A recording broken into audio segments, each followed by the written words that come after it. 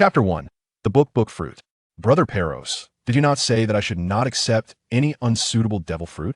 It is precisely because this particular fruit is exceptionally suitable that I called for you. What fruit is it? The book fruit. The 6-year-old Charlotte Muse was momentarily left agape, unable to close his mouth for quite some time. The book fruit is reputed to be the most potent devil fruit, as narrated by the author of One Piece in the SBS, without exception. Its characteristics indeed align perfectly with Muse, making it hard to refuse. However, Muse had previously endeavored to befriend his 19th brother, Charlotte Mondor, for the convenience of utilizing the book fruit in the future, yet now it had become his own. What kind of twist was this? Muse, you are the most intelligent and eager Tolian child of the Charlotte family. Naturally, this book fruit is meant for you. Charlotte Perospero chuckled as he drew his favorite younger brother a little closer, his enormous tongue flicking back and forth before Mu's eyes. Before his transmigration, Muse had found Charlotte Perospero's repugnant habit extremely distasteful, but now, despite harboring some lingering aversion, he would never dare to show it on his face. It was not that Muse feared offending Charlotte Perospero, rather. He did not wish to hurt the feelings of this elder brother who had always cared for his younger siblings with such tenderness. Though ruthless and cunning in the face of enemies, Charlotte Perospero exhibited a kindness towards his younger siblings that rivaled that of their second brother, Katakuri. In fact, due to their distinct roles assigned years ago, this elder brother was even more doting towards his siblings, particularly towards the clever and quick-witted Muse. It was precisely this affection that began to cultivate Mu's initial sense of belonging within this family. Despite having an unreliable mother who occasionally lost her sanity, and a father he had never met, this large family comprising dozens of brothers and sisters managed to maintain a general sense of unity and harmony, far removed from the treacherous infighting typical of royal families, thanks largely to the efforts of the two elder brothers. Thus, while it was understandable for Muse not to regard Charlotte Linlin as a true mother, it would be utterly ungrateful to show disrespect towards these two elder brothers. Although Perospero was quite loquacious, he never dared to neglect their mother's orders and, after a few words, hurried to scoop Muse up, ready to depart. However, at that moment, Muse suddenly recalled something and struggled to signal his brother to set him down. Wait, hold on, don't rush. If I'm to consume the devil fruit, I need to draw a blood sample for comparison first. This, making mother wait, could be quite dangerous. Perospero's expression shifted at once, hastily urging Muse not to delay further. Muse, however, was undeterred and dashed back to the laboratory. Oh, Peros, don't worry. Mom will only be momentarily upset once she vents her anger. Everything will be fine.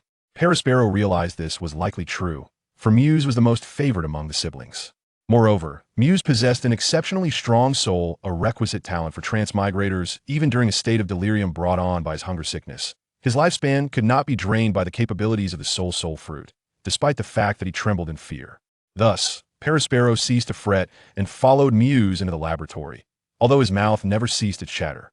You're the only one who dares to say such things, little Muse. I truly wonder why your soul is so robust. I haven't consumed the soul fruit. What good is a strong soul? Muse shrugged in response, expressing his belief that such a talent was wasted. I inherited none of the strengths from my paternal fishman lineage. Actually, half fishman, I lack strength and cannot breathe underwater. As for my maternal side, my innate constitution is no different from that of an ordinary human child. I can't help but wonder if all my talents have been concentrated in this useless soul. Even though Perospero doted on Muse, he could not refrain from lightly tapping Muse on the forehead in disapproval. You should be grateful. Without such a powerful soul, how would you have emerged unscathed last time? And isn't your clever mind a talent in itself? You were conducting experiments on your own a year ago. If you consider yourself mediocre, then what does that make me after over 20 years of existence? Muse understood that he had taken advantage of the situation and did not dare to retort. He merely stuck out his tongue playfully and handed his brother a syringe, requesting assistance with the blood draw. Had it been anyone else making such remarks, Muse could have countered with, in this world, strength reigns supreme. What good is merely being clever? However, Perospero was the one who had guided Muse into the realm of scientific inquiry within the world of One Piece, possessing a far deeper understanding of the power of technology than others. If he were to argue foolishly, it would surely irk his elder brother. Indeed, despite Perospero's nauseating habit of flicking his tongue, he was, at heart, a scientist. While he could not compare to world-renowned industry leaders like Vegapunk or Vince Smoke Judge, within the Charlotte family, he was undeniably the leading figure in scientific research. Without such a foundation, how could Perospero have replicated so many factories and equipment with pinpoint accuracy in such a short span of time, relying solely on a design blueprint? It was likely he could not even comprehend the design blueprint itself. In fact, it was precisely due to the robust family research team led by Paraspero that Charlotte Linlin later gained the confidence to absorb the research achievements of Germa 66, leading her to decisively plot against the Vinsmoke family. After taking some time to draw and properly preserve the blood sample in the refrigerator, Muse followed his elder brother to Cake Island. Upon their arrival, Charlotte Linlin, known as Big M.O.M., had already been waiting for quite some time. Seeing the towering figure of his mother, Paraspero's heart sank and his steps instinctively slowed. However, this time, Charlotte Linlin showed no signs of anger. Her signature laughter echoed. Well, little Muse has finally arrived. Now that we are all here, Stussy, Garrett, and must consume your fruits, and then share the powers you have gained. Even before his transmigration, Muse had been aware of Charlotte Linlin's impatience, and it was quite remarkable that she had not lost her temper after waiting so long for her son. Despite the preconceptions he had brought with him, Muse had to admit that this new mother showed him a particular fondness. Adding to this was the fact that Charlotte Linlin was only 43 years old, her figure still intact, retaining her status as a renowned beauty of the New World, a 9-meter-tall beauty, indeed a great beauty. Her appearance only added to her appeal. As such, while Charlotte Muse was wary of approaching her due to her terrifying episodes of hunger sickness, even disregarding the fear of the soul fruit's abilities, a mere accidental touch from the out-of-control Charlotte Linlin could easily spell his doom. He no longer felt the extreme aversion he had upon first transmigrating. Chapter 2. Truly useless. In fact, based on Musk's observations, even in regard to his other siblings, Charlotte Linlin, while not particularly concerned, exhibited an attitude far from the coldness depicted in the One Piece manga. It remains uncertain whether their mother's temperament changed over time, perhaps influenced by a particular incident, or if the world Muse had transmigrated to was not entirely reflective of the One Piece universe. Contemplating this, Muse turned his gaze towards his elder sister, Charlotte Garrett, grateful that his good looks were inherited from this batch of siblings. In his memories, Charlotte Garrett would grow up to be the beauty of the Charlotte family, while her twin sister, Charlotte Pova, despite her severe cleft lip, would still be adorable. In this life, Muse had become a triplet with the two of them, meaning Muse was an addition. This character did not exist in the original narrative, and therefore, he was certainly not unattractive. In fact, unlike his sisters, who might have inherited the lack of eyebrows due to their Fishman bloodline, Musk's appearance was even more flawless. While Muse was lost in thought, his impatient sister had already taken a bite of the fruit, her adorable little face immediately twisting in a way that suggested she was about to cry. Yuck, so bitter. Well, sooner or later, one must face this trial, Muse thought, feeling a bit daunted. However, there was no room for retreat. He steeled himself and took a bite of his own devil fruit. Immediately, Musk's face turned pale. What in the world is this taste? In comparison to the two younger children, his half-sister, Stussy, who was 4 years older, still a child, albeit taller, had already begun to resemble a young lady. Smuggy was the earliest to arrive, yet she displayed no urgency, leisurely taking a bite of the fruit only after her younger siblings had finished theirs. Naturally, the subsequent reactions were not markedly different, as the unpleasant taste was unbearable for any human. Charlotte Garrett was the first to notice the change within herself, as the viscous and slippery butter uncontrollably oozed from her body surface. The once charming and adorable girl quickly became sticky all over, feeling both uncomfortable and nauseated, prompting her to burst into tears with a loud wah. Do not fear, do not fear. Once you become accustomed to it, you will be able to control it better. Moose hastily comforted his sister upon witnessing her distress. Meanwhile, Smuggy discovered that her body had transformed to possess remarkable elasticity. Her limbs could twist several times without causing any pain, and juices began to seep out. Being much older than Garrett and already possessing a degree of understanding, Smuggy was not alarmed, and even found some pleasure in the sensation of her body expelling liquid, twisting a few more times. Unbeknownst to her, the liquid being expelled was actually the moisture from within her body, and soon Smuggy felt her lips parched and her strength waning. Realizing the danger at last, she ceased her reckless actions and pitifully nestled into her second brother Katakuri's embrace, seeking comfort and affection. The latter affectionately patted his sister's head and promptly instructed a servant to bring her some of her favorite juice to replenish her strength. In stark contrast to her two sisters, who had immediately noticed their transformations after consuming the fruit, Charlotte Moose experienced no peculiarities aside from a slight increase in mental acuity. Fortunately, as a traverser with the wisdom of an adult, Moose quickly deduced the source of the issue, exclaiming, "Is there a book here? Someone hand me one. Any book will do. Would this suffice?" Upon hearing this, her elder brother Paraspero promptly produced a rolled-up draft of design blueprints from his pocket, which, broadly speaking, could indeed be classified as a book. That should be acceptable, let me give it a try. Moose nodded, preparing to jog over to retrieve the blueprints, only to see Katakuri's left arm unexpectedly transform into a viscous substance, adhering to the blueprints and effortlessly tossing them to Moose. However, Moose was well aware of her second brother's mastery over his abilities and was unfazed by the spectacle, reaching out to accept the blueprints with not a hint of surprise, entirely unconcerned about the possibility of them becoming damaged or dirty. Indeed, the fundamental power of the book fruit is the control of books broadly defined. Even blueprints count, Moose mused, and, as she concentrated, the blueprints underwent a wondrous transformation, fluttering into the air like the wings of a bird. While further experimentation confirmed that Moose's control over books was not akin to the omnipotent point-and-shoot abilities depicted in certain fantasy works whereby books would revert to their original state if they strayed too far, the fundamental premise of controlling books was indisputable. Moose then actively began to ponder the potential evolutions of this ability. Well, Smuggy, you must diligently develop the juice-extracting abilities of your fruit to provide the finest juice for Mama and your siblings. Little Garrett, Mama eagerly anticipates the butter you will create. Charlotte Linlin remarked, her mouth watering uncontrollably. Despite being one of the future emperors with considerable intellect, honed through years of piracy, it was evident that Charlotte Linlin's thoughts remained fixated on food, revealing that at 43, her worldview still lingered at a juvenile level. Contemplating this, and glancing at her mother who had worn the same pink polka dot dress since she was 5, Moose couldn't help but let out a silent sigh. A mere oversized child, Linlin had chosen the peculiar path of bearing numerous offspring to establish her pirate crew and kingdom, leaving one to wonder whether this was her misfortune or the misfortune of her many children, including Moose. As Moose gazed at her mother in dismay, Charlotte Linlin felt a pang of disappointment for her most cherished son. The book fruit was said to be an exceptionally powerful devil fruit, with its procurement costs far exceeding those of the other two combined. Who would have thought it could merely control books? What utility did controlling books serve? Could one fly with them?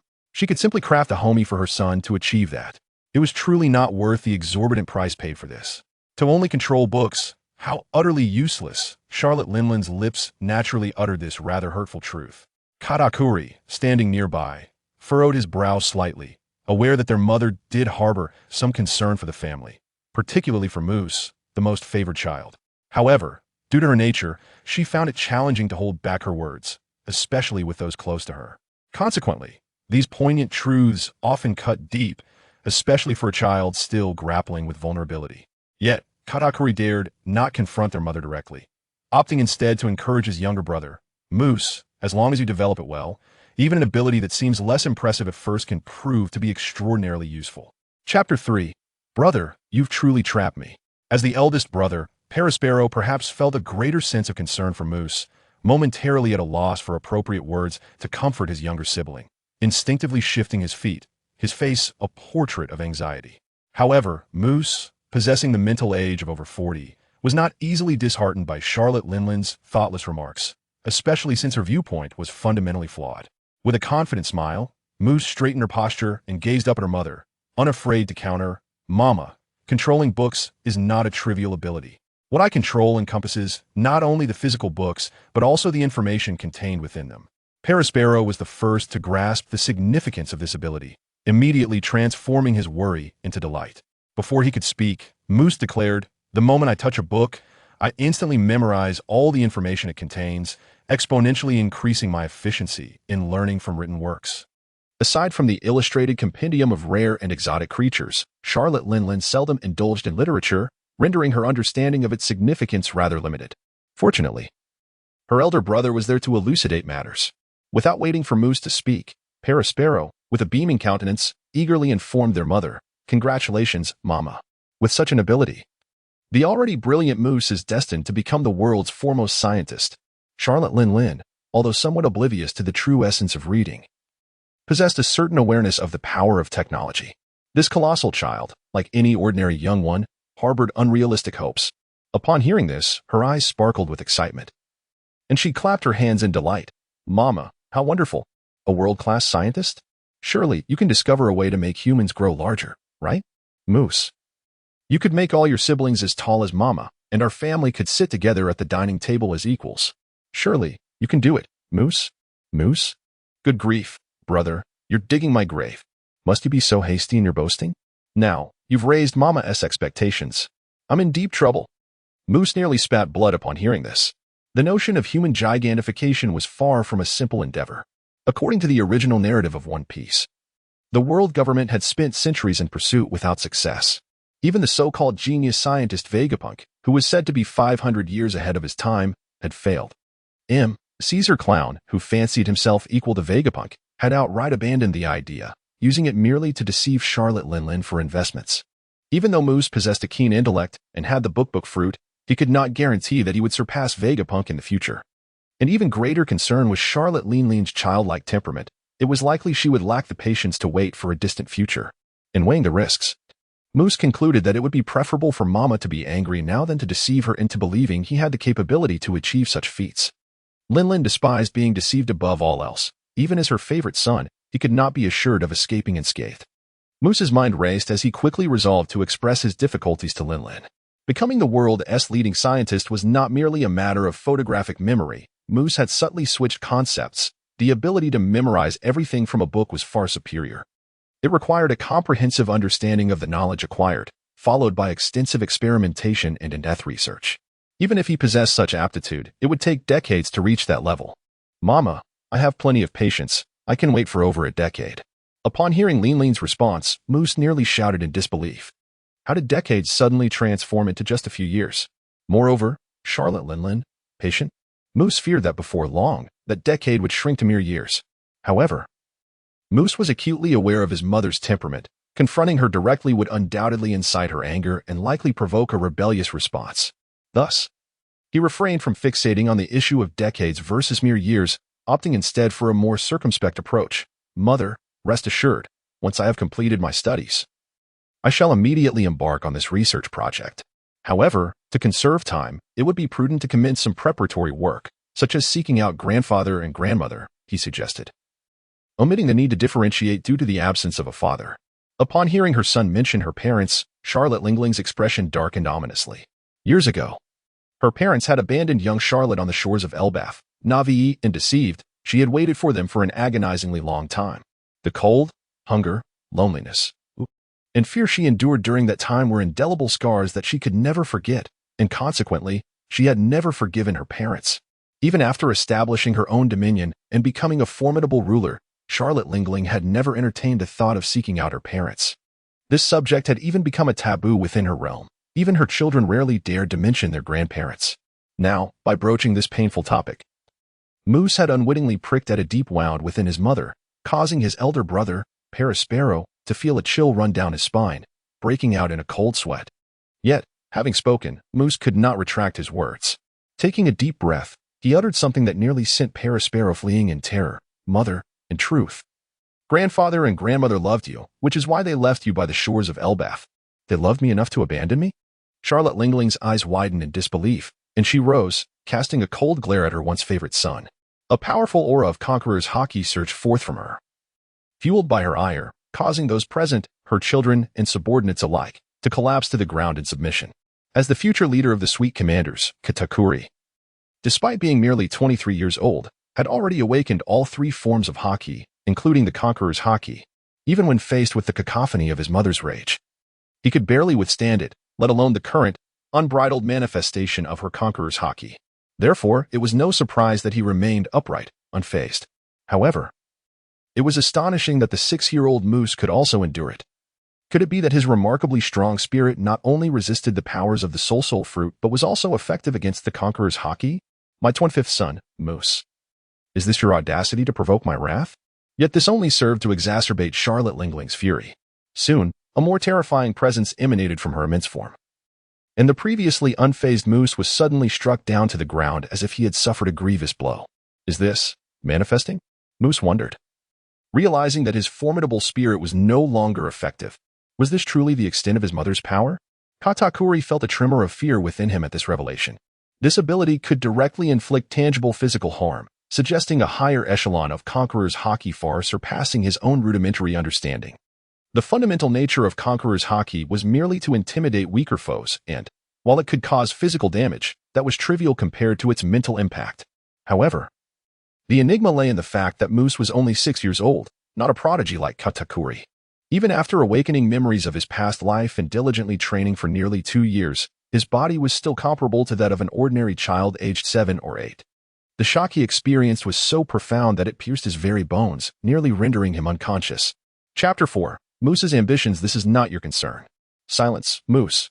Katakuri admonished his younger brother sharply, fearing that Moose's continued provocation could cost him his life. He turned to face their mother, preparing to plead for his brother's safety. Yet, before Katakuri could utter a word, Moose spoke first, his voice cutting through the tension. Even this typically composed and courageous brother displayed a rare look of alarm. Moose understood that his brother meant well, but if he failed to articulate his thoughts today, it would only deepen their mother's resentment.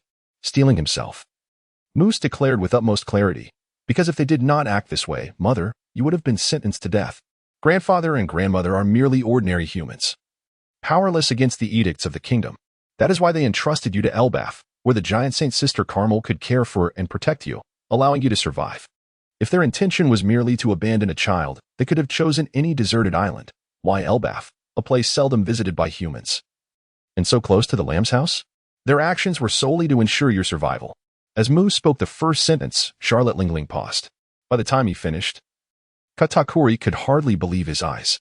Mother is actually crying? She is truly shedding tears. Seeing Charlotte Lingling's tears, Moose finally breathed a sigh of relief. His gamble had paid off.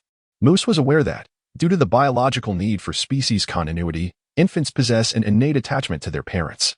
Even when parents treat them poorly, as long as there exists a reason, they are often forgiven. Typically, this instinct diminishes as children grow older, yet Charlotte Lingling, despite being in her 40s, retained this primal instinct. Were it not for the fear her presence instilled in everyone, the deep-seated pain within her heart would have been addressed long ago. Nonetheless, Moose's audacious actions today carried considerable risk, and he had his reasons for doing so. Beyond suspecting that his mother's compulsive eating disorder might be linked to unresolved emotional struggles, he hoped to enhance his own future safety. Moreover, Moose genuinely sought to obtain blood samples from his grandparents for research purposes. Mother, you are the only successful case of human gigantification in the world. While grandfather and grandmother are merely ordinary humans, if I can acquire their blood samples, I can compare them with yours to determine whether your gigantification resulted from a genetic mutation or external influences during infancy. If it is the former, what kind of genetic mutation could lead to such astonishing changes? Without clarifying these questions, the research will require an inordinate amount of time and effort. Moose's words were articulated in a manner that was both accessible and comprehensible, even to Charlotte Lingling, who possessed a limited understanding of science. She found his reasoning quite persuasive. Yet she remained oblivious to the fact that Moose's primary objective extended far beyond her simplistic expectation of merely enlarging human physiques. Rather than focusing solely on the ostentatious enormity of size, Moose was far more intrigued by Charlotte Lingling's formidable power, which far surpassed that of the giants, and her terrifying defensive capabilities that bordered on physical immunity in her normal state. Even as a scientist, Moose harbored no desire to be perpetually shielded by others. Nor did he wish to relinquish his freedom as Vegapunk had done. Thus, he never wavered in his pursuit of immense strength. However, Moose's innate constitution was rather mediocre. No amount of diligent training could elevate him to the ranks of top-tier warriors. Yet, if he could unravel the secrets behind Charlotte Lingling's two extraordinary talents and apply them to himself, the scenario would transform entirely. Initially, Moose intended to approach this matter with careful deliberation, but after being unexpectedly coerced by his elder brother into hastily undertaking the formidable task of researching human gigantism, he found himself both disheartened and suddenly enlightened to the opportunity at hand. Was this not a perfect chance to legitimately study his mother's genetics? In a surge of excitement, he inadvertently touched upon Charlotte Lingling's hidden vulnerabilities. Fortunately, his profound understanding of children's psychology enabled him to react swiftly, allowing him to navigate the situation without any disastrous consequences. However, just as Moose breathed a sigh of relief, he soon realized that the crisis had not yet abated. For Charlotte Lingling was not devoid of wit. She quickly grasped a pressing issue. Her expression darkened once more as she parted her ruby lips to inquire, "Moose, how did you come to know about those matters? I do not recall having discussed it with you." Fortunately, Moose had previously investigated this matter out of curiosity, thus he remained composed. With a mischievous demeanor characteristic of a playful child, he scratched his head and replied, "Well, you see, I was curious and did some digging. It wasn't too difficult. Consider this, sailing in the New World is perilous, and your parents are merely ordinary folk. Therefore, your homeland must not be too distant from Elbath. There must exist a safe route between the two. Moreover, you were only 5 years old when you stirred such a commotion. Such occurrences are rare, and thus the country must have relevant tales and records. Combining these 2 points, it was quite straightforward to uncover. At this revelation, Charlotte Lingling ceased her doubts. With a complex expression, she settled back, contemplating for a moment before resolutely turning her gaze toward her most reliable son, Katakuri, and said, "Katakuri, I entrust this matter to you." "Mother, are we to bring the elders over?" Katakuri inquired meticulously. Yet, a conflicted expression crossed Charlotte Lingling's face, rendering her response nearly uninformative. "You shall decide." Katakuri furrowed his brow but dared not press further. He could only rouse his still unconscious siblings and seek clarification from Moose later. His calm and rational nature was a significant asset, but his intellect was not particularly exceptional. Moreover, since this issue had arisen from Moose, it was only natural to consult him. As soon as they departed from Cake Island, Katakuri led Moose to his dwelling and dismissed those around them. Like his elder brother, Paraspero, Katakuri was a rational thinker, yet as a formidable force, he was also a man of action. Once he had a notion, he would promptly set it into motion. Especially given the urgency of the situation, he could not afford to dally like his elder brother. Note: Moose posits that the origins of his eating disorder may be congenital. However, the emotional entanglements undoubtedly affect the frequency and symptoms of the condition. After all, it is inexplicable how Charlotte Lingling managed to endure 7 days without sustenance in her early years before succumbing to illness, while as an adult, she finds it even more challenging to resist. Chapter 5. Take me along. Upon hearing his brother's confusion, Moose was about to respond when suddenly a thought struck him, prompting him to amend his statement. "Indeed, it is prudent to assess the situation first. Katakuri, brother, please take me along. Then I shall know what to do." "You are merely 6 years old. Venturing out to sea now is far too perilous," Katakuri replied with a furrowed brow, unwilling to acquiesce. "But with you, Katakuri, brother, there is nothing to fear. I promise to be good. Please take me," Moose implored, tugging at his brother's pant leg with an adorable pout, his bright eyes fluttering incessantly. The library in the land of Wa is rather scant, though this assertion is somewhat exaggerated, despite its recent establishment and financial constraints. The land of Wa boasts a respectable collection of tomes due to Charlotte Lingling's emphasis on technology and the admiration of her eldest children, surpassing that of many small nations confined to a single city. To explore other countries and peruse more books is essential for me to swiftly enhance my knowledge and develop my fruit abilities. Although Katakuri tended to favor his sister, he was equally kind to his brother. Confident in his strength to protect Moose, he ultimately acquiesced to Moose's heartfelt plea. However, given Katakuri's characteristic prudence, the inclusion of such a fragile burden in their expedition necessitated a more formidable lineup. In addition to Katakuri himself and his capable fourth brother, Charlotte Oven, the most talented siblings in terms of combat, the 10th brother, Charlotte Cracker, and the 3rd sister, Charlotte Amand, also boarded the ship. Furthermore, the family's current paragon of attractiveness, the versatile Charlotte Katakuri, along with Katakuri's favored 8th sister, the mirror fruit user, Charlotte Brle, and the recently recruited long-legged pirate sensation, Baron Egg, who had just joined the big MOM pirates, rounded out the crew.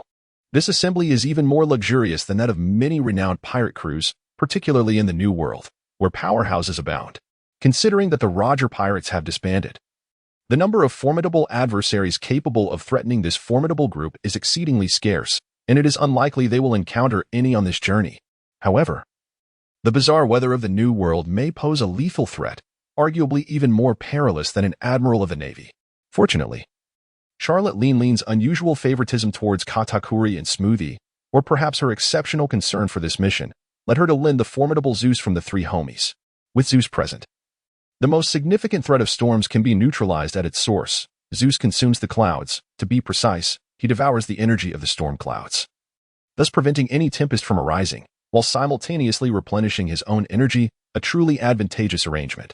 Furthermore, in the absence of wind, Zeus can generate breezes to propel the sailing vessels, alleviating fears of being stranded at sea. In fact, with Zeus's current energy reserves, merely relying on his winds would suffice to carry everyone to their destination. However, it is deemed unnecessary to waste such resources. Additionally, it is noteworthy that Zeus not only eliminates the threat of inclement weather but also significantly enhances the team's combat prowess, rendering an already formidable lineup even more terrifying. As long as he has sufficient energy, not necessarily full, this little fellow can conjure a terrifying storm at any moment, capable of sending a vast fleet to the depths of the ocean. Perhaps for this very reason, Katakuri did not bring along the unique weapon of the big MOM pirates, the sentient homies cannonballs, for this voyage. Though exceptionally effective in naval combat, with an almost 100% hit rate, barring Charlotte Lean-Lean's episodes, the ability to achieve victory without conflict rendered such weaponry unnecessary.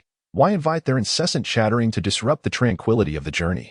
While the cannonball homies were left behind, several other homies were still brought along. In addition to the thousands of chess piece homies serving as sailors and soldiers, the warship itself is also a homie. The flagship of the big MOM pirates, the Queen Mama Chanter, emits a powerful soul wave that deters nearly all sea kings from attacking. After all, compared to such lower life forms, Charlotte Lean-Lean's soul level is remarkably elevated, instilling fear and preventing them from approaching. Beyond its strategic value, Zeus's lightning power is not to be underestimated. When fully charged, a single strike from him can surpass even Katakuri's current strength. Moreover, unlike Prometheus, who is fearful of water and cold, Zeus does not have a particularly daunting nemesis, though he is somewhat wary of fire. If it were not for his youthful and often foolish demeanor, the team with his inclusion might have had a chance to retreat unscathed even when confronted by a Navy admiral. As long as he avoids his silly antics, Zeus proves to be exceedingly useful. When encountering a storm at sea, he would eagerly soar into the skies without Katakuri's command, feasting upon the clouds, thus dissipating a crisis that could have led to the annihilation of the entire crew. However, during this journey, the formidable Katakuri only indulged in this one grand feast. The homeland of Charlotte Lean-Lean, the kingdom of Farlith, is merely a few hundred kilometers away from Cake Island. Even with the relatively slow speed of the homies' warship, it took just over 2 days to reach their destination. No matter how treacherous the climate of the New World may be, it is improbable that even the relatively safe waters would experience storms daily. If that were the case, maritime trade would be utterly impossible. Katakuri's prowess is not solely attributed to his exceptional talent. His diligence surpasses that of all his siblings. Even during these 2 days aboard the ship, he did not cease his rigorous training. He even found time to engage in practical combat training within his sister Brulee's mirror world, mindful to avoid damaging the ship, while Moose had the opportunity to observe firsthand. Given the ever-present threat of adversaries, even practical training must be conducted with caution to prevent injury.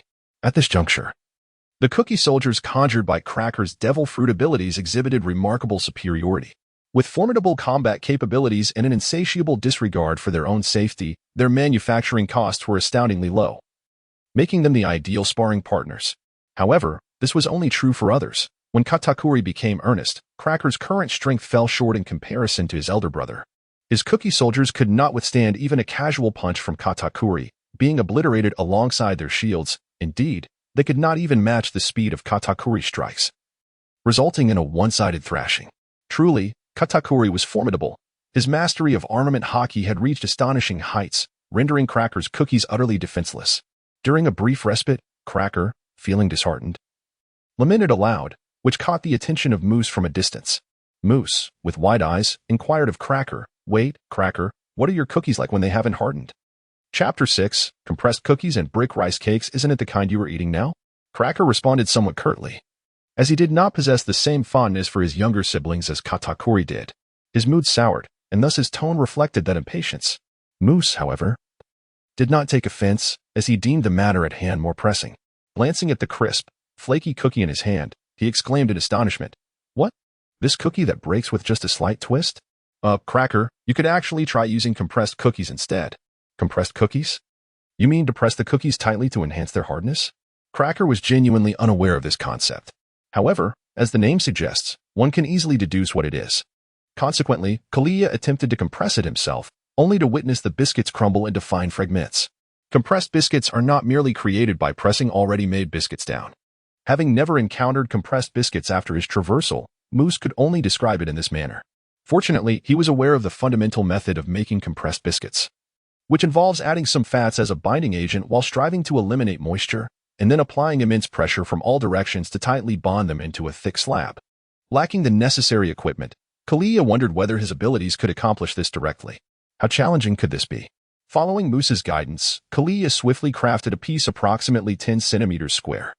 Upon squeezing it, joy radiated from his face. This compressed biscuit was indeed hard, significantly more so than a typical biscuit. Not only was its hardness remarkable, it also seemed to resist water well. Try soaking it. Even boiling water won't be an issue, Moose suggested. When Kalia tested it, discovering that it remained intact after several minutes, his delight only grew. The fact that biscuit soldiers softened in water was a considerable flaw. Though as he further developed his fruit abilities, this deficiency would gradually be mitigated. However, completely eradicating this inherent weakness was impossible. The current compressed biscuit was already somewhat water-resistant. And with the enhancement from his fruit abilities, it would undoubtedly become entirely impervious. Thus, even in the face of torrential rain, his combat effectiveness would remain unscathed. After conducting several experiments to refine the recipe and production method, the hardness of the compressed biscuits increased further.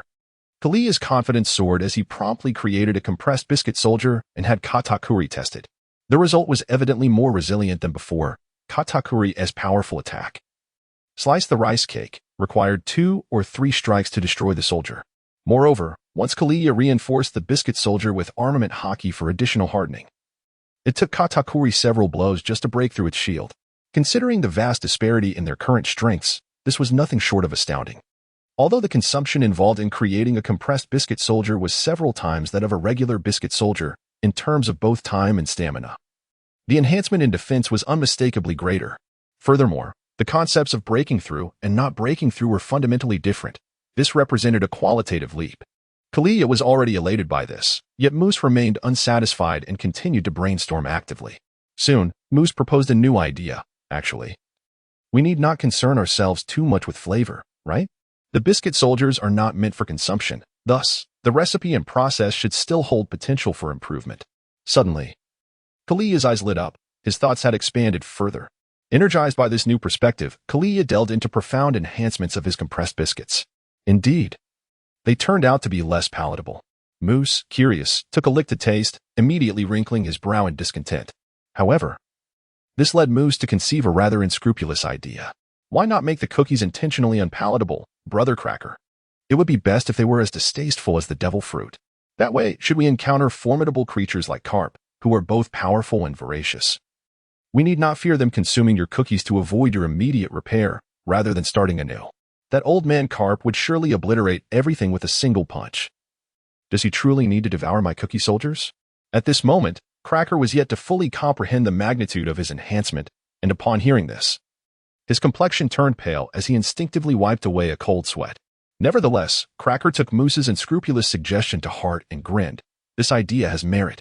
Once I craft cookies that taste like excrement, whoever dares to nibble on my creation shall be in for a surprise.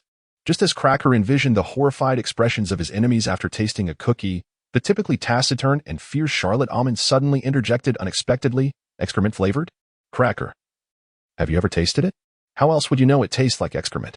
This prompted uproarious laughter from all the siblings present, even causing Katakuri, who consistently maintained his cool demeanor, to momentarily twitch his facial muscles.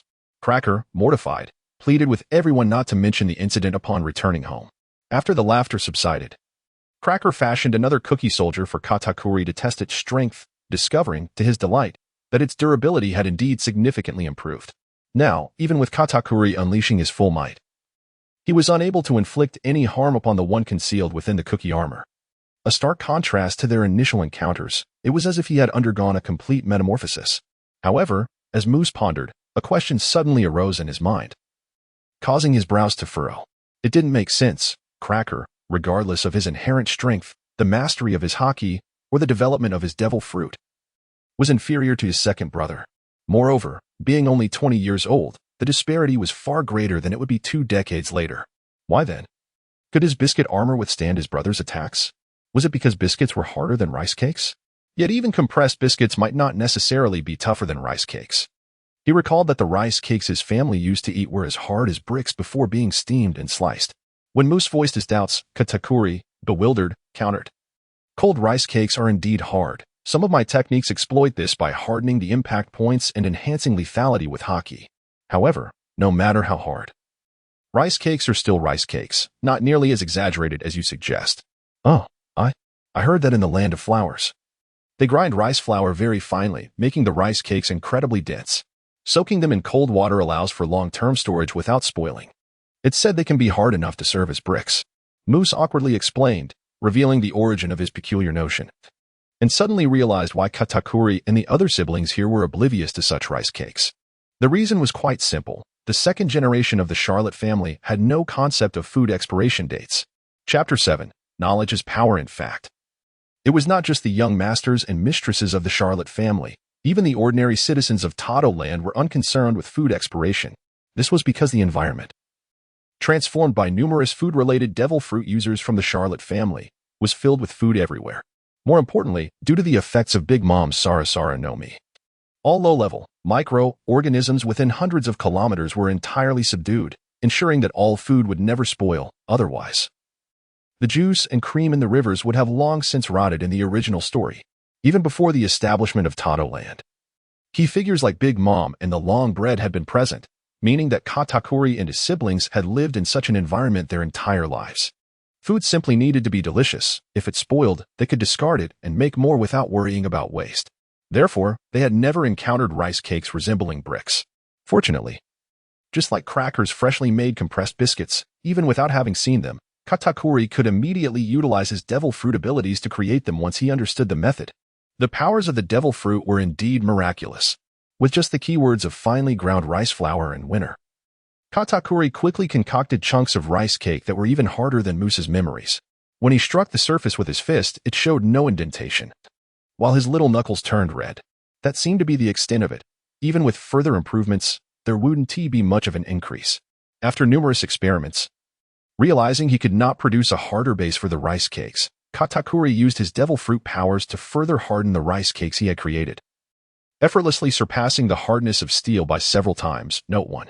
Not only was the texture resilient, but it also resisted water. After personally testing it, Katakuri felt immense satisfaction. Now, he no longer needed to fear water, as he could harden the rice cakes to trap opponents once they were ensnared, significantly enhancing the impact of his attacks. Moreover, his defensive capabilities were greatly improved, and with Haki, he should be able to withstand attacks without dodging, unless facing monsters like Whitebeard or Garb. With a beaming expression, Katakuri approached Moose, crouched down, and affectionately patted his head, praising, "Moose, when you previously said knowledge is power, I was somewhat skeptical. I never expected that just a few words from you today would significantly enhance my and Cracker's strength, not just the development of our devil fruit abilities but also our Haki. It seems knowledge truly is a formidable force." "Eh? Brother Katakuri, did you say Haki? Can hardening rice cakes also strengthen it?" Moose was taken aback. He could fathom how the hardening of rice cakes could enhance Katakuri's offensive and defensive power, but how could it possibly augment Haki, which was merely a manifestation of one's spirit? As several of their younger siblings were present, Katakuri seized the opportunity to conduct an impromptu lesson. He patiently explained to Moose and the others, Haki, although a power of the spirit, must still be rooted in one's inherent abilities. For instance, individuals with stronger offensive and defensive capabilities find it easier to awaken and enhance their Haki. The reason our mother awakened her Haki at under 6 years old without guidance is precisely this. The hardening of rice cakes is indeed an enhancement of my devil fruit ability, but since my overall strength, specifically my attack and defense, has increased, my Haki is consequently strengthened. Of course, the extent may not be vast, and rigorous training will be necessary to solidify these results. Moose was suddenly inspired, his eyes lighting up. So, does that mean switching to more formidable weapons could also enhance Haki? That won't do. Weapons are external objects. Their strength or weakness has no bearing on the awakening or enhancement of Haki. However, improving swordsmanship can bolster Haki since it is a part of one's capabilities, albeit still inferior to physical combat skills unless one can train to the point where the sword feels like an extension of the body. Katakuri firmly dismissed Moose's notion. Even though the latter was still young, Katakuri adopted a serious demeanor and admonished him a few times, wishing to prevent this promising younger brother from making the mistake of seeking shortcuts and instant results, which could hinder his future development.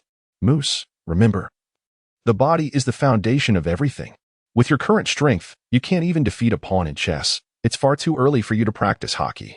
Katakuri's wise words resonated with Moose, who ceased to rush into thoughts of Haki. Indeed, given his age and strength, establishing a solid physical foundation was of utmost importance. After all, it would not be too late to practice Haki later in adulthood, but delaying physical training would yield far less effective results. No. It would be like achieving 1/10 of the intended outcome. In comparison to physical strength and Haki, the development of devil fruit abilities required the least urgency. as one could potentially continue making progress even into old age. It was said that there were limits that could not be surpassed, and developing abilities early did not necessarily confer an advantage. However, perhaps due to witnessing the immediate effect of Moose's insights on katakuri and cracker, several other devil fruit users aboard approached Moose for guidance. Naturally, being somewhat of a teacher at heart, and with no reservations among family, Moose willingly shared his knowledge.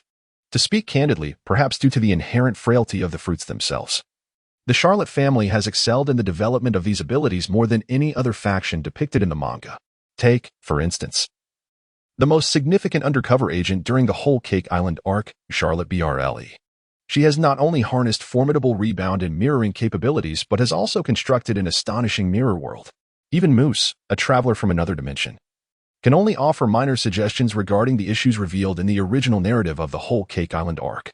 It is indeed prudent that one cannot enter or exit without your permission, Brle, yet your own combat prowess is rather lacking, and you do not possess the ability to elementalize like a natural type. Should a formidable adversary capture you, the mirror world could be exploited against us. Upon hearing this, Brle reacted like a cat whose fur had been ruffled, vehemently declaring her unwavering resolve to never submit to the enemy. Moose silently mocked her thoughts, yet refrained from verbalizing his critique, opting instead for a more diplomatic approach. Dear Brle, please do not speak in such dire terms. None of us wish for your demise. Therefore, we must devise a strategy to counter such scenarios. Proactive measures are indeed essential, and Moose's words resonate with wisdom. At some point, Katakuri had also arrived, fully aware of Brle's capabilities and understanding that Moose's concerns were far from unfounded. However, Katakuri is quite curious about what strategies he could devise against the latter, considering that Brulee's inherent combat abilities are limited by her talent, which is difficult to alter.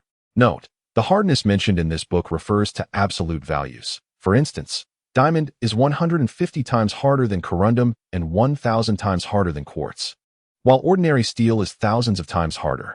Some readers often claim that cutting through iron equates to cutting through diamond, but in reality, the two are worlds apart. Thus, it is entirely reasonable for diamond to withstand the sword energy of Mihawk. Chapter 8. The agonizing barren egg pains Sister Brulee. You possess remarkable talent in developing your fruit's abilities, yet direct combat is not your forte. It is rather unrealistic to expect that you could train to the point where no one could capture you. Moose did not envision Brulee transforming into an invincible monster like Mama. Instead, his suggestion was to capitalize on the mirror world. However, if you could move swiftly within the mirror world, or even teleport, it would be exceedingly difficult for even the most formidable opponents to restrain you. Upon hearing this, Charlotte Brulee immediately shook her head. Teleportation? That is impossible. Although I constructed the mirror world, I am not omnipotent within it. Otherwise, I could simply defeat anyone trapped inside. Could you not teleport the positions of the mirrors within the mirror world? That way, you could escape at any moment, Moose suggested, undeterred. That is indeed feasible, but doing so would disrupt the arrangement of the mirrors within the mirror world. With so many mirrors, I cannot possibly remember which corresponds to which location in reality. Brulee conceded, acknowledging the existence of some issues with this approach. Previously, while Brulee could not recall the exact correspondence of each mirror to its real-world counterpart, the sequential arrangement allowed for some educated guesses regarding their general locations. However, if the arrangement were to be scrambled, it would render her completely blind, necessitating a meticulous examination of each individual mirror. Then don't control so many mirrors. For instance, you could limit it to mirrors large enough for a person to enter. As those smaller ones hold little utility, Moose promptly proposed a new idea. Well, this is actually a complaint Moose had made while reading comics years ago. On one hand, only sufficiently large mirrors can allow entry. On the other hand, even a shattered mirror fragment remains within the mirror world, indicating that a significant portion of its power is wasted. Indeed, how did I not think of that? Brulee exclaimed, her eyes lighting up with realization. Seeing her delight, Moose could not bring himself to make further jabs. Nevertheless, the words that must be spoken shall be spoken. Moose subsequently introduced a new idea that Brulee would undoubtedly find exhilarating. Moreover, the necessity of being physically present to grant permissions is rather inconvenient. It would be splendid if one could directly authorize individuals with access rights. For instance, one could easily bestow Katakuri with a permanent pass. With a face radiant with excitement, Charlotte Brulee dashed off to an unknown place, lost in daydreams about her private sanctuary with her brother Kakuri, while Moose had others who required his guidance. However, after listening to fourth brother Owen's explanation of the heat fruit, Moose realized the absurdity of the saying that there are no useless fruits, only useless people. This heat fruit is utterly worthless. It turns out that the heat in Charlotte Owen's heat fruit refers to the heat of cooked food. In essence, it is merely a translation error. The fruit should actually be called the baking fruit, thus it can only reach temperatures of a few hundred degrees Celsius. Even though a few hundred degrees Celsius can inflict damage on most formidable opponents, the relatively low temperature limits its potency. Even if Owen were to engage in close combat to achieve maximum effectiveness, he would still need a considerable amount of time to raise the target's temperature to a level capable of inflicting significant injury. This leads to a conundrum. If Owen must remain in prolonged contact with his enemy to heat them, it implies that his physical prowess has completely overwhelmed his opponent. Would it not be simpler to subdue them directly? Conversely, if his physical capabilities are insufficient to restrain his adversary, then relying solely on the momentary heat generated from strikes and blocks would, at best, only cause superficial burns to a similarly skilled opponent. Although causing even minor burns can serve as a distraction in battle, it cannot be deemed entirely ineffective. Yet, the development of a fruit requires considerable time and energy. Laboring for years to achieve such a minimal effect may lead one to conclude that it would be more advantageous to abandon fruit development altogether and instead intensify training in physical combat and hockey. It is worth noting that Owen is the direct brother of Katakuri, possessing one of the most robust physiques among his siblings. Even without consuming a fruit, focusing solely on physical training and hockey could enable him to reach the strength depicted in the later chapters of the original narrative, without the vulnerabilities associated with seawater or sea prism stone. In light of this, it appears that Charlotte Owen has truly been at a disadvantage with this fruit, even more so than Katakuri, who has been severely hindered by the machi fruit. However, now that the deed is done, lamentation serves no purpose. One can only strive to extract whatever limited value remains within the shell of the egg. Even with Moose's cleverness, after much contemplation, he could only devise a notion of uncertain feasibility. With an attitude akin to grasping at straws, he proposed, if Brother Owen insists on developing the fruit's potential, I have an idea that may or may not be viable. Rather than heating your enemies, why not heat yourself? Given the protective nature of the fruit's abilities, an increase in body temperature should not harm you. If, under such conditions, your metabolism can still accelerate significantly like that of an ordinary person, the enhancement to your physical prowess would be remarkable. However, this is merely a thought. I cannot guarantee its efficacy. In contrast to his elder siblings, Baron Egg, an outsider, had fortuitously consumed a rather remarkable fruit. Regrettably, due to his inherent limitations, he had not managed to catch up to Charlotte Owen, who had been delayed in the original narrative over 2 decades later. Although Baron Egg's value was considerably higher, his performance indicated that Owen was evidently stronger, disregarding any disparities in intellect. Thus, when Baron Egg sought Moose's counsel, the latter's response was rather ungracious. You should focus on building a solid foundation first. At this point, you haven't even awakened your observation hockey. The true potential of your fruit cannot be realized. By this time, Baron Egg had amassed a fortune exceeding 100 million berries. Yet, faced with the criticism of this 6-year-old child, he could only bow his head in acquiescence. The big MOM pirates could almost be equated with the Charlotte family, making it difficult for someone like him, an outsider without any familial ties, to assert any lofty position. Who would dare to retort against the family's most favored young master? Moreover, was Moose mistaken? Baron Egg's current strength truly did not do justice to his exceptionally potent devil fruit. In the original work, the egg fruit exhibited astonishing capabilities. After suffering a fatal injury inflicted by his nemesis, Pedro, Baron Egg did not perish. Instead, he transformed into a yolk. After a period of incubation, he emerged as the Chick Viscount, fully recovering from his injuries and demonstrating a notable increase in strength. However, as he still fell short of Pedro's prowess, the Chick Viscount was soon defeated, reverting once more to a yolk, only to hatch into a more formidable Rooster Count, who similarly healed completely from his wounds. Even after the Rooster Count was slain, he would not die. He would revert to Baron Egg, perpetuating an infinite cycle, as long as he was not killed while in yolk form. Chapter 9. Passive Trigger. However, Moose understood that the other party was an adult and thus deserved a measure of respect. After offering a mild critique, he softened his tone and said, "But since you have asked me, it would be remiss of me not to share my thoughts. Do express the difficulties you are facing." Baron Egg was somewhat reluctant to speak up, for he had not been able to develop his abilities at all. Had it not been for an incident in battle where he was slain, triggering his transformation, he might still be oblivious to the powers of this devil fruit. This revelation astonished Moose. It was implausible for such a fruit to remain entirely undeveloped. Considering its unique capabilities, could it be that frequent death, or more accurately, being wounded to the point of transformation, was necessary for its development? Baron Egg found himself in a quandary. Although he had previously resurrected and transformed, who could say whether that would fail him unexpectedly? The thought of seeking his own demise was daunting, and even if resurrection were possible, the agony of injury was inescapable, especially if it were of a lethal nature. The suffering involved was far beyond that of mere trivial wounds. Who would willingly subject themselves to such self-inflicted torment? Even with the knowledge that survival in the monster-laden new world was nearly impossible without strength, making such a decision was no small feat after considerable contemplation. Baron Egg finally resolved to seek out Krieger to enact his self-destructive plan. Soon, the air was filled with a cacophony of anguished cries, piquing Moose's interest. He cheerfully fetched a small stool and settled into a comfortable spot to witness the astonishing cycle of Baron Egg transforming from egg to chick, then to rooster, and back to egg.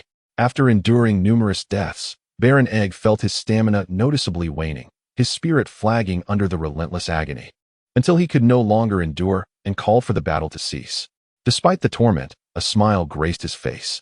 Firstly, the rapid depletion of his stamina alleviated his fears of sudden transformation failures. If there were a fixed number of resurrections within a certain time frame, he would have truly perished long ago. Secondly, the capabilities of the egg fruit had indeed been developed through his repeated deaths. He excitedly approached Moose to bow in gratitude, exclaiming, "Your Highness, you were indeed correct. The transition time before my transformation has noticeably decreased, and there has been a slight increase in my strength post-transformation." Moose shared in his delight, for his understanding of devil fruit abilities had expanded considerably.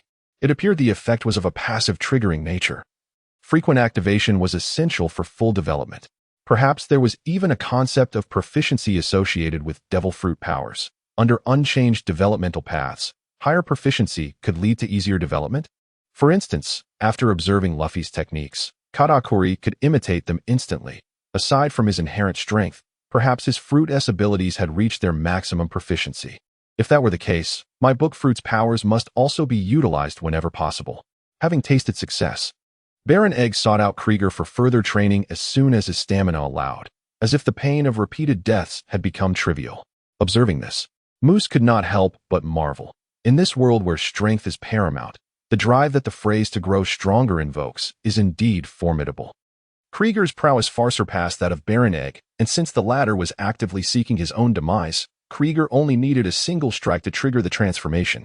However, with repetition came inevitable missteps, resulting in Baron Egg suffering unnecessarily. What troubled Moose was that, upon transforming, Baron Egg had completely healed from the non-fatal injuries he had just sustained, leaving not a single scar behind. This was perplexing, if that were the case. How could Baron Egg's eyes, which had been blinded by Pedro in the original tale, not have regrown? Moose felt a sense of confusion. However, after a moment's contemplation, he speculated on a possible explanation. Perhaps at that time, Egg was not yet aware of this phenomenon. Once the wounds had scabbed over, being killed again would be futile. Egg, in the future, if you sustain any injuries, no matter how minor, ensure that you find someone to slay you before the wounds heal. Upon hearing Moose's suggestion, Baron Egg's immediate reaction was to wonder what offense he had committed against the young master.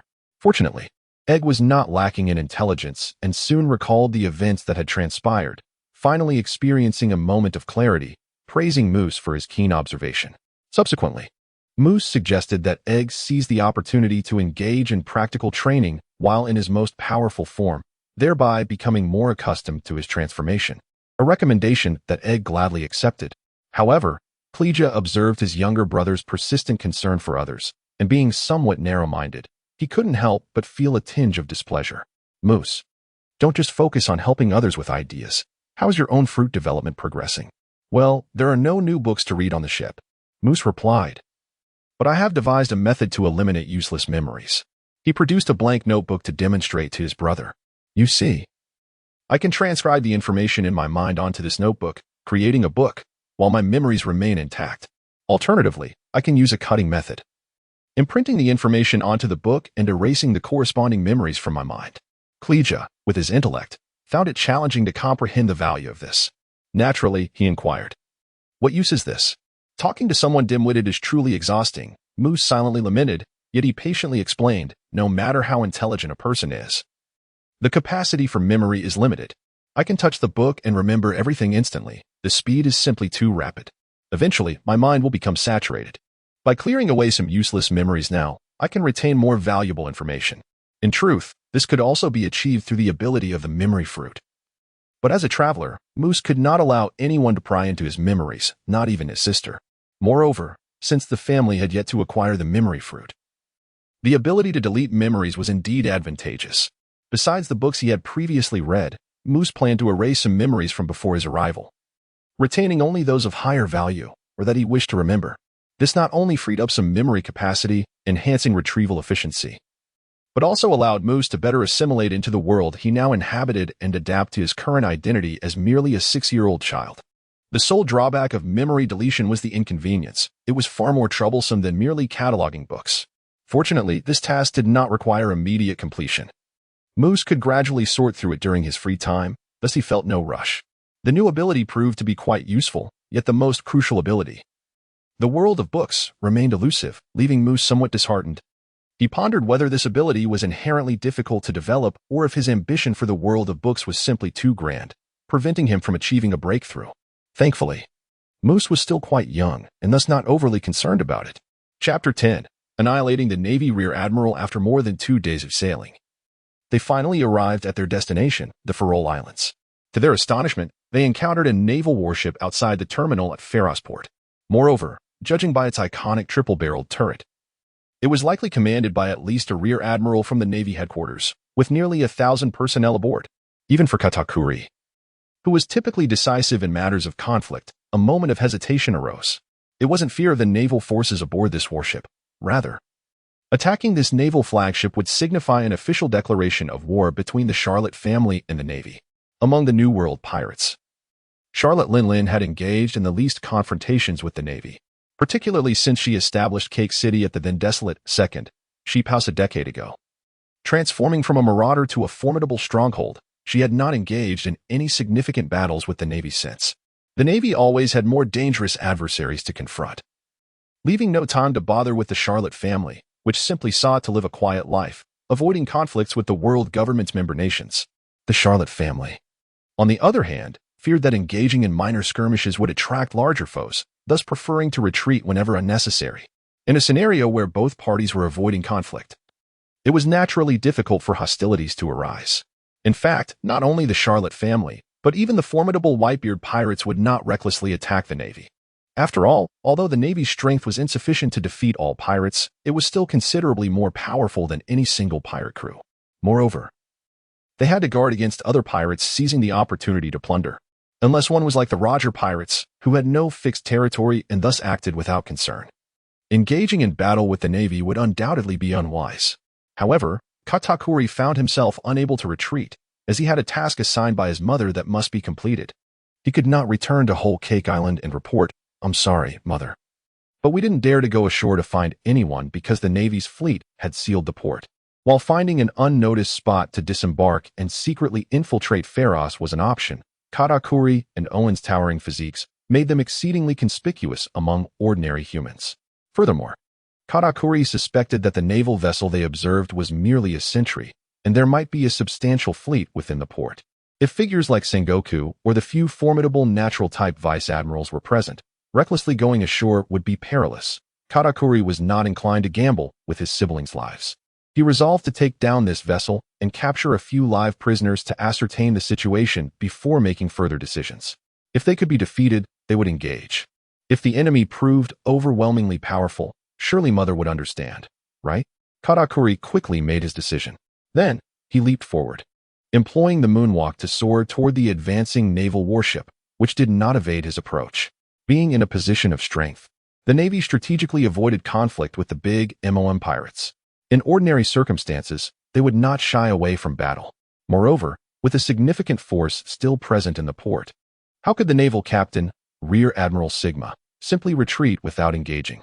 As Katakuri charged forward alone, it only served to inflame the ire of this self-important naval elite. Charlotte Lean's second son, with a bounty of 480 million berries. Katakuri, I know your strength is formidable, but isn't this a bit too arrogant?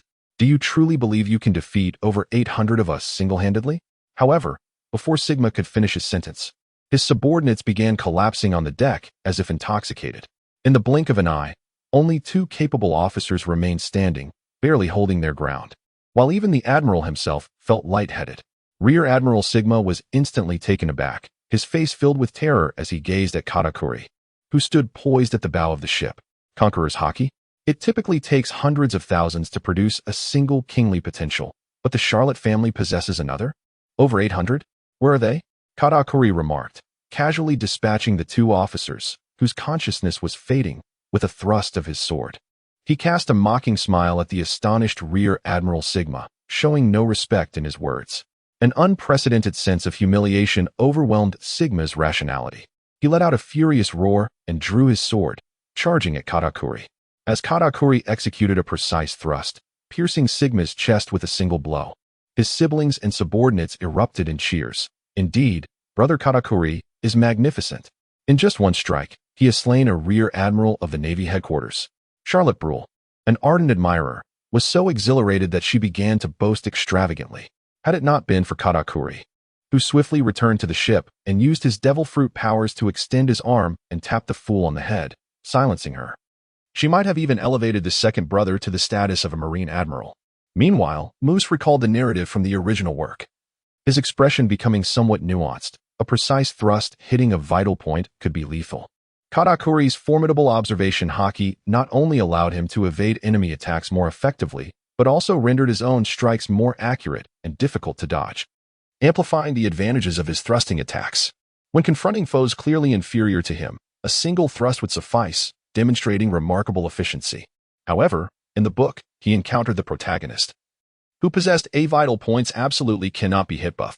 Even when the observation haki offered a decisive advantage early on, it never managed to land a blow on the critical areas capable of inflicting fatal wounds.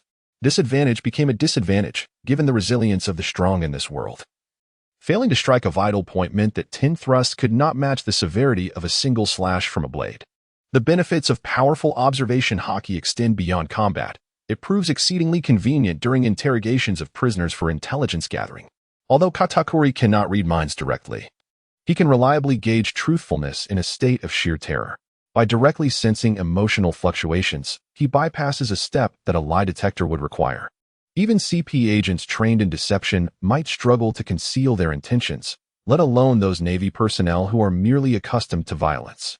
With his brother's assistance in discerning truth, Charlotte Amanda, who often repelled her younger siblings with her ruthless demeanor, showcased her worth beyond the battlefield. In a short span, the tormented Navy officers confessed the strength of the naval fleet docked within the harbor. 2 rear admirals, 6 warships, including the one already captured, and no fewer than 5,000 elite Marines. Such a formidable fleet's presence in the Kingdom of Pharos prompted Katakuri's astonishment as he confirmed the prisoners were truthful. This fleet's configuration was comparable to the entire garrison of a New World branch of the Navy. Did members of the Whitebeard pirates venture here? Such overreach seemed audacious. Yet, the officer, terrified by Amanda's torment, shocked Katakuri further by revealing, "There are no pirate crews arriving. We are here to eradicate the Kingdom of Pharos." Chapter 11. Blood that does not boil. Refusal to pay the heavenly tribute? Moose inquired, intrigued. He had only heard that refusal would result in expulsion from the World Government's alliance, leading to a lack of Navy protection and an inevitable regret at the hands of pirates. Why then, did they act directly? Were they discarding their facade of hypocrisy, abandoning all semblance of shame? The officer grimaced and replied, "I cannot say. We were merely instructed that the Kingdom of Pharos must be completely eradicated, never to fall into the hands of pirates. Though this is cruel to the people of this nation, it is for the sake of justice and the peace of the world. Such barbarity masquerading as justice. In terms of audacity, we pirates cannot compete with you officials." Moose could not help but scoff before recalling the maritime charts of the area. He quickly deduced the World Government's motivations for their ruthless stance. He had previously overlooked the strategic significance of the Faroe Islands. The Faroe Islands lie precisely between the giant kingdom of Elbaf and the Navy's G1 branch, the location of the Navy's new headquarters 2 years post the Marineford War. One side is the currently impassable doldrums, while the other extends towards the Grand Line. Clearly, if the Faroe Islands were to fall under pirate control, the world government's connection to Elbaf would be severed. At that point, not only would it become exceedingly difficult to recruit new forces from the giant kingdom, but even those giants already enlisted in the Navy might waver in their loyalty. Furthermore, should the giants of Elbaf lose economic support from the world government, they might very well revert to their piratical roots, potentially resurrecting the giant pirate crew that had once caused the world government considerable distress, leading to even graver consequences. It is no wonder that the world government, in a desperate bid, has resorted to openly dispatching the Navy to annihilate the Kingdom of Pharos, which had voluntarily severed its alliance to prevent it from falling under the sway of a formidable pirate. Upon uncovering this intelligence, both Katakuri and Moose immediately recognized that they could not remain passive observers. An army stripped of its moral compass is capable of committing unspeakable acts. If they did not intervene at once, even if their grandparents were alive now, they would soon meet with unfortunate demise. Although the current operation is led by 2 rear admirals from the Navy headquarters, with Gumir being a battle-hardened and renowned elite, they are ultimately not among the few natural-type powers that the Navy prioritizes in training. Katakuri estimates that he could single-handedly prevail against them.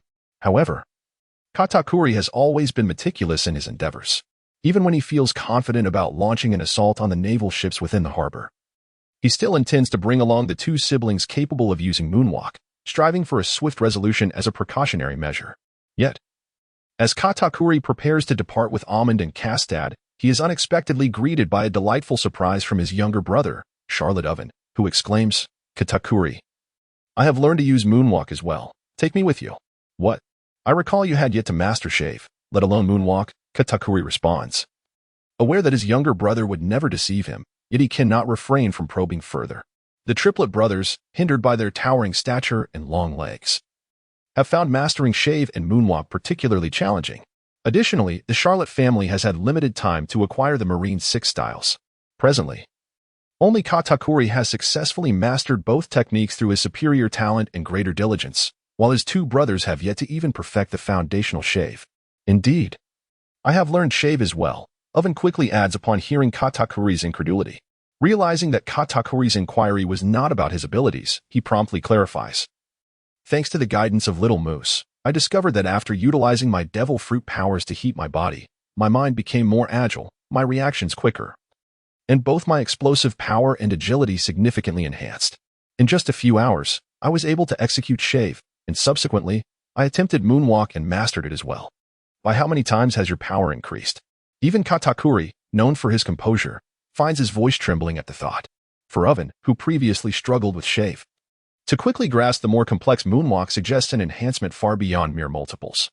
"With just a slight increase in temperature, my explosive power surged 5 to 6 times. However, I can only exert double the force at most, or else my body cannot withstand it."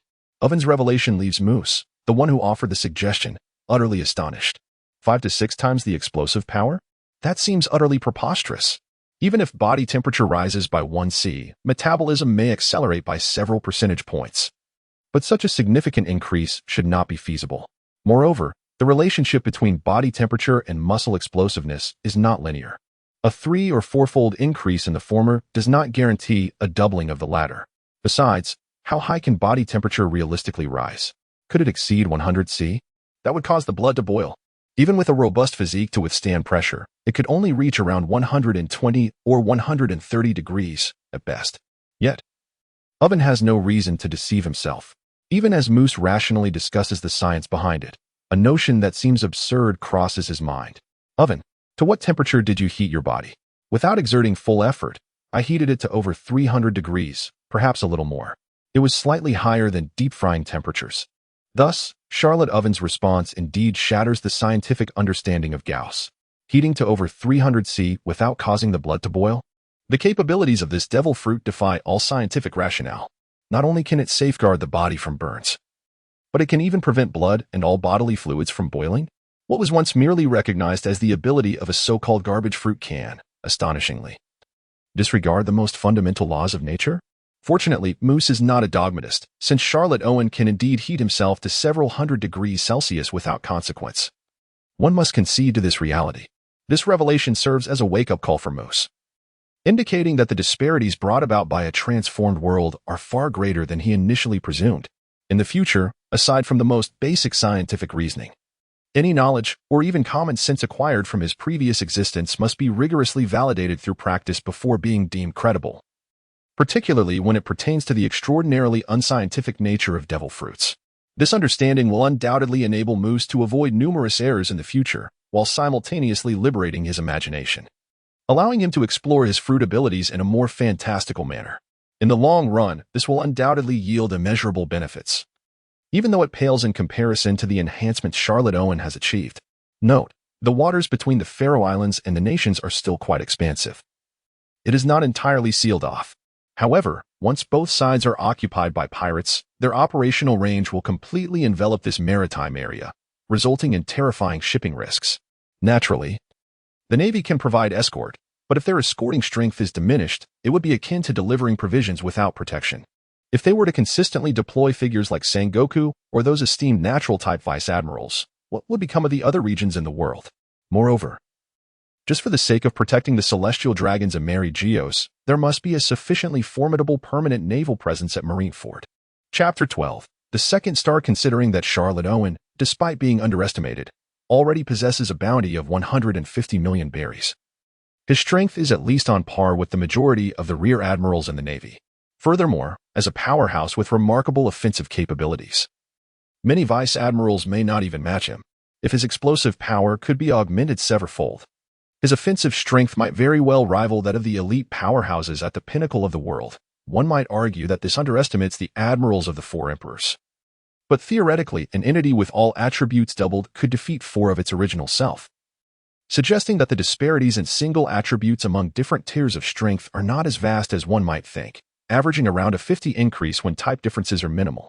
Even if the acceleration of metabolism does not enhance the strength of muscles and bones, the maximum power Charlotte Owen can safely exert is merely double his original limit, and it cannot be sustained for long. Nonetheless, this enhancement is already quite remarkable. It is also essential to note that Owen's self-heating elevates not only his explosive power, but also significantly enhances his cognitive speed, reaction time, and overall physical agility, with increases estimated to be at least 4 to 5 times greater than before. Mastering techniques such as shave and moonwalk hinges primarily on having an adequately rapid step frequency, which, given a certain leg length, is fundamentally reliant on one's explosive power and agility. With Owen's cognitive and reaction speeds dramatically heightened, it further augments his control over his body, making it only natural for him to effortlessly master the two techniques of the Navy. Disregarding attributes such as flexibility, which are difficult to quantify, even a mere doubling of explosive power can elevate one's prowess to a new echelon. Moreover, the acquisition of two exceedingly practical techniques, shave and moonwalk, further enhances this transformation, coupled with the substantial advancement in his armament hockey as his inherent strength surges. Charlotte Owen has undergone a remarkable metamorphosis. Originally possessing formidable power, Owen has now experienced a significant augmentation, making it plausible that Katakuri's capabilities could surpass those of a typical Marine Headquarters Rear Admiral and even pose a challenge to certain elite admirals. Given the pronounced increase in offensive capability, along with Owen's already extraordinary strength, under particular circumstances, he could indeed pose a lethal threat to even a Marine Admiral. To jest without jesting, should Garp dare to fall asleep in the presence of Charlotte Owen, it would not merely result in a simple bloodletting. In a state devoid of the use of hockey, even the formidable Garp would find himself at the mercy of a devastating blow from his adversary, whose power has surged to unprecedented heights. The outcome would bear a striking resemblance to that of the ailing Whitebeard, who, unable to activate his hockey due to his dire condition, met a fatal end at the hands of Akainu. Consequently, Charlotte Owen, who previously relied on mere tenure to secure his position within the family, has ascended to become a brilliant star of the second generation, second only to Katakuri in strength. The prowess of the task force has also been significantly bolstered, with the previously modest flying squad now exhibiting remarkable enhancements. After experiencing just a couple of exchanges and witnessing his brother's transformation, Katakuri's face radiated joy, and his mood lightened considerably. following Owen's unexpected surge in power. Not only would two mere vice admirals from the Navy pose little threat, but even against a fleet executing a demon-slaying order, victory seemed highly attainable, provided the opposing forces lacked those few extraordinary individuals.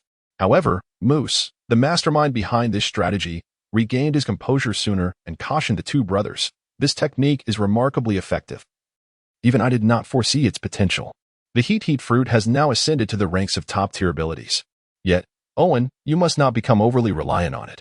Firstly, while your attack power and speed have improved, your physical resilience remains unchanged. Should you face a stronger opponent and sustain a hit, your relative fragility could lead to your swift demise, especially since you have yet to master observation hockey. Secondly, an accelerated metabolism implies a corresponding depletion of stamina and lifespan. The cost of this enhancement is substantial, so it is prudent to utilize it sparingly. However, today's battle is certainly a test of skill. In the face of the significantly enhanced speed and strength of Charlotte Owen, the two rearguard rear admirals stationed aboard the naval vessels are utterly powerless to resist. One of them could not withstand even a single punch and was immediately pierced through the chest, losing his life. Even the other rear admiral, who had consumed a Zoan-type devil fruit and was evidently tougher, could only endure one more blow than his comrade, illustrating the formidable might of Charlotte Owen's current offensive capabilities. Due to his accelerated speed and heightened senses, Charlotte Owen evaded all enemy attacks, overcoming his previous shortcomings in evasion to a considerable extent. His younger brother's astonishing vigor left Katakuri with no opportunity to intervene. However, had it not been for his conqueror's haki, which had already swept away the majority of the naval officers, Charlotte Owen, despite his strength, might have struggled against a swarm of adversaries, even with the assistance of his two sisters. With Katakuri unable to engage directly, the same was true for his sisters. As a result of Owen's overwhelming prowess, the only role left for the two accompanying sisters was to restrain the gravely injured and unconscious rear admiral with sea prism stone shackles. This left the cruel and bloodthirsty Charlotte Owen quite displeased, as she darkly questioned, "Brother Owen, why not kill him? Have you become so soft-hearted?" Moose had previously mentioned the need for captives with abilities for experiments, but Owen's response took a man by surprise. The half-snake-headed girl instinctively extended her slender tongue to lick her lips, then let out an eerie laugh. Hee, it seems little Moose has such a side to him. I was worried he was too soft-hearted to face the cruelty of this world. The siblings, having effortlessly vanquished 5 warships, chatted and laughed on one side, while on the other, the two rear admirals besieging the young king who had broken the rules were struck with alarm upon hearing the news. The seasoned fleet commander, Gomir, hesitated not for a moment, immediately ordering the entire force to cease their mission and return to port. The fearsome nature of the enemy was evident, as the remaining troops were unable to even call for help. If they continued to entangle themselves with the remnants of the Pharos kingdom without regrouping their forces, they would undoubtedly be picked off one by one, risking complete annihilation. What has transpired? Has the enemy retreated all at once? And judging by the expressions of those two rear admirals, they appear quite flustered. The beleaguered King James Glenn of the Pharos kingdom, who had been on the brink of despair, had clung to life solely through his indomitable spirit and the resilience granted by his Zoan-type abilities. Now, witnessing the crisis dissipate, he suddenly buckled at the knees and collapsed onto the ground. Chapter 13. The fastest person in the world. However, the king was acutely aware that the time for relaxation had not yet arrived. Struggling to his feet, he contemplated calling someone to ascertain the nature of the unfolding events. Yet, just as the words hovered on his lips, he reconsidered, deciding it would be more prudent to investigate himself. Perhaps he could lend a hand. The palace was situated at a considerable height, and as James Glenn stepped outside, he could behold the entirety of the capital. To his astonishment, he witnessed countless naval officers scurrying back to the docks like ants returning to their nest, while the supposed saviors from the pirates boldly sent forth only 2 individuals to confront the impending conflict. A sense of foreboding gripped James Glenn's heart. These did not resemble the captains of the Whitebeard pirates. Though they appeared young, could they be the newly emerged supernovas from the New World? Such recklessness was unfathomable, especially considering the Navy had dispatched 6 warships for this encounter. How could 2 individuals possibly contend with that?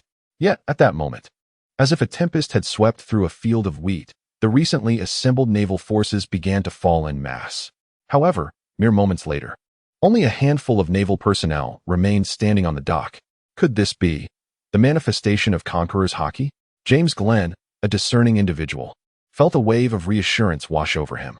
At that moment, the flagship of the Big MOM pirates, the Queen Mama Chant, entered the harbor, allowing the king to finally recognize which pirate crew had arrived. It was not a group of newcomers after all. The Big MOM pirates? What could have brought them here? Could it be that the formidable Big MOM yearned for her homeland? Yet, after all these years, she had not even sent an invitation for a tea party.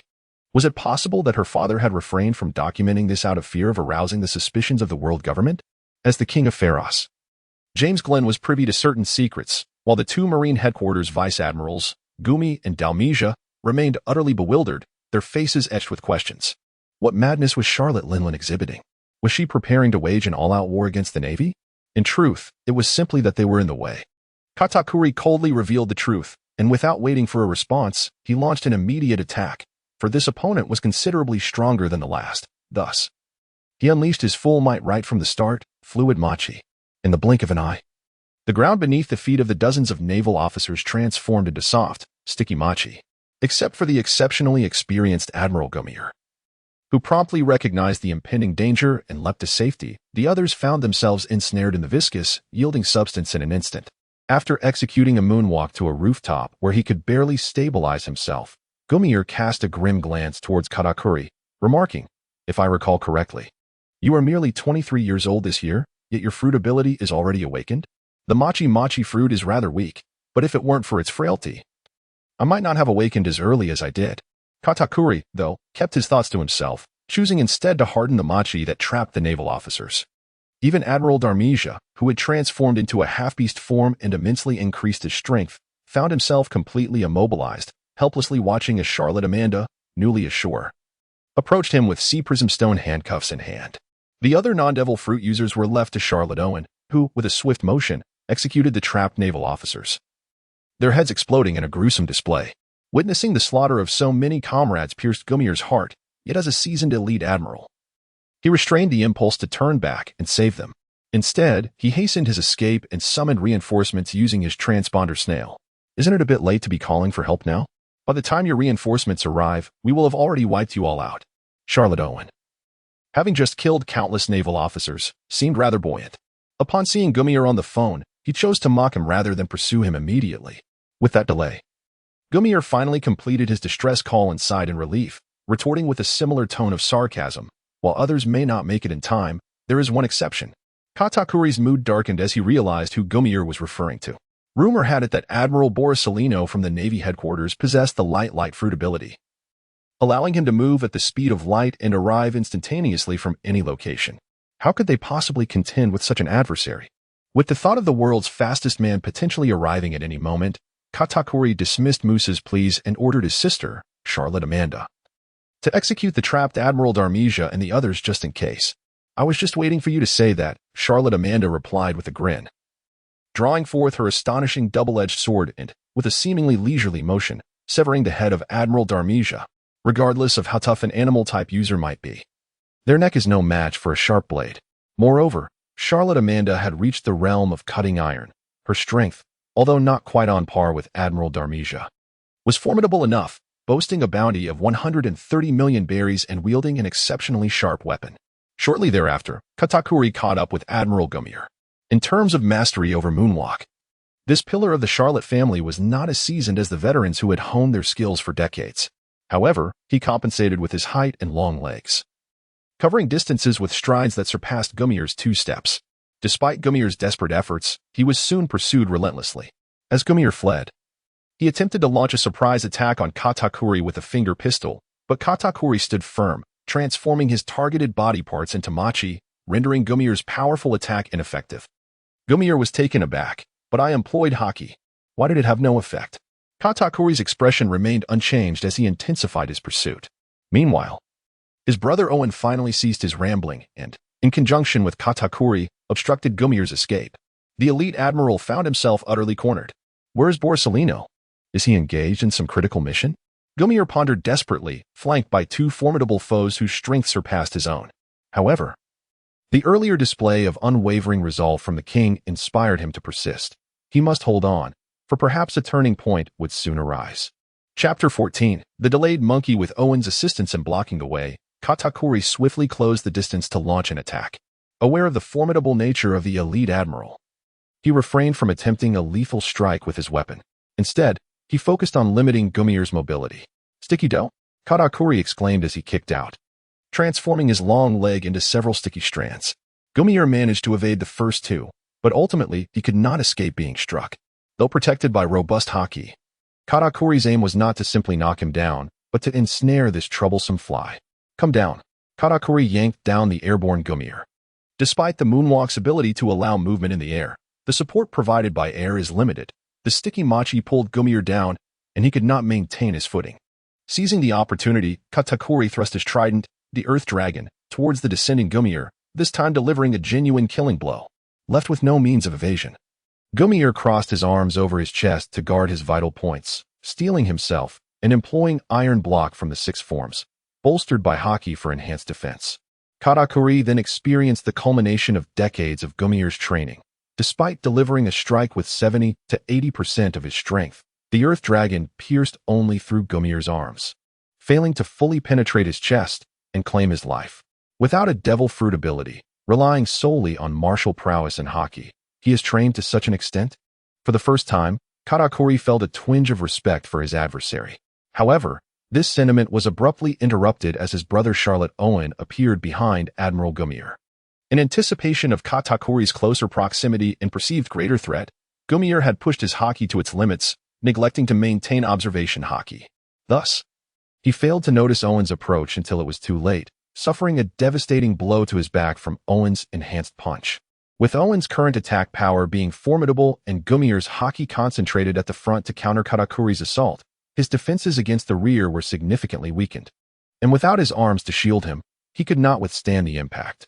With a terrifying explosion, Owen's colossal fist penetrated, and Vice Admiral Gumier's ironclad physique, reinforced to a hardness surpassing that of iron, seemed to dissolve like paper, due to Charlotte Owen's oversized fist, infused with the powers of the heating fruit. The moisture within the target's body was instantaneously boiled, resulting in a catastrophic explosion that shattered Vice Admiral Gumier into several pieces. Thus, the entire fleet of naval officers was annihilated, save for one rear admiral who had been shackled with sea prism stone and confined in the hold of the Queen Mamazim. The remaining 7 were all slain, while the Big Mom pirates suffered not a single casualty. Undoubtedly, this was a resounding victory. However, Katakuri's expression grew increasingly grave. For an unexpected visitor cloaked in the justice of the Navy appeared in the sky. How terrifying. Borsalino's habitual exclamation was caught in his throat. For the scene before him was indeed harrowing. Thousands of naval officers lay sprawled on the ground, their fates unknown, while the generals of the Navy headquarters were reduced to mere mangled corpses. Such a catastrophic loss had never been witnessed in the annals of naval history. Borsalino had hesitated before arriving, as he was engaged in a task of greater significance, yet now he profoundly regretted not making a prompt decision. With Borsalino's speed, had he responded to the distress call immediately, Vice Admiral Gumier could have been rescued, even in his usual nonchalant demeanor. Witnessing the slaughter of so many comrades ignited a furious rage within Borsalino, the veins on his forehead bulging, nearly threatening to rupture the skin. Before Admiral Borsalino could utter a word, Katakuri had already leapt into action, propelled by the moonwalk technique, charging towards him. As a pillar of the Charlotte family's second generation, he had come to a decisive conclusion against an opponent capable of such overwhelming speed and long-range attacks. Maintaining distance would inevitably lead to his demise. Particularly since he had younger siblings to protect, engaging in close combat was his only chance to secure a sliver of victory. Observing this, Owen attempted to intervene, but Katakuri shot him a fierce glare, dismissing the idea. What a folly it would be to engage in aerial combat against Borsalino, a natural-born powerhouse who could soar through the skies, especially when he had only just mastered the moonwalk technique today. Was he inviting disaster upon himself? This momentary distraction allowed Borsalino to seize the opportunity, launching a swift kick that struck Katakuri squarely on the shoulder. Had it not been for Katakuri's foresight in conjuring a layer of cold machi, harder than steel and infused with his haki, he would have sustained grave injuries. Fortunately, the defensive properties of the machi armor proved remarkably effective. Shielded by it, Katakuri felt no pain from the impact at all. However, what surprised Katakuri the most was the opponent's method of attack. Why was it a direct kick rather than utilizing his devil fruit abilities?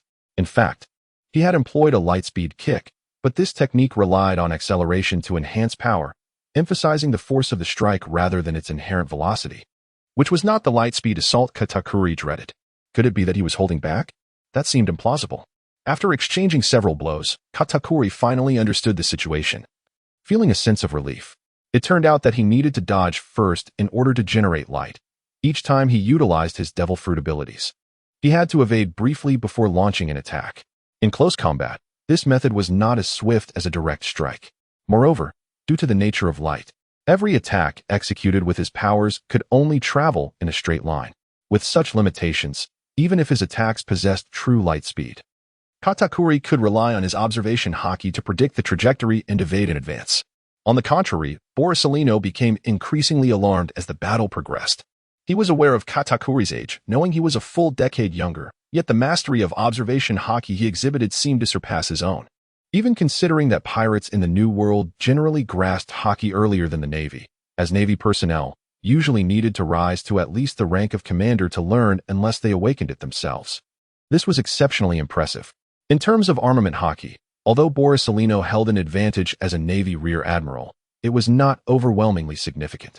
He had previously demonstrated the breakthrough effects of armament haki through sheer force, yet during the fight, he sensed that Katakuri's armament haki was continuously strengthening.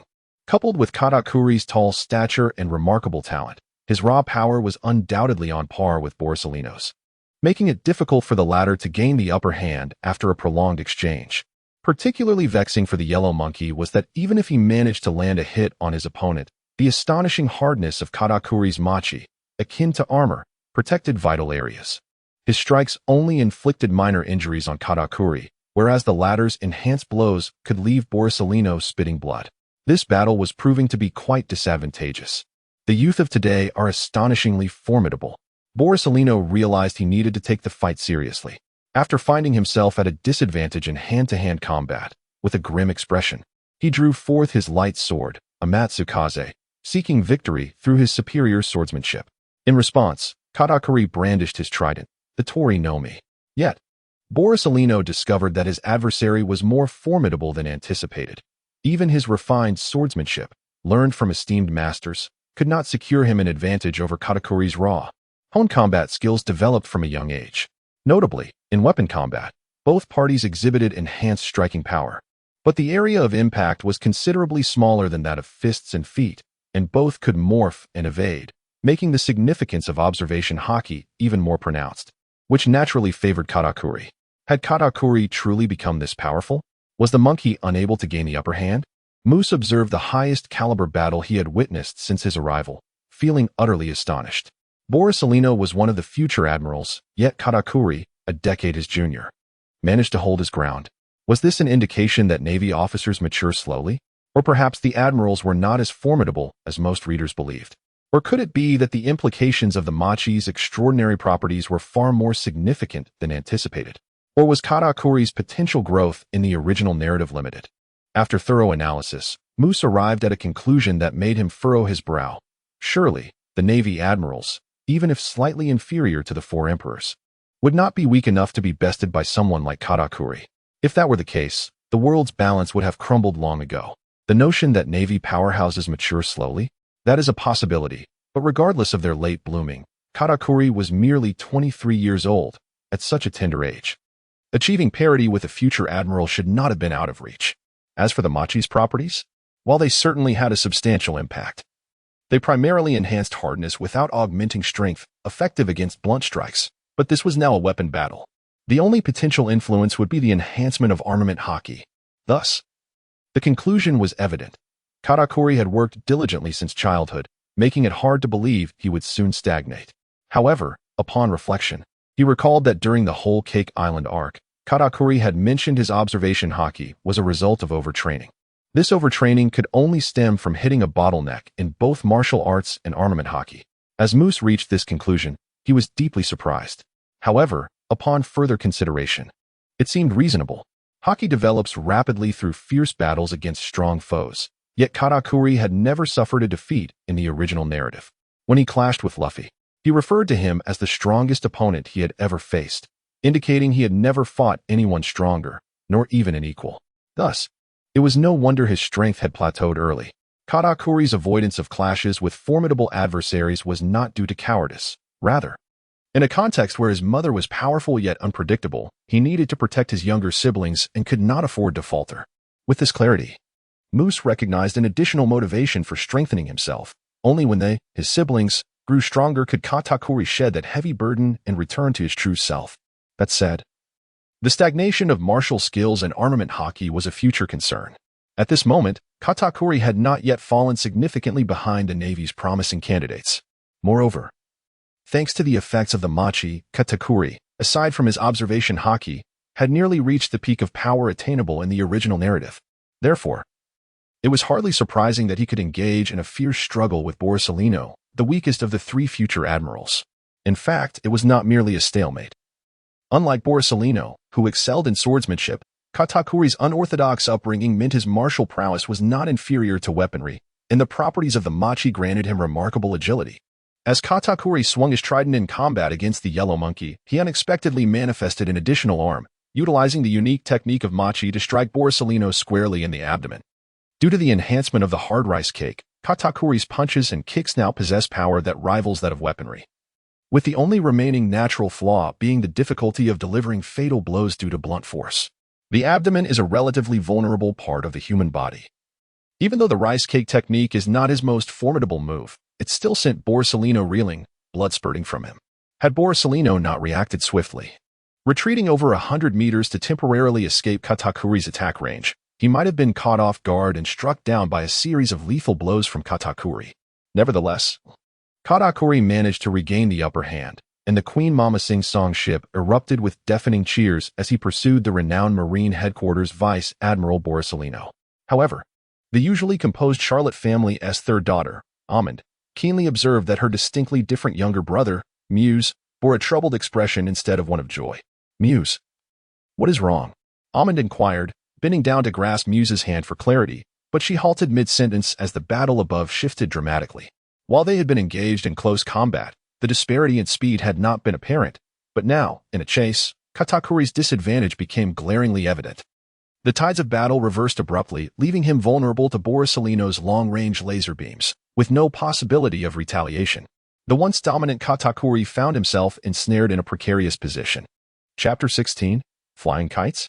Although Borsalino's lasers could be evaded by utilizing Kinbunchika Haki to foresee and morph his elemental body to avoid injury, humans are not machines and errors are inevitable.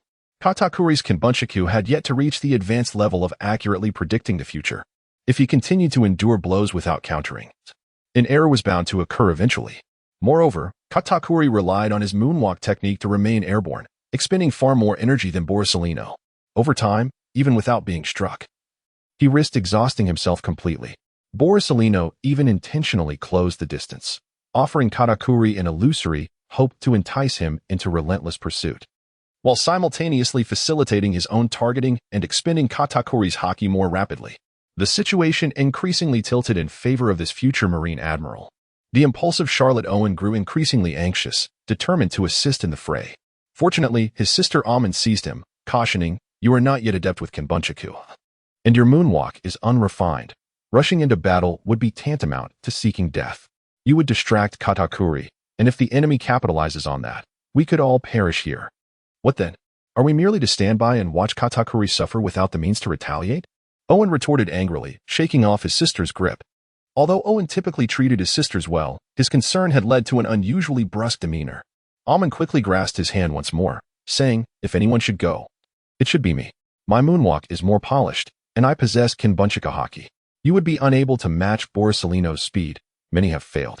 Moreover, your presence would alert the enemy. Although our brother is currently on the defensive, he has not yet suffered losses. If Borsalino turns his attention towards us, the situation could become dire." At that moment, Amand felt someone tugging at her pant leg. It was Muse, his voice calm as water. "Our strengths are uneven, and none of us possess advanced Busashoku to provide protection. A single strike from Borsalino could result in casualties, and given Katakuri's concern for us, he may struggle to remain composed, rendering his Kinbunchiku ineffective. Even someone as formidable as he could find himself at their mercy." Its sister Charlotte Brule opened her mouth as if to speak, but Muse cut her off. "Brule? Aren't you suggesting we hide in the mirror world? What of brother Katakuri? Have you forgotten the Marines' purpose in this country? There are no other nations nearby. If they shatter every large mirror in this country, we would be trapped in the mirror world, unable to escape. In the original work, it seems that the eternally youthful sixth sister, Charlotte Castati, understood Muse better than any of her sisters. Noticing his alarming words yet calm demeanor, she recognized that this clever boy must have a plan, and thus smiled. Castati knelt down, affectionately ruffling Muse's hair, and asked, "Little Muse, have you thought of a solution? I lack certainty, but it is undoubtedly more promising than your strategies." Muse replied, gesturing towards a corner where the storm cloud Zeus lay in wait, feigning death. Charlotte Owen, impatient, immediately raised a concern. The creature may hit harder than any of us and boasts greater range and speed, yet it cannot utilize Busashoku. It cannot harm that shining man. Can it? Muse then grinned. Have you ever heard of fog-blocking lasers? Although this notion was initially received as a jest, the principle behind it is quite sound. Furthermore, we have no other options at present. I must place our hopes in Zeus, without desiring to harm the yellow ape. Merely creating an interference with his elemental transformation to prevent him from maneuvering freely would render this battle one of hope for a reversal of fortunes. As Charlotte Lean's most cherished son, Muse has possessed his mother's life card since the tender age of 4, granting him dominion over the vast majority of homies. However, the 3 principal homies are crafted from Charlotte Lean's very own soul, and a mere life card is insufficient to compel their obedience. Moreover, Zeus, unlike the rational Prometheus, is not swayed by mere logic. Fortunately, the simplicity of his mind serves as an advantage, rendering him easily manipulable. What? The Navy intends to capture me? To confine me for research? To dissect me? With a mind as innocent as a child, Zeus, after being persuaded by Muse, was engulfed in a whirlpool of anger and fear. Consequently, his once pristine form, reminiscent of the finest cotton, began to darken ominously, accompanied by a cacophony of crackling electricity. In terms of sheer speed, Zeus could not match the rumored light-speed mobility of Admiral Borsalino, yet the latter was currently preoccupied with controlling his kite, making his actual displacement akin to that of his pursuer.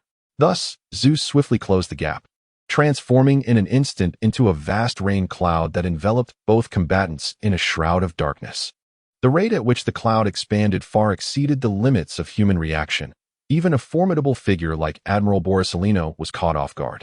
Upon finding himself suddenly immersed in the mist, Borsalino's initial response was a mere furrow of his brow, but he quickly recognized a grave predicament.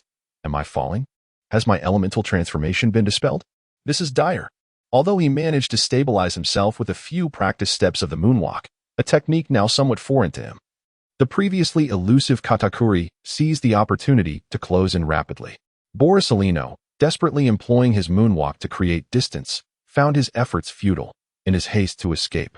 He was struck, and in his wounded panic, his movements became increasingly clumsy.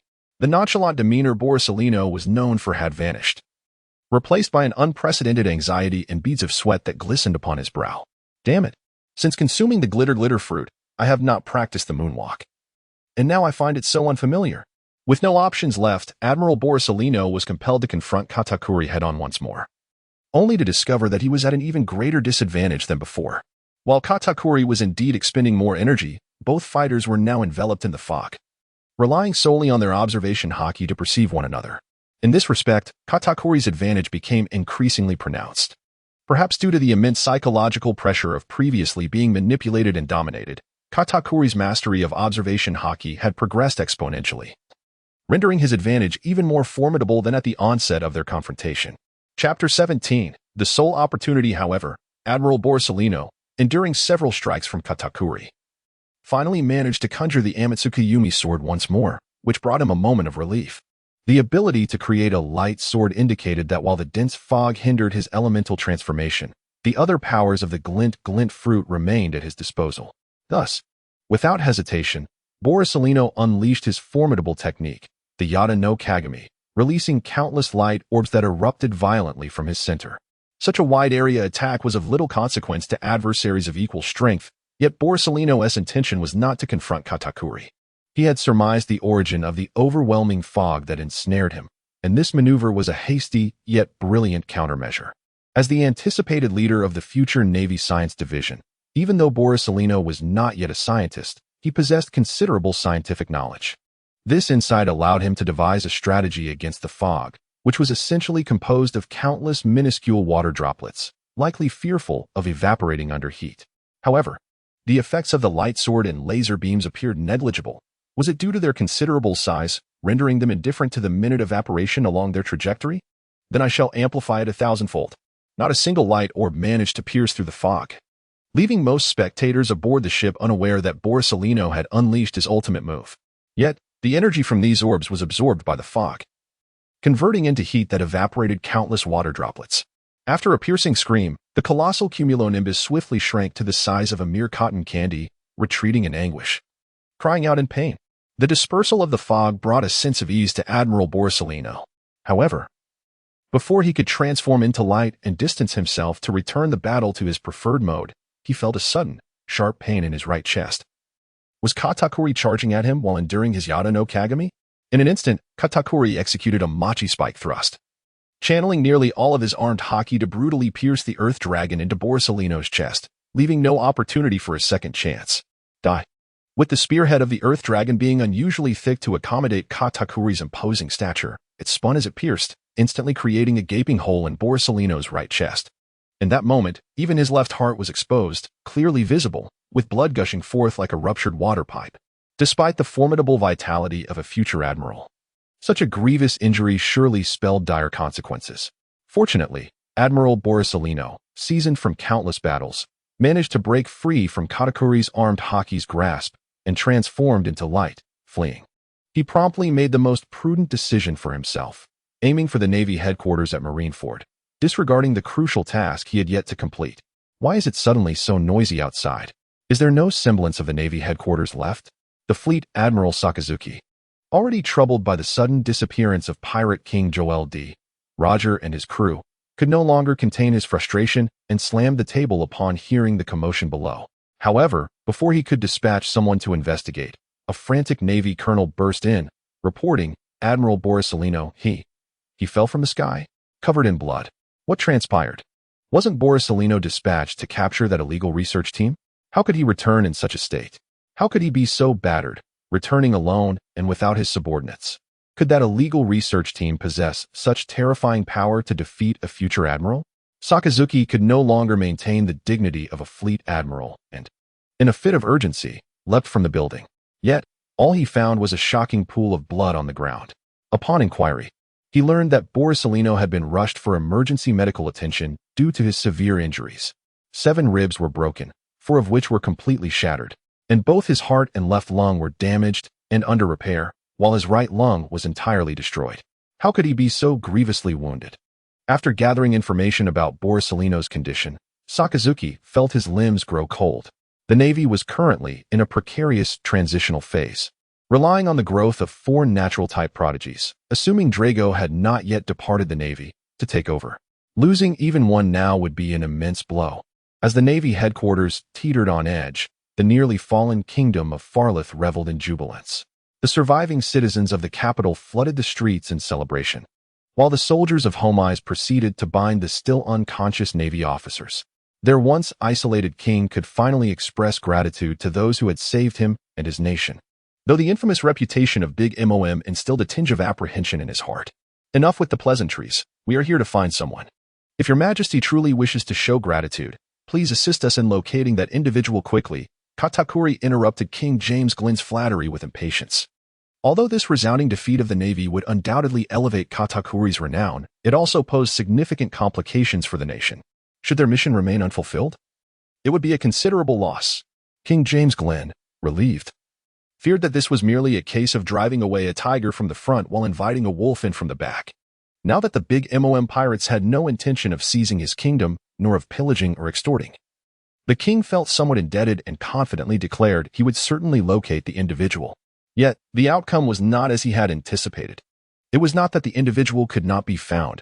Although never publicly declared, the young moose, residing in the nation, could ascertain the truth. How could the royal family not recognize that the formidable pirate Charlotte Linlin was, in fact, the same little girl who had caused tremendous destruction years ago? In fact, it was precisely that incident back in the day that catalyzed the reformative ambitions of the Pharos kingdom. And it was this very circumstance that allowed James Glenn to ascend to the throne, as martial prowess became the most esteemed talent. Consequently, The Pharos royal family has consistently maintained a watchful eye on the Charlotte family, even amidst the significant reduction of officials within the kingdom. Locating individuals is not an arduous task. However, the issue lies not in finding someone, but rather in the grim reality that the individuals discovered are no longer alive. It turns out that Charlotte Lingling's parents were merely ordinary folk, and the survival conditions in the New World are notoriously harsh. Dying at the age of 60 or 70 is considered a good fortune. Therefore, the elder of the two, her father, had passed away 2 years prior. While her mother remains alive, she has been bedridden with severe illness, and the recent shock of a naval invasion ultimately led her to join her husband in death. Due to the considerable reduction in the kingdom's officials and the resultant decline in efficiency by the time the royal envoy arrived, the surviving relatives had already hastily buried the deceased. Chapter 18. The trouble has escalated now. The situation has become dire. Upon learning this news, Katakuri and Muse saw profound concern reflected in each other's eyes. Had Charlotte Lingling's parents died before their arrival, she would have merely experienced a fleeting sorrow. However, now that they have come, and her grandmother has passed away, what kind of reaction can they expect from her mother? The mere thought filled them with dread. Even if the blame could be shifted to the Navy, it would not bode well for them. Muse, contemplating the matter more deeply, found his anxieties only intensifying. After much deliberation, Katakuri decided it would be prudent to report to their mother only after they return home. This would afford them additional time to devise a strategy. And even if their mother were to become furious or even frenzied, they would have more hands to manage the situation, which is certainly preferable to confronting her alone in the land of wonders. To facilitate an explanation to Charlotte Lingling, Katakuri and his companions took the opportunity to gather information regarding the Pharos kingdom as current circumstances, as well as King James Glenn's motivations for resolutely withdrawing from the world government. To Muse's dismay, what he initially perceived as a glimmer of courage in the king turned out to be a misjudgment. It appeared that after years of calamity, the kingdom's finances had become strained to the point where they could no longer sustain the burdens imposed by the celestial tribute. With a mindset of accepting defeat, the king had opted to withdraw, a decision that lacked the valor Muse had anticipated. Muse, who had previously studied the list of known individuals possessing Conqueror-S hockey in the world, combined with insights from the original text, began to formulate some conclusions. In his view, had James Glenn chosen to withdraw from the alliance due to an inability to bear the exploitation of Pharos by the world government, he would have had a genuine opportunity to awaken the Conqueror-S hockey. However, if his withdrawal was merely a desperate act of surrender, then the prospect of him ever attaining such power was bleak. To awaken Conqueror-S hockey, one must possess an unwavering resolve to not be subservient to anyone, accompanied by a willingness to risk everything for that cause. This king, if he truly aspired to champion the interests of his people and resist the hegemony of the world government, possessed considerable potential based on his lineage and age. In Muse's mind, he lamented that the king indeed had the qualifications to achieve such greatness. However, Muse conceded that the king's calculations were indeed astute. Perhaps it was precisely due to his excessive shrewdness that he could never become a true monarch. The historical transgressions of the world government have been meticulously concealed, rendering many significant misdeeds unknown to the public, particularly as the kingdom of Pharos had only recently aligned itself with the world government. James Glenn believed that even if they were to withdraw from the alliance, it would merely result in being used as a pawn in someone else's game. This king, confident in the martial spirit of his people, along with two formidable individuals whose strength rivaled that of vice admirals from the Navy, felt that the meager pirate crews posed little threat. As for those they could not contend with, they could seek protection from the Whitebeard pirates, who had nearly dominated the New World after the dissolution of the Roger pirates. Their tribute was less than a tenth of the treasures from the heavens, a burden the kingdom of Pharos could easily bear. Nonetheless, this young king underestimated the world government's heightened interest in the Faroe Islands following a significant shift in the geopolitical landscape years ago. Were it not for Katakuri's timely intervention, the kingdom might have already faced destruction. In comparison to the Whitebeard pirates, the big MOM pirates not only lacked comparable strength but also suffered from a far worse reputation. The cost of protection was secondary. What truly mattered was Charlotte Lingling's volatile temperament. A slight delay or shortage could result in catastrophic consequences, leaving no room for negotiation. Furthermore, once one joined her ranks, there was no possibility of withdrawal, unlike with Whitebeard, which had not previously crossed James Glenn's mind. However, now that he had been saved once, forging a bond seemed plausible, especially with the Navy likely to return in the near future, prompting James Glenn to reconsider and seek the support of the big MOM pirates. Yet, he was unprepared for Katakuri's response to his nation's plea for allegiance. Instead of an immediate acceptance, Katakuri deferred, stating he needed to consult with his mother upon returning home to determine whether they would offer sanctuary to the kingdom of Pharos. Given Katakuri's position within the Charlotte family, it would have been permissible to act unilaterally. However, with both grandparents deceased, particularly under tragic circumstances, there was a palpable risk that their mother might retaliate against this nation if she were to learn of it. Should Katakuri have previously agreed to admit the kingdom of Pharos, he would find himself in a most awkward predicament. However, Katakuri managed to avert future embarrassment while simultaneously placing King James in an uncomfortable predicament. Fortunately, at this juncture, Moose proposed a suggestion that somewhat alleviated the king's vexation. If His Majesty had indeed resolved to act, preparations could commence for a grand mirror measuring at least 8 meters in height and 3 meters in width. Once maternal consent was acquired, should your nation require assistance, we could dispatch personnel directly through the mirror, thereby circumventing the risk of delay that could be exploited by adversaries. Moose's recommendation stemmed primarily from the significant progress that Charlotte BRLE had made in the development of the mirror fruit. Following Moose's earlier advice, BRLE imposed restrictions on the dimensions of mirrors incorporated into the mirror world, allowing only those large enough for passage. This resulted in a considerable expansion of the mirror world's influence in reality. Furthermore, if the threshold for inclusion were raised to limit the total mirror area to 50 square meters, the controlling radius could extend to 400 or 500 kilometers, enabling a direct connection between your nation and Pharos without the need for a protracted maritime journey. The proposed enormous mirror, standing at 8 meters tall and 3 meters wide, would be sufficient for Charlotte Lingling to visit the kingdom of Pharos at any time, even in the face of powerful adversaries like the warlord or Carp, avoiding the previous instance of being alarmed by an unseasoned admiral. On another note, in the still largely unindustrialized world of One Piece, such a large mirror would be a rarity. Should James Glenn manage to procure such a mirror, it would be a testament to his sincerity. It is evident that deep down, Moose harbored a desire for your nation to gain control over the kingdom of Pharos, or rather, the Faroe Islands. This inclination arose from the fact that the king of Pharos had previously allowed him unrestricted access to the royal library, which had yet to be destroyed. Moose discovered that the value of the Faroe Islands extended far beyond mere geographical significance. Chapter 19. The Foundation of Sovereignty. The Faroe Islands consist of 28 islands, fewer than the 35 of the Toland archipelago, yet their total area exceeds 9,000 square kilometers, vastly surpassing that of Toland, although situated adjacent to the doldrums.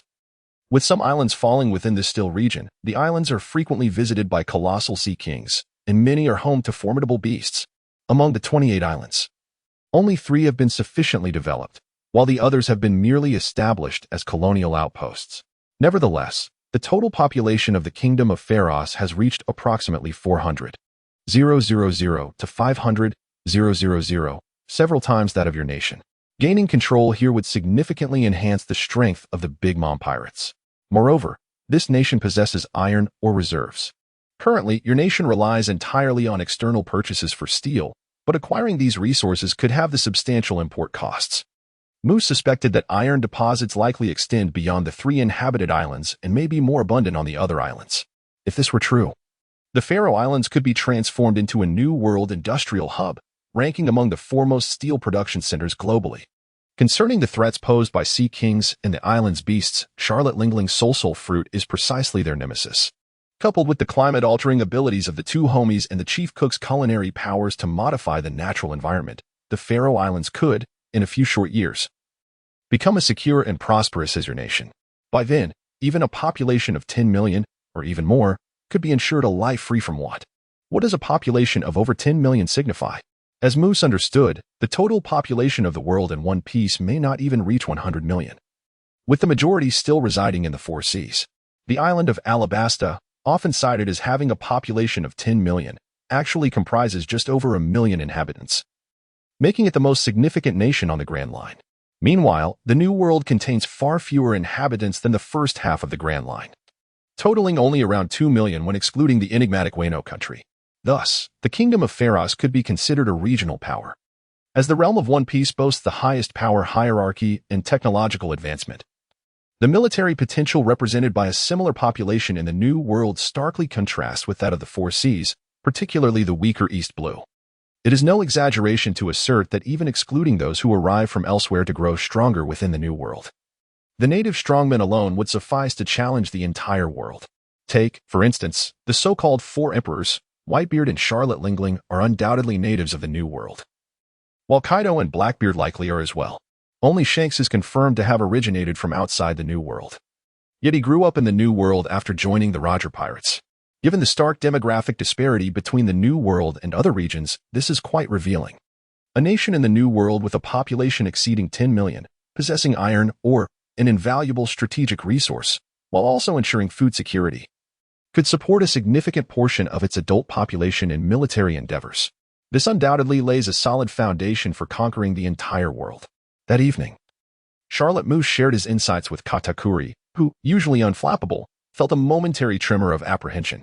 How could a child who had only recently turned 6 harbor such grand ambitions? Yet, every word Moose spoke rang true, rendering Katakuri at a loss for how to respond. He could only divert the subject, remarking, "No matter how compelling your arguments, it will be of no use if Mother disagrees." However, Moose confidently countered, "Mother will surely agree, regardless of her reaction upon hearing of grandfather and grandmother's demise. For once we gain control of the Faroe Islands, I will have the means to launch an expedition to Elbaf. Even if we cannot incorporate the giant race into our ranks, we can at least mend the long-standing rift, ensuring Mother's support without a doubt." At this, Katakuri fell silent, well aware of their mother's emotional ties to the giants of Elbaf. If reconciliation were possible, it was likely that Charlotte Lingling would not hesitate to make sacrifices, even among her children. For the Queen of Totland, the giants of Elbaf, who had once bestowed great kindness upon her in childhood, resembled family far more than her biological offspring did.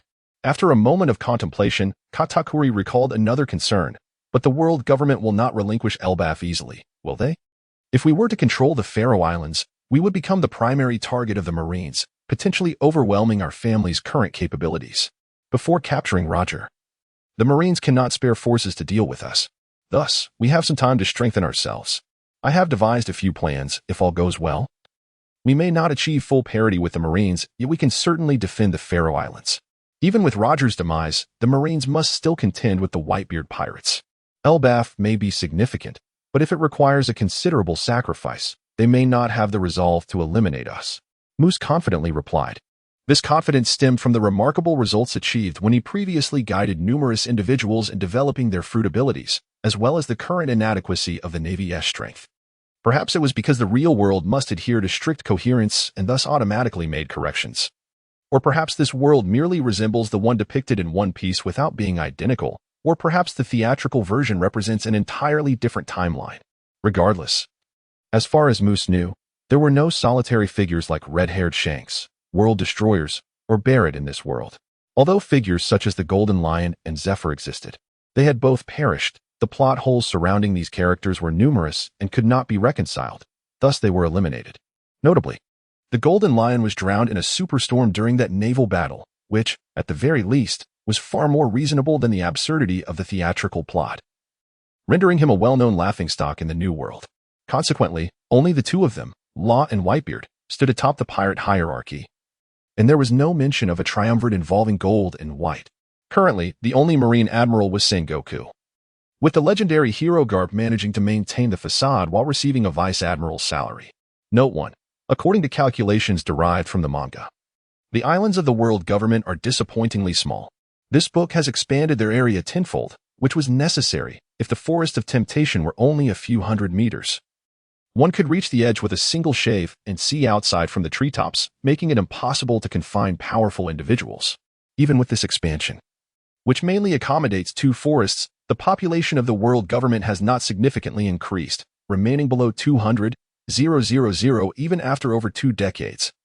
And with the nation having recently been established, the population is even lower.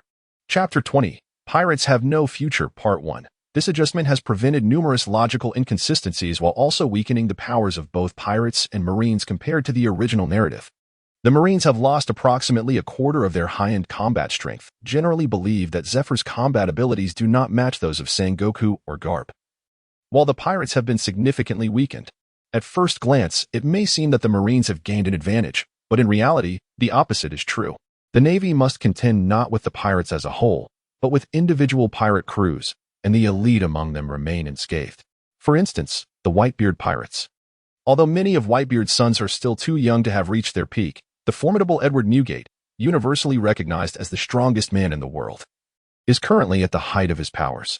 Even if Sengoku or Garp were to engage, and brought along a multitude of vice-admirals for support, the difficulties of an away expedition would inevitably lead to their defeat. In this scenario, neither Sengoku nor Garp can afford to fall, for the absence of either would mean total inability to contain the Whitebeard pirates. Moose knew well that Whitebeard harbored no ambition for domination, yet the world government remained oblivious. Even if they were aware, their petty minds would never allow them to trust him. Regarding the 4 Marine vice-admirals with Logia abilities, the eldest among them, Kizaru, has already been defeated by the still youthful Katakuri, albeit in a 2-on-1 situation, which indicates that his power has not yet reached its zenith. As for Akainu and Monkey D. Dragon, despite their stronger martial arts and haki, their performance would not necessarily surpass Kizaru's, given that their devil fruit abilities are effectively countered by the 2 formidable homies. Prometheus can absorb the heat of magma, weakening Akainu's lava fist, while Zeus presents a similar challenge for Dragon. Moreover, Akiji, being a year younger than Katakuri, is even further from his peak strength. Clearly, even if these 4 were to join forces, they would struggle to defeat a fully capable Charlotte Linlin. Thus, even now, the Navy would need to deploy a substantial portion of its high-end combat power to eliminate the Charlotte family. If the second generation of the Charlotte family could indeed elevate their strength within the forthcoming year of safety, and if Charlotte Linlin's power could enhance, as Moose hoped, they might truly possess the capability to engage the Navy's main fleet in a mutual destruction scenario. Furthermore, the 2 primary advisors of the Navy, Admiral Sengoku and the strategist Suru, are exceedingly cautious. During the Marineford War, they prepared 5 admiral-level warriors to confront an aged and ailing Whitebeard, and even then, they proceeded with trepidation, as if walking on thin ice. How could they dare to venture against the now-bolstered Charlotte family? Moose contemplated this thoroughly, but Katakuri remained unconvinced. For who could guarantee that events would unfold smoothly? Particularly as Moose hesitated to disclose his plans under the pretext of secrecy. Katakuri grew increasingly opposed to contending with the world government for the contentious Farlor Islands. Eventually, Katakuri comprehended the source of his concern and furrowed his brow, saying, "Moose, you seem to harbor significant animosity towards the world government? I too despise those celestial dragons, but the Navy is, after all, the sovereign of the seas. To openly defy them would only place our family in peril." Even Whitebeard did not initiate conflict, however, Moose countered, "But we are already in opposition to the Navy. Even if they are momentarily restrained due to Roger's absence, they will inevitably seek to confront us in the future. Surrendering now would bear no fruit and might even embolden the Navy." Upon hearing this, Moose calmly shook his head, articulating his analysis. If conflict is inevitable, why not strike while the Navy is at its weakest? Katakuri felt a pang of awkwardness at this remark. Deep down, he was reluctant to initiate war. Yet he could not dismiss the fact that his mother would demand accountability. The Navy may be formidable, but his mother was even more terrifying. Before Katakuri could respond, Moose incisively posed a rather pointed question. "Brother Katakuri, I understand you wish to argue that most of our younger siblings have yet to mature, and even those who are adults have not reached their peak. But tell me, which side possesses more talent, the Navy or our siblings?" Naturally, the Navy boasts a greater number of skilled individuals, as the entire world funnels talent into their ranks. How could we possibly compare as a mere family? A grave expression finally appeared on Katakuri's face as he began to grasp the inherent danger in this discussion. Then, the corners of Moose's mouth curled upward. "If this is the case, how does our family still maintain its current influence? It is because of our mother." Despite any grievances Katakuri may harbor against their mother in his heart, he cannot deny that it is Charlotte Linlin, this prodigious force of nature, who enables the Charlotte family to dominate the seas. Even the legendary pirates like Roger and Whitebeard, recognized as the mightiest, dare not treat them with disdain. In truth, Katakuri fully comprehends this reality. Even if their mother's insatiable hunger has caused irreparable loss, he only feels pain and has never entertained thoughts of rebellion. Yet Moose let out a melancholic sigh and uttered words that sent a chill down Katakuri's spine. "Indeed, under Mother's protection, we are safe. But even the soul fruit cannot stave off the ravages of time. Eventually, Mother will grow old and pass away. What shall we do then? Do not think that just because Mother dotes on you, You can speak recklessly. It would not bode well if those words reached her. Katakuri's body trembled slightly, and he shot his brother a fierce glare to silence him. Brother Katakuri, do you have the confidence to grow to mother-esque stature and protect us as she does? Moose appeared indifferent, his smile unwavering as he continued his inquiry. As long as mother does not hear directly, who would dare to report? Would anyone believe it? Moose has always been mother-esque's favorite child. I cannot achieve that. Katakuri's determination to protect his siblings far surpasses that of their mother. Yet he is acutely aware that despite being labeled a monster from a young age, he cannot compare to his mother, who had a bounty of 500 million berries at the mere age of 8. Moreover, his inability to afford mistakes makes it challenging to confront formidable foes, thus hindering his growth. He also consumed a rather mediocre and ill-suited devil fruit, which leans more towards a mage type, while Katakuri is designed as a warrior. Under normal circumstances, despite relentless effort, it seems unlikely that Katakuri would ever reach such heights. Indeed, even you, the most gifted and diligent among us siblings, cannot hope to attain mother-esque level. The rest of us have even less hope. Moose shrugged, articulating a rather disheartening conclusion. What he said next sent a shiver down Katakuri's spine. In a family of pirates such as ours, once our strength wanes, neither the Navy nor our rivals will let this prime target escape. To eliminate future threats, they will undoubtedly eradicate us completely. Chapter 21. Pirates Have No Future, Part 2. Once an invincible maritime overlord, does the pirate rock still have descendants living today? Roger ascended the throne of Pirate King and dominated the world for only a brief period. What has become of his crew and comrades now? Whitebeard, acknowledged as the strongest man in the world, led the most powerful pirate crew. Yet, if one day he were to be gone, what fate would befall his sons? Moose calmly recounted the fates of legendary pirates throughout history. Not a single one ensured that their offspring and subordinates could continue to thrive after their demise or even after a mere decline in strength. Brother Katakuri, although our family appears to flourish now, understanding the rise and fall of those legendary pirates should make it clear, pirates have no future. Upon hearing his brother's summary, Katakuri's expression darkened, leaving him speechless. He had long anticipated that after their mother's death, the family's power would significantly diminish. But he had never considered the possibility of merely surviving would become such a challenge. Seeing Katakuri finally shaken, Moose smiled slightly and revealed a well-known exception. More accurately, those pirate crews that rely solely on the captain's strength like a future. When the captain is present, they are formidable, occupying vast territories and making numerous enemies.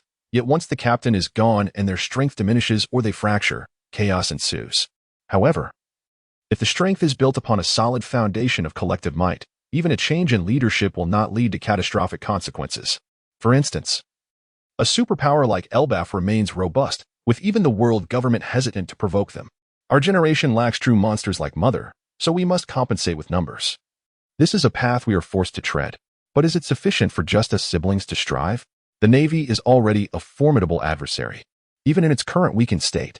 What will happen when the 4 great elemental users and the younger generals fully mature? Even with Mother still around, we might not be able to cope. Moose deliberately concealed the imminent era of great pirates, portraying the future in an even darker light to persuade Katakuri to support his viewpoint.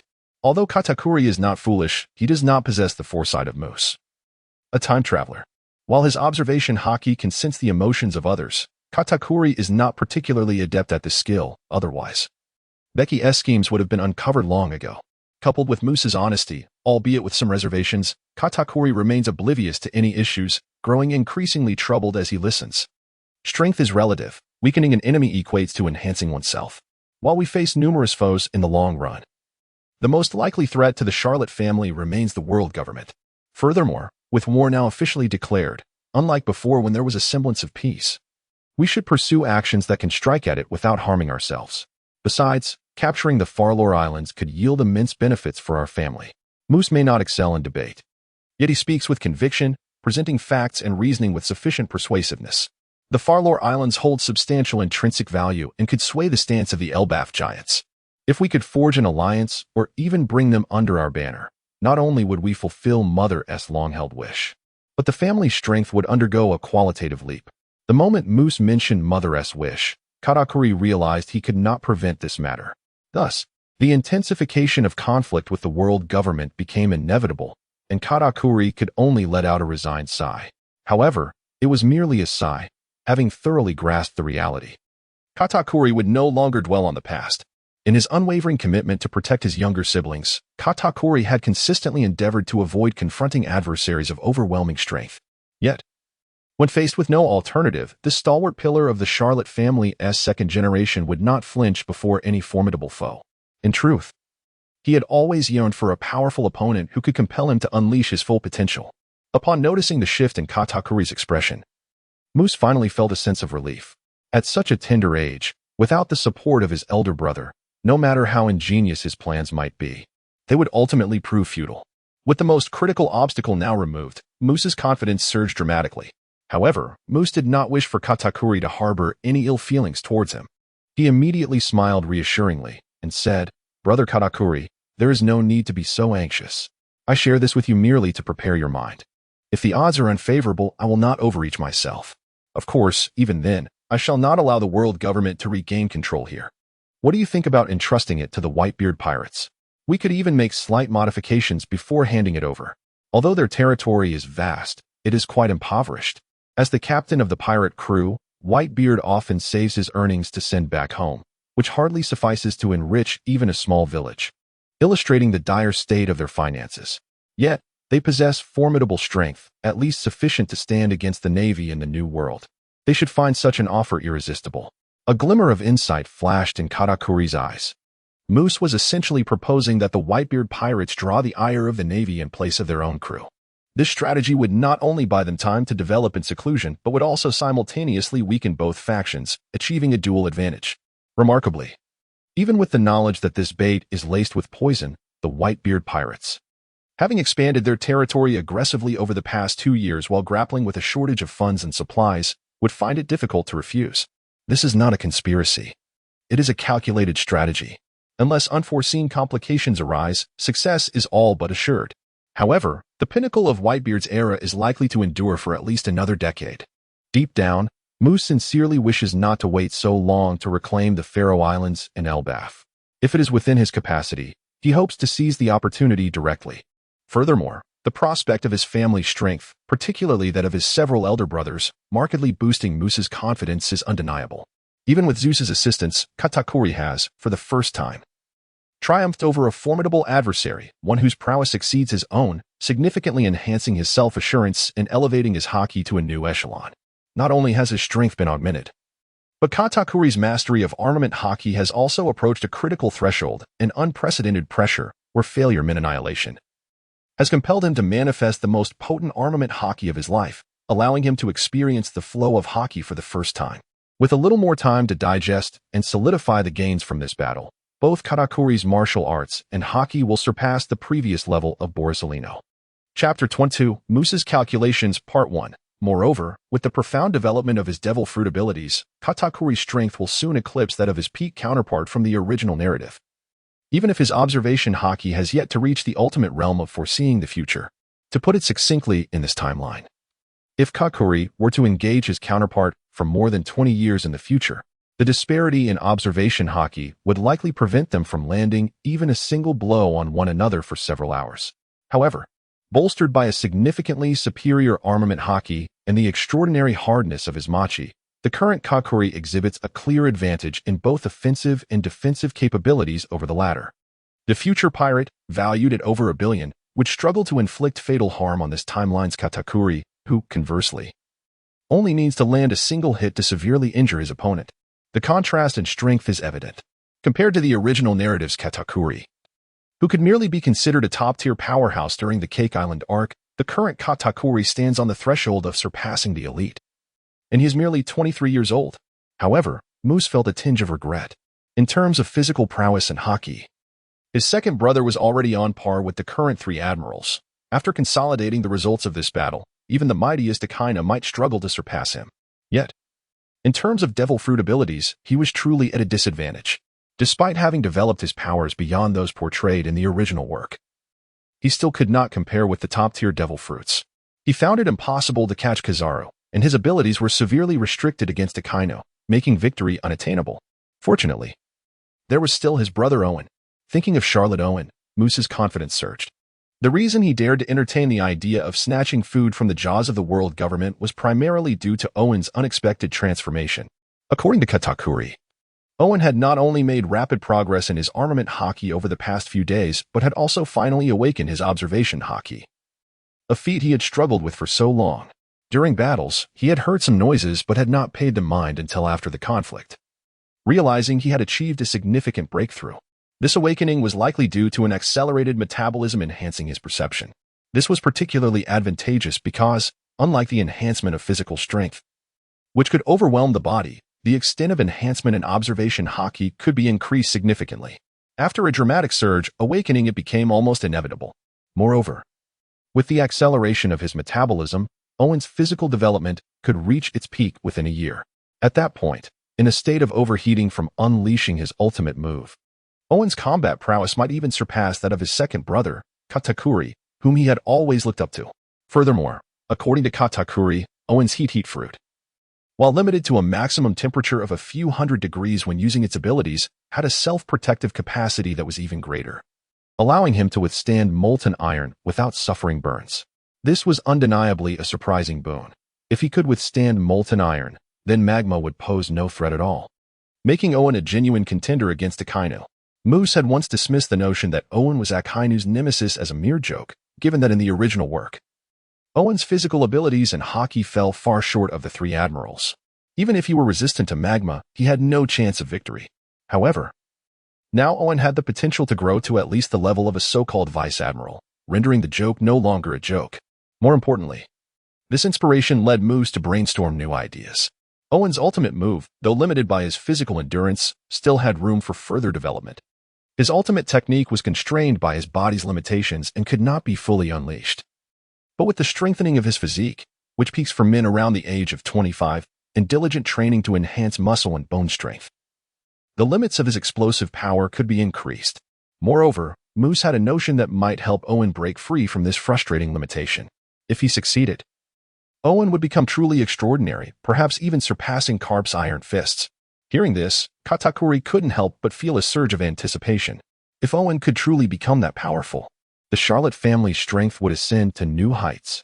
Furthermore, Katakuri himself might finally be liberated, at least partially, from the heavy burdens of the family legacy. There exist formidable techniques in this world that grant the weak the chance to overthrow the strong, with the most famous being the Elbaf spear that Mama incessantly mentions.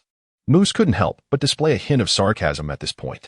Charlotte Lin was oblivious to the true secret behind this series of techniques. Her Elbaf spear, which required a duo to unleash, was merely a fade crafted from her own misguided imagination, far inferior in power to the genuine Elbaf spear.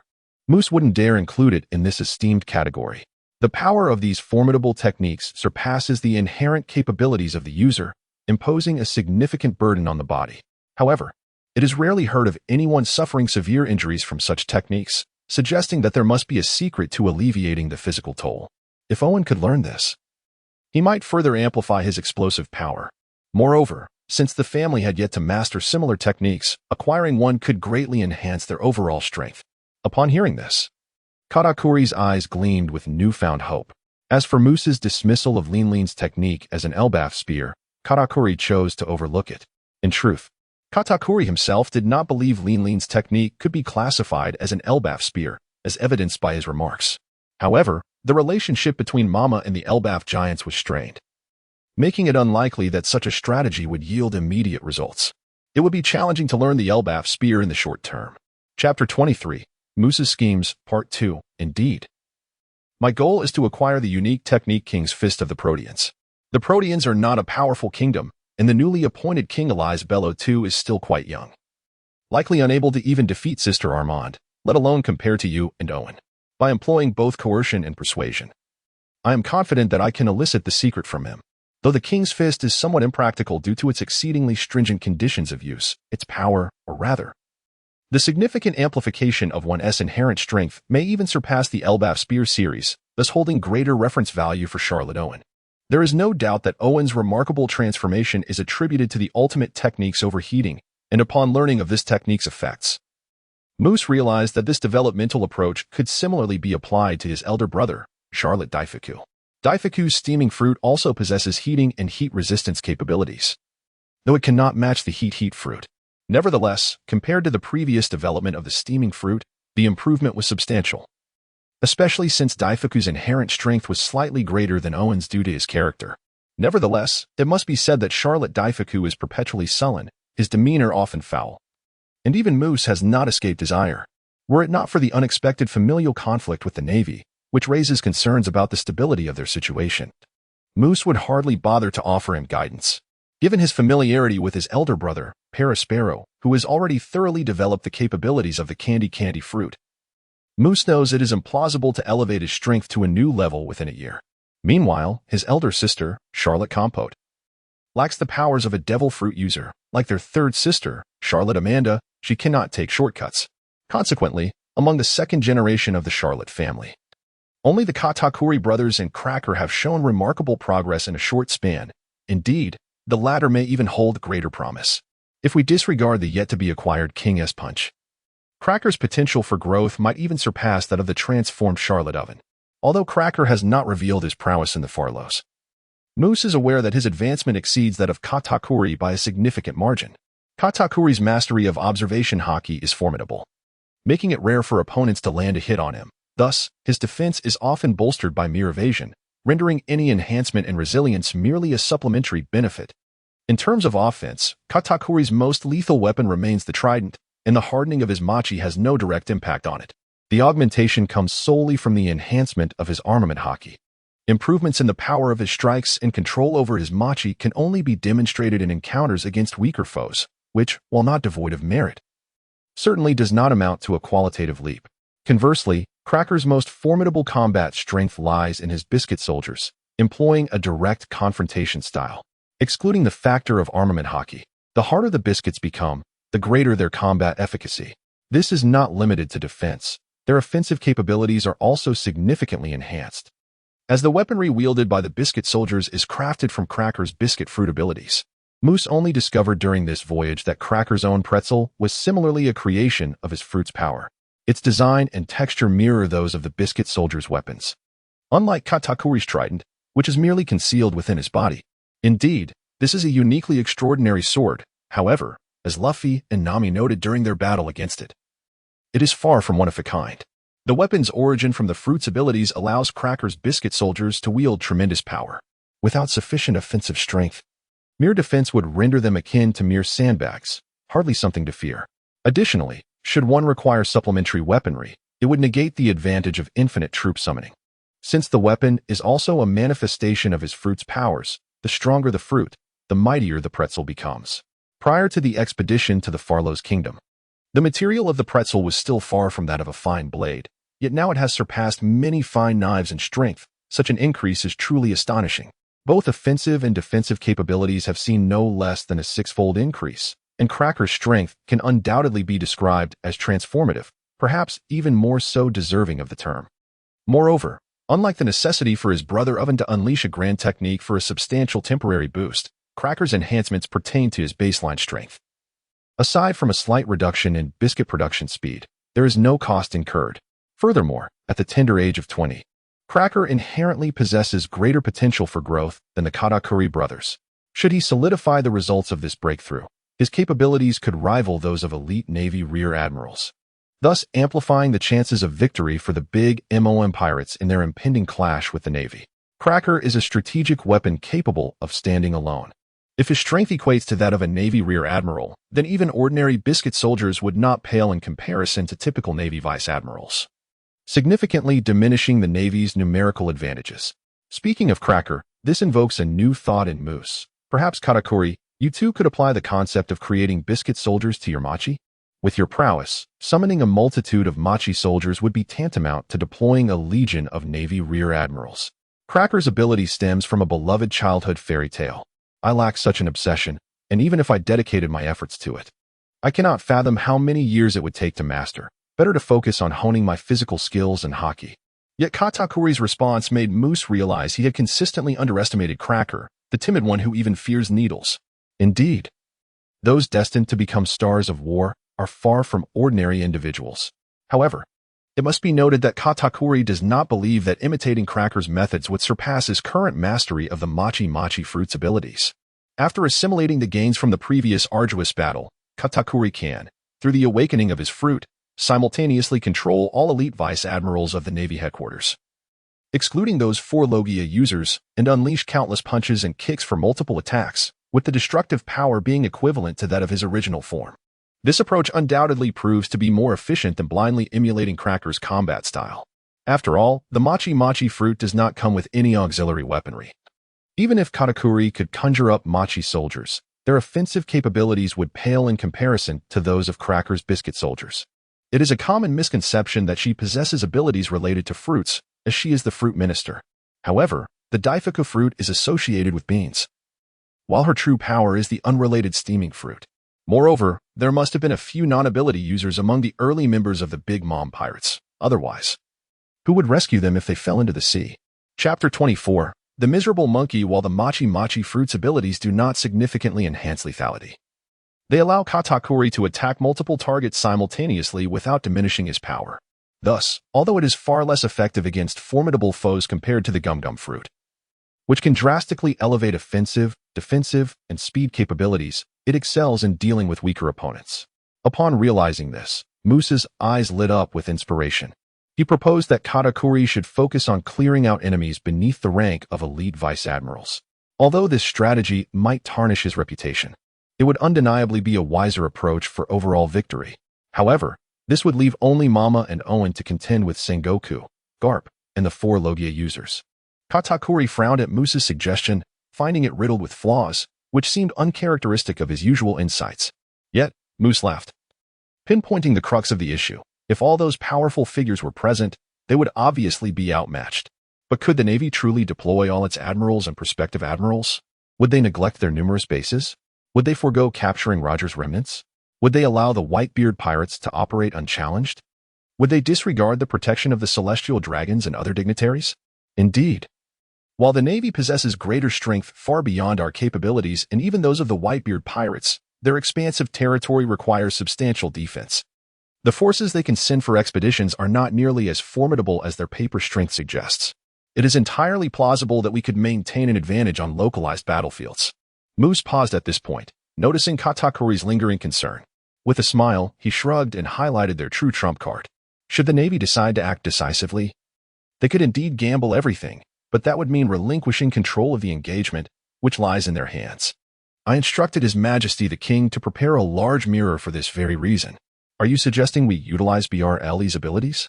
Katakuri's eyes brightened at this advantageous prospect, igniting a glimmer of hope. With the mirror world connecting all nations to Pharos, we would naturally find ourselves in an invulnerable position.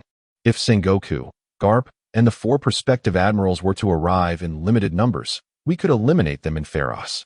Conversely, if the Navy's main forces were to engage in Pharos, they would have to forsake the kingdom of Pharos, which, although it might slightly impact their reputation, could be easily justified.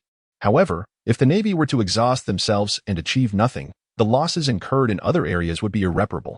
Moose grinned maliciously at this thought, adding that we could rescue His Majesty the King into the mirror world, where, having lost his kingdom and family, he would be compelled to serve us loyally, thus adding another capable member to our ranks.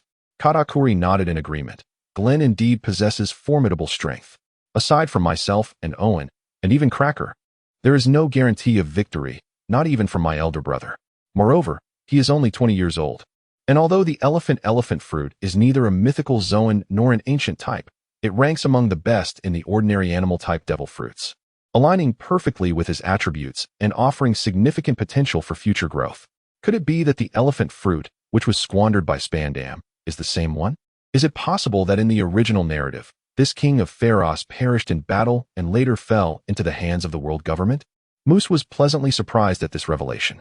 Reviving the valuable fruit that was wasted in the original story is a significant goal for any traveler who finds themselves in the world of One Piece.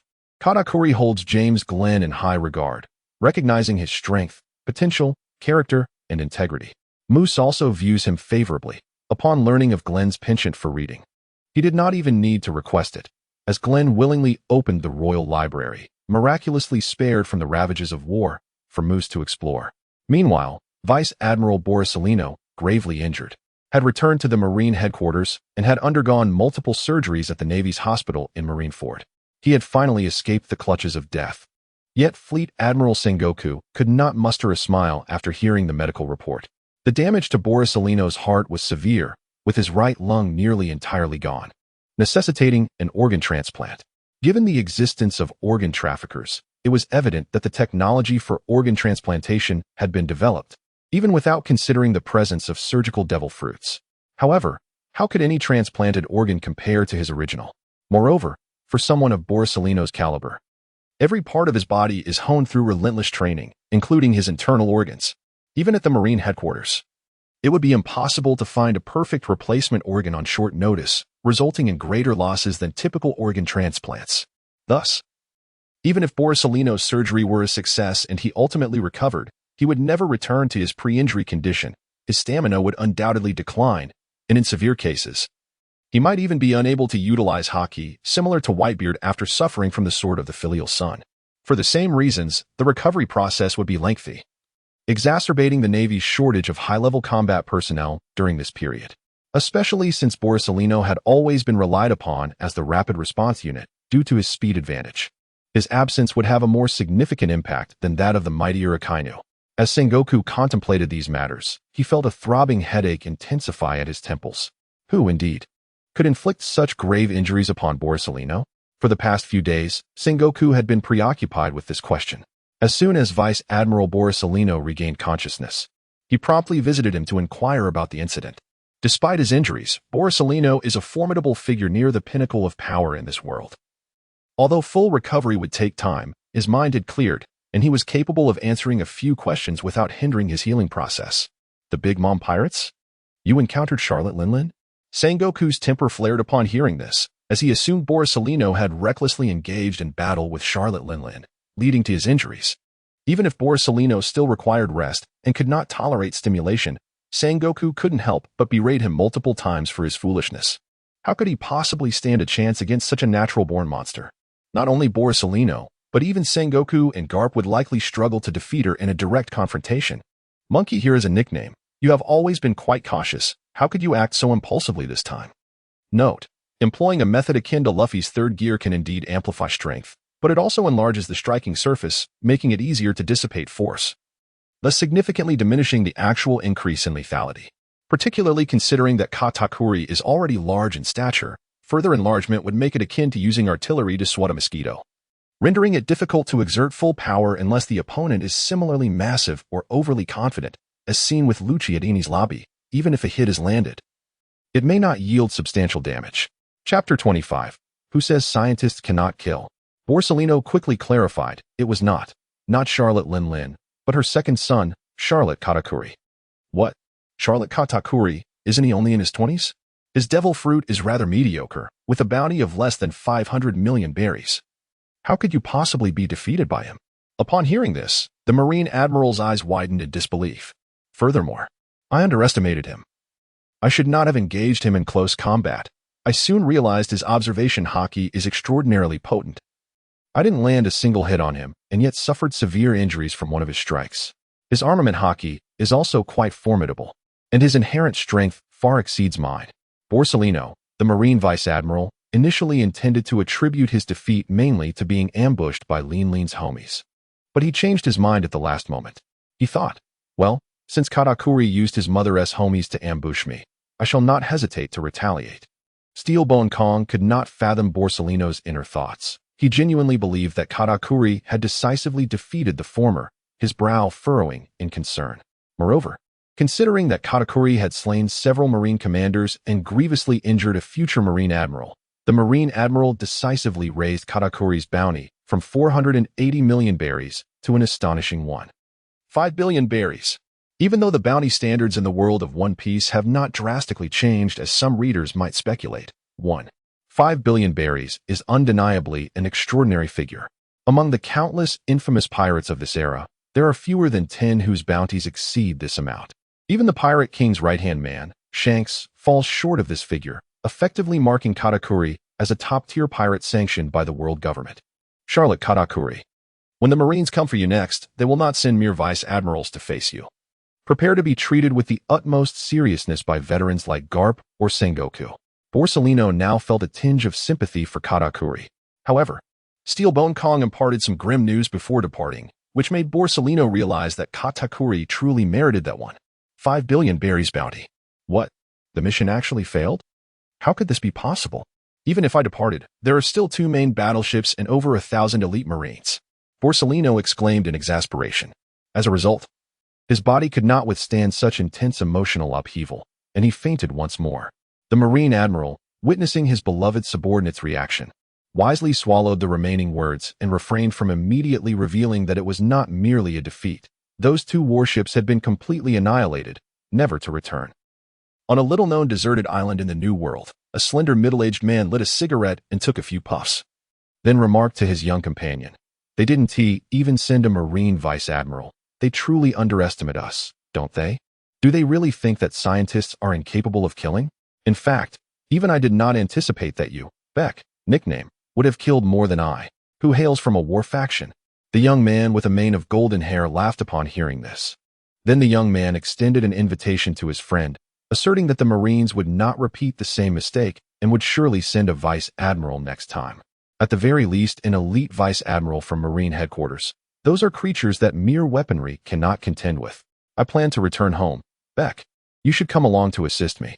The research conditions of Germa 66 are no worse than here, and being a member of a world government nation ensures safety. However, the slender middle-aged man, removing the cigarette from his lips, countered with a question.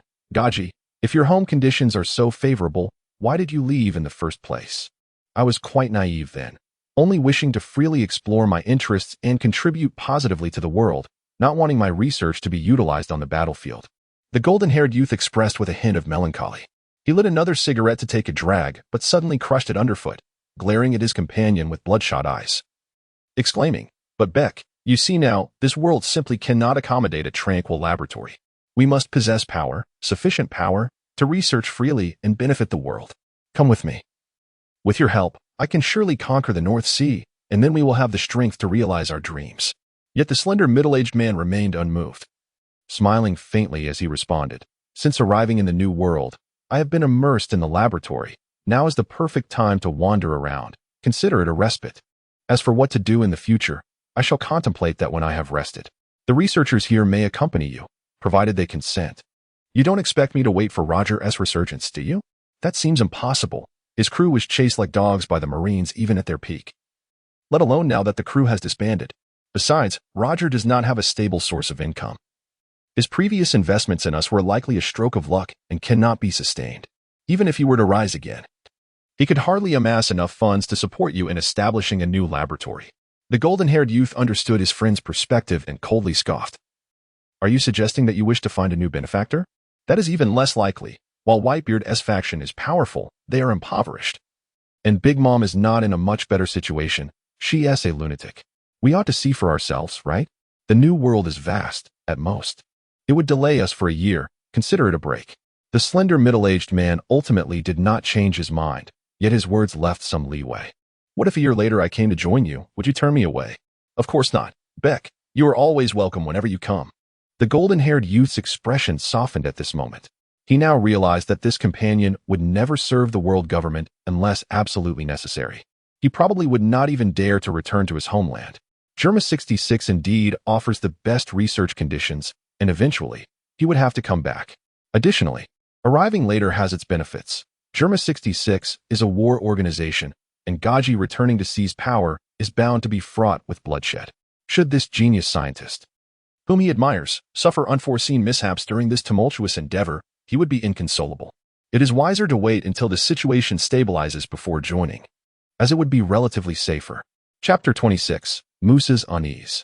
However, the young man with golden hair harbored a tinge of concern, for the New World was fraught with peril. The environment and climate were unpredictable, and it was home to the most formidable and numerous pirates as well as the largest and fiercest sea kings. One must be vigilant against unforeseen mishaps. "There's no need for concern," chuckled the tall middle-aged man, summoning a burly figure who had recently achieved a great feat at first glance. It appeared to be a robot. Yet in truth, it was a submarine. As the colossal machine, resembling an iron fortress, descended into the water, it instantaneously transformed into a vessel of strikingly sci-fi aesthetics. At this juncture, the memory alloy known as Valpo had yet to be discovered. But the shape memory technology employed in the Gilma 66 combat suit could achieve a similar effect. Floating upon the surface, it later underwent another transformation, adopting a form akin to that of a whale before gracefully submerging. Indeed, it was a submarine. In the world of One Piece, diving could evade the majority of dangers. And with regard to the threat posed by Sea Kings, sonar would provide timely warnings for avoidance. More importantly, this submarine boasted a burst speed exceeding 100 knots, enabling it to effortlessly outpace any Sea King, leaving little cause for worry. Over 100 knots? How is that possible? Vince Smoke Sanji's expression darkened upon hearing the middle-aged man's claims, suspecting his companion was merely boasting and jesting at his expense. The resistance in water is immense. Achieving such speeds seems implausible. Witnessing the assistant, also a brilliant scientist, lose composure, the tall middle-aged man felt an unusual sense of pride.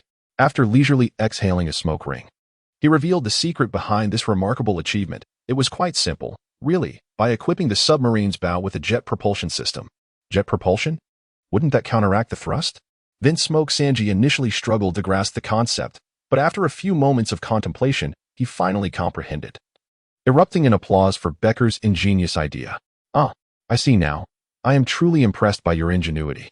Propelling forward with jets meant that the seawater that would normally create resistance was replaced with air, significantly diminishing the primary obstacle to speed. Furthermore, the submarine was outfitted with a juice-powered jet engine. Since cola and tea could serve as fuel, it follows that juice could as well, to provide propulsion in dire situations. Thus, achieving a burst speed of over 100 knots was hardly surprising. Vince Smoke Sanji, who had once believed that, despite not matching his counterpart's brilliance, he could still catch up with age as an advantage, now realized that his rival had merely been preoccupied. However, while comprehending the true disparity between the two, Vince Smoke Sanji pondered another question. How much did this submarine cost? Merely 2 billion berries. Self-defense weaponry. Indeed, this is self-defense weaponry. You have witnessed its combat capabilities, haven't you? Beck felt a twinge of guilt, although he quickly sought an excuse. He was aware that he could not deceive the knowledgeable Sanji, and ultimately, he could only surrender, honestly admitting his fault. Vince Smoke Sanji sighed, rubbing his temples. The total research funding amounted to less than 10 billion berries, yet the team leader had audaciously diverted 2 billion towards a project unrelated to their research focus. While it wasn't entirely inaccurate to label it a self-defense weapon, a portion of the funds could have legitimately been allocated to safety measures. The issue, however, was that the functionalities of the self-defense weapon seemed rather excessive. As a means of protection, did it truly require the ability to transform, operate autonomously, respond to remote audio commands, and execute high-speed submersion? Was that truly necessary? Nevertheless, Vince Smoke Sanji chose to let the matter slide, not wanting to mar their impending separation with Discord, particularly since the investor had vanished without a trace, leaving the wrong party absent. Why should he fret over such trivialities? Additionally, it is a well-known phenomenon that scientists often misappropriate funds. As a prodigious scientist himself, Beck's talent for securing funding was undoubtedly remarkable. At least Beck had utilized the funds for research rather than squandering them on frivolities, which was commendable in its own right. Nevertheless, while understanding is one thing, Vince Smoke Sanji has already mentally fortified himself against future contingencies. Once this companion seeks refuge in Beihai, he must be vigilant, for by then, he will have ascended to the role of master. Previously, it was inconsequential to swindle the funds of the Roger pirates, but henceforth, it would be his own finances at stake. The alteration of the world line has been monumental, yet Charlotte Smoothie, the architect of this change, remains blissfully unaware. In truth, due to the world government's stringent measures to suppress information prior to their capture operations, and their subsequent refusal to allow any leaks post-failure, Smoothie is entirely in the dark regarding Dr. Vegapunk's escape from their clutches. Consequently, this upheaval, at least for the time being, does not affect Smoothie's position, as he is presently urging his elder brother Katakuri to promptly embark with the crew and depart from the Kingdom of Flevance. It turns out that despite appearing ambitious during their heartfelt exchanges, Smoothie has harbored underlying anxieties. Before the mirror world of Charlotte BRLE could establish a direct connection between Totland and Flevance, they were effectively stranded. Should the Navy dispatch Sengoku or Garp, they would find themselves helplessly ensnared. After all, no matter how much the task force's strength is augmented, it remains a formidable challenge to contend with these legendary top-tier warriors. What? To summon Zeus to conjure a storm for decisive victory at sea? I apologize, but I was previously injured by the yellow ape's devastating attack, which depleted much of my energy. Upon arriving at Pharos, the unrelenting sunny weather has rendered me unable to replenish it. Now, I find myself too lethargic to move, let alone stir up any trouble. After all, Thundercloud Zeus is merely a homie, compared to the formidable natural-type devil fruit users. His reliance on external energy sources makes him less durable, unless Charlotte Linlin herself is present or the battlefield is particularly advantageous. It is challenging to expect sustained output from him. Moreover, speaking of natural-type devil fruit users, the Navy has a formidable figure in Dracul Mihawk who can command storms. Should he choose to join the fray, even with Zeus fully charged, it would be impossible to decisively vanquish the Navy's grand fleet at sea. While Zeus may diminish the effectiveness of their powers, the same applies in reverse. Victory seems elusive, especially since the Queen Mama Sang's design must cater to Charlotte Linlin's peculiar aesthetic, which hampers its speed. Additionally, the primary strength of our team consists of devil fruit users who cannot venture into the sea. Consequently, escaping poses a significant challenge, and the perilous situation we find ourselves in is all too clear. Chapter 27. Departing under cover of night. Had this been before a confrontation with the Navy, I would not have had to concern myself with these matters, as they would likely refrain from instigating a full-scale war with the Charlotte family. However, now that the mask of civility has been torn away, and the Navy has suffered substantial losses, it is only natural for them to retaliate with a grand fleet. Although the Pharos Islands are not significantly closer to the Navy's headquarters at Marineford than to Wano, their ships possess greater speed, and the ocean currents favor them. If all goes smoothly, reaching us within 48 hours is not entirely implausible, even accounting for the time taken to receive news and deliver it. It may well be possible to keep it within 3 days. Therefore, if we linger too long in Pharos, we risk being cornered by the Navy's fleet and eliminated without mercy. Thus, it is prudent to depart now, once Wano and our Great Mirror are established, and Mama can arrive at any moment, we can proceed with our plan. I say this to my brother without a hint of embarrassment. If the Navy makes a swift decision, we may have no choice but to abandon the Pharos Islands. Katakuri, observing my brother's urgent words juxtaposed with his nonchalant expression, could not help but inquire, "Moose, are you not the least bit concerned or disheartened that your plan may falter? Is there truly a flawless plan in this world? Even a mind as astute as mine can only devise various contingencies for potential scenarios. To expect a single plan to encompass all possibilities is naive." Moose replied with a chuckle, revealing that he was mentally prepared for such outcomes. In truth, if the Navy retaliates swiftly, it may not be the worst scenario. Winning this battle would allow us to regain some ground, alleviating the tension, and the Navy's rational faction may suppress the radicals' calls for an all-out war. Considering that Roger and Whitebeard pose a greater threat to the world government, Katakuri's expression turned grave, as he sensed that his brother's next words would not bode well. What, then, is the worst-case scenario? Of course, it would involve disregarding Pharos altogether and concentrating forces against Wano. If Sengoku and Garp mobilize, and even Fleet Admiral Sakazuki takes to the field, accompanied by numerous rear admirals and the 3 other admirals, Wano, deprived of your crucial contributions, especially your observation hockey, dear brother, would stand no chance against them. Charlotte Linlin would be easily outmaneuvered, and we could not even secure a Pyrrhic victory, let alone preserve our key figures. Should we manage to survive in Pharos for the time being, we would inevitably become stray dogs in the aftermath. Moose took a sip of juice, then calmly articulated the most terrifying scenario. However, Katakuri, being the formidable Katakuri, would not be so easily intimidated. After Moose spoke, a sense of relief washed over Katakuri's expression, for the situation described by his brother was, in truth, utterly implausible. The world government would hardly dare to take such a reckless gamble, would they? Even if they possessed such resolve, it would require the fortunate alignment of several key figures being conveniently near Navy headquarters. What are the odds of such serendipity? Our own journey felt rather abrupt. Could the world government have anticipated it? If they possessed such foresight, Joel D. Roger would have been apprehended long ago. Truly, Katakuri is an exceptional elder brother. Indeed, given the vast expanse of the Navy's operations, unless they had foreseen our arrival at Pharos, it would be impossible for them to grasp the situation with such precision. Observing that his second brother remained unperturbed, Moose couldn't help but chuckle. However, with an abundance of samples, even low-probability events could transform into high probabilities. If we linger here too long, the likelihood of encountering unfavorable scenarios would significantly increase. Thus, Katakuri swiftly made a decisive resolution. Let us depart. We shall leave tonight. Before departing, Katakuri needed to consult with Moose regarding a particular matter. Should they bring their relatives back to Whole Cake Island? Do not bring them, was Moose's unequivocal response. The only remaining brother of Charlotte Linlin was born after she was abandoned, and there was no connection between them. They were even oblivious to each other's existence, let alone any feelings of kinship. If one were to argue that familial ties might evoke affection, it should be noted that this uncle, in his 30s, hastily buried their mother without even holding a funeral. Even considering the general lack of filial piety in this world, such behavior was disheartening. If Charlotte Linlin still cherished her parents, she would not harbor any fondness for this emotionally distant brother, and if she had moved past her feelings for her parents, what relevance did this unfamiliar brother hold for her?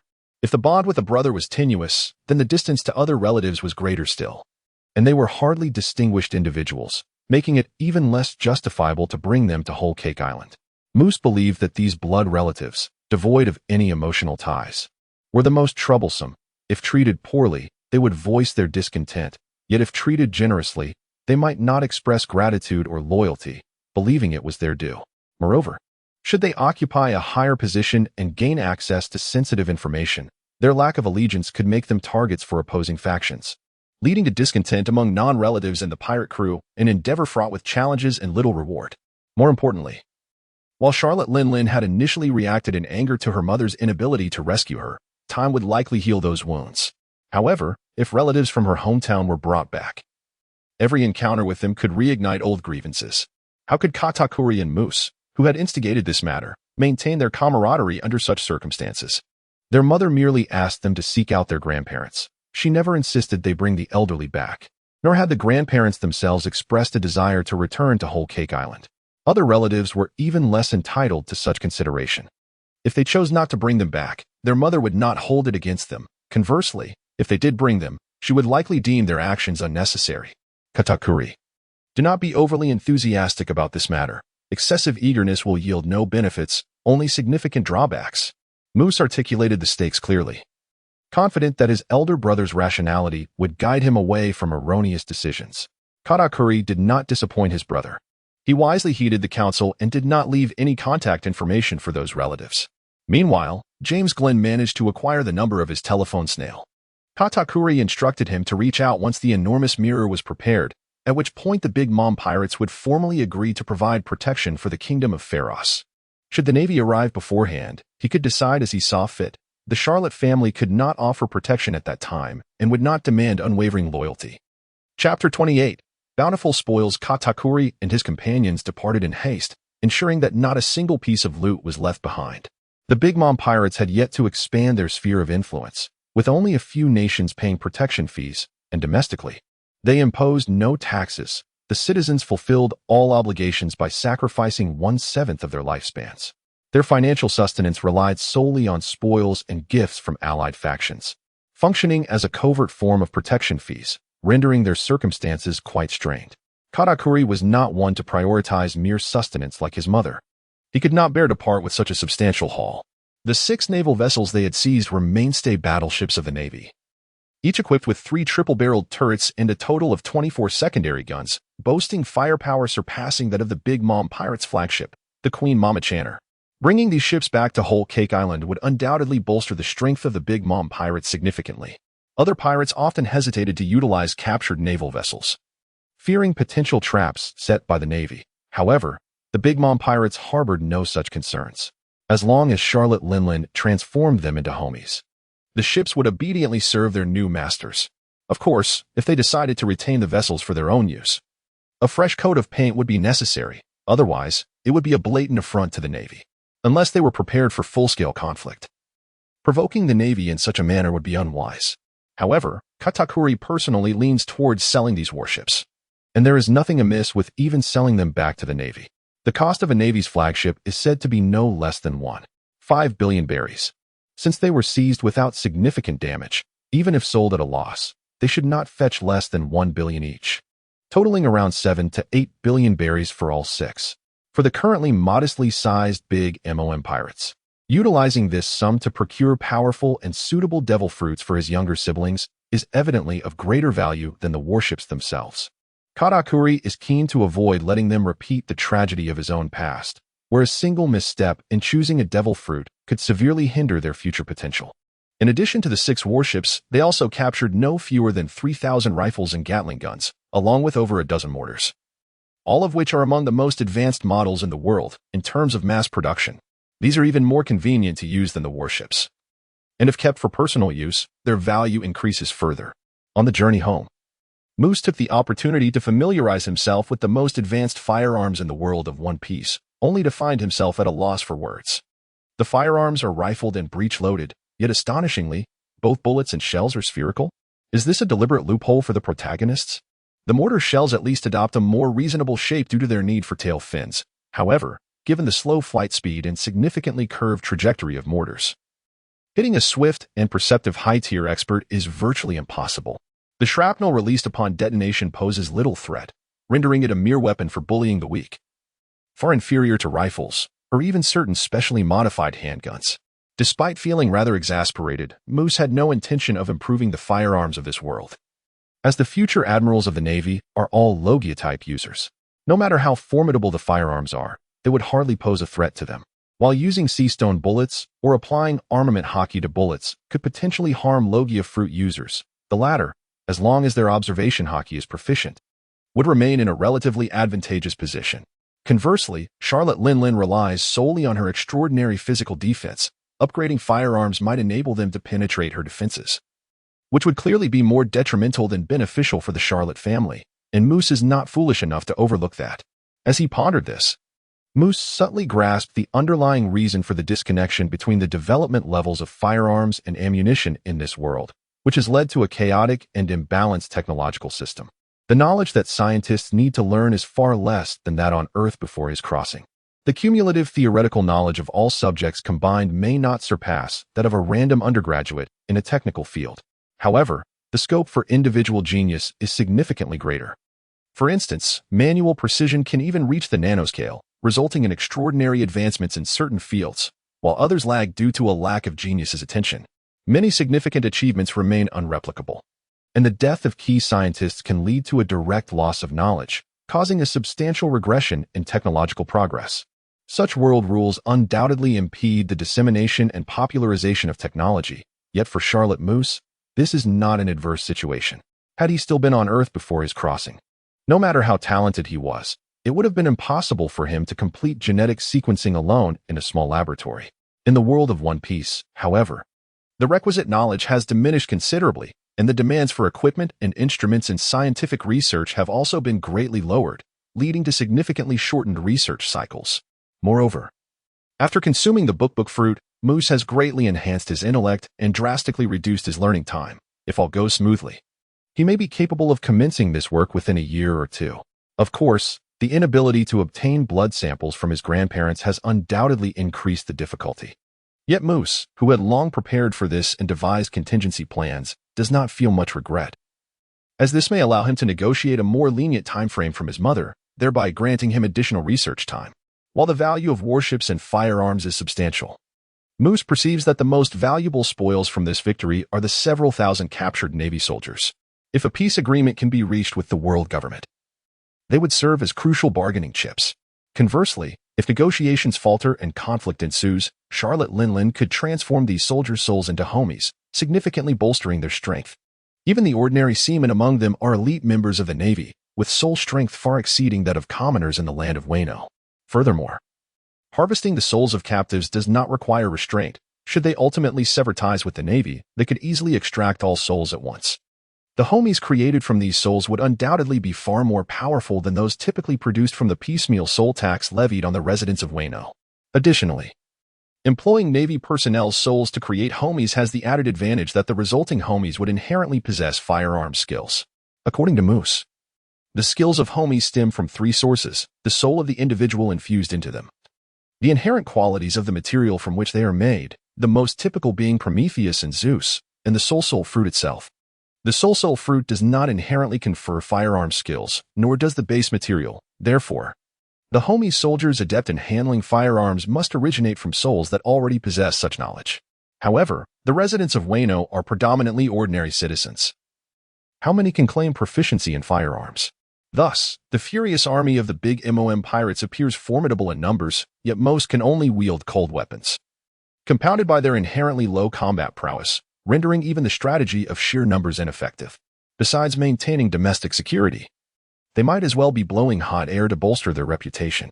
Chapter 29. The Howl of Souls. The Charlotte family had previously avoided conflict with the Navy, resulting in the high-grade souls capable of using firearms primarily coming from rival pirates.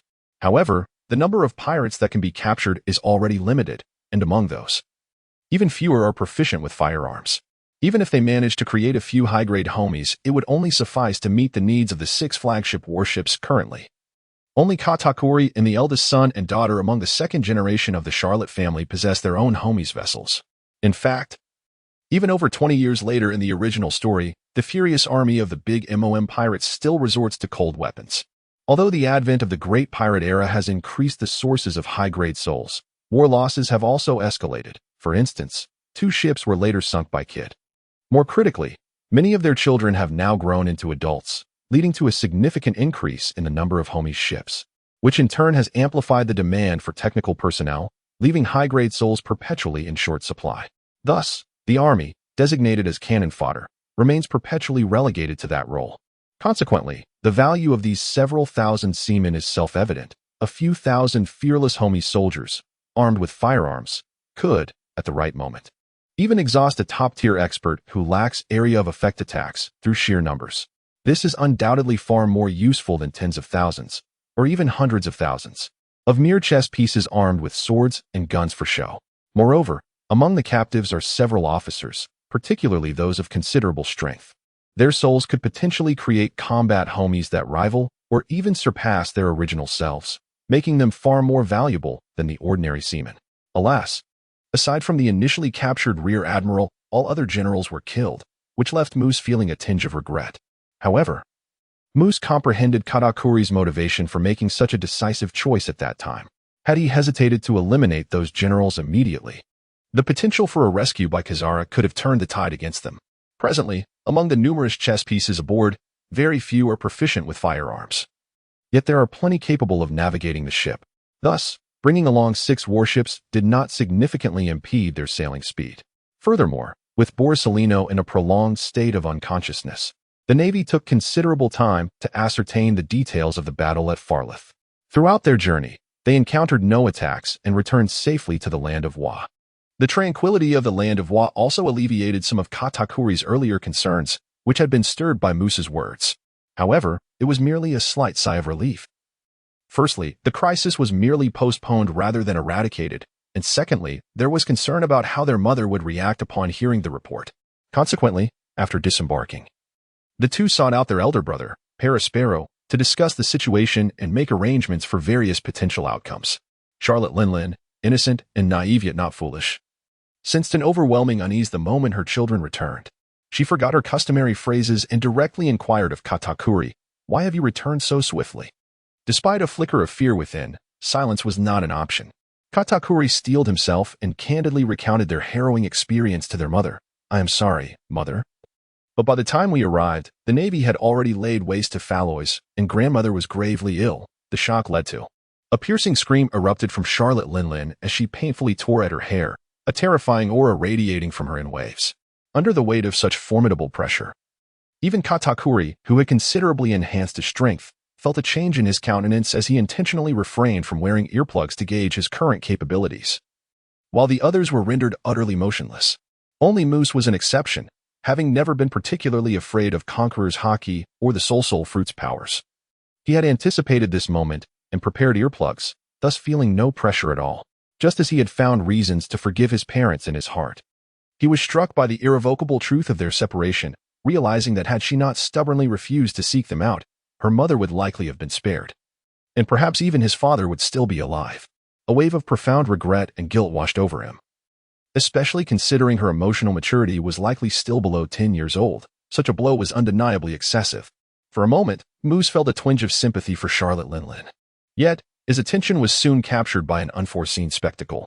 It appeared that she had indeed scraped her knee and was bleeding.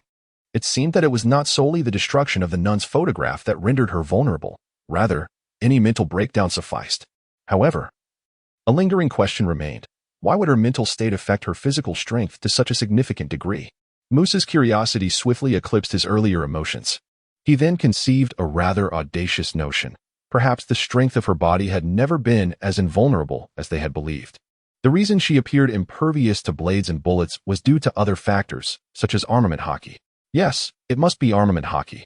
The reason her body weakened during her screams was that the mentally shattered mother had been exerting her conqueror's hockey with maximum intensity, thus leaving insufficient power to maintain the defensive augmentation of armament hockey that she typically upheld passively.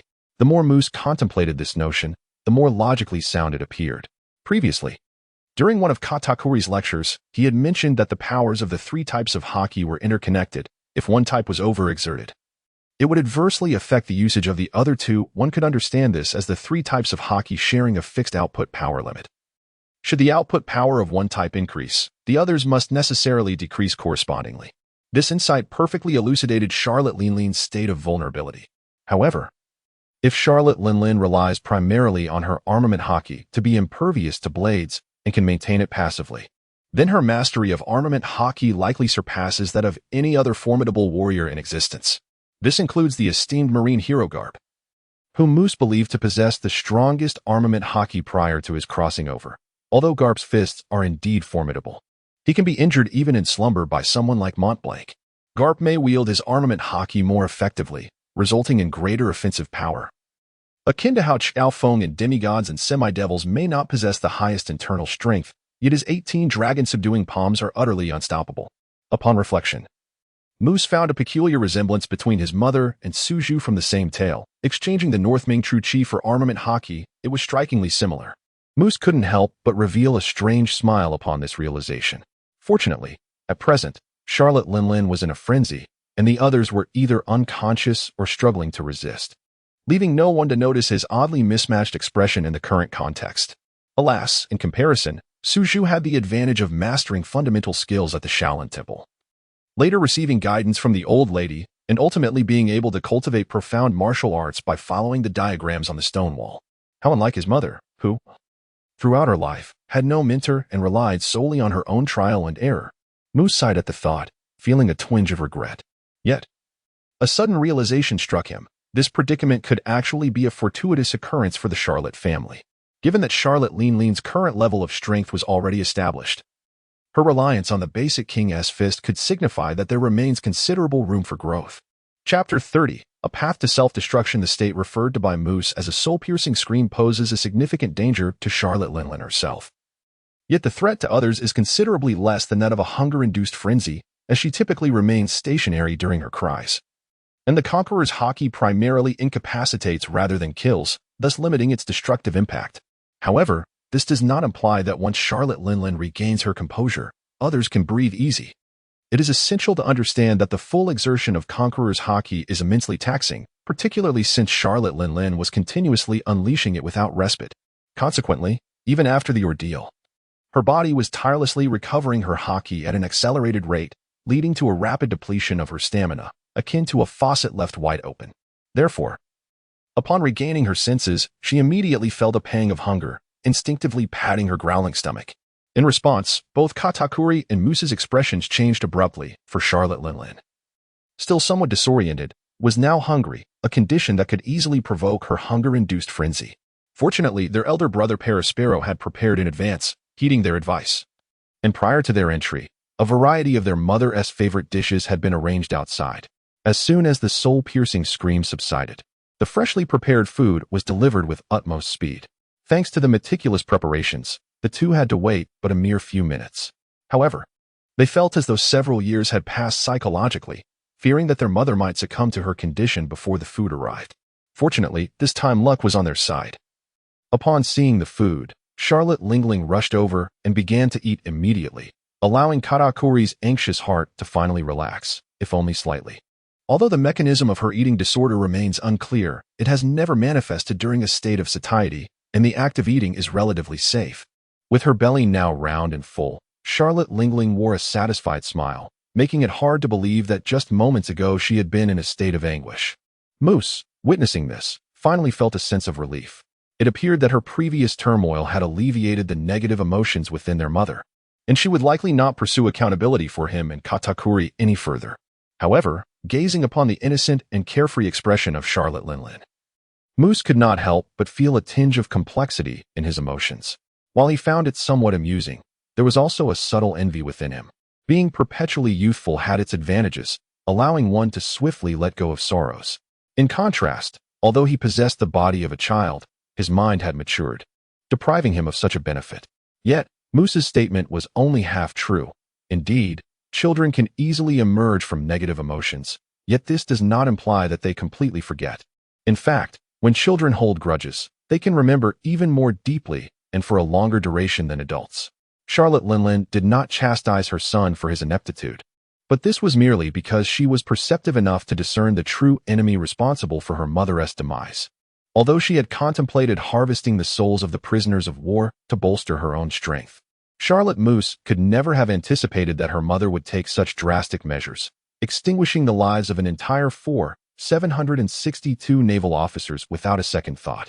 Ultimately, she left a few naval soldiers as witnesses to return and report to Marineford. What? They were all killed? Not a single one spared. A few were sent back to relay the message? That would have been preferable to leaving any behind. Upon learning of this, Moose was instantly drenched in cold sweat. The act of annihilating all prisoners stands in stark contrast to merely executing half. The latter, while still brutal, allows for the possibility of surrender due to human nature's inclination towards hope. In contrast, total extermination leaves no avenue for survival, compelling one to fight to the bitter end.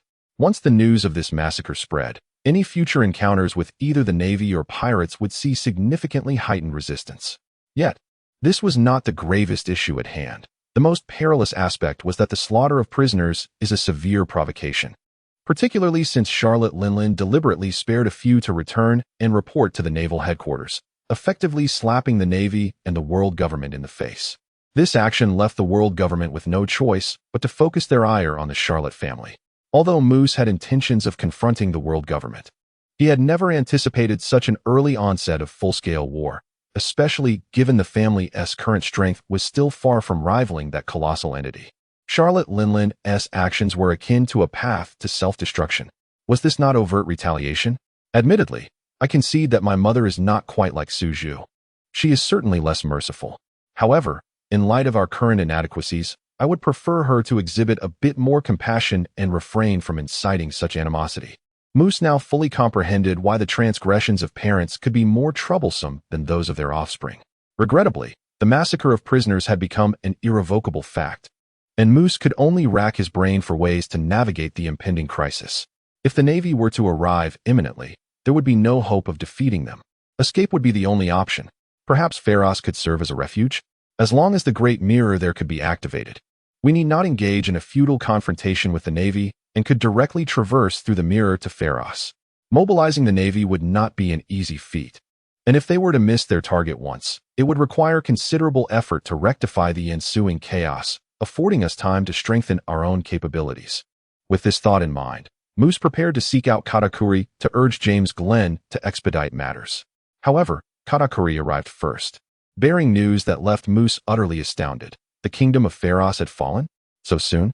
It turned out that Katakuri and his crew had only just returned to Whole Cake Island when a formidable naval fleet descended upon Pharos.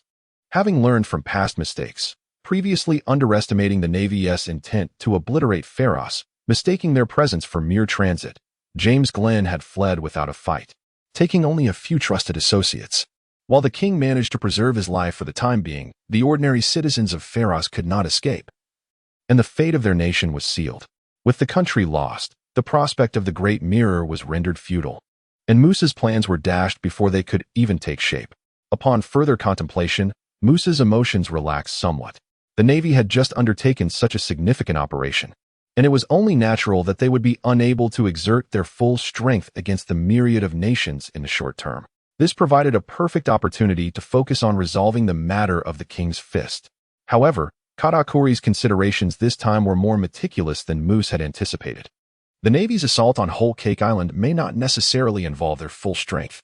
Even if we remain a mere presence of Sengoku or Garp, or even a few formidable nature-type users could suffice to resolve the situation. Thus, the Navy may still possess the capability to mobilize a grand fleet in the near future. Should they be incensed, they might immediately strike at Whole Cake Island, and if I happen to be absent, Moose, you know how easily I can be outmaneuvered without my mother watching over me. Chapter 31. The misunderstood Daifuku indeed. Moose nodded in agreement, affirming his brother's perspective.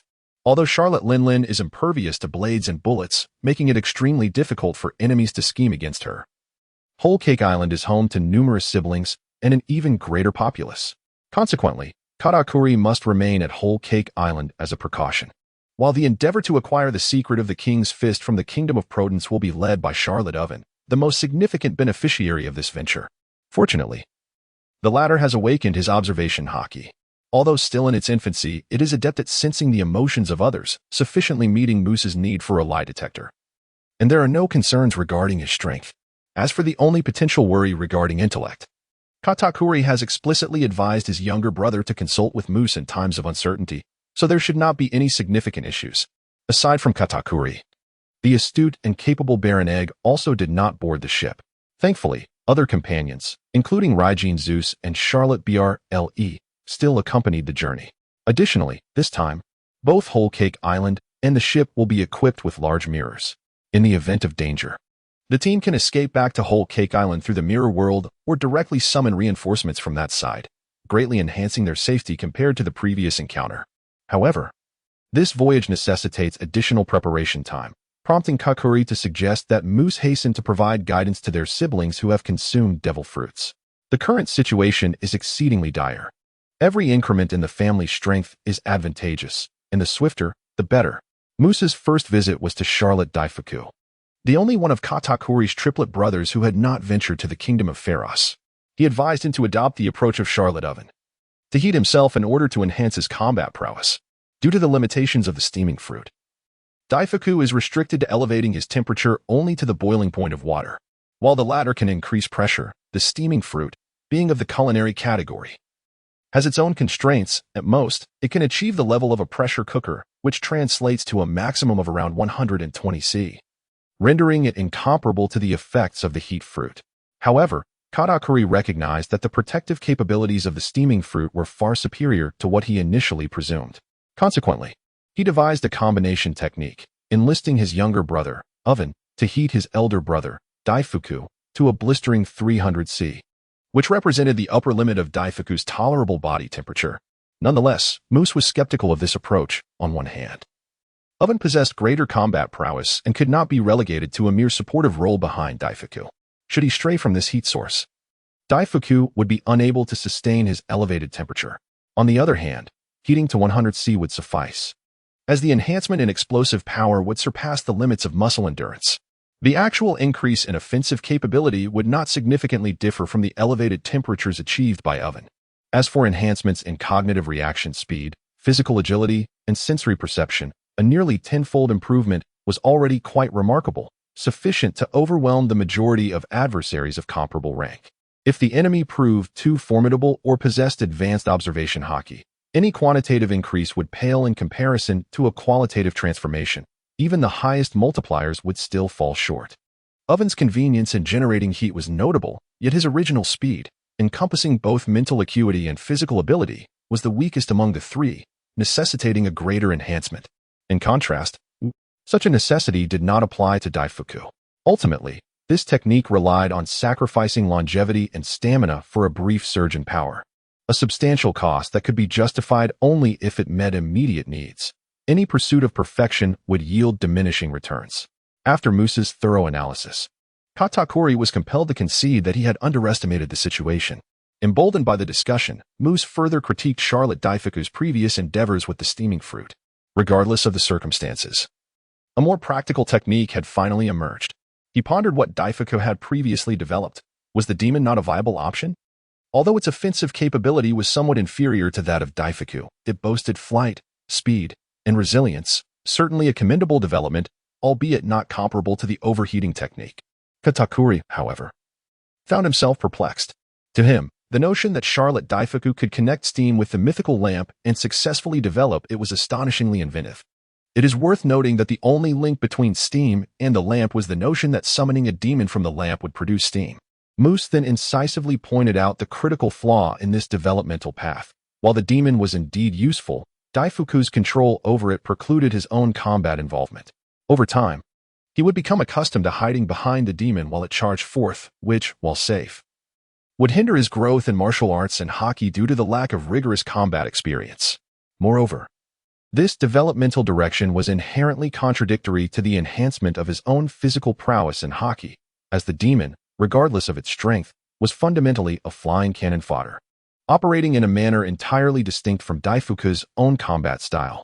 Thus, investing excessive effort and time in developing the fruit's capabilities would impede his personal combat enhancement. And vice versa. This was a situation far inferior to that of Cracker's biscuit fruit. Upon hearing this, Katakuri experienced a moment of clarity, finally recognizing that their younger brother's fruit development had indeed veered off course. However, just as Katakuri was about to habitually ruffle Moose's hair in a gesture of approval, a sudden thought crossed his mind, causing a subtle shift in his expression as he gazed at his younger brother. These musings could not have arisen only moments ago. Could they? Why have you chosen to voice them now? Upon being exposed by his second elder brother, Moose felt a flush of embarrassment. Swiftly scrambling for an excuse, "Brother Daifuku is so fierce. How could I dare to speak to him? But you could always confide in me." Katakuri's remark effortlessly dismantled Moose's feeble pretense. However, Katakuri did not continue to reproach his younger sibling. Instead, he allowed the latter to display a rather unexpected expression of remorse. "It is not your fault. With Daifuku's usual demeanor, it is unlikely that any younger siblings would particularly fondle him," he mused. "Yet, what you do not realize is that Daifuku, much like myself, Owen, and our elder brother Paraspero, genuinely cares for you all." Upon seeing Moose's incredulous face, Katakuri hesitated for a moment before revealing the truth. "Well, you are not like ordinary children, especially after consuming the book fruit. In fact, your mental maturity has surpassed that of most adults. It is all right to tell you now. It turns out that Paraspero and I understand that mere affection and protection may not be conducive to a child's growth. Therefore, among us elder brothers, someone must take on the role of the bad guy. Daifuku, with his somber appearance and disposition, has assumed this responsibility. Consequently, while Paraspero and I are revered and cherished by our younger siblings, Charlotte Daifuku has become an object of fear and even resentment."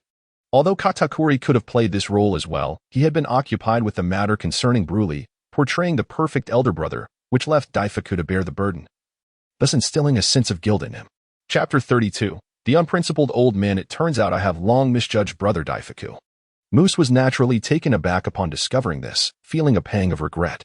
Fortunately, Daifuku is still relatively young, allowing for the possibility of redemption. Otherwise, he would have to face this good brother, who has borne the weight of everyone's misunderstandings, with shame in the future. Moose, it is fine to inform him. That lad will understand and will not spread rumors, Katakuri reassured. Daifuku himself seemed not to take it to heart, after hearing Katakuri's words. He even let out a rare laugh. In truth, Moose's thoughts likely emerged after consuming the book fruit. Previously, he had doubted Daifuku's intelligence. Hence, he did not waste much time. Now, with the overheating technique, he found that some ideas he had abandoned could be revisited, and perhaps he would surpass Owen in the future. Afterward, Moose found himself devoid of ideas to enhance the abilities of his elder siblings in the short term to bolster their family's overall strength. However, the inhabitants of Whole Cake Island who had consumed devil fruits were not limited to the second generation of the Charlotte family. Moose had pinned his greatest hopes on the chef's eat fruit, which could transform any object it touched into food. If it were effective on the human body as well, it would be as overpowered as the childlike fruit. Yet, the chef's response left Moose deeply disappointed. When he inquired as to why it was ineffective on humans, he witnessed the usually amiable chef open his mouth wide, extend his tongue to lick his pearly white teeth, and ominously chuckle, because the human body is food itself. A chill ran down Moose's spine, causing him to step back in fright. Then he realized that the chef was merely jesting, leading to a feeling of embarrassment and annoyance. He stuck out his tongue and made a face at the old man before storming off in anger. Although the chef was joking, his statement was not unfounded. Broadly speaking, anything that cannot be digested or poses severe toxicity does not fall within the realm of food. The human body indeed does not meet such criteria. The ability of the eat fruit is to transform all objects into food, yet it is ineffective on things that are already food or ingredients. Moose felt quite displeased after being frightened by the unprincipled old man, but did not harbor much resentment. Firstly, it was foolish of him to ask in the first place. If the eat fruit were truly that powerful, the chef would have been recruited by a great pirate long ago, and Moose himself would have become one, rather than drifting alone at nearly 30. Secondly, the chef held a special status within the Big Mom pirates and in the eyes of Charlotte Linlin, being the biological father of their elder brother Perispero. Even as the most favored son of Charlotte Linlin, Moose found it inappropriate to hold a grudge over such a trivial matter. Charlotte Linlin's numerous husbands are often cited as a major flaw in her character within the original narrative. However, Moose came to realize that due to their large size, nearly all of the second generation of the Charlotte family, including himself, were conceived through artificial insemination. This meant that the dozens of so-called husbands of Charlotte Linlin had little genuine marital relationship with her. At best, they were akin to those who donate sperm to a sperm bank on Earth. From this, Moose understood why Charlotte Linlin, who was known to be particular about appearances and would even disdain children who were unattractive, could tolerate a husband as grotesque as Pound. In truth, if not for Charlotte Linlin's desire for an excuse to indulge in wedding cake, she might not have even granted a husbandess title. A false title of husband, worth no more than half a cake, could hardly command respect. Any man with even a modicum of ambition would flee once he gained his freedom after the child's birth. It is understandable that the original work presents a singular character, devoid of any substantial ability, who unequivocally emerges as the former spouse of Charlotte Linling. Nevertheless, exceptions always exist. From the tender age of Charlotte Linlin, the head chef, known as Longbread, has held a uniquely cherished place in her heart. Although the children born are the result of artificial insemination, in spirit, Longbread undoubtedly resembles Charlotte Linlin's husband the most. With such a status, and being one of the oldest members of the pirate crew, it is only natural that he commands a degree of respect from everyone. In truth, were it not for his advancing age, changing mentality, and diminished energy for mundane affairs, his standing within the family could very well surpass that of Katakuri. Shaking his head to dispel these distracting thoughts, Moose soon redirected his focus to more pressing matters. The imaginative notions regarding the consumption of devil fruits had become irrelevant. The only remaining member of the family with immense developmental potential was Charlotte Linlin herself, with her soul fruit. True to her usual disposition, Charlotte Linlin rarely ventured beyond Cake Island unless necessary.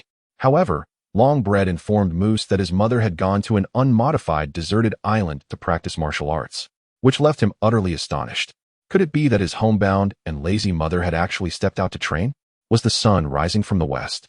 In an instant, Moose comprehended the situation, feeling a twinge of melancholy. It seemed that after calming down, his mother had come to realize the dire consequences of her actions. Naive and innocent as she may be, she was not lacking in intelligence. As long as she wished to survive, she would naturally strive for her own salvation. However, starting to make an effort at over 40 years of age, wasn't that rather too late? Had she exhibited such determination from a young age, with her innate talent, what would a mere cap be worth? Nevertheless, returning to the matter at hand, while beginning to train at the age of 43 may seem somewhat belated. The pursuit of physical fitness is undoubtedly preferable to a prior fixation on indulgence and leisure. Furthermore, this endeavor allows one to recalibrate their state in preparation for forthcoming formidable challenges. As the adage goes, sharpening one's weapon before battle is never a waste of time. Considering that Charlotte Linling had previously engaged in minimal exercise, it suggests that there remains significant potential yet to be harnessed. Much like a corpulent middle-aged individual who, despite not reaching the pinnacle of athletic prowess, can still transform their physique into a muscular form, significantly enhancing their combat effectiveness compared to their previous lethargic state. Currently, Charlotte Lingling's physique may best be described as robust, and her combat prowess is sufficient to overpower countless lethargic individuals. Moose, upon approaching his mother, found himself momentarily taken aback. After Charlotte Lingling ceased her exertion, the sea breeze swiftly dissipated the swirling dust, revealing that her ankles remained pristine and unblemished. Was this the manifestation of hockey, enveloping her body as a protective shield and keeping the dust at bay? The entire surface of her body remained untouched. Indeed, as I had previously surmised, Hockey has become an innate instinct for her. Despite my prior suspicions, the confirmation left me astounded, to the point of nearly forgetting my original purpose for approaching her. It was only when Charlotte Lingling inquired about my urgent matter that I regained my composure and conveyed a powerful idea I had envisioned. However, her response once again left me disheartened. The notion of merging souls from diverse origins into a single homie was utterly implausible, even with Charlotte Lingling's awakened fruit abilities. This implies that only the souls of formidable beings could produce powerful homies. What then was the purpose of the soul tax imposed on the nations? The souls of the weak and commoners could merely yield pawn-like entities, of little utility in combat. I could not help but voice my frustrations. Charlotte Lingling chuckled at my words, leaning down to extend a finger towards me, playfully shaking her head. It's not entirely without merit. Vigilance has its uses. Besides, dear Moose, don't you find homies to be quite entertaining? Instantly, my expression darkened. To subsist on the lifespans of others for mere amusement. Charlotte Lingling was indeed an unyielding tyrant. Yet, she had granted me the gift of life, and with the world government's propensity for annihilation, it was impossible for me, at my tender age, to sever ties with her. I could only navigate this tumultuous reality together with her.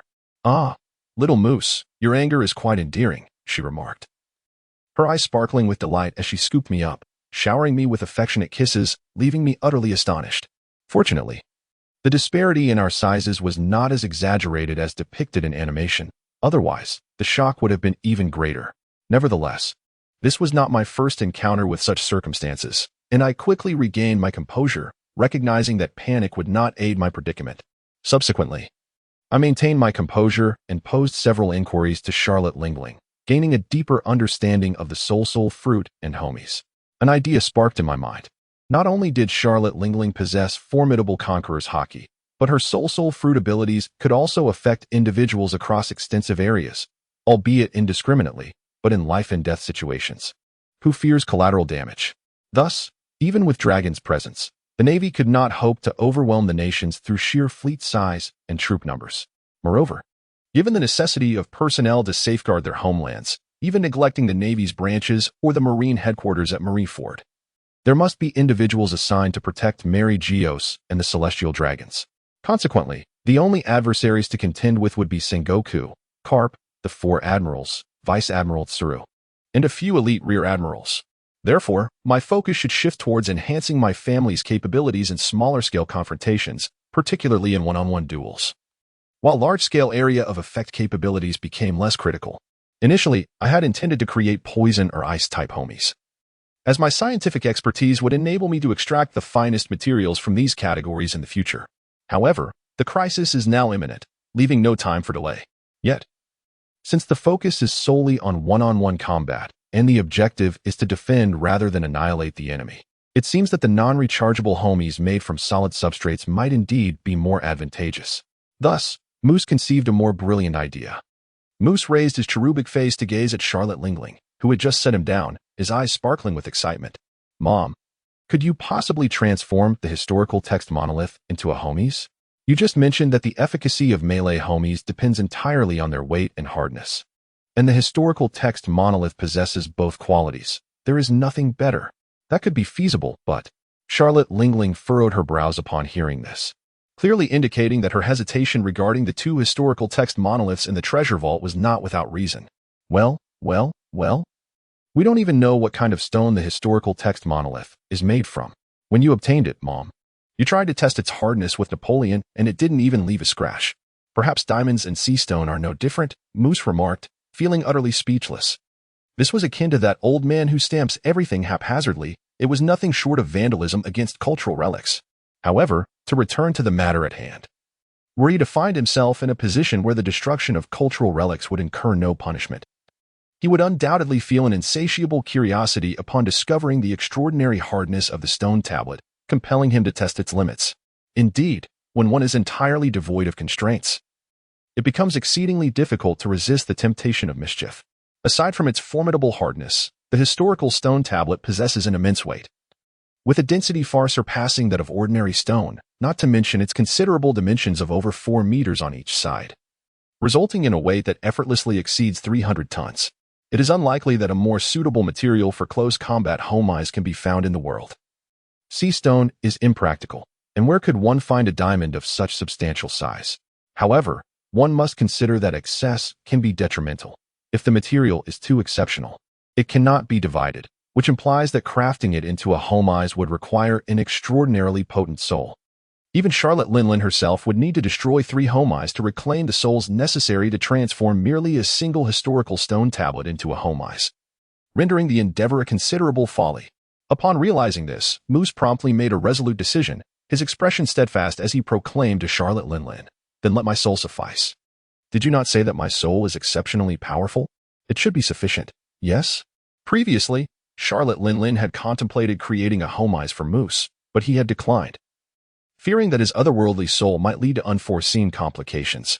Yet now, facing imminent peril, and considering Moose's current age, his chances of survival post-defeat were slim. And the prospect of being imprisoned and impelled down would be a fate worse than death.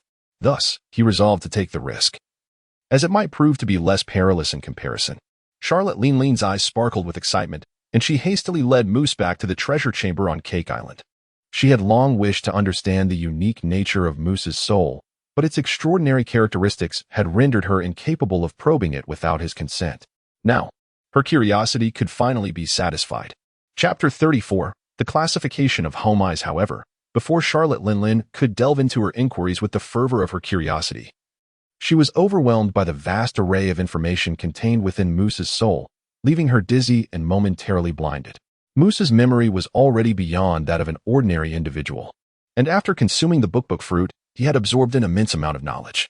Even if he was not yet the world's foremost scholar, he was certainly among the elite. Such a wealth of information was far beyond the comprehension of Charlotte Linlin's straightforward mind, not in terms of intelligence, but rather in terms of cognitive processing. After a considerable duration, Charlotte Linlin regained her clarity, her gaze toward her son filled with a sense of frustration. After a moment of dejection, she rationally relinquished her desire to pry into Moose's soul, instead allowing him to undertake the creation of the homise, while she merely provided guidance and protection from the sidelines. This revelation brought Moose great relief. He had mentally prepared himself for the possibility that Charlotte Linlin might uncover his identity as a traveler, but now, she would only need to press the confirmation button at the end, freeing him from any further concerns. Moreover, he would have the opportunity to explore the capabilities of the soul fruit and the peculiar nature of homise more deeply. However, once he embarked on the task, Moose discovered that the complexity of crafting homies far exceeded his expectations. This challenge would not ordinarily deter Moose, but he also had to separate his own soul, which felt akin to taking an important examination while suffering from a debilitating headache, a torment beyond measure. The examination was unavoidable. Missing it meant waiting another year. Now, creating this homies was equally imperative, as failing to do so might mean not living to see his 7th year. Moose's fate was indeed tragically unfortunate, yet his resilient character shone through, having once excelled at a prestigious university despite the agony of that headache. Naturally, a bout of grumbling was inevitable, and he felt a twinge of curiosity as to why Charlotte Linlin found the creation of homies so straightforward. Why was his experience so convoluted? Was it that the ability of the soul fruit made it simpler for the user to create, while assisting others rendered it a cumbersome endeavor? Nevertheless, Charlotte Linlin clarified to her son that it was not entirely so. Moose, your inexperience is to be expected, and this homies is unlike the casual ones you typically craft. It turned out that the method she was imparting for creating homies was derived from her previous work on the 3 significant homies and the Queen Mama Sing. The uniqueness of these 4 homies was not solely attributed to the infusion of Charlotte Linlin's own soul. Ordinary homies were crafted through a direct and somewhat crude division of the soul using the powers of the soul fruit, followed by the infusion of the separated portion into a base material. The process was straightforward. However, the divided soul then became an independent entity, which Moose referred to as independent homies, losing its original form and the potential for growth. Consequently, their strength remained fixed from the moment of creation, rendering them incapable of further improvement throughout their existence. Even more concerning was that the original soul, once partitioned, faced a reduction in lifespan, though recovery was possible. The real dilemma lay in the fact that while the original might continue to evolve, the separated portion would stagnate. Furthermore, the lifespan of an ordinary homies was tied to the portion of the soul that had been divided, leading to a dual rate of deterioration. Over time, even if the original soul reclaimed its essence, the losses incurred would be substantial. Thus, Charlotte Lingling would never subject her own soul or that of her children to such degradation. The four exceptional homies, on the other hand, resembled extensions of the original soul, which Moose referred to as clone-type homies. They maintained a certain connection rather than a complete severance, ensuring that the original's growth remained unaffected. Simultaneously, the lifespan of these special homies aligned with that of the original, preventing accelerated aging. With these two distinctions, should the original choose to forego the homies and reclaim its soul, there would be no detrimental repercussions. Yet, as is often the case in life, perfection is elusive. While clone-type homies mitigated the two significant harms to the original associated with the creation of independent homies, they were not without their own, or rather, two notable flaws. The world does not offer something for nothing if the soul is divided without a decrease in lifespan or time limit. The only aspect that must diminish is the strength of the soul. Given that opportunities to utilize soul strength are infrequent, this limitation is not excessively detrimental. Yet the power of clone-type homies is significantly constrained, as they are merely fragments of Charlotte Lingling's soul. For instance, the abilities of her three major homies pale in comparison to her own. In contrast, ordinary homies, even those composed of just a month's worth of soul, can exhibit formidable combat prowess if the base material is of superior quality, albeit only within that month's time frame. Charlotte Lingling's exposition aimed to underscore the superiority of special homies. Yet Moose found himself contemplating an opposing perspective. Did ordinary homies not possess greater value? With a sufficient quantity of suitable base materials, could his mother not simply divide a single soul into numerous portions for use? Though their lifespan may be shorter, the impending battle would be fierce, and longevity could indeed be a waste. Immediate combat effectiveness was far more critical.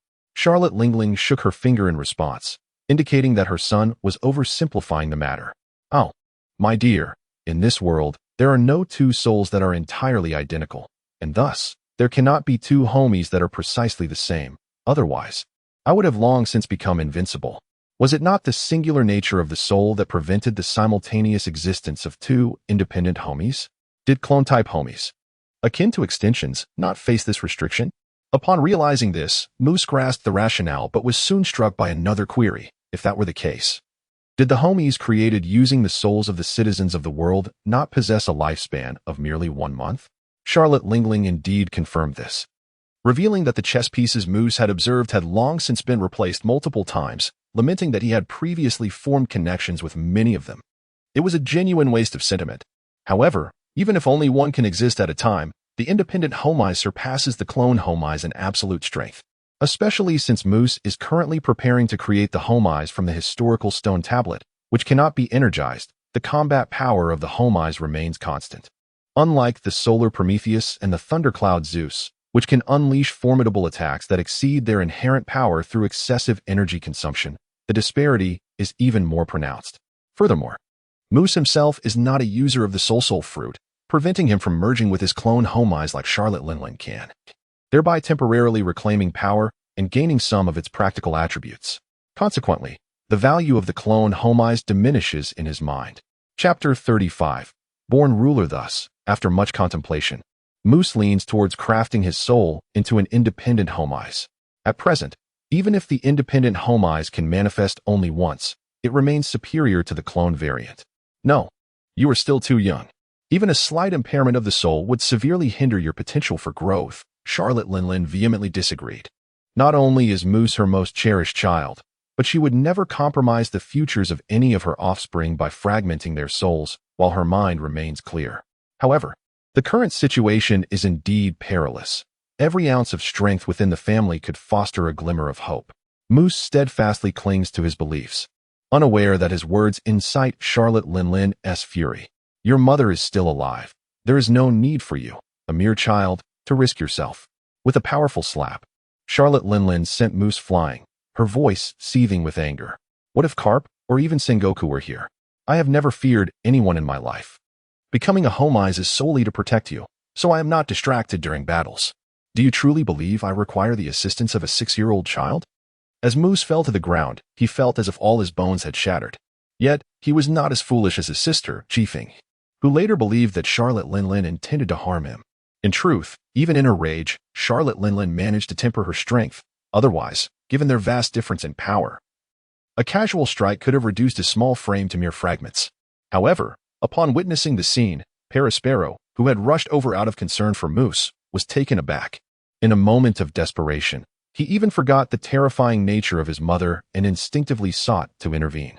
Yet, before he could act, he discovered that his body had inexplicably become immobilized, rendered incapable of even the slightest movement. The sheer force of Charlotte Linlin's overwhelming haki, emanating from her furious state, prevented him from so much as shifting the tip of his toe, let alone utilizing his devil fruit powers. Moose, though bruised and in pain, was not grievously injured and quickly managed to rise again. This realization brought a sigh of relief from Paraspero. But he soon became aware of an astonishing transformation in his mother. Her haki seemed to have intensified. While it lacked the same destructive power as before, it now possessed the ability to completely hinder his movements without the need for any accompanying sound. It was undeniably stronger, and not by a trivial margin. What could possibly explain this? Not only Paraspero, but also Moose felt it. Although this time it did not inflict physical harm, the psychological impact was significantly stronger than before. Even Moose, who had previously shown no fear, found himself unusually dizzy. Considering that the last incident was specifically directed at him, this time it was merely a natural emanation. The actual disparity was likely far greater than perceived. Having studied Conqueror's haki prior, Moose quickly deduced the reason behind it.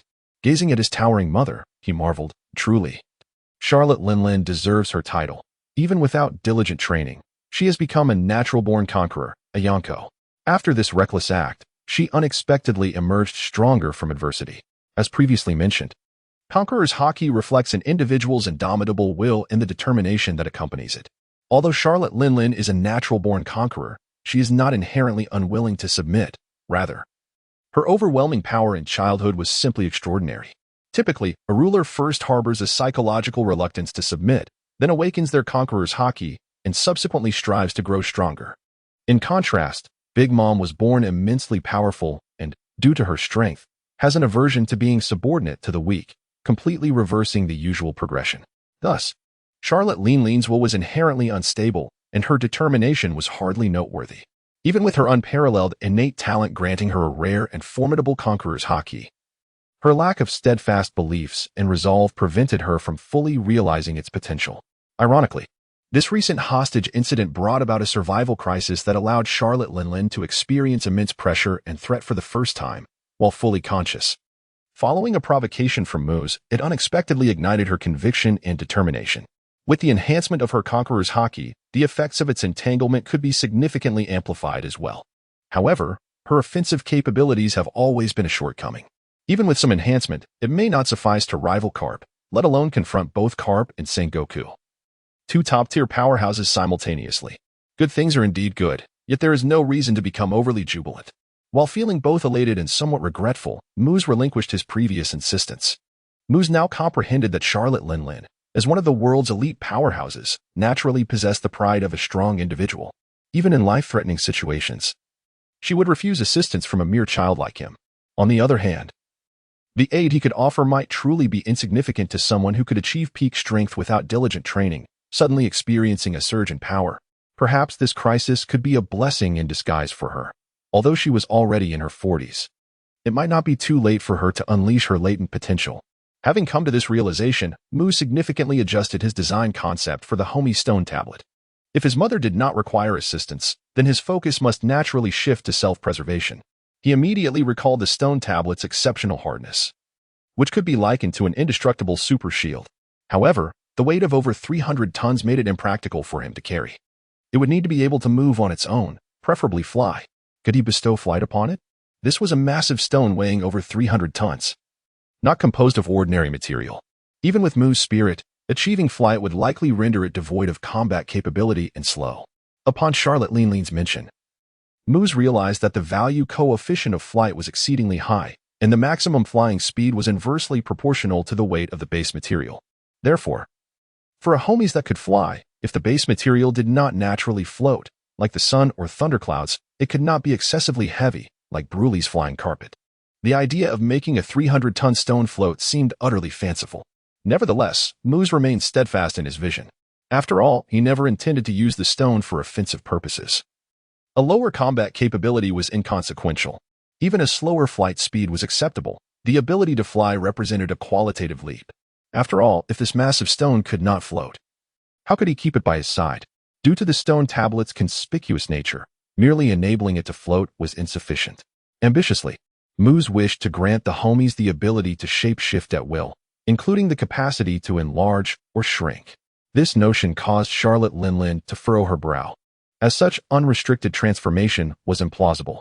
To fly while also being able to change size would likely diminish its strength and further reduce its flight speed. Are you certain you want this, little Muz? Indeed. If it is impossible to enlarge, then the ability to fly and shrink must remain. If unrestricted shrinking cannot be achieved, at the very least, it should possess a compact new form, akin to Napoleon's giant sword that could transform into a tricorn hat to wear. Muz answered without hesitation. Regardless, if he regretted the design, he could always dismantle and recreate it. First, he would push his limits and see the outcome. Due to Muz's extensive requirements and the constant emergence of new ideas leading to repeated revisions, the two spent over an hour before finally completing the project. What emerged was a stone tablet, roughly 4 meters square, transformed into a gigantic head with a mouth like a blood basin and teeth resembling door panels. Devoid of a body or limbs, just that single head. Muz couldn't help but face bomb, exclaiming in exasperation, "How could it look like this? It's hideous, uglier than Bond. It has no body, no arms, no legs, and such a large mouth." Charlotte Linlin also frowned, clearly dissatisfied with the creation. However, the image of the homies created from the solid substrate is naturally formed, and its creator has no way to alter it. Charlotte Linlin could only pout and gaze at her son, inquiring whether they should destroy it and create another. Upon hearing this, the motionless large face that had just been born suddenly displayed a vivid expression, pleading in terror, "Master, I am quite useful. Please do not let mother kill me." Is homies afraid of death as well? It seems quite intelligent. Muz found this amusing and waved his hand to signal his mother not to hastily destroy this homies. Even if it were truly useless, it is still Muz's first avatar-type homies. It deserves to be thoroughly understood before being discarded, allowing for some valuable experience to be gained. "I fear nothing, not even the main canon of the King of the Underworld." Homies boasted with pride, but Muz grew impatient, as he was already aware of the hardness of this monument. However, before Muz could prompt it to reveal its next ability, the ensuing words made his heart skip a beat. How could it know about the King of the Underworld? Does this historical monument still bear memories from 800 years ago? Yet when Muz inquired further, a look of confusion appeared on Homai's large face. "Huh? What is the King of the Underworld? I don't remember. I only know that its main canon couldn't do anything to us. Could it be that after these monuments were created, they were specifically tested with the main canon of the King of the Underworld? Or perhaps they had been subjected to its bombardment during the Great World War over 800 years ago?" Muz's curiosity was piqued, but after several fruitless inquiries, he had no choice but to relent. After all, he understood that in the world of One Piece, even inanimate objects seemed to possess memories. Yet expecting them to recall details as vividly as humans do was unrealistic. Moreover, considering this event occurred 8 centuries ago, even if the stone possessed human-like memory, it should have forgotten most of it by now. Just then, the large-faced homies astonished him once more. If Master could bring a few more stones like me, perhaps I could remember some other historical details." Muz's interest was rekindled, his eyes widening as he asked homies, "Were you originally one whole piece? I can assimilate any rock, yet their inferior material is not worthy of merging with me. I can only temporarily utilize them. True fusion can only occur with stones of identical material to mine. This one will suffice. Once merged, I can recover more memories and grow stronger," Homies exclaimed, becoming animated as it attempted to jump but found itself legless, opting to float upward and mimic a jumping motion. The immense stone, weighing over 300 tons, caused the entire treasure chamber to tremble. Even Charlotte Linlin, who was rather simple-minded, could not bear to watch any longer. With a cold expression, she reached out and restrained the unruly homies, threatening, "If you bounce again, I will immediately revert you to your original form." Homies, already instinctively fearful of Charlotte Linlin, became exceedingly alarmed at this tangible threat, obediently remaining still, a model of compliance. At this moment, Muz finally posed a question of great interest to him. "I understand gaining memories through fusion, but you mentioned becoming stronger? Does fusion imply a permanent and complete merging, equivalent to an increase in substrate?" "Precisely. I can continuously enhance my power." The stone homies beamed with pride, with Charlotte Linlin keeping it in check. The stone homai strained to tilt its head back to express its feelings. Moose, observing its rather pretentious demeanor, felt an urge to destroy it outright. It was clever, yet undeniably foolish. Just as the large-faced homais had stated, there happened to be another historical monument within the treasure chamber. Although it was a red-marked historical monument and not from the same series, the material of historical monuments was largely consistent, prompting Moose to consider having the stone homais merge with it. However, Charlotte Lingling immediately interjected, "No way. If you merge with another, the substrate will double. And so will the required soul. Moose, you have already expended nearly 40% of your soul. If you add another, you would have to sacrifice the majority of your soul, reversing the master-servant relationship. Mother is not one to be wasteful. Moreover, all special homais possess the ability to fuse. So it's not as exceptional as this one claims." Moose couldn't help but internally scoff at her words. Nevertheless, Charlotte Lingling's reasoning appeared sound, and Moose lacked the ability to persuade her otherwise, so he had to accept her refusal. However, without allowing Horim to merge with the other historical stone tablet, he could only venture outside to find ordinary rocks to test his self-proclaimed rock assimilation ability. Thus, Moose accompanied his mother back to the desolate island where she had previously trained. On one hand, he found it amusing. On the other, he sought to understand the flight capabilities of the stone tablet Horim.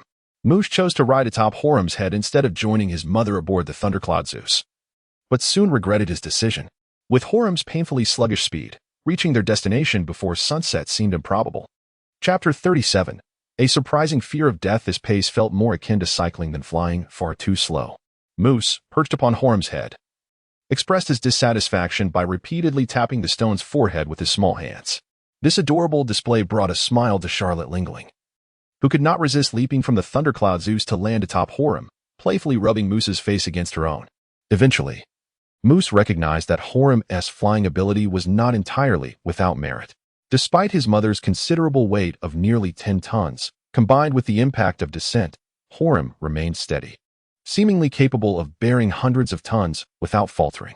After playfully teasing the young child for a while, a delighted Charlotte Lingling turned to her still glum son and remarked, "Didn't I tell you? With such a massive frame, even if it can fly, it's bound to be slow. Are you regretting your choice now? Would you like your mother to help you redo it?" While Charlotte Lingling meant well, she overlooked the fact that this stone tablet Horim was a coward, which caused him to tremble in fear. Fortunately, Moose was nestled in Charlotte Lingling's embrace rather than sitting directly on Horim's head. Otherwise, he might have slipped and fallen, considering they were above an island rather than the sea. Indeed, Charlotte Lingling also lost her balance and slid down, but with her ample cushioning. Moose merely experienced a jolt akin to bungee jumping, startled but unharmed. Charlotte Lingling herself remained unscathed, with her unparalleled defensive prowess. Not even a fall from 10,000 meters would mar her skin. However, even in the absence of injury, a sudden fright is inevitable. The agitated Charlotte Lingling summoned the stone tablet homais before her, unleashing a flurry of punches and kicks upon it until her fury was somewhat assuaged. Meanwhile, the ever-unreliable Zeus, witnessing this spectacle, promptly ascended into the sky, disguising himself as an ordinary cloud, remaining silent to evade his mother's scrutiny regarding his negligence.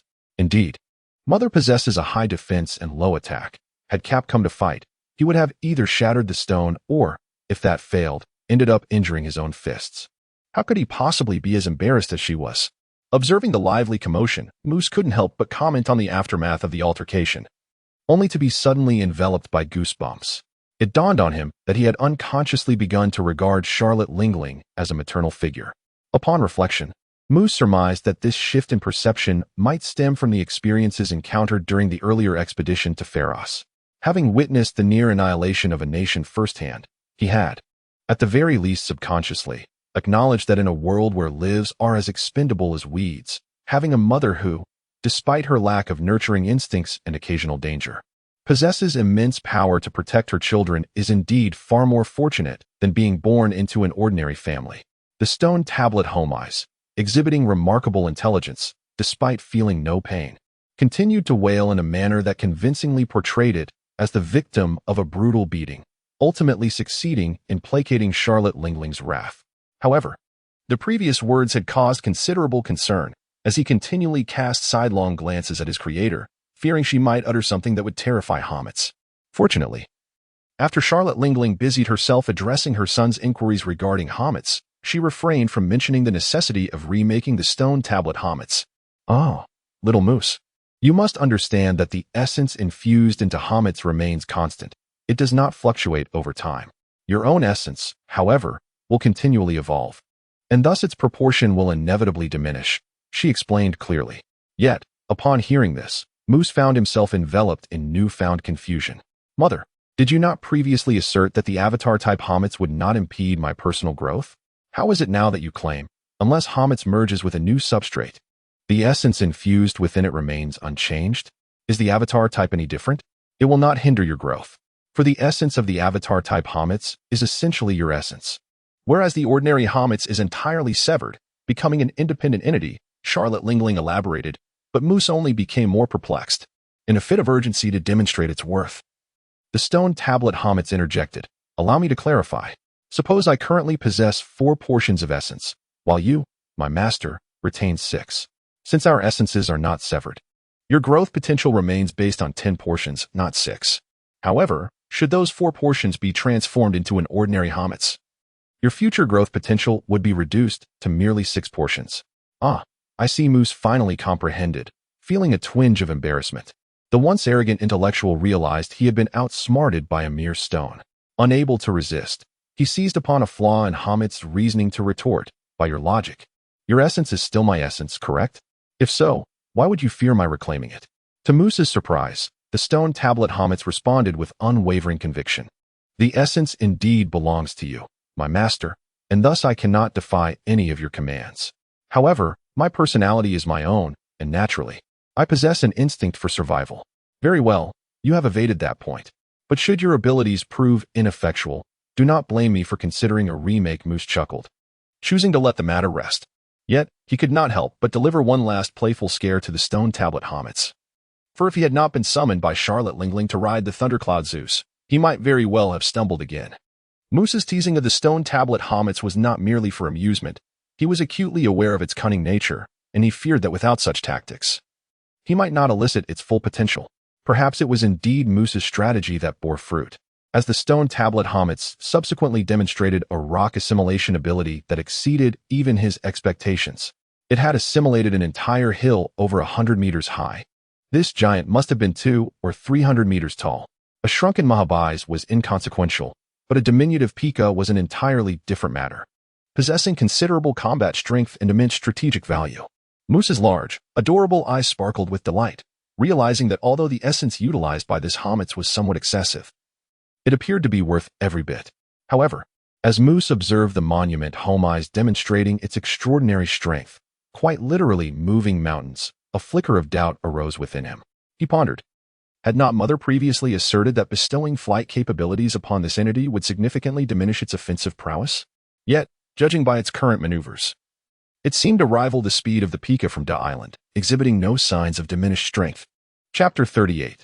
The monument is also a tome. Upon hearing her son's uncertainty, Charlotte Lin, with a knowing smile, elucidated, the assimilation of rock must stem from the inherent characteristics of the substrate, while the ability to fly is a new trait conferred by the mother fruit. In essence, the innate qualities of the substrate account for one aspect, while the attributes granted by the soul fruit account for another, each occupying a fixed proportion of the soul without conflict. It is only the newly acquired traits, or similar traits, that might compete with one another. Indeed, it is akin to a fruit user of modest strength being able to unleash tremendous power through their abilities. This time, Moose did not fall prey to rigid thinking. He quickly grasped the implications, and his spirits soared with joy.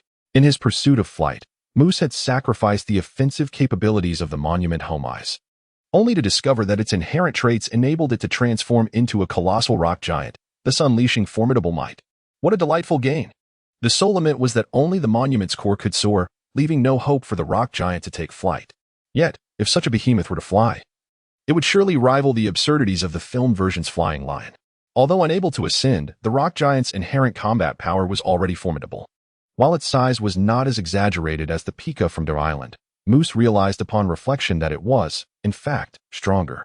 The Pika was limited by human stamina, whereas the non-chargeable Homais like the monument Homais possessed boundless endurance, akin to those chess pawns. The giant manifested by the Pika could be vanquished by targeting its core. Yet this entity's core, likely only a select few, such as the Kazuki clan, who mastered the art of processing, or Brook, who possessed the ability to inflict harm on souls, could truly injure it. A shrunken version of Pika? It is more accurately described as an enhanced Pika. However, it did not take long for Moose to realize a significant issue, which caused his expression to become somewhat awkward. He was overwhelmed with excitement. The doppelganger Homais shared life with its master. This formidable entity had virtually no weaknesses, but if one were to eliminate, knocking out was futile, the currently vulnerable master. This creature would also perish. Thus, Moose resolutely decided to venture out without it, believing that Homais could perform even more effectively without being hindered by his presence. Moreover, considering that the Navy might initiate a full-scale war, the world would be at the forefront of danger, and his home would require such a powerful force, one that could rival a star general when utilized properly. Moose's own objectives were relatively minor, and he might not encounter the Navy. Furthermore, even if he brought this being along, the likelihood of it inadvertently harming itself in battle was far greater than that of it providing protection. Lost in thought, Moose suddenly felt a pang of regret. While the ability to assimilate rock was indeed a godly skill for overwhelming foes, its greatest value lay in its capacity to reshape the terrain. In the confined yet mountainous world of One Piece, the ability to alter the landscape could scarcely be overestimated. Unfortunately, with his family in dire straits, he could only forsake the principle for the secondary, valuing its relatively lesser combat prowess while neglecting the potential to benefit the people of the world. Despite his decision not to take it along, Moose still requested Homais to demonstrate its miniature form, which resembled a seal roughly the size of a child's fist. Floating effortlessly, Moose easily grasped it in his hand. Yet when he attempted to bring it closer for a detailed examination, he encountered an amusing predicament. Although the stone Homais had shrunk, its mass of over 300 tons remained unchanged. Even in its floating state, the weight was nullified, but its inertia, its mass, persisted. As Moose pulled it towards himself, it felt akin to a child wielding a large hammer, making it utterly unmanageable, and he lost his balance, nearly toppling over. Meanwhile, Charlotte Lin, exhibiting no maternal instinct, was in fits of laughter. Flustered, Moose, in a fit of frustration, named Homais' big head, leaving the creature looking quite aggrieved. It could not resist its master's whims and, in a huff, transformed back into its original stone form to express its displeasure. Observing this, Moose couldn't help but lament that Homais' overly human-like traits were troublesome. Yet he was interrupted mid-sentence as he noticed the historical text engraved on the stone. Moose then realized he had seemingly overlooked a crucial point. The stone was not an ordinary rock. It bore significant inscriptions. If blueprints could be considered books, then surely this stone could be classified as such. He first contemplated reading the historical text inscribed upon it as he would with any book. Although he had little interest in becoming the so-called Pirate King, perhaps due to his youthful physique, his curiosity was far more pronounced than in his previous life, leading him to involuntarily reach out and touch it.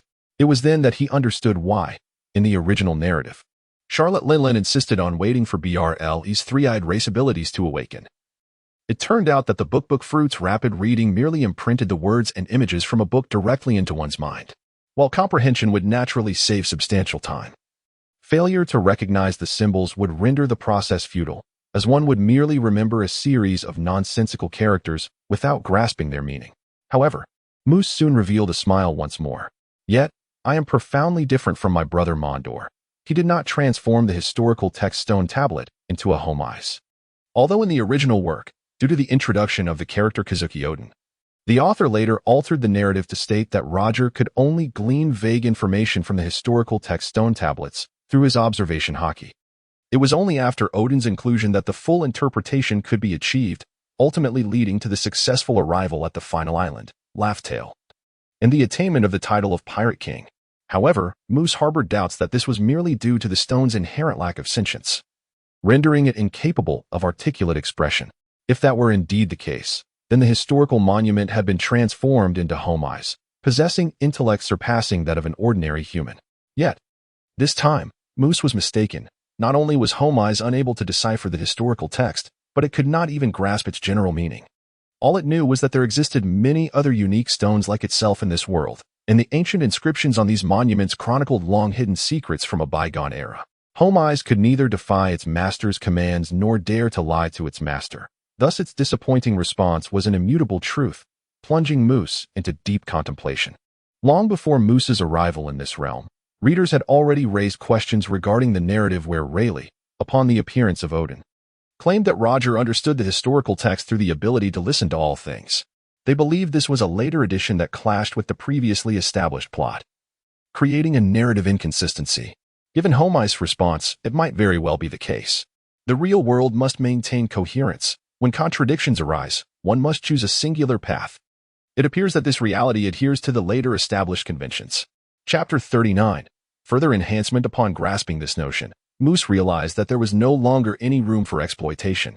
To uncover the contents of the historical text, he must seek out the scholars from O'Hara or, more likely, the now-returned Kazuki Odin and Ueno. However, Moose was not particularly concerned about the secret of Laughtrue. His curiosity simply went unfulfilled, leaving him slightly discontented, unlike Charlotte Lingling, who was visibly disappointed.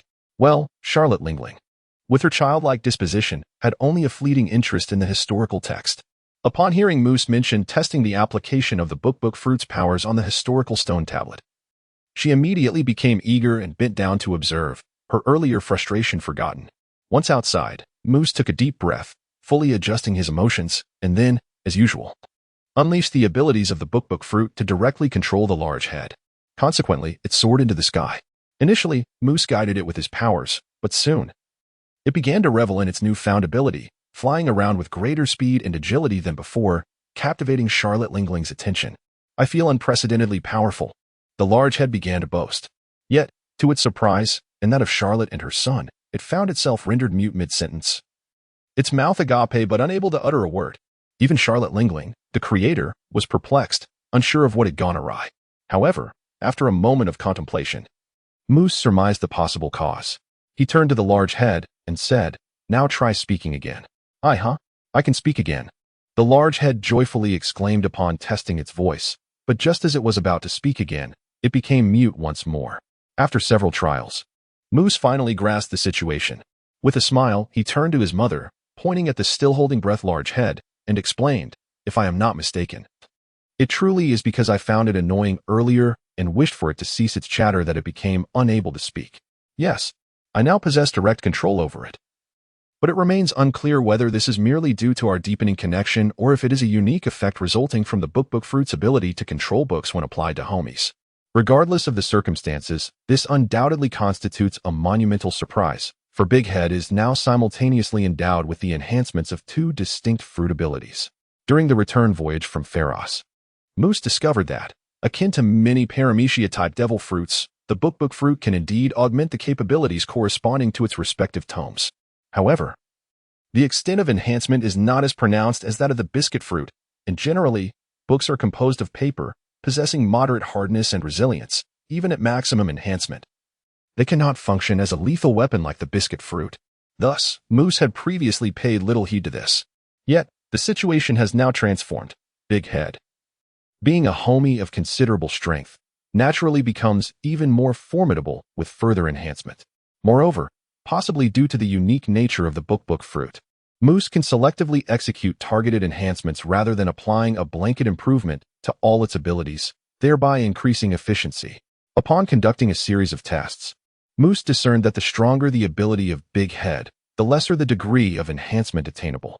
For instance, even after augmentation, the ability to assimilate rock could only merge with a mountain over 400 meters high to produce a giant of 600 to 700 meters. In contrast, a shortcoming such as flight speed could astonishingly surge to 12 or 13 times its original capacity after enhancement.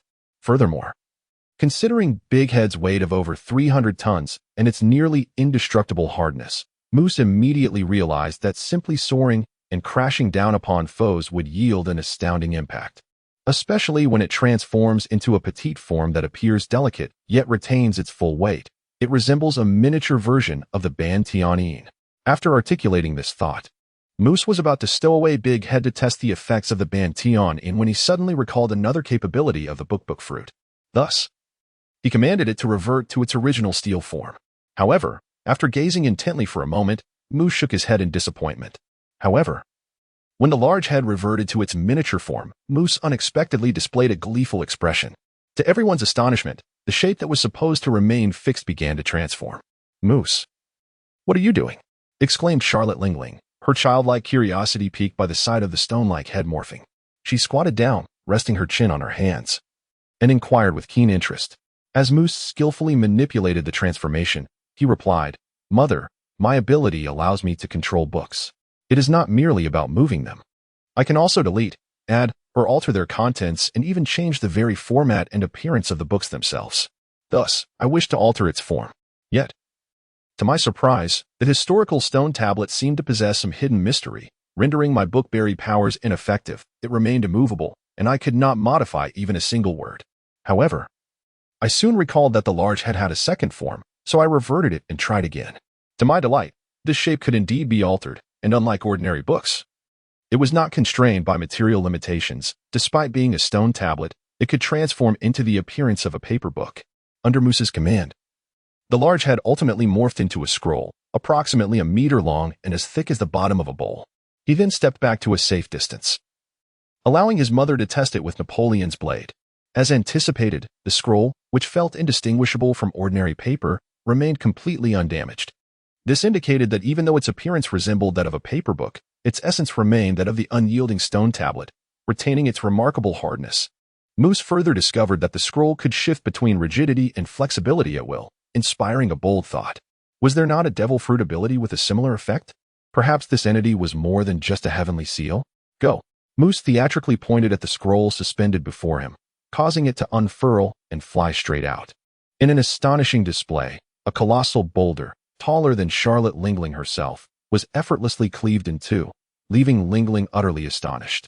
She could scarcely fathom how the seemingly soft and pliable scroll wielded such formidable power.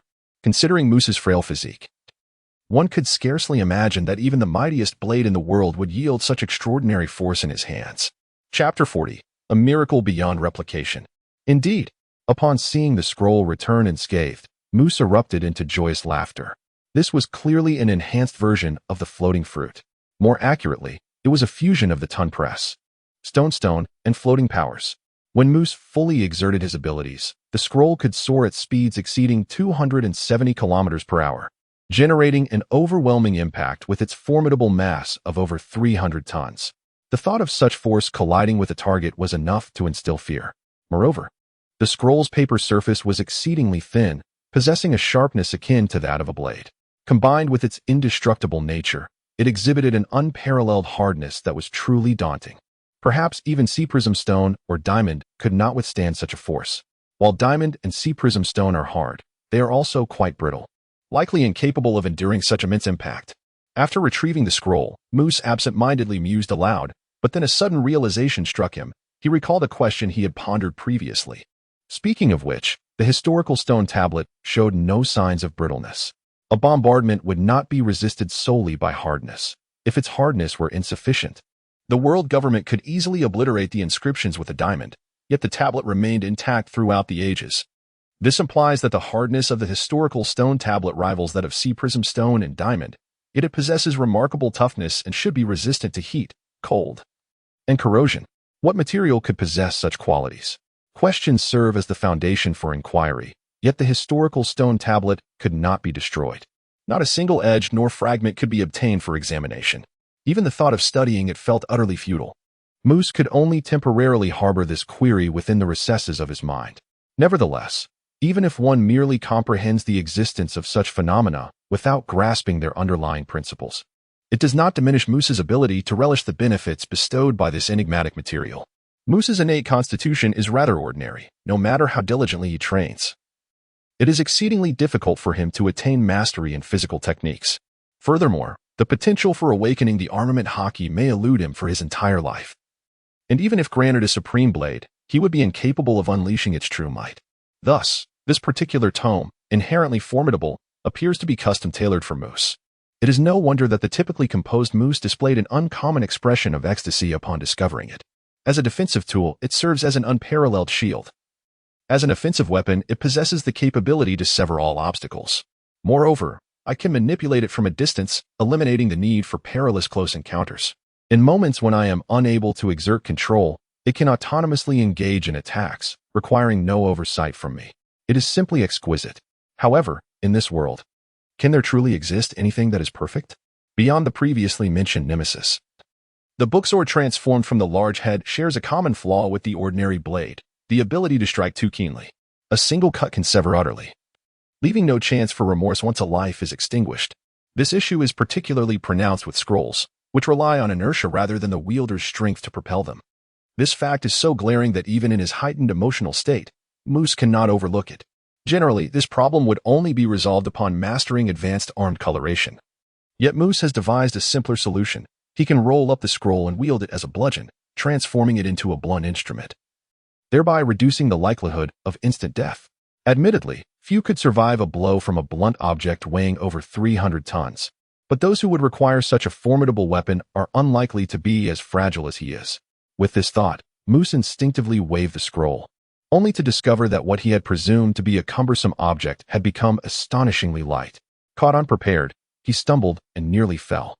Once steady again, Moose remained astonished. How had it become so light? Was it the ability of the book fruit? Could it be that any book controlled by such power, no matter how heavy, eludes my perception of weight? This defies logic. While the concept of eliminating weight seems plausible, to also negate inertia is another matter entirely. As the words left his mouth, Moose couldn't help but chuckle at the absurdity of discussing science in the world of One Piece. It is essential to recognize that in this realm, even the fundamental law of conservation of mass energy does not hold, and the devil fruits themselves are the epitome of the unscientific.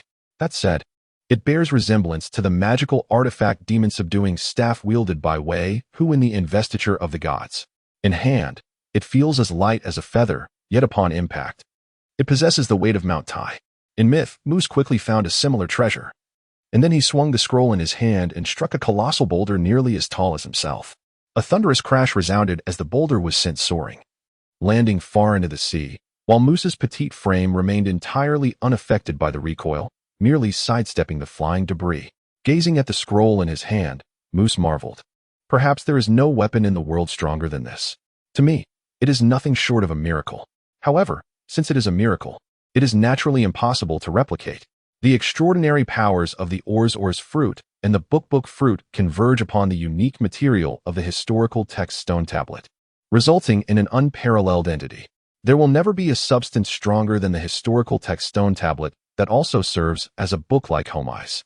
Furthermore, there are only a few devil fruit abilities, such as the Or's fruit, that can coexist with the powers of other devil fruits. The book fruit, possessing limitless possibilities, is truly one of a kind. In this world, formidable beings like Moose, who have a soul so powerful that it can carve a homage from the historical text stone tablet, are likely to be exceedingly rare as well. Moose's immense strength fills him with exhilaration, yet for the youthful-hearted Charlotte Lin, it is the new ability of transformation that piques her curiosity, prompting her desire to play with it. Moose, concerned about lending without return, finds himself in a quandary, reluctant to refuse outright. Fortunately, having delved deeply into the concept of homage earlier, he has conceived a bold idea that can now divert his mother's attention.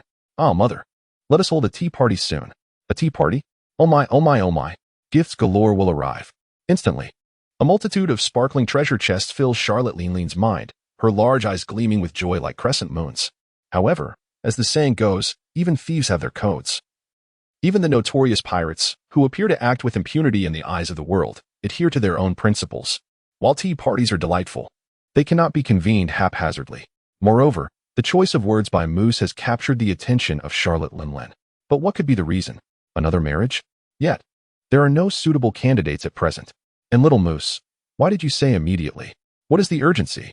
Indeed, it is crucial to act before the news of your declaration of war against the Navy spreads.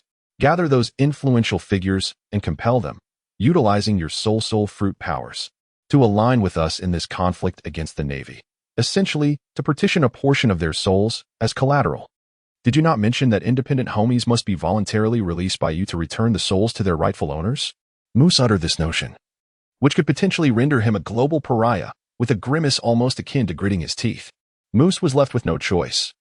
Had it not been for the dire circumstances threatening his very existence, this method reminiscent of the three-corpse brain god pill would have remained buried deep within his heart. Chapter 41. Stasia? It can be utilized in such a manner? Well, Charlotte Lin possesses a rather tenuous grasp on moral principles. Or perhaps her perspective diverges significantly from that of an ordinary individual. Upon hearing this, she experienced little psychological resistance. However, she soon shook her head again, indicating that the tea party could not be organized. Unfortunately, it was too late. Arranging such an event required sending someone to personally deliver the invitations. Even inviting those nearby would take several days, ample time for the Marines to return to their naval base and disseminate the news. "Mother, you should have sent someone to escort them back instead of allowing them to take a boat on their own," Moose complained, though the expression on his face relaxed considerably. He ultimately possessed a conventional moral compass, coercing others into servitude, forcing them to sell their souls for his benefit, weighed heavily on his conscience. Complaints aside, Moose, being astute, quickly recognized this possibility and adjusted his mood, proposing his second plan. If the tea party could not be held, they must at least detain Stussy, for she is affiliated with the world government. The revelation of Stussy's true identity as the esteemed courtesan of Pleasure Street, yet to be elevated to the status of a madam, was akin to a bombshell. However, upon Moose's announcement, Charlotte Leanlean's face reflected only mild surprise. It was not so much the revelation itself that astonished her, but rather the quick deduction made by little Moose. Truly, he was his mother's most intelligent son. This left Moose somewhat taken aback. He realized he had underestimated Charlotte Leanlean once again. Had she known all along? Indeed, while his mother may be naive and childlike, her intellect was anything but dull, even with the bustling information flow of Pleasure Street. Acquiring the complete training methods of the Marine Six styles would be a formidable challenge. Given her long-standing friendship with Stussy, how could she not have suspected this? After releasing those Marines, his mother must have thought of this and called Stussy. She should be nearing the headquarters of the world government by now. Charlotte Leanlean continued to smile, though her smile took on a slightly chilling quality. It is worth mentioning that Stussy was Charlotte Leanlean's closest friend. Without exception, the long-bred was a partner, not a friend, which was why she had refrained from exposing her identity. However, since the rupture of their relationship has become inevitable, Charlotte Leanlean shall not show any mercy. She hopes that Stussy will be wise enough not to force her into the grim position of having to eliminate her closest friend. Having made her resolution, Leanlean feels liberated from concerns about Moose, an irrelevant party. To thwart the possibility of the world government implanting listening devices or even suicide tools on Stussy, he rendered her unconscious upon their first meeting. Although Stussy is skilled in assassination, her current capabilities are merely equivalent to those of an ordinary rear admiral of the Navy, utilizing the powers of the soul fruit. He transformed every object on her person that could be turned into a homie. Since creating simple homies akin to sentient cookies is within her effortless grasp, Leanlean can produce them in bulk without needing to see them directly, as long as there is a sufficient amount of soul energy present. Her fruit's abilities will automatically seek out suitable objects, whether sentient or not, to create a multitude of homies. Even if Stussy, a seasoned operative, hides meticulously, it would be of no avail unless she possesses the capability to integrate hidden devices into her very flesh. After eliminating the potential dangers posed to Stussy, Leanlean awakened the CP0 agent. Upon regaining consciousness, Stussy instinctively curled up to shield her eyes, only to recall that she had been ambushed, her face contorting with anger as she inquired why Leanlean had attacked her. It was then that the world government agent learned that her dear friend had slaughtered thousands of Navy prisoners of war, deliberately sparing a few to return and provoke the Navy and the world government. Even Stussy, who had weathered countless storms, was momentarily struck by shock, her complexion paling. "Leanlean, have you lost your mind? You have no idea how formidable the world government is. Over the past 800 years, countless powers more formidable than yours have vanished into the annals of history, their very existence erased. Once the world government sets its mind to it, no enemy is beyond annihilation. If you still consider me a friend, you must swiftly retrieve those Navy prisoners that cannot be allowed to return to their base." What is this madness? Even Moose, with his exceptional intellect, struggled to grasp Stussy's line of reasoning, only comprehending her intent moments later. Unable to suppress a sardonic laugh, Moose retorted, "Are you suggesting that the world government values its reputation more than the act of killing prisoners? The slaughter of thousands can be glossed over as collateral damage, allowing for the possibility of mending relations. However, returning those prisoners would be a slap in the face to the world government, and once the news spreads, there will be no way to contain the fallout." At this juncture, Stussy finally demonstrated the professionalism expected of a CP0 ace operative, having composed herself completely within mere seconds. However, Stussy discovered that Charlotte Leanlean had seized the opportunity of her unconsciousness to extract her soul, capable of ending her life with but a mere thought. Thus, When confronted with Moose's inquiry, this seasoned agent responded with utmost honesty, refraining from any trickery. Indeed, a mere few thousand naval officers could easily be replenished. And if open provocations went unpunished, it would embolden a multitude of potential dissenters to rise and destabilize the global order, which the world government would never tolerate. Compared to an entirely fabricated lie, embellishing the truth is far more difficult to detect, a principle that Stussy, as an elite operative, undoubtedly comprehends. Judging by her conduct during the whole Cake Island arc in the One Piece anime, her loyalty to the world government is beyond question, making it truly hard to believe that she would genuinely consider Charlotte Linling's interests. However, Moose believed that Trisha's current words might indeed stem from the depths of her heart. Beyond the imminent threat to her life at the hands of her mother, the world government's approach to the big MOM pirates was ultimately a futile endeavor.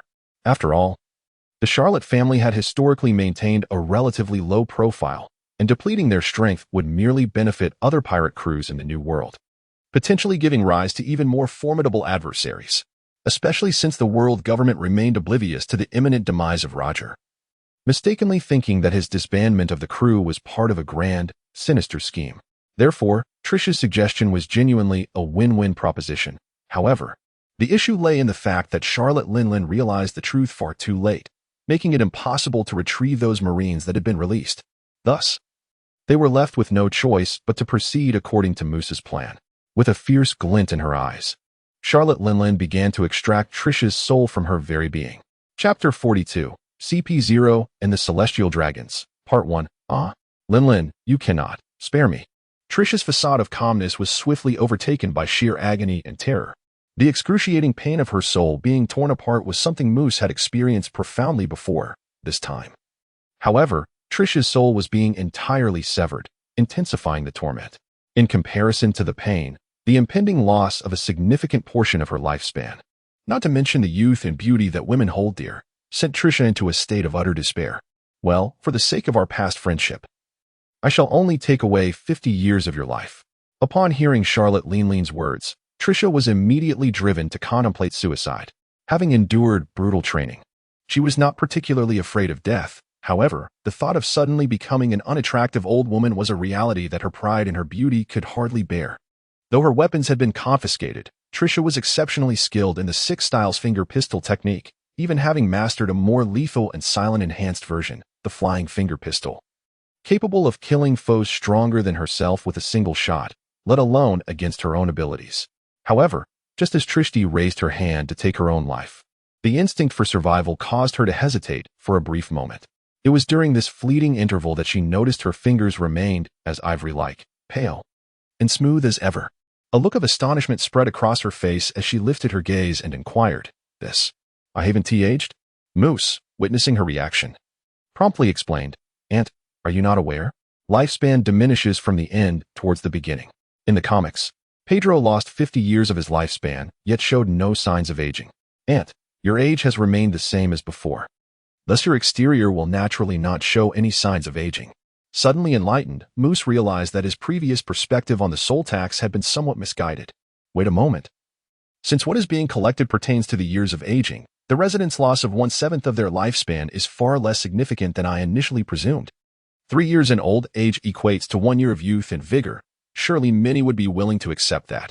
Furthermore, considering that the Kingdom of Nations imposes no additional taxes nor requires Corv-E labor, while generously providing its citizens with food, housing, education, and defense services, it becomes evident that while Charlotte Linling's motive for extracting souls for her own amusement is indeed nefarious from the residents' perspective, life in the Kingdom of Nations is already more blissful than in the majority of countries within the world of One Piece. For those without exceptional talents, it is indeed akin to a paradise on Earth.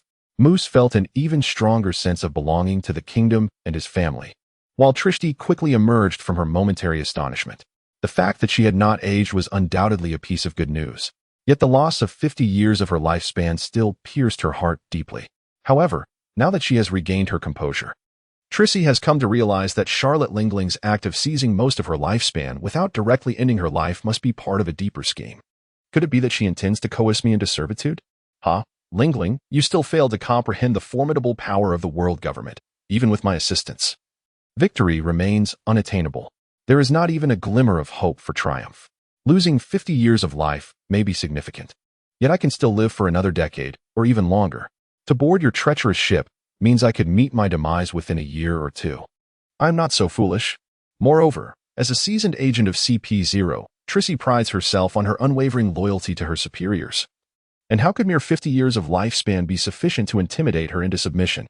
Nevertheless, despite such sentiments, even the lowly ant clings to life. An extension of a few more years is undeniably a boon. While Shursui was reluctant to betray her master in order to reclaim her lifespan, she also had no desire to provoke Charlotte Lingling to the point of her own demise. Consequently, she acquiesced to Moose's request to act as an informant for the Big Mom pirates upon her return. Upon hearing Shurtsue's agreement to serve as an inside ally, a smile unfurled across Charlotte Lingling's face, and reflecting on their past friendship, she felt an inkling of guilt deep within her. However, Moose was not easily deceived. The benign smile he wore belied the words that emerged from his lips, causing Shurtsue's heart to constrict with unease. Auntie, your agreement is truly splendid. I've been ever so curious about CP0 since my youth. Might you linger a while longer to satiate my curiosity? Charlotte Lingling failed to grasp her son's intentions but inadvertently provided a fortuitous assist. Moose, you can directly inquire with Homeyes later. Why waste Annie's time? After all, the independent Homeyes possesses all her original memories. Even for Shurtsue, a seasoned ace agent, the latter statement rendered her countenance pale. Indeed, Homeyes could access the original owner's memories, which implied that she had divulged all the intelligence she possessed.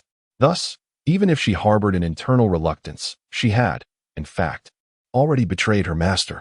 And with the realization of her traitorous status, a wave of resignation surged within her heart. However, Moose did not retract his request due to Charlotte Lingling's words. The independent Homeyes theoretically inherits all the memories of its original host. Yet even the hosts themselves cannot articulate every single memory with absolute clarity. How could a mere Homeyes, which may not even be classified as a living being, accomplish this? Thus, Moose remained resolute in his intention to consult the original, subsequently comparing their responses with that of the Homeyes to ascertain whether Stussy would truly capitulate. Although the Big Mom pirates boast an intelligence network purported to be the finest in the industry, it pales in comparison to specialized espionage organizations like Cypherpol. The captain, Charlotte Lingling, along with high-ranking officers such as Katakuri, invest considerable resources into the information that piques their interest, ensuring a high level of efficiency. However, information that lacks the attention of higher-ups is seldom pursued. Despite being favored by his mother, Moose, due to his tender age, lacks the authority to commission the family's intelligence network for personal endeavors. Consequently, his understanding of the world remains rather inadequate. His knowledge of covert organizations like CP0 is especially scant, leading him to inquire only about the most rudimentary aspects of its organizational structure, disregarding peripheral and temporary personnel. CP0 comprises 5 divisions, 20 brigades, and 60 squads. As for Moose, what position do I hold? I am merely an elite agent and have yet to attain the status of ace. If I were to remain in Mariehua, I could at best aspire to be a deputy squad leader. Moose was taken aback upon hearing this. Given Stussy's formidable strength, her ranking beyond 100 suggests that CP0's overall might surpass his initial estimations. And the fact that such a powerful organization remains largely unknown to the outside world is all the more chilling. The strength dynamics within the world of One Piece ultimately hinge upon the most formidable figures at the pinnacle of power. The presence of numerous second- or third-tier warriors bears limited significance. Thus, Moose's paramount concern revolves around the veracity of the legendary Celestial Dragon's strongest shield, which, as Sister Carmel purported, could rival that of an admiral in the Navy.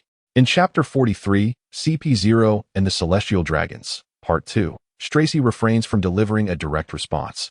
Yet her utterances plunge Moose into a state of dread. I am merely a low-ranking agent assigned to the field. How could I possibly ascertain the capabilities of the organization's highest echelons? However, I am aware that several squad leaders possess the ability to defeat me within 3 moves. If Stracy has not been deceitful, then the might of CP0's elite is unlikely to be inferior to that of the renowned admirals. Furthermore, due to the lack of understanding regarding their capabilities, confronting them could pose a threat more substantial than that of Garp or Sengoku. Upon contemplating these revelations, Moose begins to unravel a profound enigma that had plagued him. Why does the Navy, which prides itself on justice and wields immense power, submit to the apparent ineptitude of the Celestial Dragons? This conundrum begins to take shape in his mind. While even a handful of exceptionally powerful individuals may not match the full strength of the Navy, which can boast up to 6 top-tier combatants, it suffices to suppress dissenting factions within the Navy. Much like in ancient China, even during times of upheaval, the majority of the military would remain loyal until the old regime's power wanes completely. Moreover, the Celestial Dragons control the Navy's military funding. Tax revenues are first collected by the Celestial Dragons before a portion is allocated to the world government and the Navy. The Holy Land, Mariawa, is rumored to house ancient weapons, serving as a deterrent to the Navy's upper echelons, while the Celestial Dragons' long-standing legitimacy further cements their dominion. Under such stringent constraints, the Navy is left with little choice but to act as subservient dogs to the Celestial Dragons until the emergence of Luffy disrupts the status quo, providing an opportunity to secretly form a resistance against the Celestial Dragons. Having discerned CP0's strength, Moose's initial confusion transforms into new inquiries. For instance, how could Fisher Tiger, a lone individual, instigate a fire in Mariawa and liberate numerous slaves while managing to escape unscathed? At this juncture, Stracy has finally donned her attire again, her demeanor markedly more composed. Despite the unsettling nature of Moose's queries, she takes a moment to adjust her bangs before responding. Surely, no one would possess such audacity. However, if someone were indeed capable of infiltrating Mariawa to ignite a fire, it could potentially result in significant repercussions. It becomes evident that while CP0 boasts a plethora of powerful individuals, the sheer number of Celestial Dragons surpasses them. To enhance their own comfort, many reside outside Panga City, living separately and thus presenting a fragmented layout that compromises security.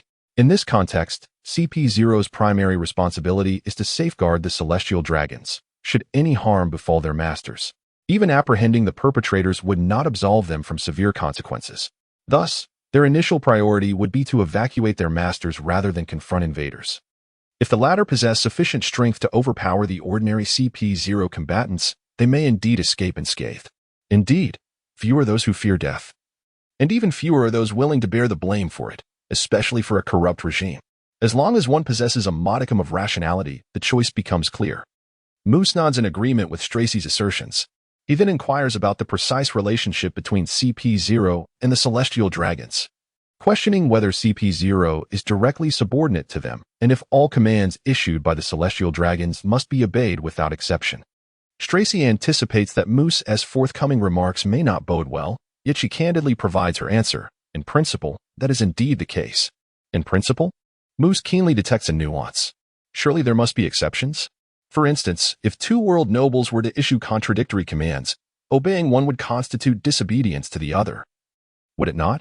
Stracy, perhaps perceiving this as a trivial secret, does not withhold information. According to protocol, the orders from the council take precedence, followed by our masters, then the Gorosei, and finally the other Celestial Dragons.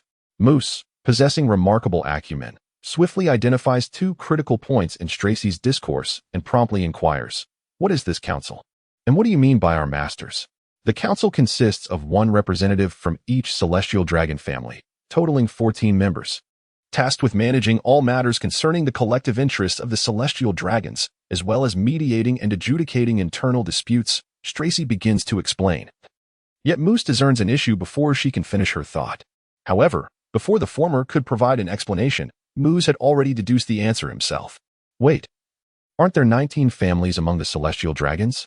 Why are there only 14 representatives? 14 plus 5 equals 19.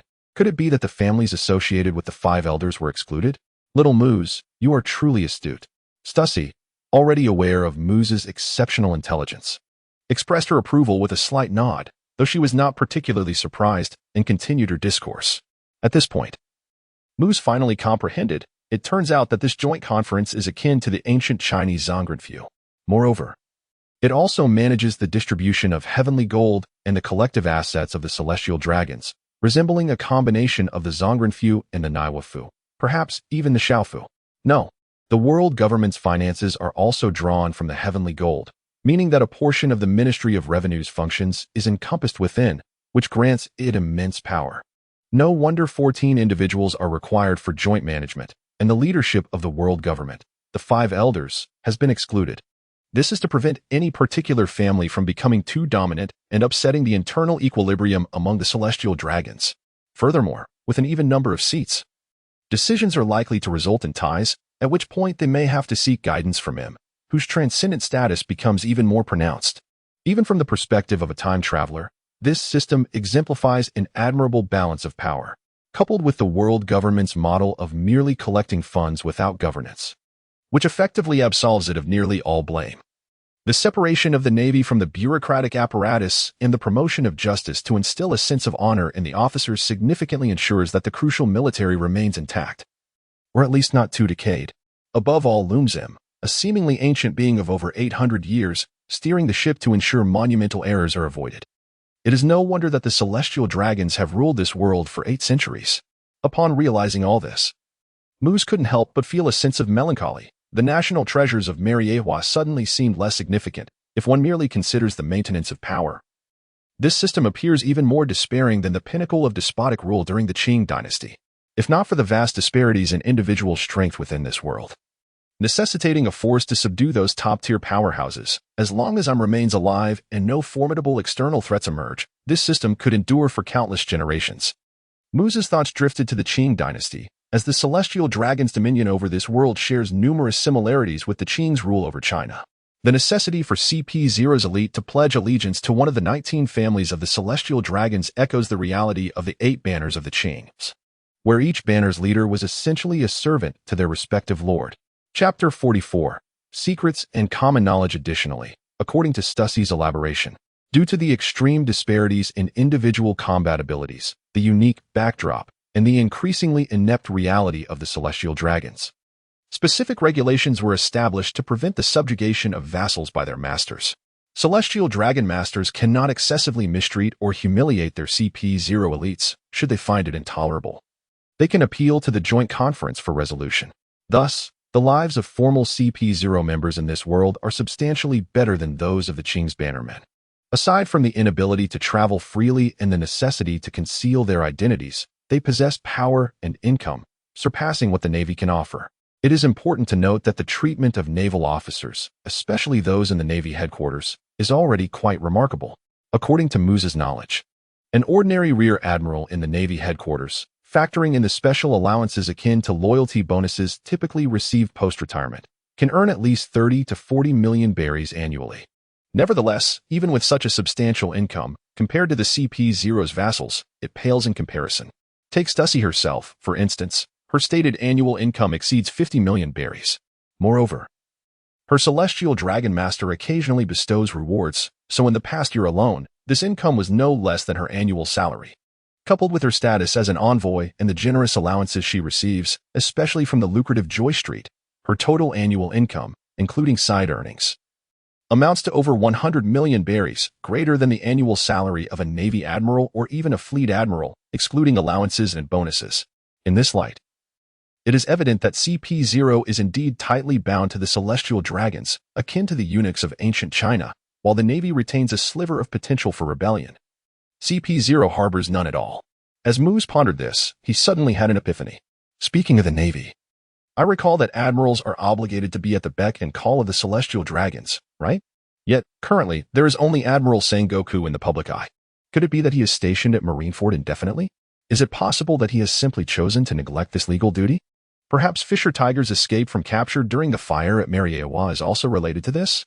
Even if CP0 is being negligent, an admiral fulfilling his duties would still be unable to evade. Stussey's response confirmed Muz's conjecture and inadvertently led to a revelation he had not anticipated. I am aware that Karp declined the offer to become an admiral, but did Akainu also refuse? Muz was genuinely astonished. His mouth agape for a considerable time before he could close it. Stussey immediately realized she had divulged too much, but considering that even if she remained silent, the other party could learn from her homies crafted from her very soul, she resigned herself and continued to speak candidly. Indeed, the Navy stated that Sakazuki, Dragon, and Borisolino are all of similar qualifications and strength. There is no rationale for promoting just one of them to the position of admiral. If promotion is to occur, all 3 must be elevated together. Yet, the 5 elders have consistently refused to agree, leading to a stalemate that has persisted until now, leaving the vast Navy with only Sengoku as its solitary admiral for quite some time. Why do the celestial dragons refuse? Would they rather forfeit the Navy's direct protection than promote 2 more admirals? Even if admirals are compensated handsomely, is that not a trivial expense for the world government? Why be so miserly? Moose was increasingly perplexed, aware that such a deadlock had endured for an extended period. Even when Arlong was captured by Kizaru, the latter was still merely a vice-admiral. Stussy was somewhat taken aback by his words, but upon seeing Moose's innocent and adorable visage, she recognized her oversight. At just over 6 years old, he was still far too young. No matter how intelligent, he was constrained by time and unable to grasp everything. While his book knowledge was extensive, it was not surprising that he lacked understanding of certain common knowledge that even the average person would know. However, since it is merely common knowledge, there is no need for concealment. Sooner or later, the truth will be revealed. Thus, Moose finally came to understand certain aspects of the naval structure that had not been addressed in the manga. It became clear that a naval admiral in this world represents not just a military rank, but also wields substantial authority as the governor of a naval base.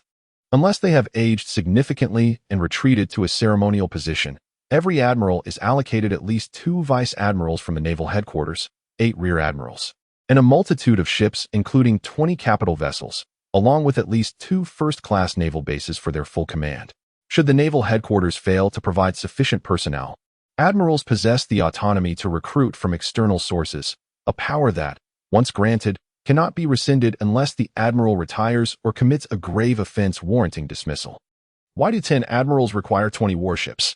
Because naval vessels cannot traverse the Red Line, Holy Land Mariewa, without a ship stationed on either side. In the event of an urgent summons, it would take months to circle the globe. Would they truly have enough time? One might suggest a submerged journey past Fishman Island. But what if an incident occurs beneath the waves? Mobilizing forces across the Red Line signifies a major event, leaving no room for error. If solvable by monetary means, it is, in fact, more cost-effective. Let me clarify. Last year, the world government allocated merely over 600 billion berries to the Navy. Yet each additional admiral necessitates at least a 150 billion increase in military expenditure. Consequently, there typically exist 2 admirals, with a third appointed only in times of existential crisis. The various insights casually shared by Stussy rapidly enriched Moose's understanding of this world, transforming once daunting figures into mere facts of life. These individuals transcend the conventional definition of military officers. They hold command, personnel, and fiscal authority and cannot be easily reassigned or dismissed. The power they wield is reminiscent of the regional governors of the Tang dynasty, who commanded considerable territories and forces. A new naval base possesses at least a quarter of the current naval strength. The only comparable figures would be exceptional cases like in Lushan, who commanded 3 regions, or the warlords of the late Han dynasty, such as Yuan Shao, who governed significant territories. In essence, this places them in a position akin to that of potential insurrectionists. Moose now comprehended the intentions of the world government, specifically the celestial dragons, which echoed the ancient Chinese emperor's attitudes towards their vassal states. Yet, the situation was even more complex. The camaraderie displayed by the 3 admirals suggested a strong bond, or perhaps even more ominously, that the Navy had developed a collective consciousness, particularly as the rule of the celestial dragons lacked popular support. Even they recognized this reality. At the very least, the 5 elders and him certainly understood it. Conversely, the Navy continued to champion justice, leading some less discerning individuals to genuinely believe in their cause, fostering discontent toward the celestial dragons and the world government, which in turn heightened the latter's apprehension regarding the Navy. As Moose gradually untangled the relationships between the Navy, the world government, and the celestial dragons, his expression began to relax. Chapter 45, The Golden Sky, Part 1. Ultimately, the real offense committed by Charlotte Linlin in the massacre of prisoners was undeniably against the Navy. The world government, particularly the celestial dragons, harbored significant dissatisfaction over the incident, yet due to their suspicions of the Navy, they may have secretly relished the fact that the latter merely achieved a Pyrrhic victory against the formidable Big MOM pirates, an outcome that served 2 purposes. After Moose articulated his perspective, Stussy found it absurd at first, but upon deeper reflection, clarity dawned upon her. Although Stussy had yet to enter the inner circle, she understood that CP0's primary value to their masters, the celestial dragons, lay in monitoring and deterring the Navy to prevent betrayal. Thus, as long as the Navy's engagements with powerful pirates did not threaten the stability of their rule, depleting some of their strength could indeed be beneficial for CP0. Given the current abundance of talent within the Navy, with figures like Garp and Sengoku, even if they are not the strongest in 8 centuries. They are certainly the most formidable in the last 100 years. Furthermore, among the younger generation, there are at least 6 or 7 promising individuals capable of rising to the rank of admiral. Additionally, the current fleet admiral, Akainu, is merely a few years younger than Sengoku. Even if he were to step back to a ceremonial role, his combat prowess and influence would not diminish significantly. It is foreseeable that in 10 or 20 years, the Navy's strength will reach unprecedented heights, far surpassing its former capabilities. Without some attrition, CP0 may find it increasingly difficult to maintain control. After all, even the openly armed forces of the Navy typically have only 3 top-tier combatants at the helm. CP0, as a clandestine organization, cannot afford to have more than 2 or perhaps even fewer. The disparity between such numbers and the Navy's destined illustrious peak is indeed vast. Thus, dear Aunt, your warning to us is not an act of betrayal. You are clearly sacrificing for the greater good. Moose spread his hands, revealing a devilish grin as he enticed Stussy. Although she was a seasoned agent, Moose's words dismantled her rationale, and being no fool, she naturally arrived at the correct decision. I am more concerned about the schemes of Sengoku and Vice Admiral Tsuru than Garp's iron fist. We are already at a disadvantage against the Navy. If we fall into a trap and become ensnared, both parties are aware this refers to the hunger disease. But it is inappropriate to state it in front of Charlotte Linlin, then we would be utterly helpless. Therefore, your timely warning is crucial. As long as you accurately inform us of the Navy's impending assault, Mother will grant you 10 years of life in return, should the information be even more detailed. The reward will be greater. Moose spoke candidly, and the terms he offered were not unappealing, yet Stussy hesitated to immediately acquiesce, as there was another scenario to consider. What if the Navy never attacks the land of Wa? My remaining lifespan is limited, and I cannot afford to wait long. Upon hearing Stussy's skepticism, Moose was not taken aback. He had anticipated this possibility and had merely wished to probe Stussy's true intentions before revealing his thoughts. Now that her response satisfied him, Moose decided to be forthright. If the Navy does not attack the land of Wa, then our hopes will be fulfilled. Even if we do not contribute, it would still be credited to your efforts, and here's the deal. As long as the Navy does not assault the land of Wa within a year, Mother will return 10 years of life to you. If they do not attack within 2 years, it will be 20 years, and if they remain inactive for 5 years, then all of it will be returned. Moreover, this is additional. Any contributions during this period will be calculated separately. After Moose's explanation, Stussy felt elated for a fleeting moment, but soon a cloud of doubt overshadowed her face. The conditions set by Moose were excessively generous, to the point that she found them hard to believe. Only 5 years? Moose did not conceal the truth and promptly revealed his reasoning. If they have not attacked within 5 years, it is likely they will not. The world government and the Navy's desire to eradicate my family is, at its core, merely a matter of pride. From a pragmatic standpoint, it is not worth the effort. If 5 years pass without resolution, the repercussions of that incident will have fully dissipated, rendering any subsequent actions against my family relatively inconsequential. Regarding the situation with her mother, it appears that the tension has nearly dissipated. As long as there are choices to be made, no pirate is inclined to engage in a futile confrontation with the Navy. Tracy, upon reflection, felt a faint glimmer of relief on her face, with a stroke of good fortune. The only cost to her would be a mere 5 years of her lifespan. For someone in her line of work, where one's life hangs by a thread, this psychological burden is entirely manageable. With the most pressing matters clarified, Tracy could finally depart from the world of the myriad nations. As she aptly noted, this moment is exceedingly delicate. With each passing moment she lingers, her superior suspicions of her would only deepen. Moose, well aware of this reality, did not insist on keeping her any longer. However, on their way to see her off, he seized the opportunity to inquire about seemingly trivial information that would be challenging for outsiders to uncover. Unbeknownst to many, a single inquiry can reveal startling truths, in stark contrast to the overwhelming numbers of the imperial families during the latter days of ancient Chinese dynasties, the Celestial Dragons. Despite the proliferation of their 19 families over 8 centuries, now number a mere 300 souls. It is no wonder that the Celestial Dragons in the original narrative engage in rampant misdeeds, seemingly unperturbed by the precariousness of their dominion. A scant 300 individuals is indeed an alarmingly low figure, prompting Moose to entertain a ludicrous notion. Could it be that the Celestial Dragons are fundamentally distinct from ordinary humans, resulting in a notably low birth rate? Fortunately, the wise Stacy provides clarification. it appears that unless a family line faces complete extinction, both parents must be celestial dragons for their offspring to inherit the esteemed title. Consequently, the effective birth rate is significantly diminished. Furthermore, the celestial dragons, regardless of gender, maintain a vast number of slaves and can freely seize commoners they desire, leaving little enthusiasm for nurturing their legitimate partners, resulting in an abysmally low count of legitimate offspring. In truth, these families of celestial dragons occasionally find it necessary to grant legitimacy to mixed-blood offspring to avert the threat of extinction, a dilemma that surpasses even the challenges faced by the royal aristocracy of medieval Western Earth.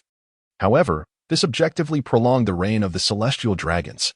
On one hand, the infusion of new blood mitigated the gradual decay of this group, while on the other hand, it instilled a glimmer of hope in those half-dragons bearing the bloodline of the celestial dragons, enticing them to labor more diligently for their masters. It is somewhat ironic that, despite being mere substitutes with a minuscule chance of promotion, they, akin to the so-called white slaves before the American Civil War as recalled by Moose, harbored resentment towards the injustice they faced, yet simultaneously took pride in their partial celestial dragon heritage, looking down upon mere mortals devoid of divine bloodline. Chapter 46, Golden in the Sky, Part 2, on the other hand. Much like the Southern slave owners in America who placed greater trust in their white slaves of mixed blood than in their black counterparts, the half-dragons, possessing the bloodline of the celestial dragons garnered a heightened level of trust from them.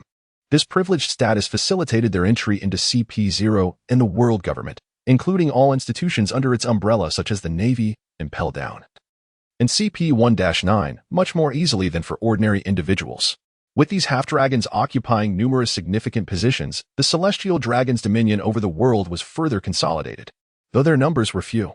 The burdens imposed by the celestial dragons were far more grievous than the atrocities committed directly by individual celestial dragons. It was not until Moose learned the intricacies of the exorbitant heavenly tribute from Stracey that he comprehended why so many had been driven to ruin without igniting a rebellion potent enough to overthrow the celestial dragons. The staggering disparity in the tribute demanded from each allied nation elucidated the paradox. While many harbored a deep-seated hatred for the world government and the celestial dragons, a substantial populace still aligned themselves with them. Ultimately, the heavenly tribute was merely a renamed head tax, directly correlated with the population size. However, the standards employed varied significantly across nations, with larger and more powerful countries generally afforded lower rates. For instance, the world's foremost superpower, Elbath, required an almost negligible annual payment of merely 1 belly per person, allowing its citizens to feel no real burden. Conversely, smaller and weaker nations faced exorbitant burdens amounting to tens of thousands of bellies per individual, with affluent nations like Fravans and Nadas imposing tributes exceeding 100,000 bellies per capita, surpassing even the total contributions of Elbath. Moreover, the world government did not directly govern the lands, but delegated the collection of the heavenly tribute to the respective national governments, where royalty, nobility, and bureaucrats profited to varying degrees, exacerbating the already heavy burdens. Particularly for countries lacking significant unique products, cash payments were required, leading to further exploitation by merchants and facilitating corruption among officials, thereby intensifying the financial strain. In lean years, the populace faced starvation or resorted to piracy. Such inequities were glaring, yet the reign of the celestial dragons remained steadfast. Although powerful nations could contribute less, they were still obligated to provide military support to the world government. For example, many of the giant commanders in the Navy hailed from Elbath, effectively diminishing any potential threats they posed and rendering them incapable of challenging the world government. Simultaneously, the world government utilized the formidable military contributions to suppress the uprisings of the impoverished and desperate citizens of smaller nations, crushing dissent with overwhelming force. What if a small or weak nation produced a formidable warrior? Then it would no longer be classified as such. Take for instance the Kingdom of Goa. Following the emergence of the marine hero Monkey D. Garp, the heavenly tribute burden on this nation was significantly reduced. Otherwise, the impoverished kingdom would find it impossible for even the nobility to maintain a semblance of comfort, let alone project an image of a model nation. Upon realizing this, Moose found his assessment of the now missing former king of Farlos diminished, though the latter's strength may not have been on par with Garp's extraordinary prowess. Being a formidable vice-admiral-level elite in his early 20s was commendable. Had he chosen to relinquish his royal title and join the Navy, he could have reduced the heavenly tribute to a manageable level for his nation. Yet, James Glenn mistakenly opted for secession, resulting in the downfall of his kingdom. Whether he was reluctant to part with his royal status or lacked understanding of the world government's machinations remained unclear. If it were the former, Moose had overestimated his character. If the latter, he had overvalued his intellect. Reflecting on this, Moose felt a modicum of understanding towards Glenn's departure from the world government and was even more sympathetic upon learning that he ultimately allied himself with Whitebeard. It is undeniable that the world government's practices were heavily exploitative. Yet they harbored an insidious vulnerability. What happens when the sources of revenue are exhausted due to the relentless exploitation? Such a scenario could dismantle any regime on Earth. But the world government lacked a clearly defined territory, and the origins of the heavenly tribute were not fixed. Nations perpetually rise and fall in this world. Much like the village where the puppy Chochio resided, where the villagers, having escaped unbearable taxation, eventually thrived after successfully cultivating the land. However, as populations swell and economies develop, they inevitably attract the covetous gaze of pirates, necessitating appeals for aid from the Navy. In essence, this autonomous village would either merge with an allied nation of the world government or establish its own nation to seek membership, thus creating a new source of exploitation. This model evidently offers no prospect of peace, yet as the five elders have stated, as long as the world maintains a semblance of balance, the rule of the celestial dragons can persist indefinitely. The varying circumstances of nations preclude the eruption of a global uprising. Any localized unrest, no matter how intense, can be suppressed by the world government's overwhelming power. In fact, those nations faring better may further support the status quo out of fear of conflict, creating a system that oppresses the lower strata to a despairing degree, akin to the historical lack of successful peasant uprisings in feudal states on Earth. In a moment of reflection, even Moose, who considered himself quite resolute, could not suppress a sigh. In truth, the world of One Piece is even more desolate than the ancient feudal systems on Earth. The latter at least saw vassals rising to challenge the throne, often resulting in temporary improvements. In this world, however, even under a feudal system, monarchs held significant advantages over their vassals, who ultimately relied on the former's folly to expand their power.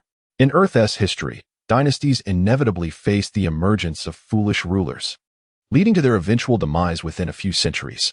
Yet, while the celestial dragons have become thoroughly corrupt, the reins of power are held by an immortal entity, making the prospect of their folly unlikely.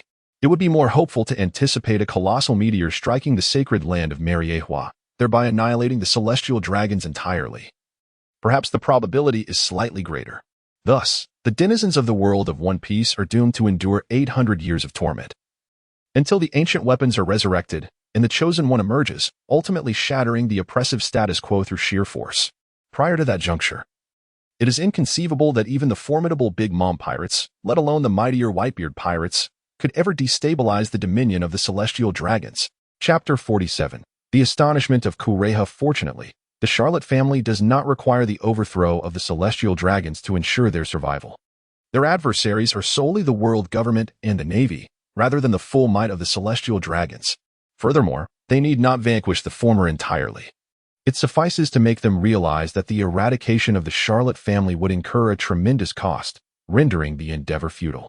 Though this task is not without its challenges, Moose believes there is still a glimmer of hope, particularly after acquiring intelligence from Stussy, which suggested that CP0 might even desire to see the Navy suffer setbacks. His confidence has been bolstered significantly. While his resolve has strengthened, Stussy's visit inevitably consumed some time.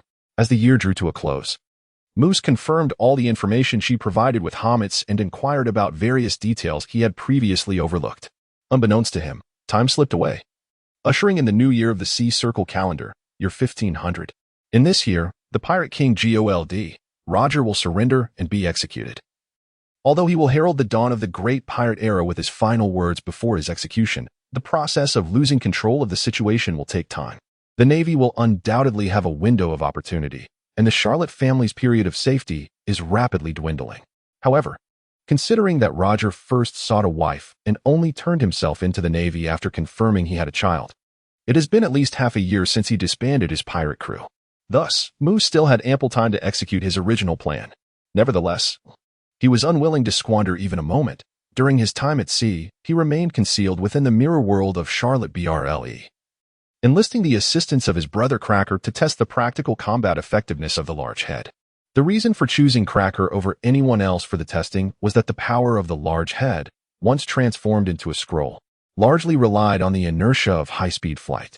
Its acceleration was rather sluggish, making each attack a singular endeavor that required subsequent realignment and acceleration. Whether allowing the large head to attack autonomously or directly controlling it, the execution was not as fluid as wielding a conventional sword or knife. If he had chosen someone else for the trial, a careless mistake could result in severe injury or even death. However, with Cracker's biscuit soldiers, there was no such concern. Yet, Cracker remained skeptical of Moose's apprehensions, as he was unaware of the origins of the large head and could hardly believe that such a seemingly innocuous scroll could pose a lethal threat to him. Concealed as he was within his biscuit armor, had it not been for Moose's prior guidance, convincing the otherwise indifferent 10th brother to comply with the arrangements would have been a formidable challenge. Even so, Cracker harbored his own thoughts. When Moose maneuvered the taut scroll to strike at the biscuit soldier, the latter, contrary to their agreement to merely raise a shield in defense, impulsively brandished a pretzel to meet the attack head-on. Of course, Cracker was still grateful. While he wished to embarrass Moose for a moment's amusement, he did not intend to take things too far. The biscuit soldier had actually aimed to parry gently to avoid damaging his brother's toy. However, upon impact, there was a sharp crack, and that pretzel, more robust than some formidable blades, was instantly severed by the large head scroll. Before Cracker could fully process the shock, he witnessed the seemingly inconspicuous scroll continue its relentless assault, slicing through the biscuit soldier's neck with the ease of a knife through butter. At that moment, Cracker felt his face flush with heat. Fortunately, his entire body was cloaked within the biscuit armor, concealing his embarrassment from view. However, rather than feeling shame or anger, Kelly Jia was predominantly engulfed in astonishment. What on earth was this scroll? His pretzel, despite not quite rivaling the legendary Black Blade, should have been formidable enough. How could it be so easily vanquished? It appeared he had truly underestimated this foe. Once more, this time, I shall approach this with utmost seriousness. With a grim countenance, unseen by others, Kelly Jia clapped his hands multiple times, crafting yet another cookie soldier to the highest standard, instructing it to raise its shield in defense, rather than wielding the hard yet relatively brittle sword to engage. Regrettably, the outcome was not markedly different. It might have even been more disheartening. The tautly unfurled scroll effortlessly sliced through the shield, which possessed hardness comparable to high-grade alloy steel, subsequently cleaving the stout torso of the cookie soldier in twain. Witnessing Kelly Jia fall into a stunned silence, as if bereft of life, Moose could not help but silently rejoice in having preemptively silenced the big-headed fellow.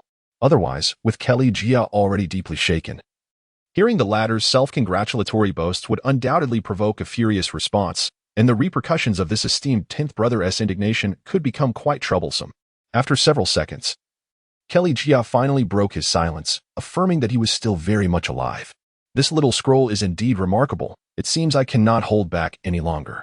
Let us try once more, and this time I shall employ armed hockey. Even the legendary Black Blade could not be more resilient. Yet again, the scroll, now appearing somewhat fearsome in Kelly Jia's eyes, severed the cookie soldier cleanly in two. The hardened state enhanced by armed hockey did not manifest in the slightest.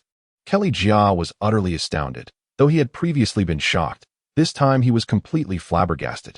The source of his astonishment lay not merely in the ineffectiveness of the armed hockey, but rather in the realization that the hockey he had infused had been nearly depleted. I had exerted all my efforts to withstand your strike. The hockey sensed my resolve, burning itself to mitigate the damage of your blow. Can armed hockey truly negate damage directly? Moose was momentarily taken aback by this revelation. Although he had once heard Katakuri expound upon it, he had yet to master armed hockey himself, and thus his understanding paled in comparison to that of Kelly Jia. However, Correa has now revealed the conclusion, and Moose, upon hearing it, immediately comprehends the implications, even managing to extrapolate a small query that had lingered prior to his journey through time.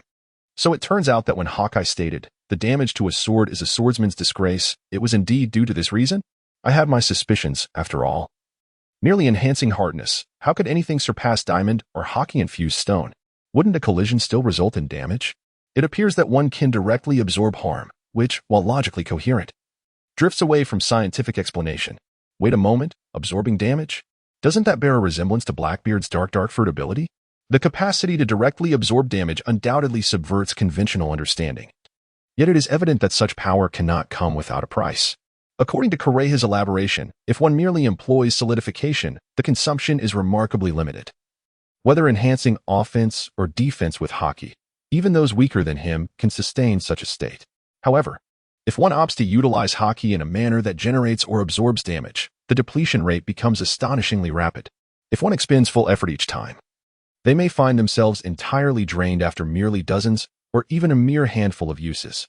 However, it must be noted that the necessity for such capabilities typically arises in critical moments of life and death, where the distinction between survival and demise can manifest within mere minutes or even seconds, rendering endurance less significant. This is fundamentally different from those who boast of battles lasting several days and nights, yet in reality, they have preserved their strength and engaged in intermittent combat. In Chapter 48, Those Who Can Defend Are Not Human, Kirkaya's supplementary explanations were thorough, yet Moose, listening intently, found himself increasingly perplexed. Wait a moment, Brother Kirkaya. Did you just say to directly inflict damage? Isn't that contingent upon possessing advanced armament hockey? Indeed, advanced armament hockey is required, but the principle remains the same. It is merely more challenging to achieve during an offensive than a defensive stance, for one's instinct for survival invariably outweighs the resolve to kill. Kirkaya briefly elucidated, then gazed longingly at the scroll. What extraordinary treasure is this scroll? Could it be the supreme Great Blade? No, that can't be right, given your limitations. You likely couldn't even wield the supreme Great Blade, let alone harness such formidable power. This is a divine artifact meticulously crafted for me by Mother, Moose admitted, feeling an unusual sense of pride, as the might of the great had exceeded his initial expectations. According to Kirkaya, unless one possessed the extraordinary prowess akin to one's own mother, no matter how powerful, it would be impossible to withstand the scroll's slashing force with sheer physicality alone, as its might has surpassed the defensive limits of armament hockey. It is noteworthy that, although Kirkaya's mastery of armament hockey is still in its infancy, his prodigious talent and rigorous training have laid a solid foundation. Recently, his confidence has surged due to the inspiration drawn from compressed biscuits, and his current hockey intensity is substantial. The efficacy of armament hockey in defending against physical attacks, whether through hardening or damage mitigation, is directly related to this. Hence, Big Mom is the most formidable defender, not Carp. Moreover, the biscuit soldiers themselves possess an astonishing resilience, far surpassing that of an ordinary human physique. Even the most elite warriors, relying solely on armament hockey for protection, could not endure such punishment. And yet these biscuit soldiers were cleaved in two by the great head with ease.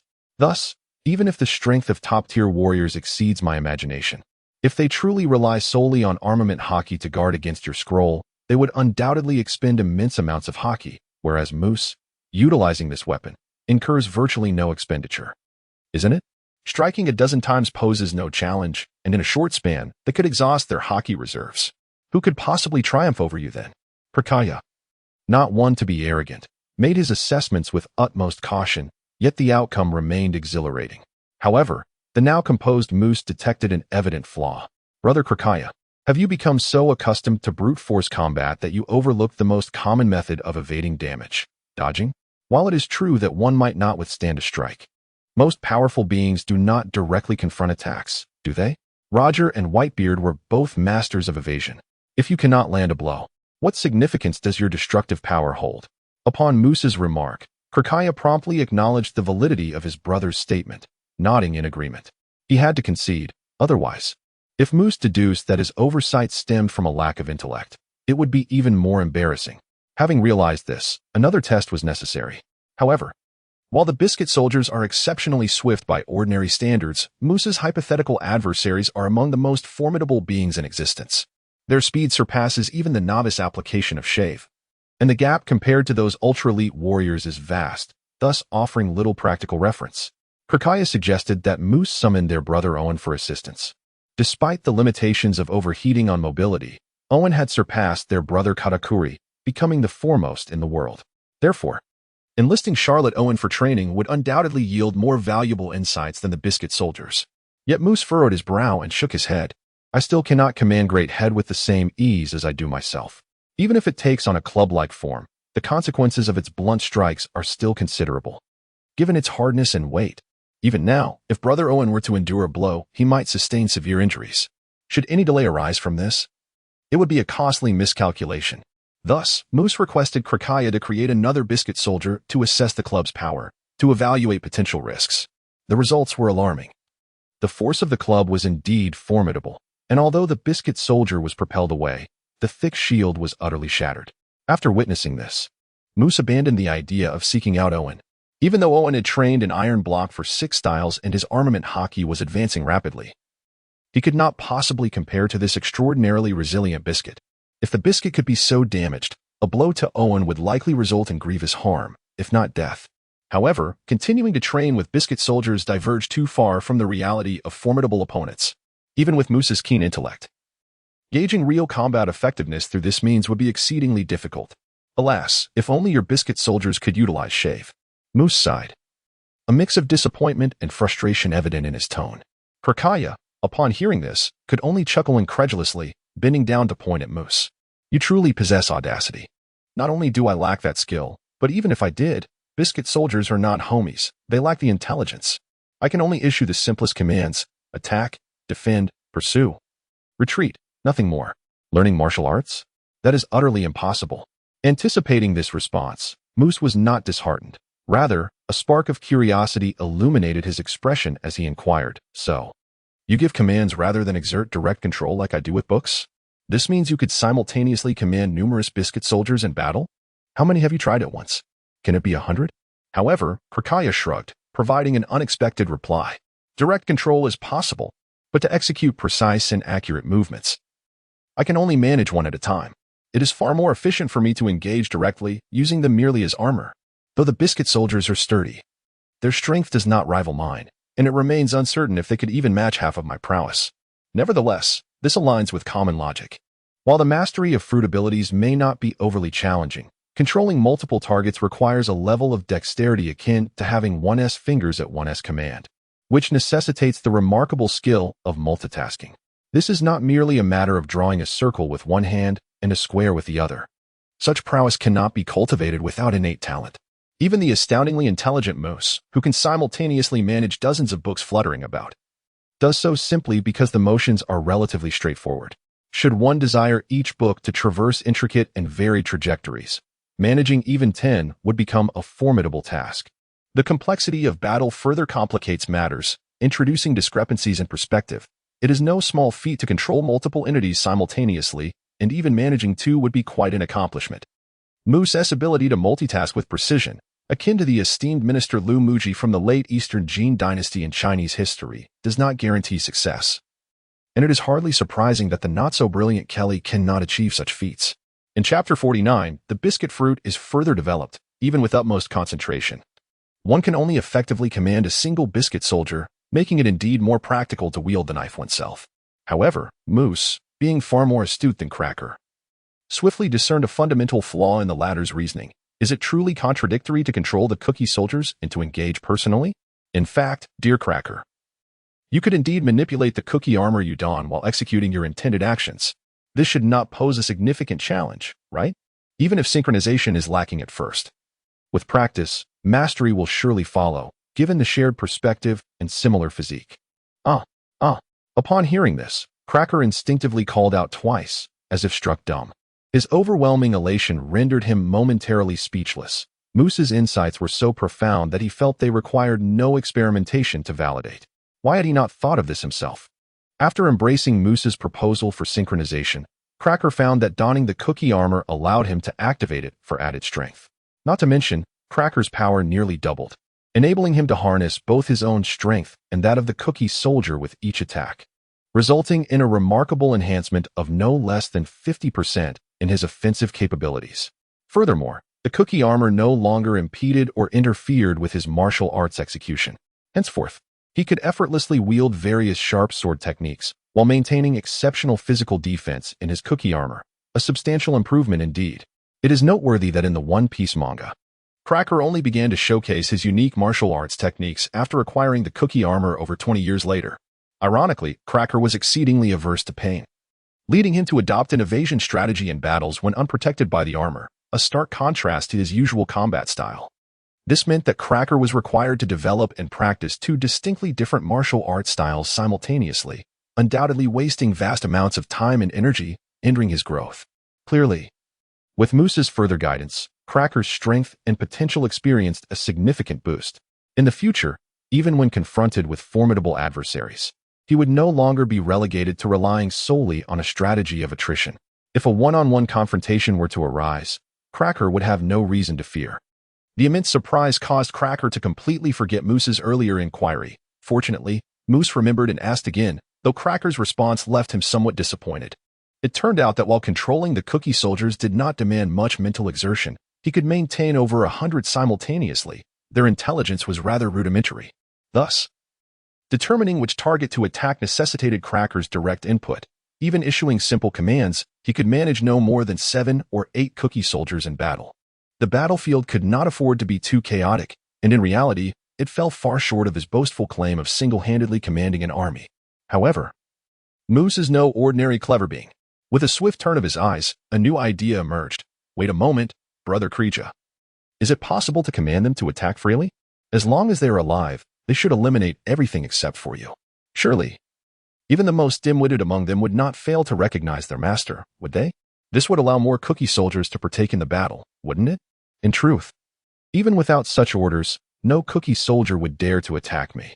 Upon hearing this, Kreja's eyes brightened, but he soon felt a tinge of regret. However, if that were the case, I would have to operate alone from now on. However, Moose was only slightly perplexed after hearing this. Can't you identify other targets? He mused. In other words, apart from yourself, who would never attack, can only one more target be designated as exempt from attack? Then you should just bring along one of your siblings whom they can actually attack. I mean, for the others, you could bring those who are inherently untouchable. Like those who can fly, wouldn't that suffice? Moose, you are truly brilliant. Kreja couldn't help but express his genuine admiration. Yet Moose's suggestions were far from over. Well, since the number can reach into the hundreds, the positioning becomes purely fodder. Given that the quantity is ample, losing a few won't matter much. Therefore, there is no need to carry a large shield that adds to your burden. Wielding swords with both hands would enhance your offensive capability more effectively, wouldn't it? Moreover, with a lighter load, your speed might increase slightly as well. Avoid dual wielding. One sword is already sufficient. It would be better to wield a sword with both hands, as you possess a sea of soldiers. This isn't a one-on-one duel. As long as you can breach defenses, victory is within reach. Hence, the key lies in maximizing your attack power as high as possible. A single sword style is the way to go. By the way, previously, when the sword was severed, Kreja brother, you clapped your hands and it was mended. So if the sword were to be entirely lost, could you still repair it? If so, could you instruct the biscuit soldiers to throw the swords for ranged attacks? This would pose a threat to low-flying enemies and allow for more concentrated fire. Indeed, in close combat, a maximum of 4 or 5 individuals can besiege one. Whereas in ranged combat, a dozen or even several dozen can focus on a single target, resulting in overwhelming firepower that is much harder to evade. As long as they can breach defenses, they can indeed overcome the elephant with many ants. Moose's continuous stream of suggestions left Kreja in a state of exhilaration, and unbeknownst to him, his strength and potential soared to new heights alongside these innovative ideas. Moose's earlier concept of compressed biscuits had already facilitated Kreja's transformation. Back then, Katakuri believed that Kreja's inherent strength was on par with most rear admirals of the Navy headquarters, unless there were means to counter the infinite production of biscuit soldiers. Even those renowned elite vice admirals of the Navy headquarters might not triumph over him. Now, with Moose contributing so many new ideas, after a few months of thorough digestion, Kreja's inherent capabilities could easily surpass the latter. In terms of bounty, it could be represented as at least over 800 million berries. And this is merely regarding his physical form. The might of the biscuit soldier army far exceeds Moose's initial expectations. By then, each biscuit soldier could possess the strength of an ordinary vice admiral of the Navy headquarters, equivalent to a bounty level of 300 to 400 million berries. And their numbers would escalate from just a few during the confrontation with Luffy to over 100, possibly even several hundred. Considering that Kreja's fruit abilities had yet to be fully developed at that time. Theoretically, at that point, Kreja alone could wipe out all non-flying officers of the Navy headquarters. Moose was at a loss as to how high the bounty should be set to accurately reflect the threat level. 1 billion certainly seemed low. 1.5 billion appeared to still fall short, yet this was already the caliber of a top-tier powerhouse, the pinnacle of what is referred to as the Yonko's vice. Remarkably, Kreja would be just turning 21 at that time. Besides Luffy, Who else could compare? Chapter 50. Overthinking. Furthermore, unlike Luffy and his crew, who must risk their lives challenging formidable foes, Kreija has yet to develop his fruit abilities to their utmost potential, and his mastery of haki remains rudimentary. With his physique still not fully matured, all he needs is to steadily endure a few more years, 4 or 5, at most 6 or 7. And his strength could elevate to at least another significant tier. Wouldn't that mean he could become a Yonko? Even if he doesn't reach Yonko status. Attaining the level of an admiral in the Navy is still a promising prospect. Previously, he had told his second brother that their generation might not produce any top-tier powerhouses. Who would have thought that my ideas could give rise to one? This is truly. Moose was suddenly filled with great joy, yet subconsciously, he sensed that something was amiss. Then Moose realized where the issue lay. No, among top-tier powerhouses, who is incapable of flight? Either they possess a fruit ability that allows them to fly, or they can use skywalk. Yet Kreija, brother, is not only incapable of skywalk, but he cannot even Sara. As long as he faces flying enemies, or even just those with greater speed, he would be utterly helpless. Can one truly consider him a top-tier powerhouse? At best, he might be likened to Magellan's type of functional admiral. Magellan's weaknesses in physical combat cannot be compensated for, after all. He has spent too long guarding the WC with no time for training. But Kreija's lack of speed and flight could still be improved upon. Kreija's talent in physical combat is already second only to Katakuri among the second generation of the Charlotte family, and given his shorter legs, the theoretical difficulty of learning Soruan Skywalk is significantly lower than that of the latter. The reason he has yet to learn these techniques is primarily due to the cumbersome biscuit armor hindering his agility. Even if Kreija mastered the techniques, he would have no means to utilize them, which diminished his motivation to learn. However, now Moose has devised a synchronization technique for him. Once he masters it, he will no longer find it cumbersome, and thus there lies the hope of employing techniques like shave and moonwalk. Not to mention the increase in weight. Clickrak possesses double the strength. The biscuit armor is merely an outer shell and not excessively heavy, at least not more than Clickrak's own weight. By calculating the weight-to-power ratio, it should indeed be more advantageous than not wearing the biscuit armor. Initially, Clickrak felt a tinge of apprehension, primarily due to his uncertainty regarding the effectiveness of synchronization. He couldn't help but worry that if he expended considerable effort only to find it futile, then shave and moonwalk, which merely enhance foot strength, would be of no use in his combat style. It would be splendid if he could master them, yet if he failed, wouldn't that be a waste of time? However, a few words from Moose convinced him. Brother Clickrak, you have the potential to become a legendary figure. How could one not fly? Throughout history, no legendary pirate has ever been incapable of flight. Do you wish to be the first, only to find yourself helpless against some inconsequential foes? Only to be ridiculed for decades, even centuries? Moose's assertion startled Clickrak. Initially taken aback, he did not feel joy due to the shock, but as he reflected, he realized that he indeed possessed such immense potential. Consequently, the ambition that had long been buried within him erupted like molten lava from a volcano. He promptly resolved to seek out Brother Owen and inquire about any experiences or tricks. Thus, the two ventured out of the mirror world to find Charlotte Owen. Upon reaching the deck, before they could utter a word, a newsbird swooped in, peddling newspapers. Clickrak promptly retrieved some money to purchase a copy, while Moose, upon seeing the newsbird, experienced a sudden epiphany, realizing that enabling the biscuit soldiers to fly might actually be quite simple. It seems that even the most intelligent individuals cannot entirely escape cognitive biases, yet fortunately, you should find it easier to break free than the average person. Brother Clickrak, you can make the biscuit soldiers grow multiple arms, right? Well then, can you also make them sprout wings? Although Clickrak was not particularly astute, Moose had articulated his thoughts so clearly that he could not possibly misunderstand. His face lit up with joy. However, Clickrak quickly shook his head, indicating that it was not so simple. The utility of multiple arms lies in his ability to wield a sword, but he cannot flap wings to fly. Merely conjuring the shape of wings serves no purpose. Clickrak's response left Moose somewhat disappointed, yet quick-witted as he was. He immediately inquired, "But you can surely control the wings of the biscuit soldiers to flap, right?" "That I can," Clickrak replied. "Which means at least the biscuit soldier that represents you can take flight. Once you become proficient at flying, perhaps the biscuit soldiers will learn to fly as well. Even if they cannot, at the very least, you will be capable of long-distance flight, which is far superior to merely floating momentarily with moonwalk, right?" "Ah, yes," Clickrak exclaimed joyfully after a brief moment of contemplation. In an instant, even the newspaper he had just acquired lost its allure, and he carelessly tossed it aside, turning back to the mirror world to train. By the way, apart from flying, you can also create several specialized forms, such as enhanced defenses. Moose began. But before he could finish, Clickrack had already vanished from sight. However, it is not a significant issue to speak of this matter later. Moose chose not to pursue into the mirror world, instead leisurely picking up the newspaper that had been discarded on the deck. Upon receiving the latest world economic news, Moose couldn't help but emit a derisive chuckle. The world government remains as shameless as ever.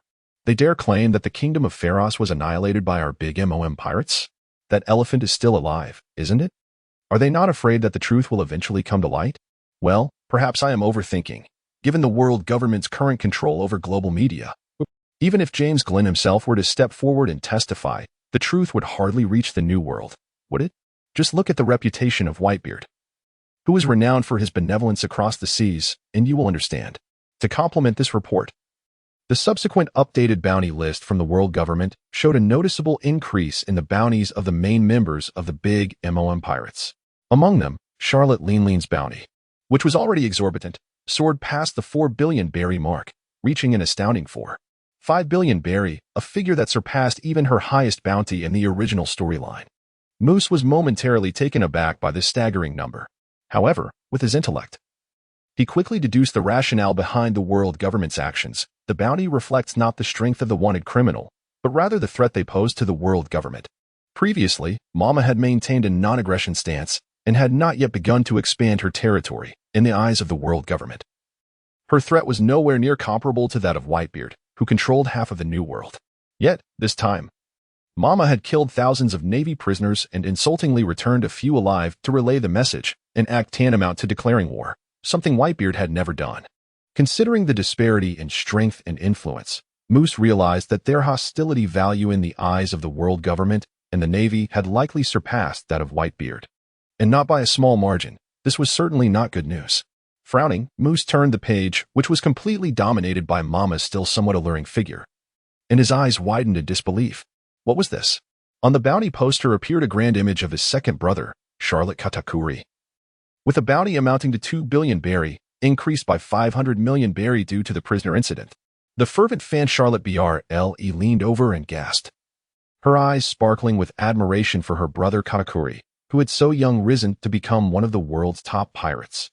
Yet Charlotte Moose immediately recognized the issue at hand, despite Katakuri's significant power increase. He was still only marginally stronger than his peak state from over 20 years in the manga, and certainly did not warrant a bounty of 2 billion berry. It should be noted that when Luffy's bounty reached 1.5 billion berry, the notorious Morgans already declared him the 5th emperor of the New World. Moreover, unlike Luffy, who held the captaincy and thus had an added organizational value to his bounty, Katakuri, while the foremost among the second generation of the Charlotte family, was not even a vice-captain, meaning his bounty mainly reflected his personal strength. Considering that bounties for younger individuals are often lower, the figure of 2 billion berries seemed utterly absurd. This outrageous number even led Moose to entertain erroneous speculations. Could it be that Kazara had perished, inciting the Navy's wrath? If that were the case, it could be understood, as losing a future admiral would indeed be a significant blow. In a family that had completely severed ties with the Navy, Kazara's absence would be a stroke of good fortune, prompting Moose to feel a fleeting sense of joy. However, the rather simple-minded Charlotte Oven bore a grave expression. A bounty of 2 billion indicated that if the world government aimed to deal with brother Katakuri, they would undoubtedly dispatch Admiral Sengoku, or even the Navy hero Monkey D. Garp. Speaking of which, Oven's bounty had also surged remarkably, now reaching 690 million berry, more than quadrupling from his previous 150 million. This amount even surpassed that of their older brother Perispero, thereby elevating him to the 3rd position within the big MOM pirates. Clearly, even though Charlotte Linlin had nearly annihilated the Navy prisoners, she could not entirely eliminate the world government's pervasive surveillance. Moose couldn't help but feel relieved that Cracker had not revealed his strength in the kingdom of Pharos, although his bounty had also seen a notable increase. It merely rose from 150 million berry to 230 million berry, still far from reflecting his actual power. The early exposure of Oven's capabilities would undoubtedly pose significant disadvantages for their impending conflict with the Navy. Nevertheless, every situation has its dual aspects. This was, in fact, advantageous for the current mission. The more renowned Charlotte Oven became as a formidable presence, the more likely it would compel King Elisabello II of the Providence Kingdom to capitulate. Following this line of thought, after encountering an unexpected turn of events, Moose conceived another idea to further enhance Owen's prestige. The voyage thus far had been calm. Yet upon nearing the kingdom of Dressrosa, they encountered an unforeseen predicament. The Queen Mama Sing-Song, who typically relied on Charlotte Lean-Lean's formidable spiritual presence to intimidate even the mightiest sea beasts, found herself inexplicably under attack from a mere sea creature. It hurts, it hurts. Don't bite. Ow, not again. Amidst the wails of the Queen Mama Sing-Song, the usually composed Charlotte Amae displayed an unusual level of anxiety. Countless devilfish leaped from the water, and there were undoubtedly even more lurking beneath the surface. What were they to do? While Charlotte Amae could easily slay the devilfish that surfaced, engaging them in the water proved to be quite a challenge. Moreover, with such a large number present, recklessly diving in would be tantamount to seeking death. Yet remaining on board would not suffice to drive these wretched creatures away. The future Lady of the Ghosts was losing her composure. With both strength and mental fortitude inferior to her own, Charlotte Castad was utterly pale with fear. Faced with this unforeseen dilemma, Castad could only cling to the ship's edge, wide-eyed and helpless, tears streaming down her face. What kind of monsters were these? They did not fear Mama's aura. These were devilfish, bloodthirsty and unafraid, daring to attack even the most powerful sea beasts or those possessing Conqueror's haki, akin to the honey badger on land, which is why they are now nearly extinct. Only found in the vicinity of Dressrosa. It seemed they were nearing this kingdom at last. Charlotte Moss furrowed her brow slightly. In the original text, the rampant betta fish were confined to the strait between the northwest of Der Island and the small island of Greenit. How is it that such a large school of betta fish is now found in the southeastern waters as well? Could it be that they were later eradicated by the Don Quixote pirate crew? Did the betta fish in the arena originate from this circumstance? The honey badger, being a medium-sized creature, regards life and death with indifference, adopting a fight-if-you-must attitude, which is merely a topic of casual conversation among people. However, the betta fish are an entirely different matter. Their individual combat prowess is formidable. Even a powerful being with a bounty exceeding 100 million might struggle against an ordinary adult betta fish. This particular school likely comprises hundreds of individuals. It is conceivable that even a grand fleet might find themselves at a disadvantage. Indeed, they have encountered a significant crisis this time. However, Moose soon revealed a relaxed smile once again, for he remembered that aboard the ship was the natural nemesis of the betta fish. After all, sea beasts are still sea beasts. No matter how formidable, they cannot escape the inherent limitations of aquatic creatures. Fortunately, our vessel possesses a capability specifically designed to counter such threats. Note 1. A group of equally powerful individuals is evidently far more formidable than when they act independently. Thus, the bounty for a wanted criminal backed by an organization is generally higher than that for a solo perpetrator. Moreover, the more powerful the organization and the higher one's standing within it, the greater the premium, referred to by Moose as the organizational value, associated with that individual. Typically, the captain, as the core of the pirate crew, claims the majority of this organizational value. For instance, during the events at Judicial Island. Although Luffy and Zoro had not yet shown a significant disparity in strength, the former's bounty was already won, 5 times that of the latter. At that time, the Straw Hat crew was not only small in number but also consisted mostly of members whose abilities were rather insignificant, suggesting that the organizational value should have been relatively low. Chapter 52. Owen's boiling sea quickly, bring a sturdy rope to Brother Owen. Yes, even the ferocious betta fish fears heat. As soon as Moose finished speaking, Sister Brule emerged from the mirror world, tossing a long rope to Charlotte Owen. It seems that while this sister can be a bit foolish at times, she is generally quite reliable. Upon receiving the rope, Charlotte Owen immediately activated his overheat ability to accelerate his movements. Before anyone could react, the rope was already wrapped around the mast and secured in a knot. Owen then slid down the side of the ship, plunging his booted feet into the sea, exclaiming, "Turn into dead fish, boiling sea." Typically, the powers granted by devil fruits cannot be activated in seawater, but Owen, who often appears reckless and foolish, discovered a loophole in this ironclad rule. Seawater must make direct contact with the skin to nullify the abilities of a devil fruit, yet these powers can be wielded through clothing and even weapons, which the devil fruit perceives as part of the body and does not destroy. Thus, Owen's signature move, Boiling Sea, was born. Initially, he had used waterproof gloves to activate it with his hands, but 6 months ago, thanks to Moose's suggestion, he developed a method to utilize other parts of his body, such as now using waterproof boots to heat the water, proving to be more convenient and efficient. As soon as Owen's feet touched the water, countless bubbles began to rise, and a thick white mist quickly enveloped the surface. However, before the mist could fully obscure everyone's vision, it dissipated rapidly due to a sharp rise in air temperature. At that moment, Moose's gaze fell upon the sea, which was now entirely boiling, causing the previously aggressive betta fish to leap out of the water in distress. Yet, this merely prolonged their lives for a fleeting moment. As soon after, the betta fish, like the smaller fish and shrimp, floated belly up on the surface. The scorching waves left Moose and the others aboard the ship drenched in sweat, but he felt no discomfort. For Owen's technique, the boiling sea was exponentially more powerful than the last time he witnessed it, a stark contrast that filled his heart with shock and confusion. Even with the mist obscuring the sea, I should be able to see at least several hundred meters, yet it is all boiling? Has it only been a few seconds? When did Brother Owen's ability become so formidable? The intense steam rising from the boiling sea rendered everyone on the ship drenched in sweat, with Charlotte Castad particularly startled. She fanned herself at her collar, feeling no relief from the heat. I'm dying from the heat. It feels like a sauna. I can't take it anymore. I need to cool off. Moose, would you like to join me? Stop it. I have something to ask Brother Owen, Moose replied with a scowl, pushing away Castad's hand that had found its way to his head. Despite being an adult, this sister often acted childishly, easily flustered in crises, resembling a perpetual child. Perhaps this is why, even at 45 during the Cake Island arc, she appeared no older than a girl of 16 or 17. Indeed, it is an enhancement of overheat, Owen confirmed, prompting Moose's expression to reveal his expectations were met. If overheat can comprehensively enhance physical capabilities, then logically, the devil fruit powers rooted in those physical attributes should also strengthen. Furthermore, since the heat output of the heat fruit itself is relatively weak, even the most intimidating boiling sea pales in comparison to Akainu's magma fruit or even Ace's flame fruit, the body can surely withstand any enhancements. So, Brother Owen, in an overheat state, your heating ability can be amplified more than tenfold?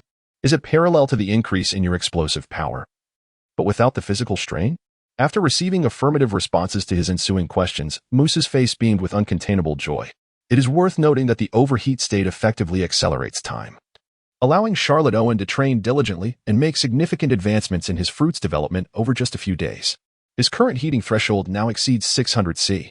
Although such a temperature may not appear as fearsome as flames or lava, unless one possesses a special devil fruit ability.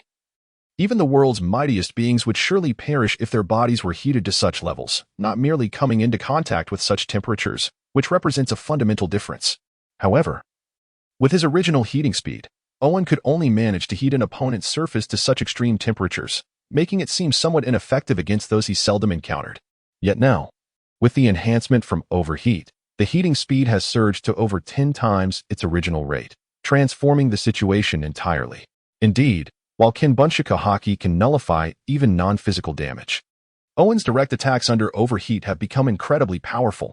Opponents who expend excessive Haki to neutralize his fruit abilities would find it challenging to withstand the formidable blows that have similarly intensified. In fact, after the amplification of his heating abilities, Owen's methods of attack closely resemble those of the future Fleet Admiral, Akainu, with both featuring a combination of high temperature and impact force, resulting in tremendous lethality, while lacking the area of effect capabilities and the inherent flexibility of a Logia type. In terms of heating efficiency, Moose even suspects that Owen has surpassed the current Akainu, and since Owen's devil fruit abilities remain unawakened, there lies ample room for further enhancement. Initially, Moose harbored concerns that Owen might struggle with the dual task of heating both himself and his adversaries. However, a simple remark from Charlotte Owen alleviated Moose's worries, making him realize that his apprehensions were unfounded. Indeed, while heating oneself is effective, it ultimately involves merely warming a mass of flesh weighing over a ton. Given Owen's remarkable ability to boil the sea within a radius of several miles in an instant, such exertion is negligible. As for the protective aspect of the heat-hot fruit, it has been a passive effect since the moment he consumed the fruit, incurring no expenditure of stamina. Moreover, the brief contact with the target results in minimal consumption due to its fleeting nature. Ultimately, Owen's primary challenge lay in insufficient output power. Constrained by the limitations of his attack methods, he possessed great strength but was unable to fully utilize it. Additionally, Unlike muscle power that can lead to injury from sudden exertion, the fruit's abilities can be harnessed without detrimental effects to the body. The only drawback may be rapid stamina depletion, but it would not result in any permanent damage. Chapter 53. An irresistible condition. With this understanding, Moose felt completely reassured and genuinely happy for Charlotte Owen. Congratulations are in order, dear Owen. Even if our original goal remains unachieved, this journey has not been in vain. Now, even Katakuri may find it challenging to match your attacking prowess. That said, achieving the goal would undoubtedly be preferable. Inspired by Owen's technique, the Heat Sea Hot Spring, Moose decisively proposed altering their plan to visit the nearby Dressrosa Kingdom before proceeding to their destination. Although Dressrosa has enjoyed peace for 8 centuries, its location in the tumultuous New World has deterred it from letting down its guard. This is evident in the Grand Colosseum within its borders. Thanks to the courageous spirit of its people, despite a population of fewer than 100,000 and merely 3,000 regular troops, Dressrosa's defense is formidable. Furthermore, the Riku royal family has devoted itself to amicable relations with neighbors over the past 8 centuries and is among the oldest members of the world government. They can seek assistance from neighboring nations and the navy, thus generally facing pirates without fear. However, the Big MOM pirates are not ordinary marauders. Even if the nation's military and citizens had 100-fold courage, they would not dare to obstruct the Queen Mama's song from docking, let alone launch an attack. Officials managing the port could only muster forced smiles as they approached, simultaneously contacting King Riku Dold III for guidance. Upon learning of the Queen Mama's song's arrival, King Riku was immediately taken aback. He understood that, given the strength of the Big MOM pirates, even with full support from neighboring countries, they would only be inviting death. The combined military might of the surrounding nations would likely pale in comparison to the recently obliterated Falloys. As for the navy, Riku harbored no illusions. He recognized that their current focus was solely on capturing Roger and his crew, making it unlikely for them to divert formidable forces to assist a few small nations in the New World. Moreover, even if the navy dispatched Admiral Sengoku or the legendary hero Garp, Dressrosa, a minuscule nation, would still face dire consequences. After all, such a tiny territory could scarcely withstand the full firepower of 2 of the world's foremost powers, especially considering Charlotte Linlin's ability to manipulate the weather, rendering her a living natural disaster. With no time to devise a strategy, panic ensued, causing King Riku to falter. It was only when Owen and his companions were invited into the palace that he realized the impropriety of engaging openly with Big MOM, who was at odds with the world government as member state. However, with the guests already present, he could not simply dismiss them. Thus, King Rikadold III could only force a smile as he welcomed them downstairs. Any potential reproach from the world government could be addressed later. Provoking these nefarious individuals at this moment could spell disaster for the Dressrosa Kingdom. Upon learning that neither Charlotte Lingling nor the notorious instigator of the annihilation of the Farlith Kingdom, Charlotte Katakuri, was present, King Riku's heart was immediately set at ease. Moreover, the demands put forth by the other party were exceedingly unreasonable. Merely writing a letter was insufficient, as they insisted on his personal attendance. Would that not solidify his association with pirates? Thus, King Riku clenched his teeth and resolved to refuse. However, before he could voice his dissent, a seemingly innocuous red-haired child standing behind Charlotte Owen interjected. "Your Majesty, please do not hastily decline.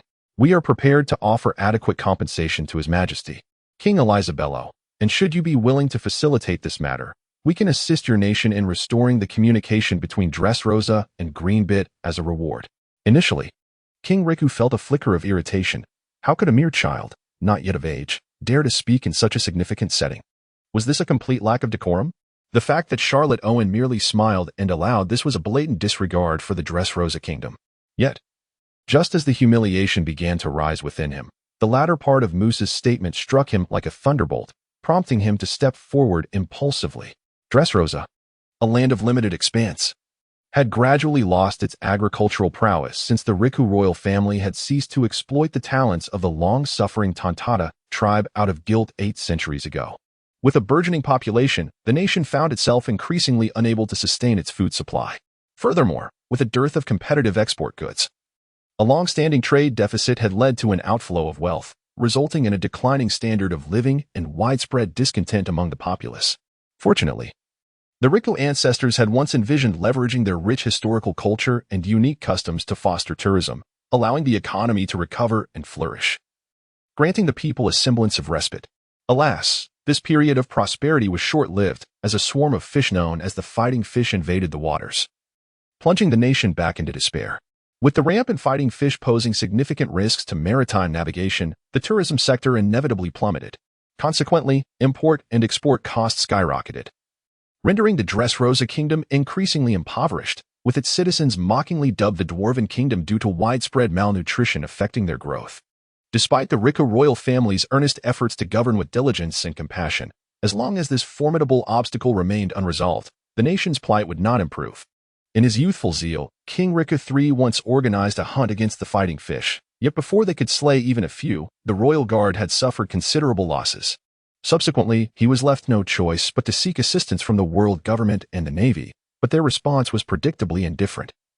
The astronomical mobilization costs were far beyond the means of a struggling nation. Even if a fleet were dispatched, the subsequent compensation expenses would be immeasurable. The apathy of the world government and navy disheartened the young king until the emergence of the youthful killer, Cyrus, rekindled his hope. Nonetheless, even if Cyrus could indeed become an unprecedented powerhouse in the annals of Dressrosa, King Riku estimated that he could at most restore the safety of 1 or 2 external trade routes. Yet now, the other party claimed they possessed a method to restore traffic in the northwest, the very waters plagued by the most severe fighting fish infestation. If they could resolve the issue there, the other regions would be trivial by comparison. Was it truly as simple as they asserted? Surely. Such naivety was but the folly of youth. Do not be deceived by Moose's tender age. He is the brain of our family. His counsel is my own. Charlotte Owen. Having significantly honed his observation hockey, quickly discerned King Riku's thoughts and immediately uttered words that caused Moose to frown. Chapter 54. The sea is boiled again. Moose was well aware that his brothers genuinely cared for him. However, their boasting made it impossible for him to maintain a low profile. Unfortunately, he could not divulge his true feelings to his brothers. He could only lament inwardly, "At this rate, I'll soon find myself on a bounty list. It seems I truly have no choice but to share the family's fate. Unlike Robin, who has been fleeing since childhood, I cannot endure such a life, lacking her cunning and luck.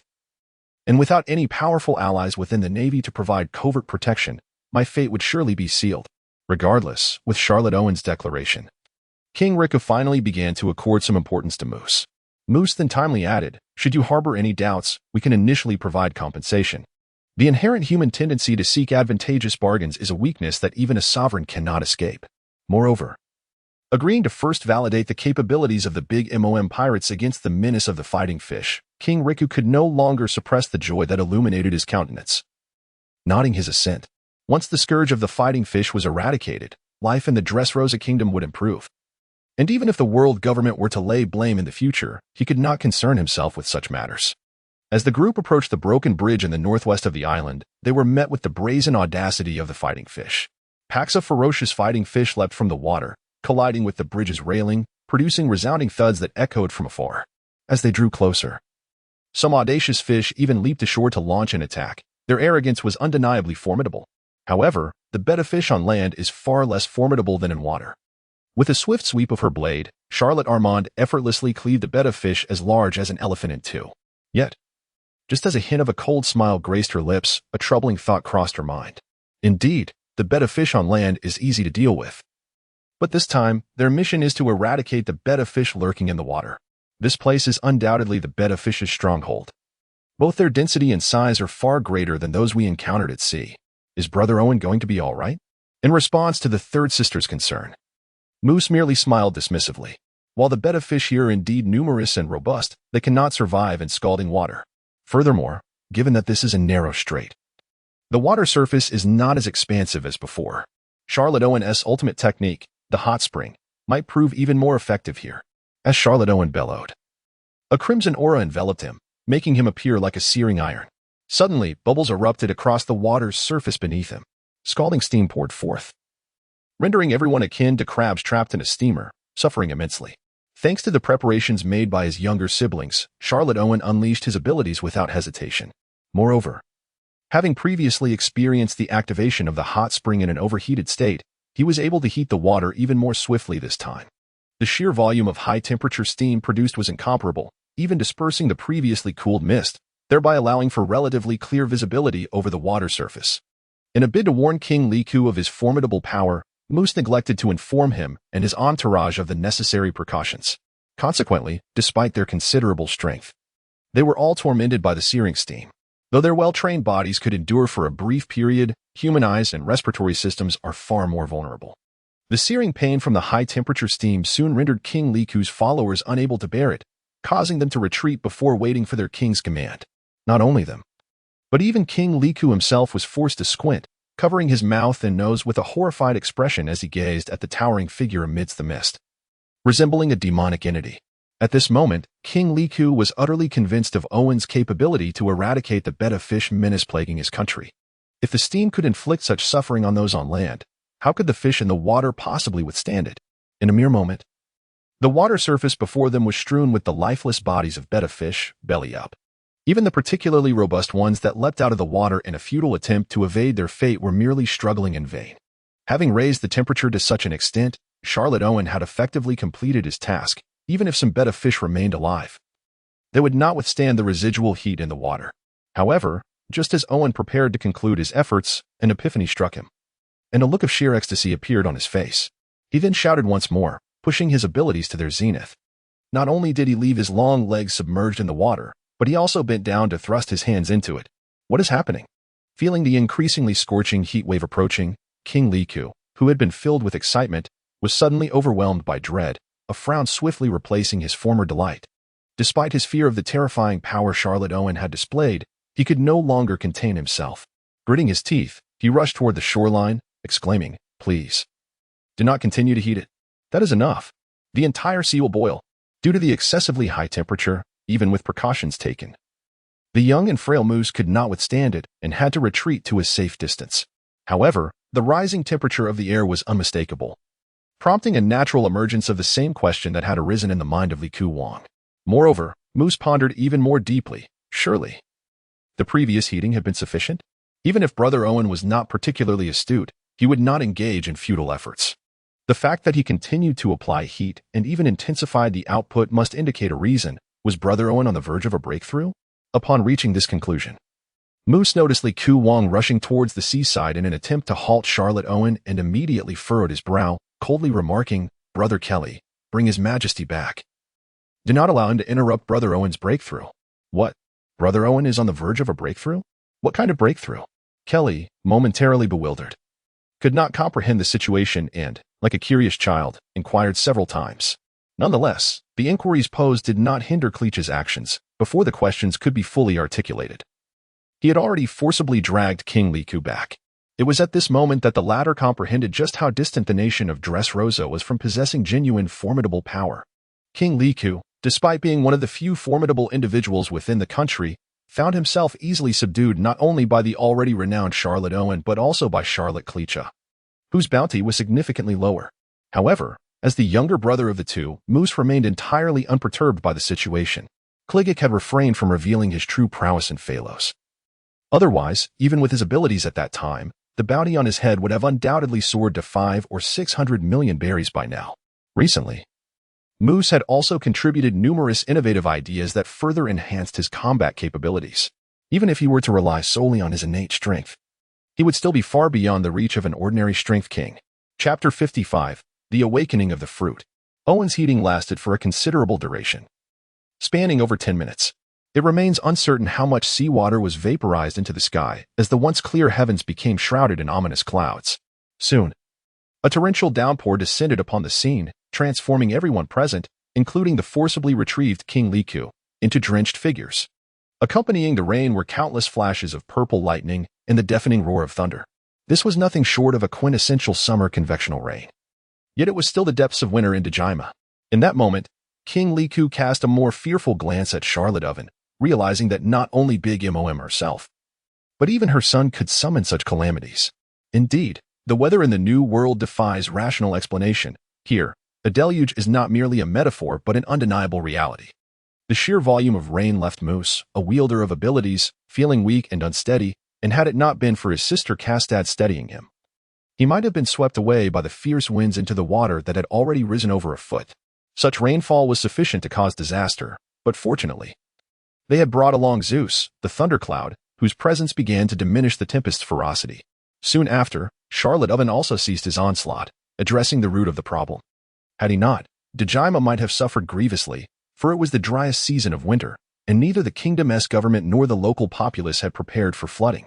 Upon reaching the shore, King Liku immediately prepared to express his gratitude, while Moose wished to confirm his suspicion regarding the awakening of the fruit's powers. However, before they could utter a word, they were interrupted by a thunderous growl emanating from Oven's stomach. Was he already hungry? Hadn't he eaten heartily before arriving? Was it the immense energy expenditure from his overheat?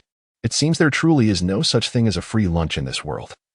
This flaw of overheat appeared to be even more burdensome than Luffy's Gear 4th. After utilizing Gear 4th, Luffy merely needed a brief respite for his haki to recover. But Oven's overheat would swiftly deplete his stamina, necessitating sustenance. This posed considerable complications in combat. Moose quickly discerned the situation and a shadow of concern crossed his face. Fortunately, Krija was nearby. With a simple clap, he conjured over 100 kilograms of cookies for Charlotte Oven to replenish his energy. This astonishing display left King Liku in awe, rendering his words of thanks momentarily stuck in his throat. Meanwhile, Moose, accustomed to such phenomena, noted a detail that shifted his worry to delight. It seemed that Oven's appetite had notably increased. This was indeed a positive development in the world of One Piece. A voracious appetite signifies strength. Should this trend continue, perhaps Oven's prowess could surpass that of the original narrative. Moreover, the greater the intake, the more energy his body could store. Perhaps in the future, his overheat could be sustained for a longer duration. Based on Moose's deductions, it appeared that Charlotte Oven had experienced a breakthrough while unleashing his fruit's abilities, indicating an advancement in the fruit's power rather than in his physical haki. The original narrative explicitly outlines such a breakthrough as the awakening of the fruit's capabilities, leading to an obvious conclusion. However, Moose seized the opportunity to inquire while the fourth brother indulged in his biscuits, seeking confirmation. It was then that he discovered, despite having deduced correctly, that the awakened effects of the heat fruit, also a part of the superhuman category, differed significantly from what he understood about the sticky fruit. The awakening effects of the sticky fruit had been partially demonstrated in the original storyline, and in this life, Moose further confirmed this due to his brotherhood with Katakuri. In contrast, the heat fruit, likely belonging to the branch of superpowers, enabled Charlotte Oven to remotely conduct heat after awakening. Upon hearing this, Moose immediately recalled the intense heat radiation emitted from Oven's eyes in the Cake Island arc when he was enraged. Moose had once deemed such an ability to be rather trivial, as its damage was less than that of direct contact. However, now that overheating enhancement could amplify it to tenfold, the potency of this heat radiation became quite formidable. Even a formidable adversary of the same caliber would find themselves scorched by a mere glare, while a weaker opponent, such as the current king of the strong, would be thoroughly roasted with just a glance from Oven. Thus, the practicality of this technique was remarkably high. After all, heat radiation travels at the speed of light. Unlike Kazara's light fruit, which requires a brief moment before the beam is emitted. Furthermore, while using the eyes for emission is merely convenient, it does not preclude the use of other body parts for the same purpose. In Moose's view, unless one could cultivate a highly advanced observation haki capable of accurately predicting the future, a rarity among the populace, or envelop their entire body in armament haki, which would disperse their strength and leave them vulnerable to direct attacks from Oven, it would be nearly impossible to defend against. Even so, given that the energy consumption of the fruit's abilities is far less than that of haki, Charlotte Oven would still be at a significant advantage, particularly with the latter approach. In addition to utilizing heat radiation, Oven could also employ the awakened abilities of the fruit and water and all good conductors of heat, broadly defined, including the convection of liquids, yielding even better results. Moose speculated that in the manga, during the escape of the bald sea god underwater, Oven must have unleashed the powers of the heat fruit like a serpent, penetrating the body of the already distant foe and nearly incinerating him.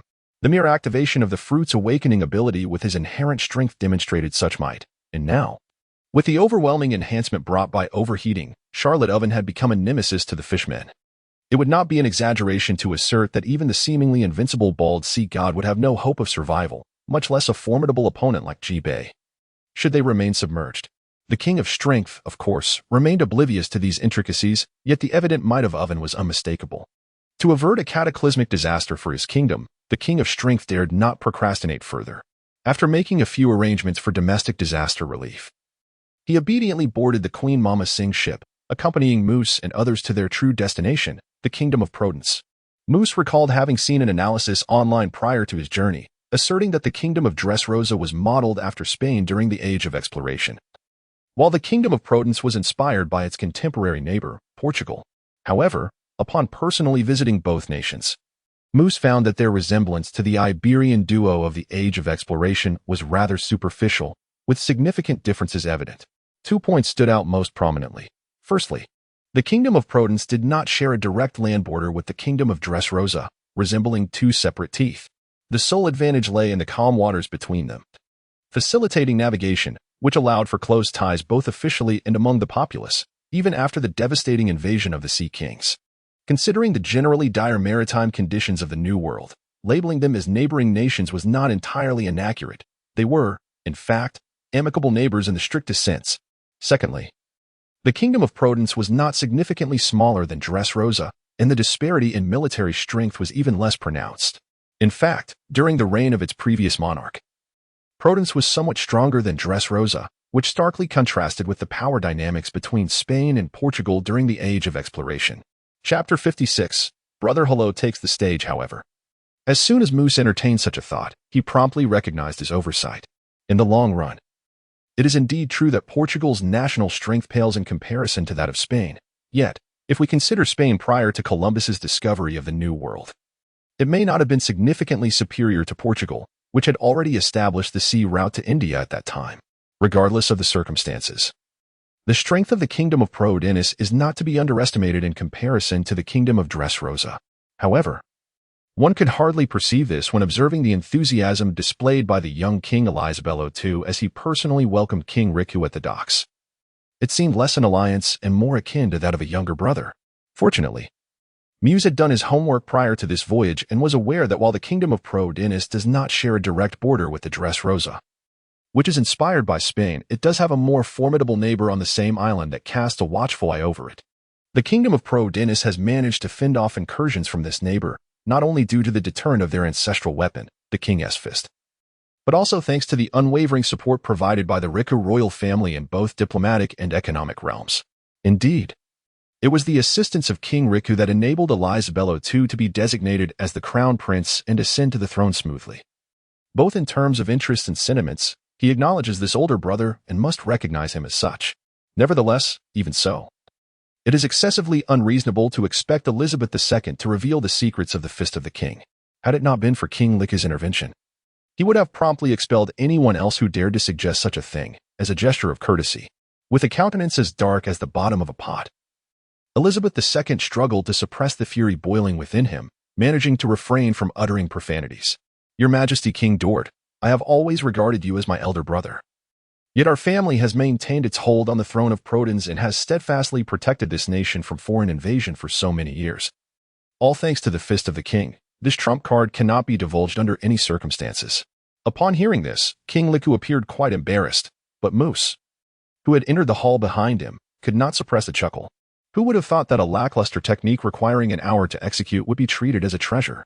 True adversaries would not grant one such ample time.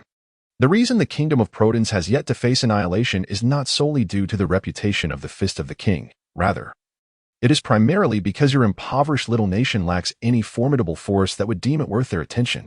Elizabeth II had never before been mocked by a child, especially regarding the very secret weapon his family took immense pride in, and this ignited a furious blaze within him. Had it not been for King Liku's timely embrace, this hot-headed young man would likely have thrown a punch at Moose. While holding Elizabeth II, King Liku swiftly relayed the recent events that had transpired in his own nation. The once fuming young king quickly regained his composure. Despite his fiery temperament, his intellect remained intact. King Liku was known for his rare honesty. Even if he were to fabricate a tale, it would never be so implausible.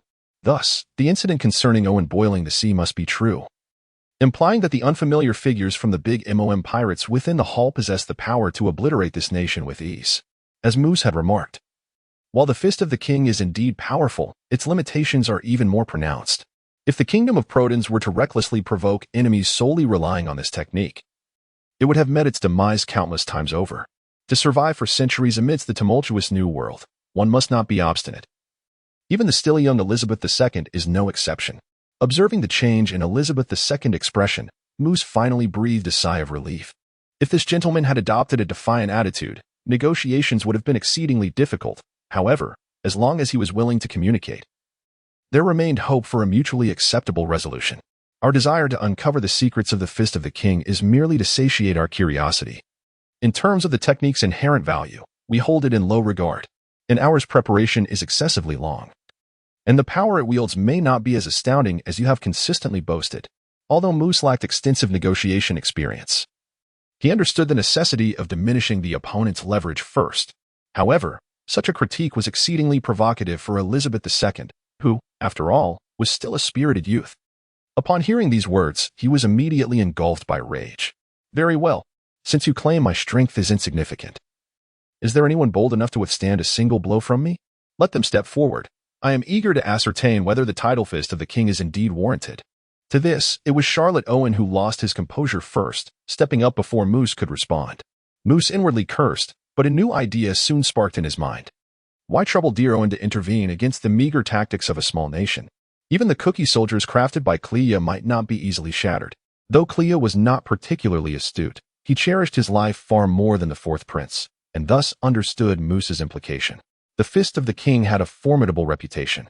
Despite Charlotte Owen's recent surge in strength, he might not necessarily withstand it, risking a disastrous fall or even his life. Letting his cookie soldiers face the challenge would incur little loss, and should they succeed, the impact would far exceed that of Owen's attempt, effectively quelling the arrogance of their opponent. Clea promptly echoed Moose's sentiment. "Indeed, dear Owen, such a trivial fist of the king can be easily assessed by one of my cookie soldiers.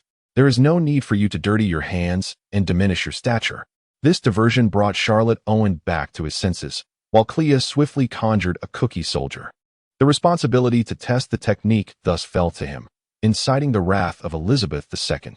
The king, both furious and disdainful, pointed at the cookie soldier, which bore a striking resemblance to Clea, sneering, "Is this the best you can offer? I could shatter it with a mere punch. There is no need for the fist of the king, huh? My cookies are a dozen times harder than steel. Your Majesty should remain true to that so-called fist of the king. Otherwise, if your fist is crushed, we shan't have the luxury of waiting for your recovery." Clea's words were sharp, further igniting the fury of Elizabeth II. However, the confidence that emerged somewhat calmed Elizabeth II, and with the persuasive counsel of King Laiku by her side, she ultimately refrained from recklessly striking the cookie soldier with her fists. Instead, she resolved to first experiment with a diminished version of the king's fist. Chapter 57. Instant Annihilation. However, even in its diminished form, the might of the king's fist is formidable and certainly not suitable for use within the palace. Thus, His Majesty King Elisabello II led his entourage to the perilous mountains at the border of the Protean's kingdom, which serves as a bulwark against the formidable neighboring Flanders kingdom. At present, Flanders kingdom, sensing his youthfulness, plans to construct a fortress at the mountain pass, providing an excellent opportunity to stir up trouble. If he could instigate a conflict between them and the big MOM pirates, it would be ideal. Despite his rugged appearance and tempestuous temperament, King Elisabello II possesses a certain astuteness. To his surprise, however, Charlotte Owen merely raised the flag of the big MOM pirates, effectively intimidating the hostile troops into inaction. It dawned upon Elisabello II that he truly was a frog in a well. The Flanders kingdom, evidently more powerful than Proteans, was cautious in their approach, perhaps due to Proteans' diminutive and impoverished stature, which failed to attract the attention of greater powers. With time, both he and others had perhaps lost sight of the gravity of the situation. Initially, Elisabello II intended to throw a casual punch to gauge the waters, but upon realizing the strength of his opponent, he altered his decision. After a diligent hour of warm-up, he bellowed a command and unleashed a punch at the biscuit soldier, who stood with his back to the cliff.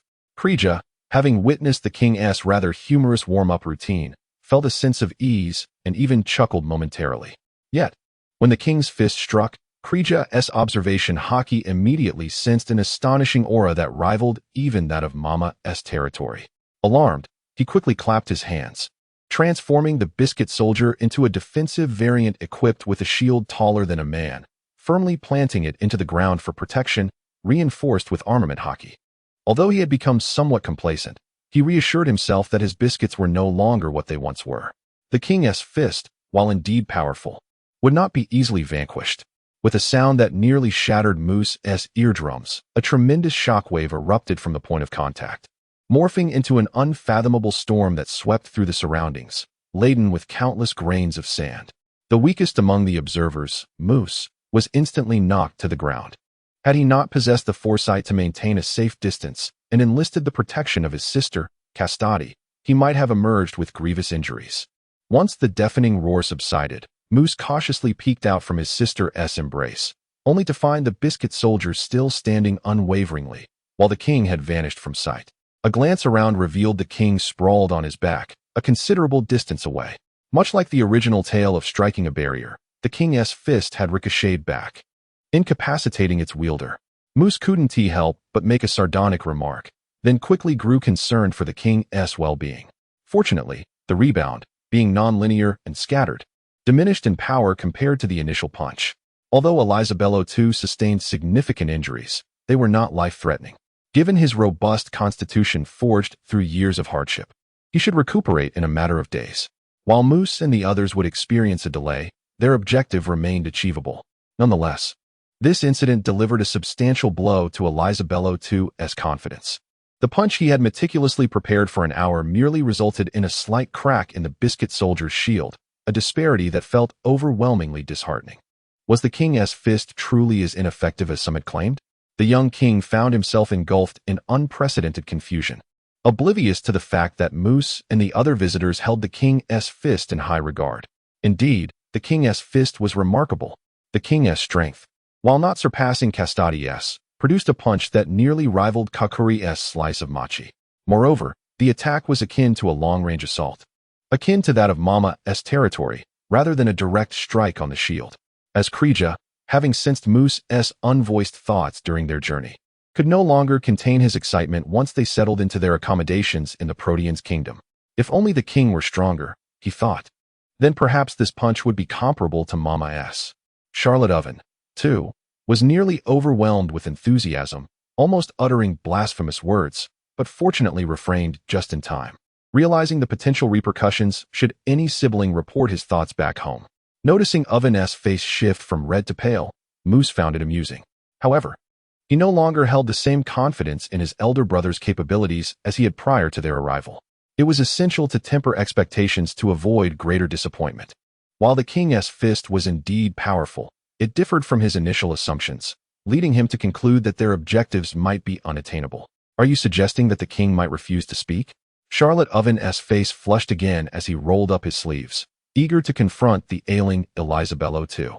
Even Moose, who had long since lost faith in his intelligence, couldn't help but facepalm. Fortunately, Oven had always been obedient to his elder brother, Karakuri, who had given specific instructions before their journey, rendering Moose's words quite effective. With a simple gesture, he urged Charlotte Oven to remain seated. Well, it's not merely a matter of whether the king is willing to speak. It appears that this technique is a special application of armament hockey rather than the martial arts I had envisioned. While hockey does impose a physical burden, it does not carry the same risks of muscle and tendon strain as martial arts do. Hence, there are no related tricks to learn. It seems, dear brother Oven, that you will indeed need to invest time and effort into physical training, as there are no shortcuts. Then let it be as it is. After all, we have already gained much from this outing, Charlotte Oven responded, displaying an admirable sense of acceptance. Nevertheless, as he remarked, the gains over the past few days have indeed been substantial. The discovery that the heat enhances the powers of the fruit, along with the subsequent awakening of these abilities, has significantly bolstered Charlotte Owen's strength. If one were to overlook the disparity in observation hockey, Charlotte Owen is now even stronger than his revered second brother, Karakuri, particularly when considering the fruit's counterbalance. Thus, even if that secret were to hold truth, it would merely be an embellishment at this stage. Although Charlotte Owen feels a tinge of regret, he is able to accept it. In contrast, Armand and Krieger remain indifferent to the matter, treating it with a casual disregard. However, upon hearing Moose's words, sixth sister Charlotte Castadi exhibited a noticeable change in expression, her lips curling into a sly smile. Chapter 58. Observation hockey. Although the primary objective of this journey may be unattainable, it remains unconfirmed, and the king's fist, as a formidable technique, has already demonstrated its worth. Therefore, Everyone chose to remain and await the recovery of His Majesty Elisabello II. The influence of the king of the library in this nation, particularly within the royal family, is considerable, making it quite effortless for him to arrange accommodations for his esteemed guests. "Hey, Moose, why not sleep with your sister tonight?" Sixth sister Charlotte Castadi suddenly leaned down to whisper this invitation in Moose's ear while they were preparing for bed. Due to his tender age and adorable appearance, Moose had previously been treated by his sisters as a lively, talking plush toy to be embraced during slumber. However, ever since he awakened the memories of his past life, he has endeavored to find excuses to decline, rarely accompanying his sisters to sleep. Yet, Charlotte Castard has always treated him exceptionally well since childhood, and being the current unparalleled beauty of the household, his refusals are not as resolute.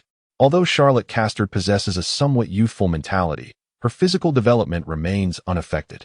As the biological sister of Charlotte Krejak, she stands nearly 2.8 meters tall, a remarkable giantess by any standard. Holding Moose, a normally proportioned 6-year-old, in her arms resembles cradling a delicate doll. However, accustomed to this since childhood, and with a mother of even more imposing stature, Moose had long since adopted a calm demeanor regarding such matters. Those women treated him like a plush toy, and he reciprocated by viewing them as soft sponge cushions. He felt no loss in this exchange. Yet, this time, before Moose could revel in the moment after getting into bed, he heard Sixth Sister S' hushed voice pose a question that would undoubtedly elicit gasps from others. "Tell me, little Moose, have you awakened your observation hockey?" Only by mastering observation hockey could one perceive the existence of armament hockey. This was fundamental knowledge. Moose had not intended to conceal this fact, so he candidly admitted it on the spot, seizing the opportunity to flatter Sixth Sister. "Indeed, it is you, Sister Castad, who is the most astute among the siblings. Only you discerned it. Of course, your sister Castad is not like the others, who are brawn over brains." Charlotte Castad responded, her pride evident. This girl was indeed clever. Yet she retained a certain naïve romanticism, utterly unlike a grown woman. If Charlotte Garrett was the daughter who most resembled their mother in appearance, then this one mirrored her in intellect and personality. However, lacking the formidable strength of Charlotte Lingling, venturing out alone would likely lead to unfavorable outcomes. Fortunately, their elder brothers, Perispero and Katakuri, were aware of this and never allowed their sister to roam alone.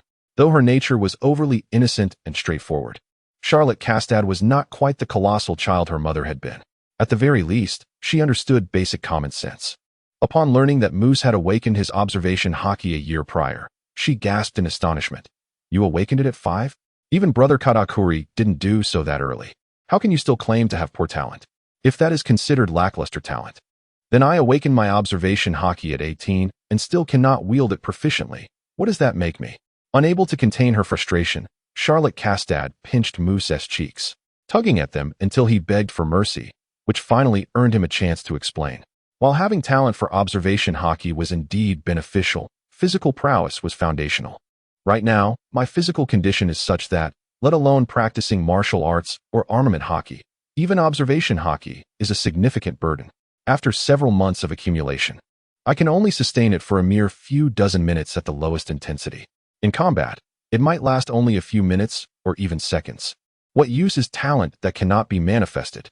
Charlotte Castad understood that hockey consumed energy, but she knew that the consumption of observation hockey was the least among the three types. Unless one deliberately maximized the range and precision of perception, it could not compare to armament hockey, which often depleted entirely within seconds.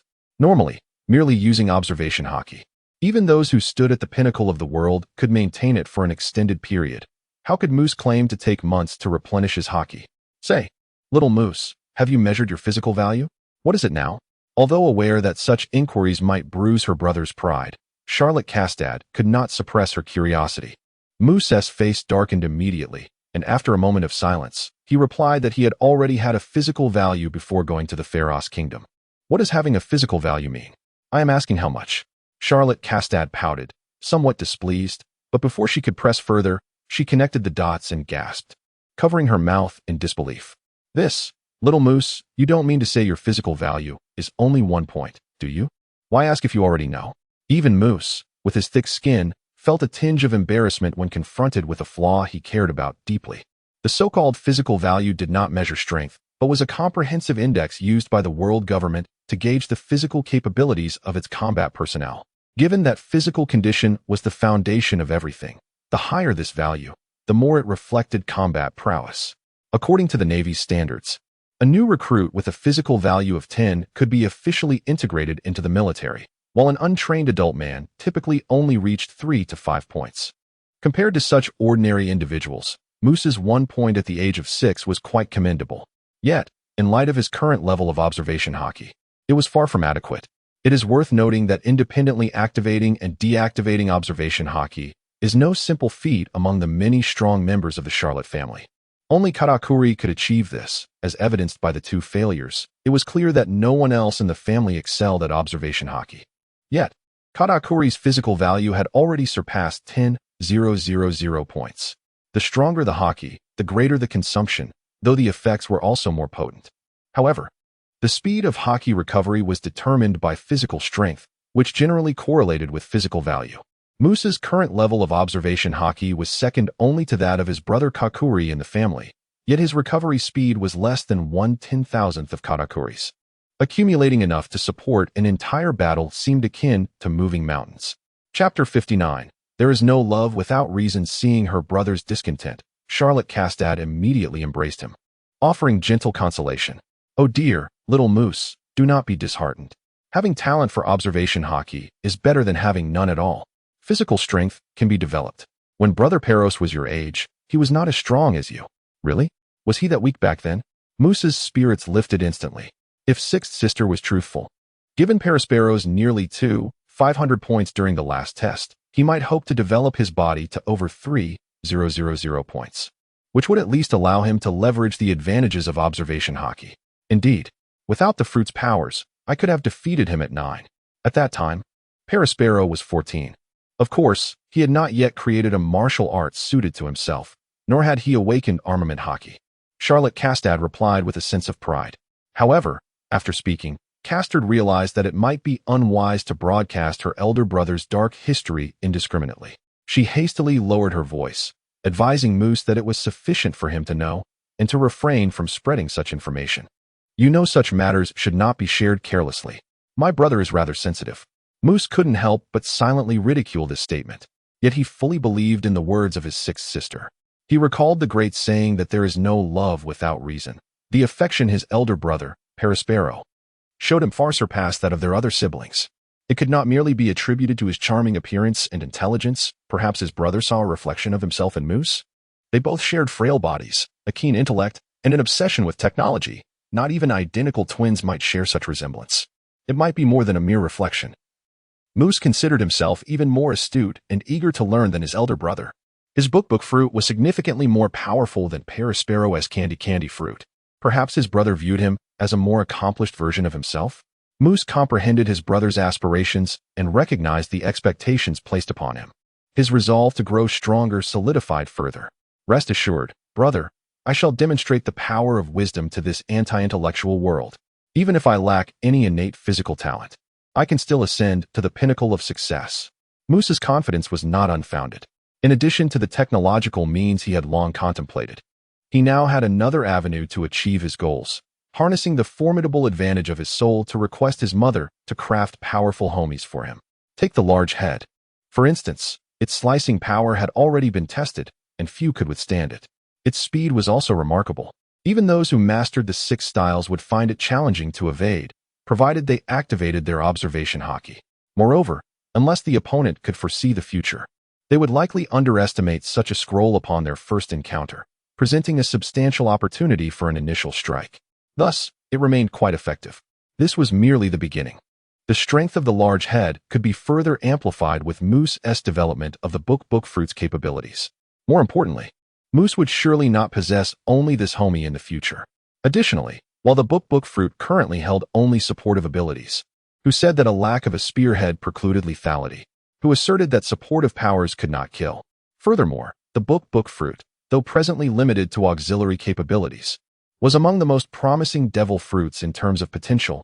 It could not possibly be as simplistic as it appeared. Though psychologically mature, Moose's youthful body was still prone to slumber. As he pondered these thoughts, his eyelids grew heavy, and he curled up in the warm embrace of his sister, Castard, drifting into a peaceful slumber. When Moose next opened his eyes, the outside world was already bright with daylight, and his sister had left for her morning exercises. Upon checking the time, Moose realized he had slept for a full 10 hours. Even so, he still felt somewhat drowsy but forced himself to rise from bed. There was no choice. Lacking innate talent necessitated greater effort. If it were not unavoidable, he would even wish to forego sleep entirely. Blackbeard was indeed an object of envy. Though Elizabello too had not yet reached his peak strength, he was still significantly stronger than the average person, and with his youth, his recovery was remarkably swift. However, after just one night, the individual who had struggled to utter a word the previous day was, with the assistance of the nurse, able to rise and walk unsteadily. Consequently, Charlotte Owen unabashedly reiterated her earlier request. Unexpectedly, even Moose could not anticipate that this seemingly obstinate king would readily acquiesce. Was his confidence shattered by the earlier test? Or had he spent the night contemplating the gravity of the situation? Nevertheless, it must be noted that Queen Elizabeth II's concession of the secret to the royal fist came with stipulations. Furthermore, he declined the military protection that Moose had prepared to offer on behalf of the family to the Kingdom of Proteans. While the strength of the big MOM pirates is indeed formidable, this monarch evidently harbors a greater apprehension towards the world government and the navy, preferring to avoid entanglements with pirates. Rather than banking on promises that may never materialize, he is far more inclined towards immediate, tangible benefits. A sum of 1.5 billion berries. That amount could procure a powerful, albeit not the most supreme, devil fruit, which would significantly enhance one's capabilities. How could a feeble technique that requires an hour to execute a single punch possibly compare? Upon hearing this, Moose furrowed his brow. However, after King Elizabello II consented to disclose the secret prior to receiving payment, the big MOM pirates have maintained a commendable reputation thus far. Otherwise, Vinsmoke Judge would not have been deceived into surrendering his weapons and battle attire, and gradually lowered his asking price to 800 million berries. He ultimately acquiesced to avoid unforeseen complications. Subsequently, King Elizabello II dismissed those around him and gestured for the second generation of the Charlotte family to exit as well. He reminded them of their promise to keep the matter confidential, asserting that an excess of knowledge could lead to inevitable leaks. While the big MOM pirates may be formidable and indifferent to such risks, it would spell disaster for his nation, since they claimed to seek mere satisfaction of curiosity. Only Mr. Owen or the young man could remain. Everyone else was to leave. Brother Owen has a volatile temperament, and my presence is essential. Moreover, lacking the ability to wield armament hockey, I cannot ascertain the truth. Thus, it is imperative that at least the two of us stay. This is non-negotiable. Moose promptly rejected the king's request. However, King Elizabello II was merely inflating the prices. The two remained within his tolerable range, thus he ultimately accepted it. Chapter 60. The Secret of the King's Fist. Moose grasped the reason for the king's meticulousness after just a few words. The king's fist, while seemingly incredible, operates on a surprisingly simple principle. It involves allowing the armament hockey to circulate around the body in a continuous flow, maintaining it in a state poised to strike, but without actually releasing it. This prevents energy depletion. Meanwhile, the internal hockey, having been released into a state of dissatisfaction, can continue to regenerate, subsequently being added to the external reservoir of armament hockey. Once it reaches a manageable limit, it can be unleashed in a single powerful blow, which is the essence of the king's fist. With mastery, the capacity of the external armament hockey reservoir can even exceed the normal limit of what the body can contain, resulting in an immensely powerful strike. To facilitate understanding, King Elizabello II skillfully tossed a few apples from the fruit platter on the table, demonstrating his point. Just as one might typically grasp only one apple with a single hand, he was now tossing them into the air, allowing him to simultaneously catch 4, 5, or even more apples. Your apple tossing is quite proficient, Your Majesty. Have you worked in a circus before? Moose nearly voiced this jest upon witnessing the display. Ironically, the ancestors of the Proteans royal family indeed hailed from a circus background, and it was from such performances that the inspiration for the king's fist was born. While the mechanics of the king's fist are straightforward, mastering it is far from easy. Moose, who had yet to grasp armament hockey, had no such expectations, and even the now transformed Charlotte Owen encountered hurdles. Achieving a stable and orderly flow of armament hockey according to one's desires is a hallmark of advanced armament hockey. Yet, Charlotte Owen was still merely beginning to master the step of hardening the armament hockey.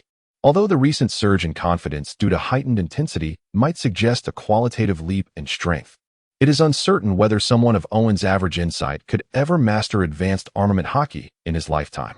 Even if he were to succeed by sheer luck, the timeline remains unpredictable. Fortunately, employing special techniques makes utilizing advanced armament hockey significantly simpler than casual application, as even Banshmaru can deploy it using his signature move. And the so-called 8-burst fist techniques awakened by Old Kai also fall into this category. Moreover, the primary concern is to ascertain authenticity. Once confirmed, they can return home without further delay. Moose seized upon this crucial point to propose a suggestion that would greatly save time. The value of the king's fist lies chiefly in two aspects. First, the technique for enabling the armament hockey to flow and accumulate excess energy, essentially a form of energy storage. Second, the technique for efficiently and maximally releasing the accumulated armament hockey, or energy release. If both steps prove effective, then the king's teachings hold merit. After analysis, Moose advised Charlotte Owen to first practice the latter using his existing hockey, followed by an attempt at the former. As long as he could demonstrate that the flowing armament hockey indeed allows for excess storage, it would suffice. Since it was his own armament hockey, utilizing it proved considerably easier, especially as Charlotte Owen could leverage the heightened intensity to accelerate the process, effectively speeding time by over 80-fold. Thus, he soon mastered the energy release technique. Although the internal hockey needed to be mobilized and converted into armament hockey for usage, allowing only a fraction to be released at a time, Owen currently possessed strong hockey but struggled with its application, resulting in limited output.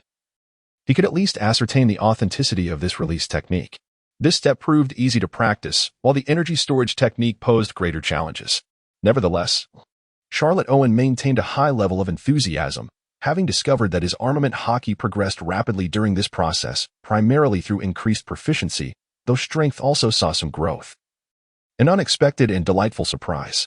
However, aside from Kalia, who remained engrossed in refining the form of his wings and exploring the art of flight, the other siblings grew increasingly impatient. Even Moose, who typically thrived in solitude, felt a sense of ennui after perusing the extensive collections of the Kingdom of Protinus and its arch-nemesis, having been granted access to all the libraries during Kalia's visit. Though he could occupy himself by organizing his memories or pondering various issues, Moose felt that such a precious outing should not be squandered. Thus, he resolved to make another journey to the island, an ancient realm with a literary treasury that surely surpassed the meager collections of the comparatively recent kingdoms of Protinus and Flanders, which boasted far shorter histories. Previously, Moose had been too eager to fulfill his mission to borrow any texts, but now, with ample leisure, utilizing the shortcut through the mirror world, he arrived at the island the same day, startling King Liku, who had only just returned to the country the day before. However, it is fortunate that this individual has returned to the homeland. Otherwise, the official responsible for managing the royal library would have faced a considerable dilemma. Allowing him entry would constitute dereliction of duty, while denying him could jeopardize his very life. The gains from this journey exceeded even Muse's expectations. Although the total number of tomes was not as vast as those he had encountered in the Kingdom of Pharos and the Kingdom of Flanders, the invaluable texts he had yet to peruse were indeed incomparable to the former. Upon meticulously cataloging and digesting these works, Muse's knowledge expanded further, but more importantly, his abilities associated with the book fruit underwent significant enhancement. Perhaps his proficiency in wielding the fruit's powers has also contributed to this. Muse can now utilize the book fruit to augment his companion, allowing it to soar at speeds exceeding 400 kilometers per hour, whether employed for transportation or combat. Its efficacy has reached new heights, while it is inconvenient to test the other capabilities of his companion on their island. It is reasonable to surmise that they too have seen considerable improvement, including those akin to the stone fruit abilities. However, Moose felt a twinge of regret as the literary world he had eagerly anticipated still had not materialized. One would think that the current volume of reading material was already quite astonishing. Could it be that the developmental approach diverged significantly from that of the original work Charlotte Mondor? Or was it merely a matter of insufficient proficiency, requiring an accumulation of experience? Even more disheartening for Moose was the fact that although his observation hockey had strengthened, which should have been a positive development, the speed of its recovery had shown no significant improvement in such a short time.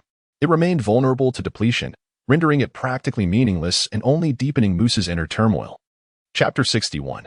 Even ladies can be mischievous. Upon learning that Moose had managed to read through the entire royal library in less than a day, King Laiku was utterly astonished. His assessment of the boy ascending to new heights. It was unclear whether he intended to curry favor or simply express his thoughts. But the king inadvertently uttered words that stirred something within Moose. Indeed, Drs. Rosa boasts a rich history, yet it is merely a small nation. Not renowned for its scholarly pursuits, our collection is quite limited. If you wish to explore a broader range of literature, you should venture to the West Blue, where the greatest ancient civilization, the land of flowers, and the historical sanctuary of O'Hara reside. King Laika's words were common knowledge for those eager to learn, and Moose was certainly not ignorant of them. In truth, he had contemplated traveling to the West Blue to further his studies since acquiring the book fruit. However, the imminent crisis that threatened his family's survival had forced him to postpone such aspirations. Yet, the king's remarks served as a timely reminder. He must make haste to O'Hara. In just 2 years, it would face annihilation under the Demon Extermination Order, and with it, countless invaluable texts would be reduced to ashes, leaving him with no opportunity to explore them in the future. It appeared imperative to visit O'Hara.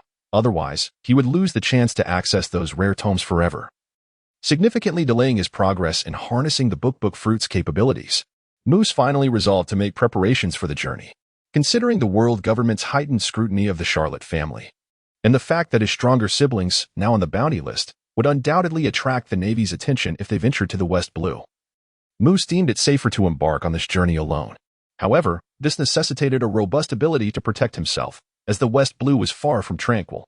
Moreover, persuading his mother and 2 brothers to agree was another challenge. No matter how mature he appeared, he was still far too young.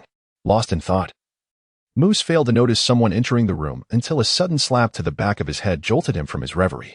He spun around, seething with anger, and pointed at the culprit, exclaiming, "Are you out of your mind? I let it slide the first 2 times because you seemed like a little girl. But now you're addicted to slapping me?" Princess Scarlet, the eldest daughter of King Laiku, was not yet 11 years old but already a striking beauty. Even without her royal title, she easily garnered admiration from others. Perhaps due to her age, she exhibited a mischievousness akin to that of her younger sister, Violet. Ever since their initial encounter the previous day, when she had come to find books, the princess had been a constant source of annoyance for Moose. Initially, her teasing had been tolerable, but now she had crossed the line into outright provocation. "Who are you calling a little girl? I'm 11. You're the one who is still a child." Princess Scarlet retorted defiantly, one hand on her hip and the other pointed accusingly at Moose. The palace guards who accompanied her hesitated, seemingly torn between wishing to remind her of the propriety befitting a princess and not wanting to provoke her further. Indeed, having such a headstrong and capricious master was a stroke of misfortune for them. Only a child would make such juvenile jokes. Moose scoffed, retrieving a large scroll from behind him and gently tapping it against the ground. A thunderous boom resonated as the solid marble floor was instantly smashed into a crater, intricate cracks sprawling across the entire room. "This is the last time. If you dare to disturb me again, this staff will find its way to you." Although Moose refrained from wielding his full strength for fear of collapsing the building upon himself, the massive stone weighed over 300 tons, and its impact was formidable. Even the chandelier above trembled violently, resembling a colossal yo-yo. The unaccustomed Princess Scarlet felt her balance waver, and had it not been for one of the palace guards, who lunged forward to support her, she would have likely toppled over. Though she did not fall, the young princess was thoroughly frightened. Her voice tinged with a quiver as she spoke. "I just thought you looked so bored sitting here all day," when in fact, he was organizing information and pondering matters. "I wanted to take you to the arena to watch the matches. I came with good intentions, and yet you're so fierce with me." "The arena has matches?" Moose's expression softened slightly, a flicker of interest igniting within him. While he suspected the current competitions might lack formidable contenders, it would still be intriguing to observe the contrast from the later reign of Doflamingo. Seeing Moose's demeanor shift, Princess Scarlet perked up, her eyes widening as she animatedly described. Yes. It's an unprecedented grand event. Father organized it to celebrate the defeat of the Fighting Fish, due to Owen's extraordinary efforts not only in the northwest corner, but the entire surrounding area of the island was purged of them, even if a few remained in distant waters. They would not pose a significant threat for decades to come. The total prize money is 200 million berries, and this time, because many overseas participants are competing, the VE made an exception to allow them to bring their own weapons. Previously, the arena provided standardized, non-lethal weaponry to prevent fatalities. Only 200 million? The kingdom of Dr. S. Rosa is truly impoverished.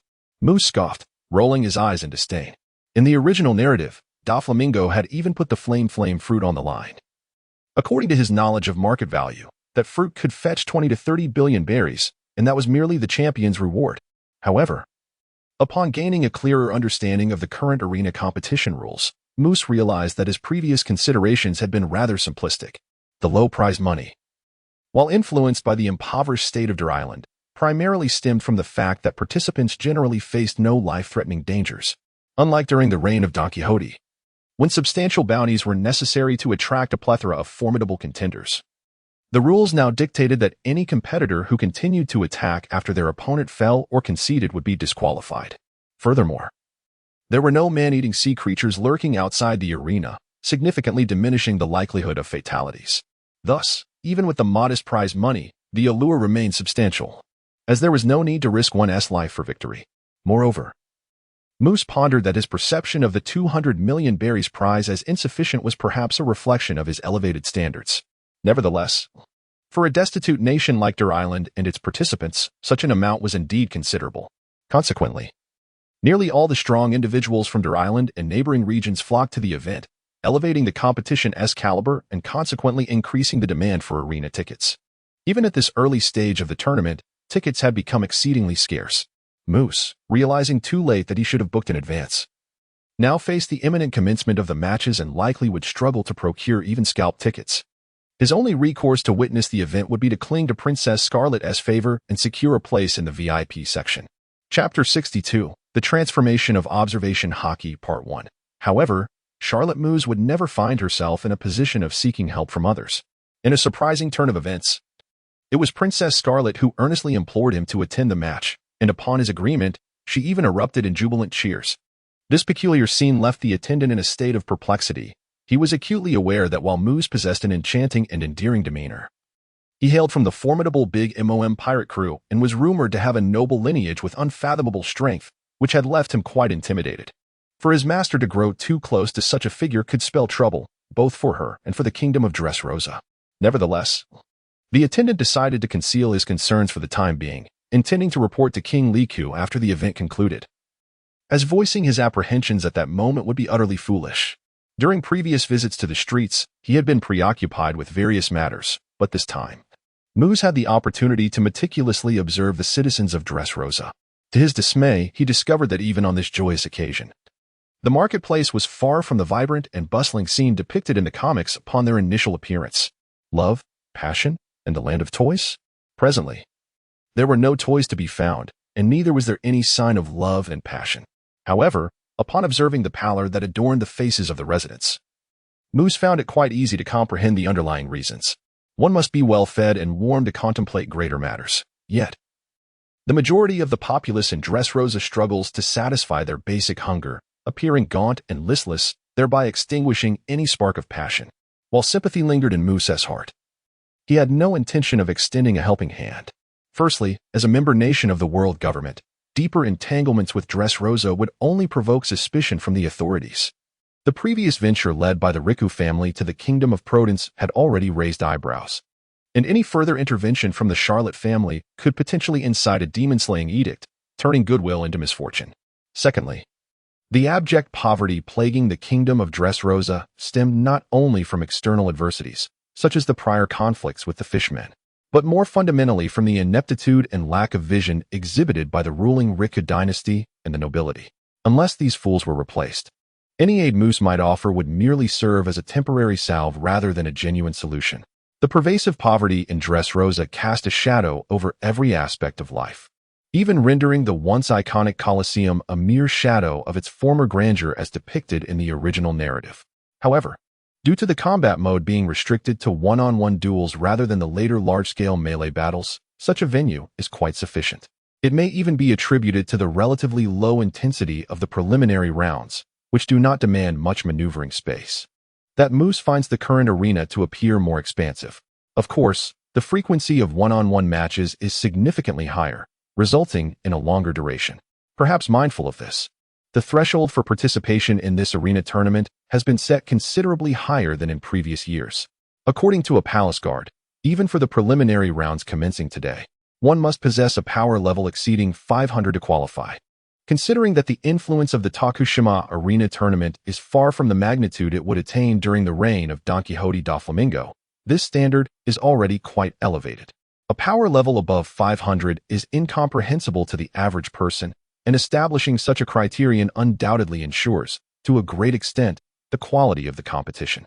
However, Moose perceived that such regulations were inherently unjust, as the level of one's combat prowess could not be wholly represented by one's spiritual capacity. Certain unique devil fruit abilities do not necessitate formidable physical attributes to unleash their tremendous might. Take, for instance, the toy fruit. Regardless of one's strength, a mere touch could transform an individual into a toy, leading to an instantaneous defeat. Is it not rather inequitable to exclude such formidable beings from participation? Moose subtly alluded to the imminent peril that both this nation and the royal family of the Lyricus would face in the future. Yet neither Princess Scarlet nor the palace guard seemed to heed his warning. However, Moose's confusion was ultimately resolved. Encountering those unique fruit abilities for the first time might indeed be overwhelming, but this is a tournament, and relying solely on a single technique will not suffice to reach the final stage. Moreover, possessing subpar physical attributes renders one vulnerable. A moment's carelessness in such a competitive arena could lead to dire consequences. This is a contest of skill, not a contest of murder. For the sake of the participants' safety, we do not welcome such competitors. Indeed, an unexpected ambush, like that of Sugar, could potentially lead even a commander of the 4 emperors to falter. But in a public tournament, only the first victim would likely fall prey. Transforming someone into a toy may erase their trace of existence. But it surely does not obliterate the memory of that very transformation scene, does it? Moose pondered this and recalled that he should also refrain from utilizing his book fruit and the capabilities of his homies in front of others. An imbalance of information is essential for a successful ambush. To create such an imbalance, one must not only conceal their own abilities but also strive to comprehend the strengths of their adversaries. Ideally, gathering comprehensive and precise intelligence beforehand is paramount. However, in the absence of such conditions during an encounter, one must rely on experience and observation hockey, with the latter being particularly critical. Moose's observation hockey had grown remarkably powerful. Once activated, it effortlessly enveloped the entire arena, including the rest area and spectator stands. Yet, when attempting to gauge the strength of the contestants, he encountered an unexpected dilemma. The evaluation of strength through observation hockey is based on one's own capabilities as a reference point, yet Moose's current strength was anything but ordinary. Due to the significant disparity in power, Moose could easily discern that numerous individuals in the arena surpassed him. But accurately estimating just how many times stronger they were proved to be exceedingly challenging, akin to a normal human struggling to gauge the height of a mountain with mere eyesight. Of course, if he had ample time to observe and compare each contestant individually, Moose believed he could arrive at a clearer estimation. Regrettably, his hockey accumulated too slowly, and he was reluctant to squander it, which made this issue a considerable source of frustration. If only there were a way to express this information through tangible data. Moose sighed, preparing to deactivate his observation hockey, when he suddenly noticed a violent disturbance in the information he was sensing. What was happening? Could it be? It had truly been quantified. Was this the influence of the book fruit's ability? The abrupt transformation of his observation hockey was indeed surprising. However, Moose recalled that the thunder fruit could enhance observation hockey, so it was not entirely unexpected. Given that books serve as vessels of information, it seemed logical for the data perceived through observation hockey to be rendered into a more precise format. However, it must be said that unexpected revelations are not entirely absent. Chapter 63, The Anomaly of Kinbunchaku, Part 2. Take hockey, for instance, its total quantity is first revealed, manifesting as ever-changing numerical values. According to Moose's understanding, hockey diminishes with use yet simultaneously replenishes, hence the figures are in constant flux. The Busashoka hockey is indicated through colors, or rather, auras, becoming more vibrant during powerful attacks or defensive maneuvers, while remaining rather subdued during ordinary moments, ultimately fading completely after the battle concludes. This corroborated Moose's previously established notion. When in a dormant state, hockey is merely hockey. Only upon activation does it exhibit distinctions such as Busashoku and Haushaku. Busashoka hockey is relatively common, yet Haushaku hockey is a rarity, while any signs of what might be Kinbunchaka hockey were conspicuously absent. However, Moose found no surprise in this. Even among the formidable beings of the New World, Haushika hockey is not ubiquitous, and although Kinbunchika hockey is far more prevalent, it eludes direct perception due to its inherent mechanics. What truly captured Moose's attention was the total data of hockey. Previously, he could only vaguely sense an approximate quantity. But now it was displayed with precision, revealing not only the presence of powerful contestants but also the undeniable existence of hockey within the spectators, most of whom were merely ordinary individuals. It dawned on him that the statement made by his brother and Rayleigh in the original narrative, that hockey resides within everyone, was indeed literal. Upon realizing this, Moose felt a sense of relief, simultaneously confirming a bold hypothesis he had entertained for some time. For an extended period, including before his transmigration, Moose had believed that hockey only manifested upon awakening. According to this theory, the hockey reservoir within one should initially be empty upon awakening. However, in reality, after awakening Kinbunchika hockey, he found himself with a substantial amount at his disposal, which he squandered due to an inability to control its activation and intensity, compounded by the sluggish replenishment rate, necessitating a gradual accumulation from scratch. Thus, it must have existed even prior to awakening. This line of reasoning is logical yet lacked empirical evidence, remaining a mere hypothesis. Fortunately, today's anomaly in Kinbunchika hockey inadvertently unveiled the answer. Otherwise, this question could have lingered in Moose's mind for an indeterminate duration. With this mystery unraveled, many related inquiries found their resolutions, such as why individuals with robust physiques are more predisposed to awaken Busashoka hockey, while those who are astute and sensitive tend to awaken Kinbunchika hockey with greater ease. In essence, these two types of individuals possess larger hockey reservoirs, allowing for a more substantial accumulation, which naturally leads to what is termed awakening. Due to inherent differences in aptitude, the former is more inclined to resolve issues through force, whereas the latter employs intellect and sensitivity. Consequently, the former's hockey manifests first as Busashoku, while the latter's emerges as Kinbunchaku. Following this line of thought, Moose swiftly realized that mastering Busashoka hockey might not be as daunting as he had previously imagined. He merely needed to fill his hockey reservoir and engage in vigorous training and combat. However, contemplating the sluggish pace akin to that of a snail at which he was accumulating his aura, Moose's expression darkened. Particularly disheartening was the realization that not only the spectators in the stands, but even the competitors themselves possessed woefully low aura values. It was highly likely that the baseline, which was set by none other than his own aura reservoir, was significantly larger than he had previously estimated. Should this indeed be the case, he could only wonder how long it would take to fill it to capacity. That said, he did not dwell too much on this disappointment. For Moose had come to a profound understanding. As long as his family could navigate this challenge successfully, he would eventually fill his reservoir. Conversely, if they failed to overcome this hurdle, no matter how swiftly he accumulated, it would ultimately be in vain. Yet, the astonishing magnitude of his aura capacity prompted Moose to reflect deeply. Previously, while he was aware of his substantial aura capacity, he attributed it merely to the strength of his observation hockey, lacking any comparative reference. Now, upon examining the data, he was astounded to discover that not a single individual within the arena boasted an aura value exceeding 0.2, which was merely a fraction of his own. This was indeed quite extraordinary. It is important to recognize that this referred to the total aura, not merely a comparison of observation hockey. Even if no elite warriors were present, those who wielded dual or even tricolored auras possessed a total that barely amounted to a sliver of what a mere 7-year-old like himself could command, which was utterly unfathomable. It must be noted that while Moose's observation hockey was formidable, it still paled in comparison to true masters like Katakuri. If such individuals exhibited such a vast disparity from Moose, one could only imagine how far they stood from first-rate warriors like Katakuri, who wielded tricolored auras. Perhaps this was not merely a matter of observation hockey, but rather a reflection of the strength of his soul? It might even be the case that his prowess in observation hockey stemmed from his robust spirit. Indeed, those with vibrant life forces tend to awaken and enhance their armament hockey more readily, while those endowed with strong souls or mental fortitude find it easier to awaken and elevate their observation hockey. Such symmetry seemed rational, and as Moose pondered, he could not help but recall the unique qualities that had set him apart since childhood. Nevertheless, the new concept can elucidate a significant portion of the inquiries. Yet a lingering question remains unresolved due to the lack of empirical evidence. This pertains to whether the cap on the potency of hockey is determined jointly by both vitality and mental fortitude, or solely by the latter. In contrast, discerning whether an individual has mastered or awakened hockey is considerably more straightforward. Although in the realm of observation hockey, The dormant haki appears indistinguishable from that which has been awakened but not yet manifested. Moose, upon quantifying his observation haki, uncovered a subtle distinction. The haki values of the audience remain constant, whereas those of the competitors fluctuate frequently. Once the haki reservoir reaches its maximum capacity, it ceases to grow.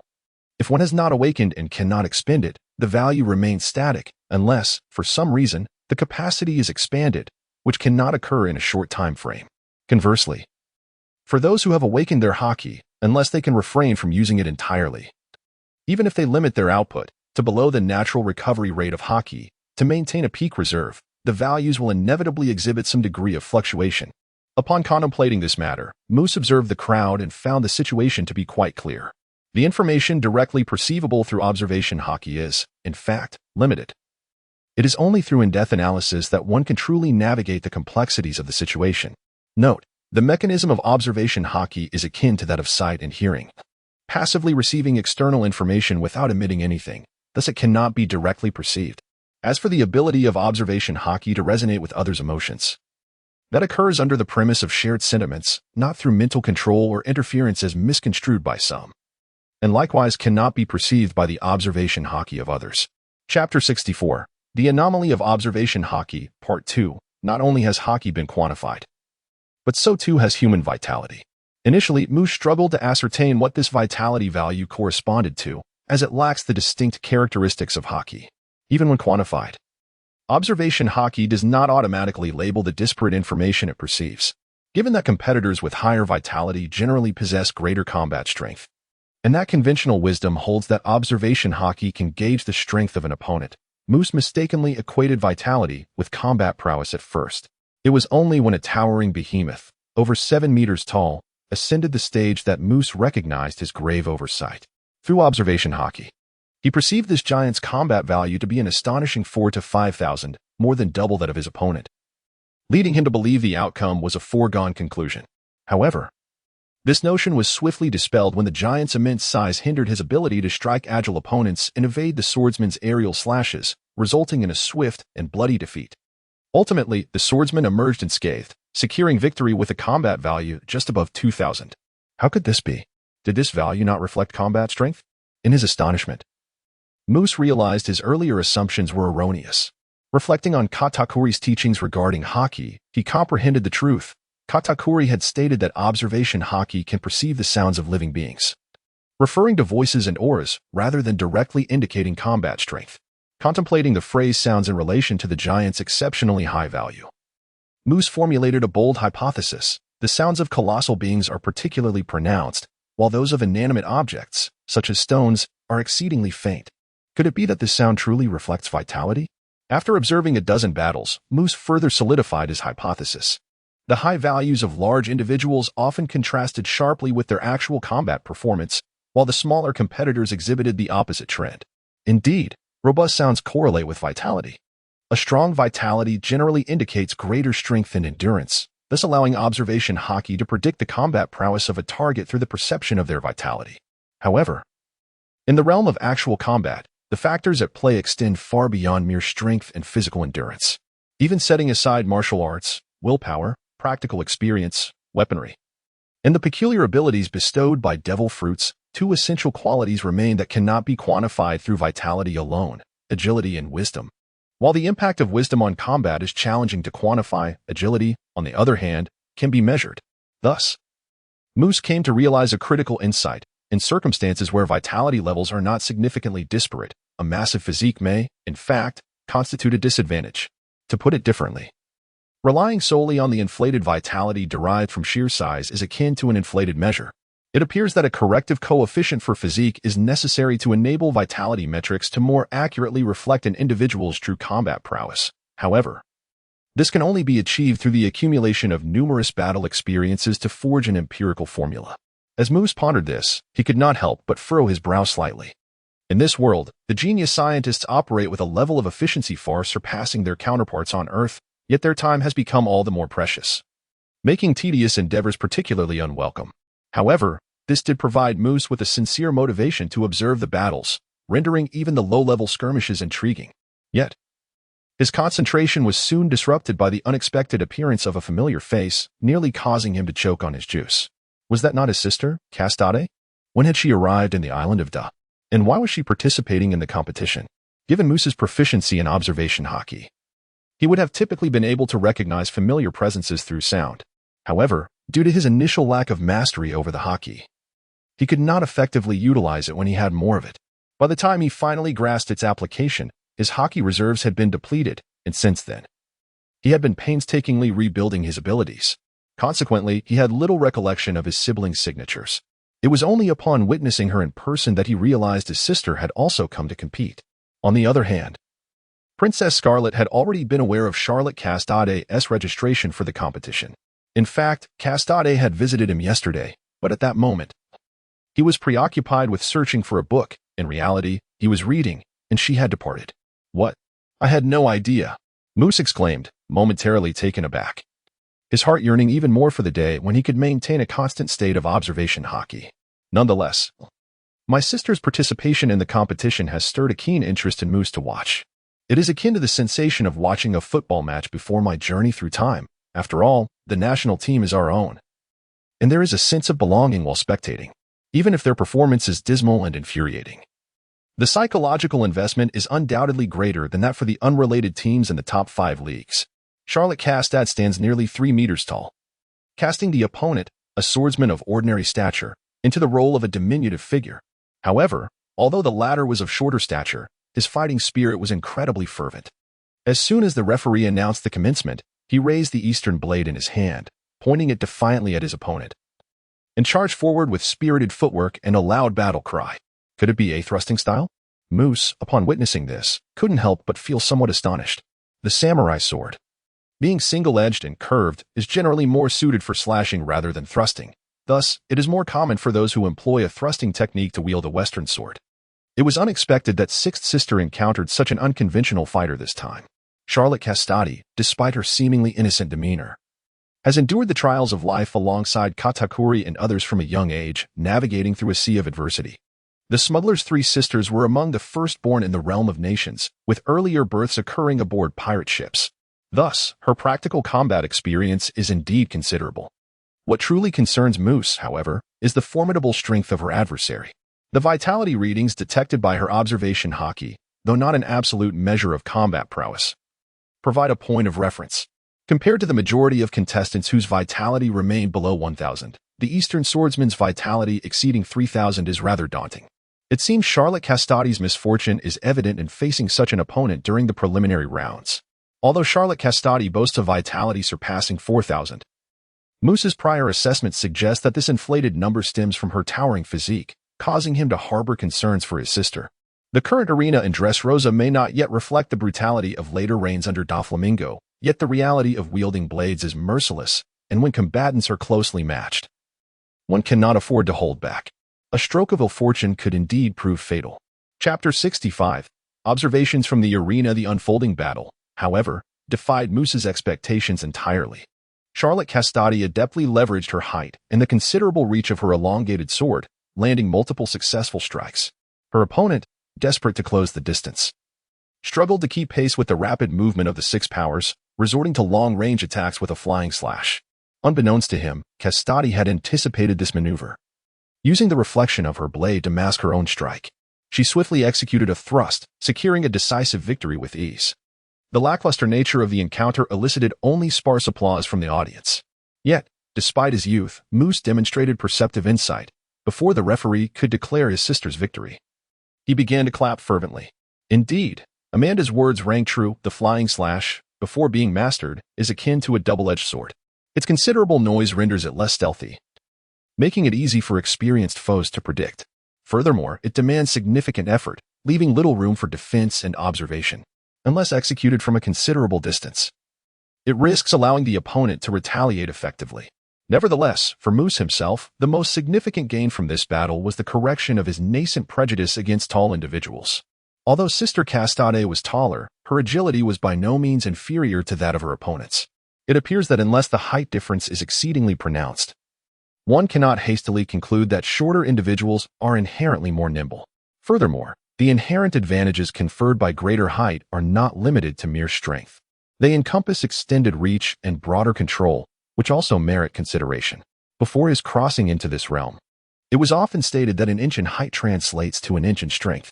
This notion stemmed from the relatively minor disparities in human physique and attributes. Hence, a taller stature and longer weapons naturally bestow considerable advantages. Although the differences among individuals in this world are vastly more pronounced, it seems that as long as the disparities do not escalate to the point of resembling entirely different species, this adage still holds true. After Moose grasped these insights, he observed a few more battles and distilled his rough experiential formula, reaffirming that identifying the correct line of thought is paramount. Previously, during Katakuri's confrontation with Borsalino, the outcome was determined in an instant. Later, Curry casually mentioned that Moose was already aware that the prolonged, drawn-out battles depicted in anime between these two formidable warriors, lasting days and nights without resolution, were, in reality, merely bouts interspersed with pauses, far removed from the reader's assumptions of limitless stamina enabling continuous combat for several days. It was not until today, after consecutively witnessing numerous battles, that he finally grasped the crux of the matter. The consumption of one's domineering energy escalates rapidly when one exerts oneself to the fullest. Particularly alarming were those formidable moves that could instantaneously deplete a significant portion of this energy, leaving no time for recuperation on the battlefield. Often, within a short span, one side would find its energy utterly exhausted. How could they continue to fight? Conversely, if one opted to conserve energy by restraining their strength, they would inevitably suffer when faced with an opponent wielding their full power. Thus, unless the contest was a life-and-death sparring match or one's prowess primarily stemmed from fruit abilities rather than sheer energy, the outcome would soon become apparent. Upon fully comprehending this dilemma, Moose found himself less concerned about his physical shortcomings. As long as the battle did not devolve into a stalemate, the limited opportunity for energy recovery would allow his immense reserve of energy to manifest its advantages. In realizing this, Moose also unraveled another enigma within the narrative of the One Piece anime. Why could Luffy, who was initially overwhelmed by Katakuri, ultimately triumph? The key lay in Katakuri's use of his flowing machi to ensnare Luffy, who unexpectedly managed to consume the machi. This not only facilitated Luffy's escape but also enabled him to restore his stamina, heal his injuries, and even recover his energy reserves. Though eating does not directly replenish energy, Luffy's metabolism operates at thrice the rate of an ordinary person, allowing for a corresponding recovery speed. By consuming the machi, he had ample time to replenish his energy to its maximum before re-engaging in battle. In the subsequent round, Katakuri, having lost his composure early on, sustained significant injuries after several heavy strikes. Luffy then adopted his snake form, enhancing his speed and further exhausting Katakuri's observation haki, forcing him to diminish the intensity of his armament haki, making it increasingly difficult for him to land critical blows. This led to a stalemate, thereby highlighting Luffy's advantage in energy recovery.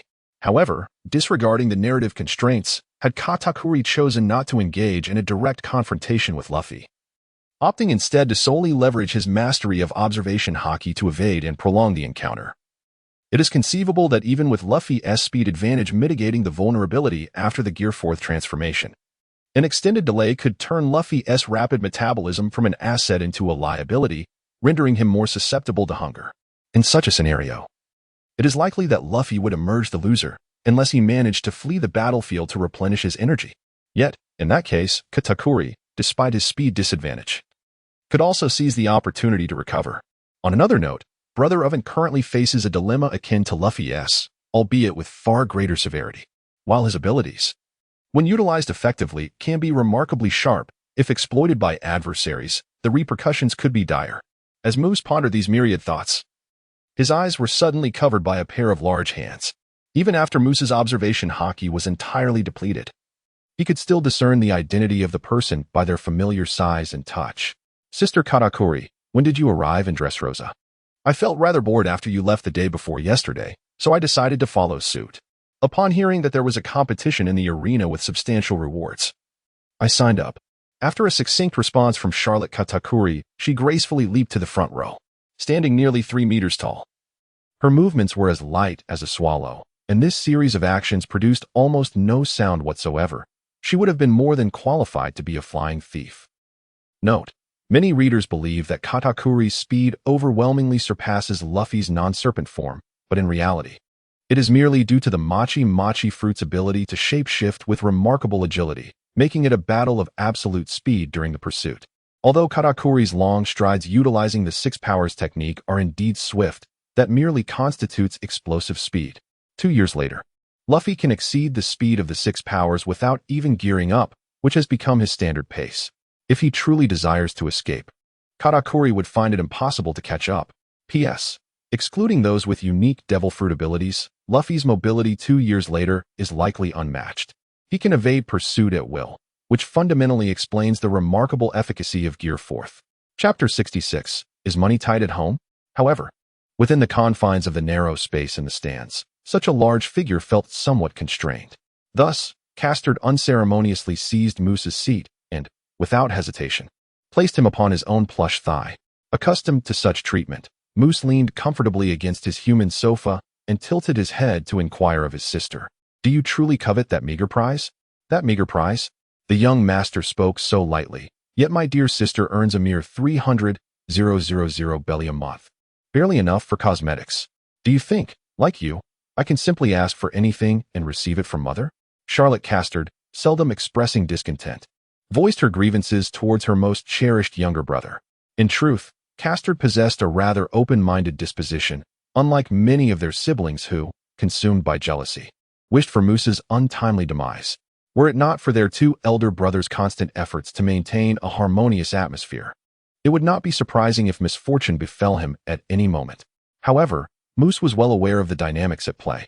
It was precisely because of her amicable relationship with Castad that she could afford to tease her a little without fear of retaliation. Nevertheless, Castad's subsequent offhand remark took Moose aback. What? Sister Armand is also competing? The thought struck Moose that Armand was on the verge of acquiring her own island and subjects. Did she still lack funds? As previously mentioned, only 5 members of the second generation of the Charlotte family currently possessed their own ships, and only these 5 had their own islands. Although residents of the nations were generally required to pay only a sole tax, once basic needs were met, individuals naturally sought higher aspirations, which could generate revenue for the lords of the islands. Moreover, the profits from the export of local specialties belonged entirely to them, as Charlotte Lingling only demanded specific food items or ingredients from each island and ensured security, without imposing the usual tributes expected of vassals. Thus, their circumstances were undoubtedly far more favorable than those of their siblings who merely received a fixed allowance each month. Charlotte Armand had long been confirmed as one of the next batch of island lords even before her journey to the kingdom of Pharos. Moose assumed she would not be particularly concerned about the prize money from this competition. Could it be that Armand's combative spirit had been ignited by the diverse array of competitors present? Perhaps the allure of the prize was the primary motivation? Even if she became a minister, wealth was not as abundant as one might think. Furthermore, she had yet to attain that status. The championship prize amounted to 100 million berries. Even Brother Owen would likely be tempted by such a sum. Yet, Charlotte Castad dismissed Moose's speculation with increasing frustration, pinching her younger sister's cherubic face in a fit of exasperation. How could someone so intelligent be so oblivious to the financial realities faced by their older siblings? But I just turned 7. I've hardly touched any money. Isn't ignorance to be expected? Moose hastily defended herself, finally earning a reprieve for her little face, while also inquiring about the family's financial situation, a topic that had not been explicitly discussed with her before. Gradually, a shadow of doubt crossed Moose's features. While she was aware that the family lacked sufficient cash flow, she had not anticipated the extent of their financial woes, especially given the apparent abundance of resources. The population of the nations was indeed small, and there were few vassals outside, yet with so many siblings at home, it seemed implausible for them to be in such dire straits. Strangely, this peculiar situation felt oddly familiar to Moose. Had something similar occurred on Earth before her transmigration? An economic crisis? Upon contemplating this, Moose quickly dismissed the notion. An economic crisis typically involved relative overproduction, where the absolute quantity of goods was insufficient. In fact, many consumers sought to purchase but lacked the funds, leading to surplus goods that could not be sold. Yet, the current bizarre situation in the nations was one of genuine overproduction, with an abundance of goods that could not be exhausted. What was lacking was merely cash and certain products not produced locally.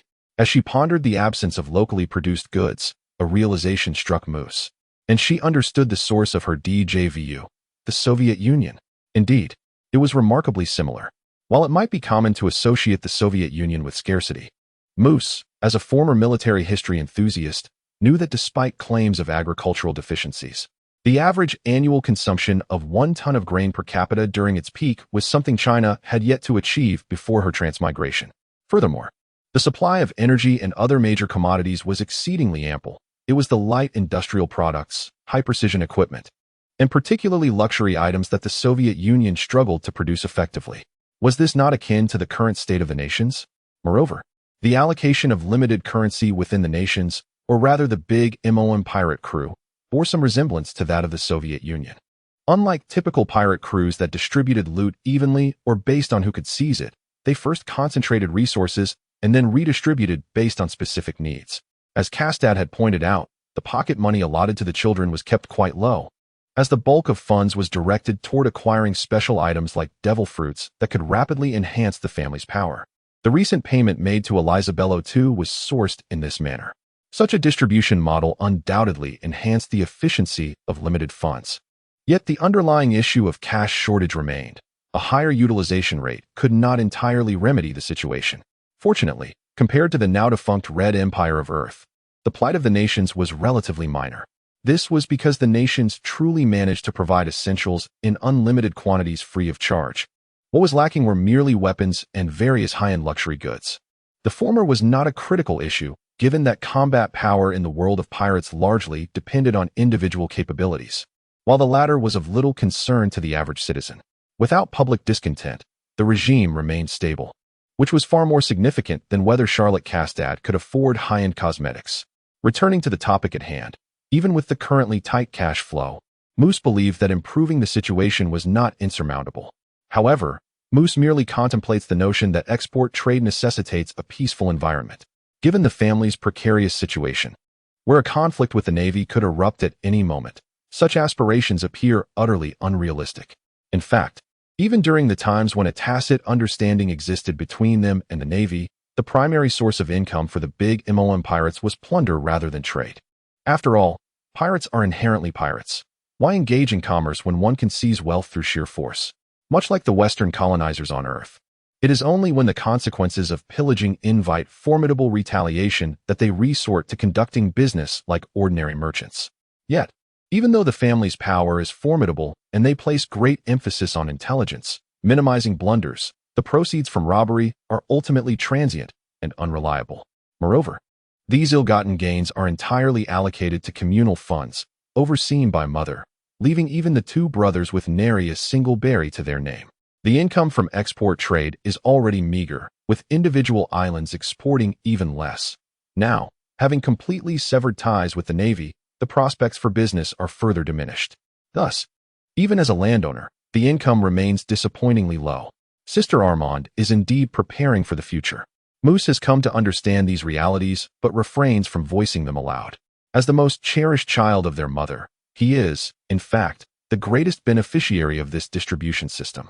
Although it must be wielded by an exceptionally special individual to realize its full potential, the book fruit is nonetheless widely recognized as a premier devil fruit, purchased by the big MOM pirates for a staggering sum exceeding 1 billion berries.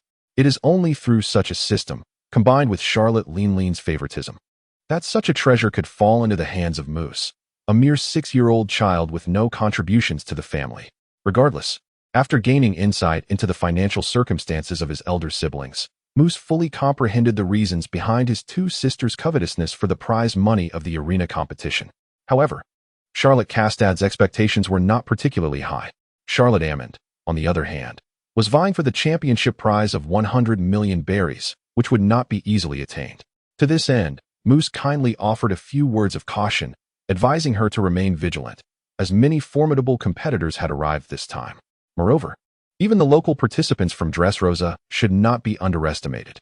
Are there truly formidable figures here? That king seems rather ordinary, Charlotte Kastad remarked in surprise. Most nations in the New World were ruled by strong individuals, and she had habitually assumed that King Riku was the mightiest in Dressrosa. Moose was referring to the man who had achieved over 1,000 consecutive victories in this arena, Cyrus, who was on the verge of attaining the legendary feat of 3,000 undefeated battles. However, as he had yet to encounter him in person or utilize his observation hockey, Moose could not definitively ascertain whether he surpassed or fell short of Charlotte Ammon's current prowess, and thus refrained from making any absolute statements.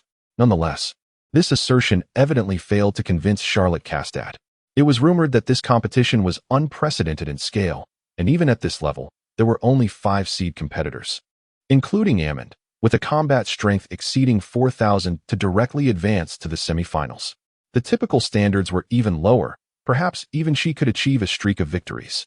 Is Ammon not participating in the preliminary rounds? I wondered why I hadn't seen her until now. Moose feigned a look of realization while attempting to appear endearing, all the while calculating Charlotte Ammon's current strength. With at least 4,000 in combat strength, coupled with her dual hockey abilities, her power, while perhaps not surpassing Luffy's from 2 years prior, would certainly exceed that of Zoro at the time. Achieving such strength without consuming a devil fruit, relying solely on swordsmanship and hockey, was remarkable, especially considering she was a year younger than Katakuri's brothers.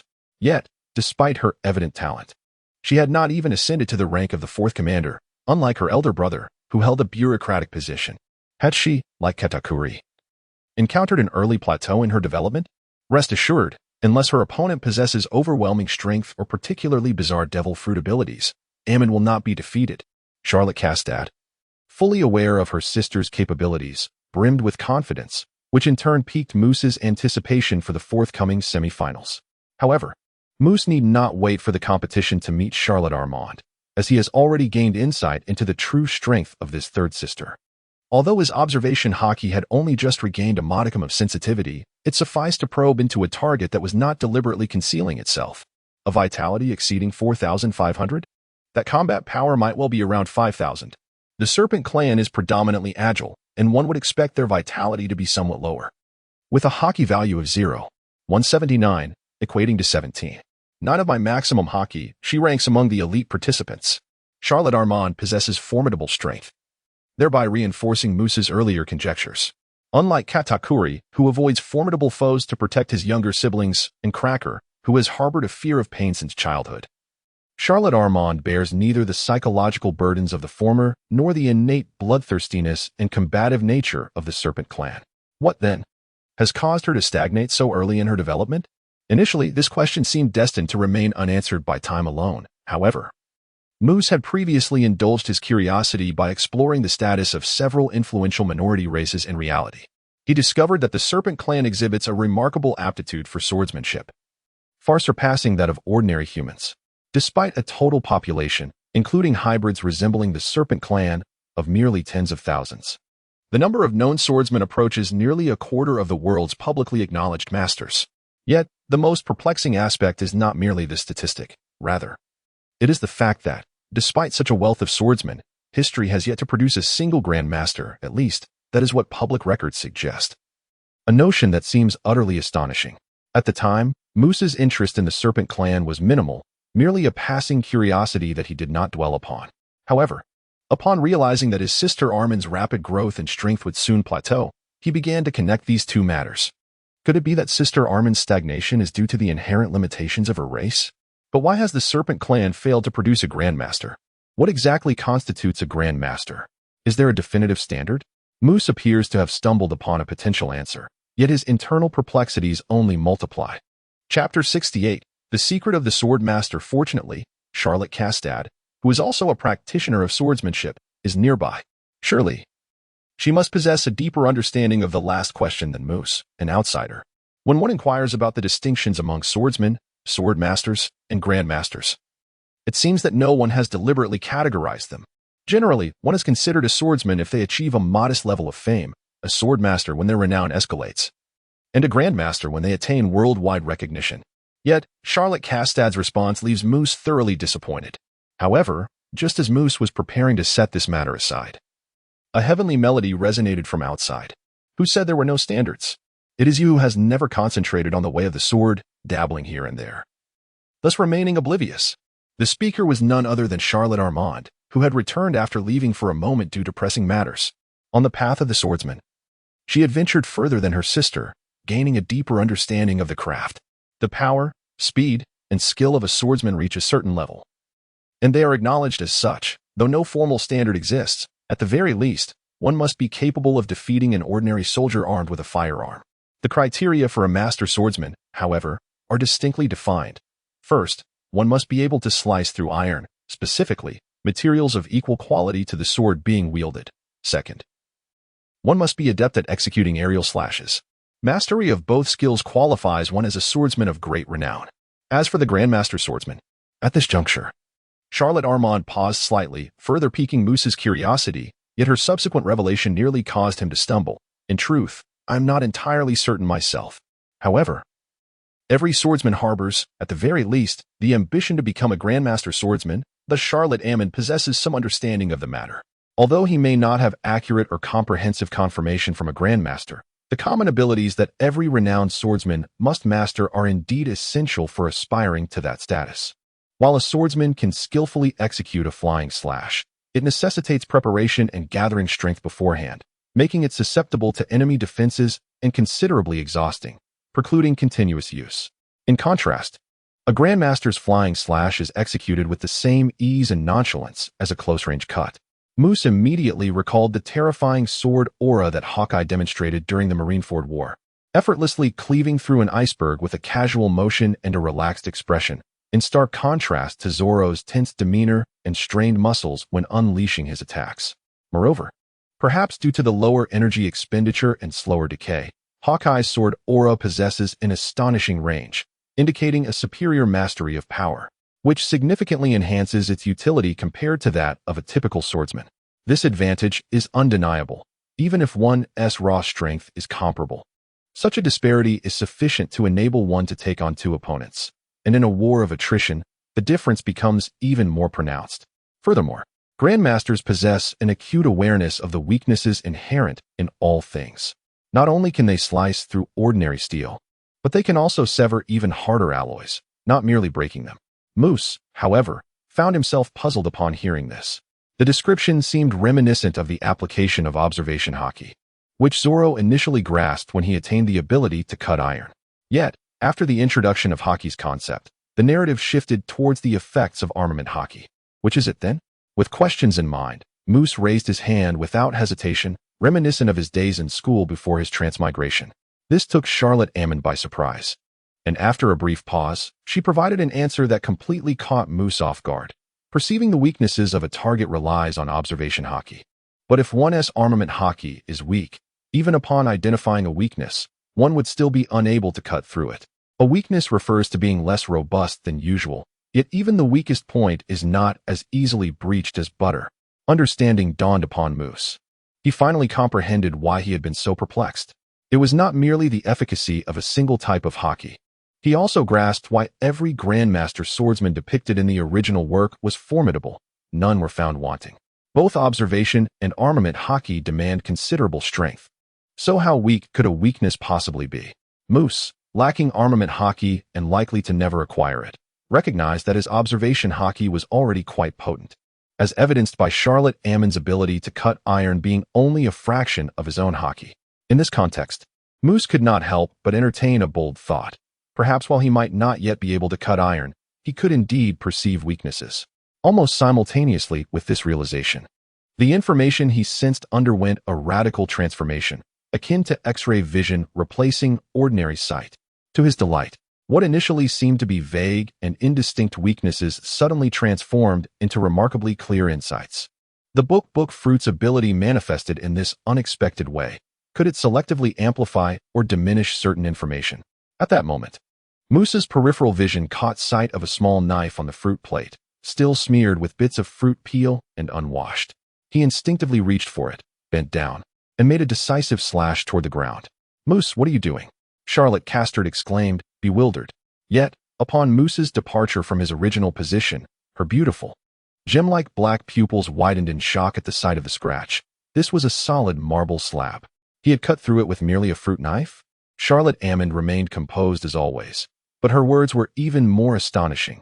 With such minimal effort, using an ordinary knife, one could slice through marble. With a better blade, one could probably cut iron directly without needing to employ armament hockey. In that instant, she pondered if Moose was inherently a sword hard. "I still cannot achieve that. I can only strike with armament hockey." Charlotte Castard was overjoyed, lifting Moose and showering him with kisses. her face glowing with delight. Moose, you are truly remarkable. It must be due to your exceptional observation hockey, right? I told you it wasn't as useless as you thought. No, it shouldn't be sword hard. I am still a novice in the way of the sword. Moose unexpectedly shook his head, signaling to his sister to put him down. He then picked up the fruit plate, poked it with his finger, and astonishingly punctured a hole, although his finger turned red and swollen. With a bit of blood seeping out, the immense joy from confirming his hypothesis dulled the pain, not only with a sword, but upon perceiving the weaknesses of all things. Any means of attack could benefit. Perhaps I should refer to it as hard eye.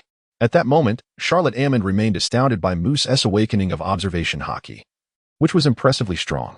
Chapter 69. The North Star Fist and the Water Release Incident. Moose, having come to terms with the fact that observation hockey was indeed useful, felt that after initially grasping its essence, it was not something to be overly astonished by. I possess a naturally powerful soul. Awakening observation hockey should be relatively easy for me.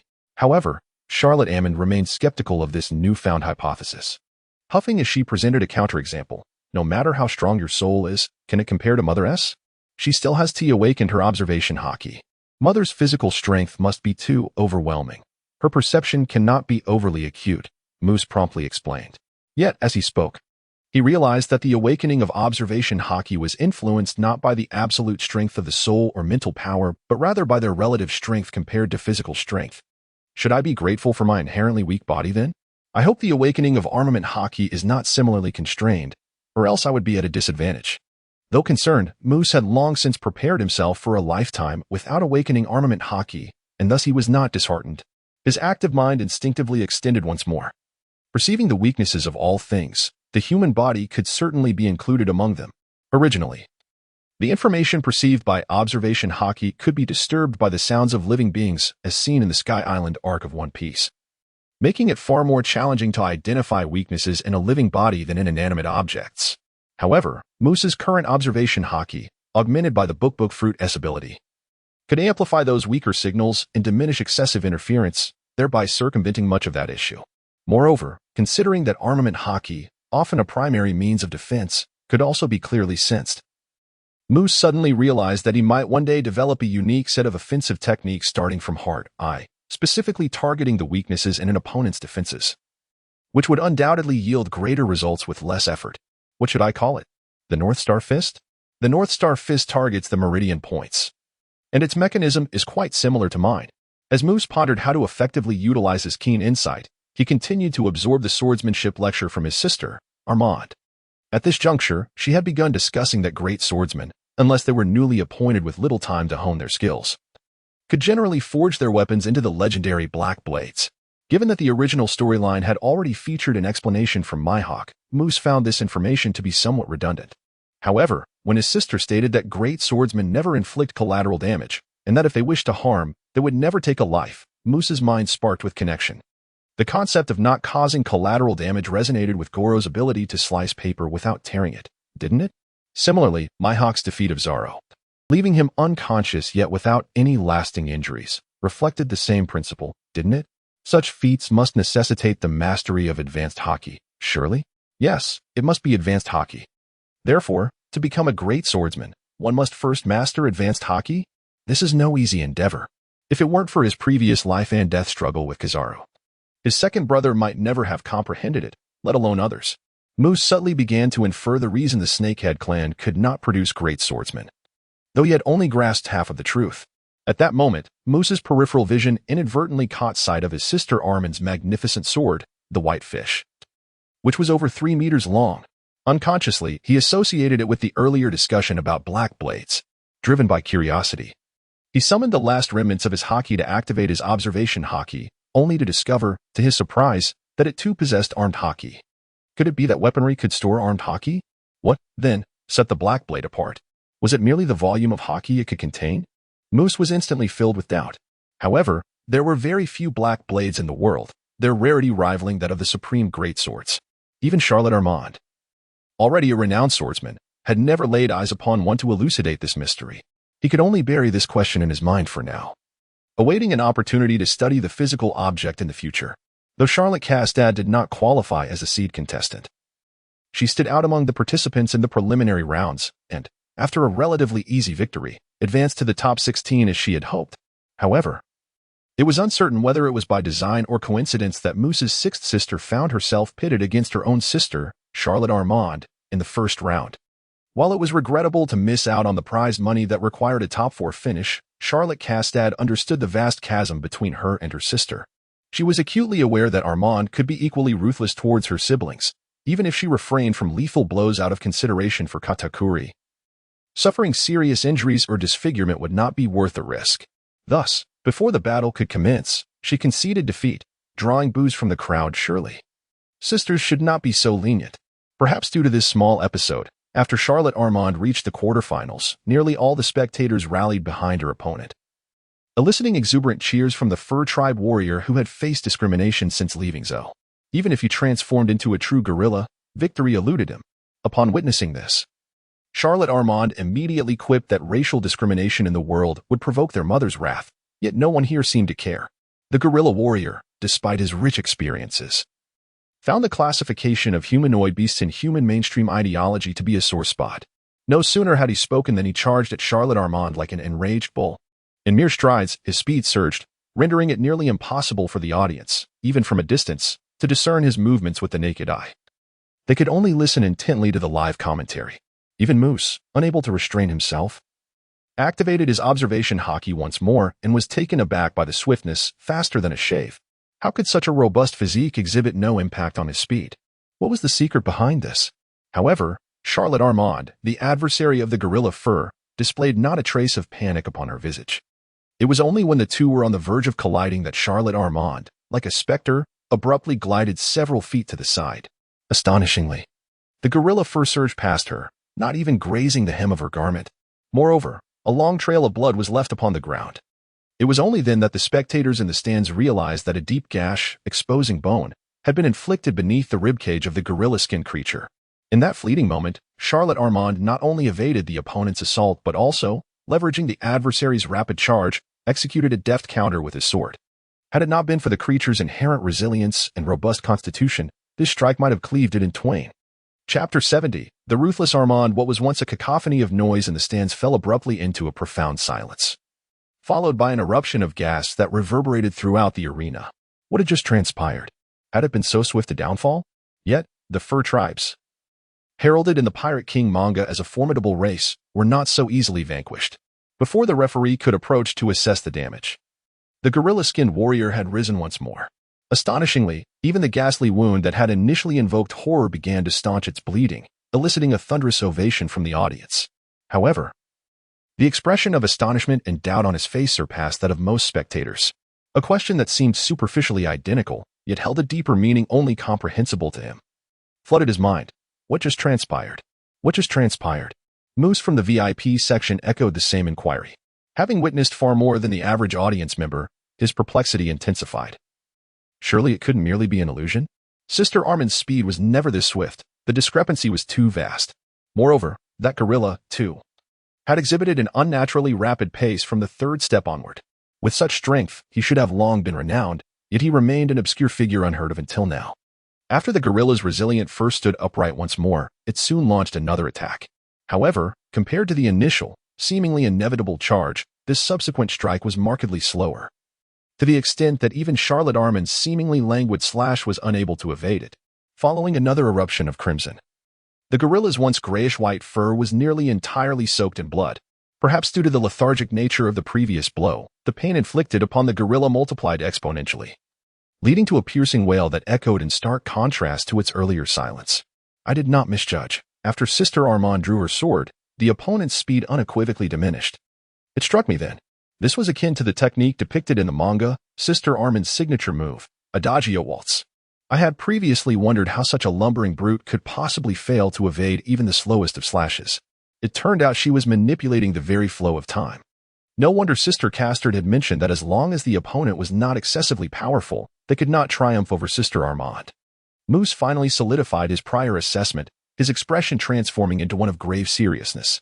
A capability to influence time is considered a game-changer in any realm. The future specter, Charlotte Armand, was far more formidable than her apparent prowess suggested. The serpent-headed clan was not an extraordinary race.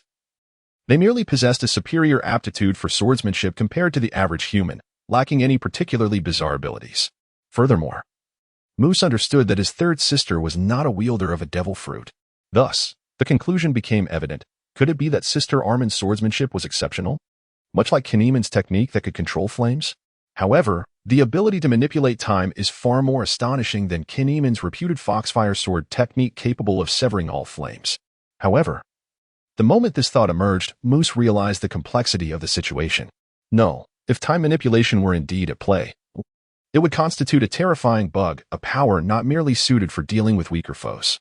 It dawned upon him that when the enemy moved swiftly, Sister Armin's actions mirrored that speed. Conversely, when the adversary slowed, she too decelerated. This implied that her methodical slicing of the lumber was not solely an act of tormenting the traitor but also stemmed from her inherent inability to strike swiftly. It was merely a matter of being prepared and more adaptable. This advantage, while significant, could hardly ensure victory against foes of superior strength. Even with the realization that Charlotte Armin's swordsmanship could only be categorized as pseudo-time manipulation, where she slowed her opponent but could not hasten her own strikes, Moose did not alter his perception of her as he had done with his earlier misconceptions about his brother. Dafu. If her intent was merely to disrupt the enemy, she ought to have employed more effective acceleration techniques. Yet, apart from her initial strike, she consistently opted for deceleration. Meanwhile, the gorilla fur creature found itself trapped in an unfortunate predicament, yet its inherent tenacity and robust vitality compelled it to endure. Charlotte Armand, on the other hand, eagerly extended her slender tongue to moisten her lips, resolved to ensure this enemy departed the world in utmost agony. How lethargic! This sentiment echoed not just within Moose, but also among the ordinary spectators in the stands. Previously, Charlotte Armin's strike was merely perceptible, yet her current blow appeared to unfold in slow motion. They watched as her longsword, akin to a cake-cutting knife, penetrated the gorilla fur's side, gradually slicing through skin, muscle, and entrails. What was undeniably a sluggish motion, one that would be deemed tedious by any ordinary person, rendered the once formidable gorilla fur creature powerless to do anything but stare wide-eyed in silent agony, unable even to shift slightly. This involuntary stillness stirred memories in Moose of the immobilization techniques from Journey to the West. The audience, witnessing the horrifying scene unfold, shivered in dread. And none dared to boo Charlotte Armand any longer. Even the most resilient willpower has its limits, and the inability to resist. To be as helpless as a fish on a chopping board was a humiliation that the gorilla fur creature, who had fought valiantly until now, could no longer bear. The spectators then observed the gorilla fur's bloodshot eyes fluttering with great difficulty, trickles of crimson tears streaming down its cheeks. As this man, who had previously exhibited an apparent indifference to pain, finally succumbed to despair.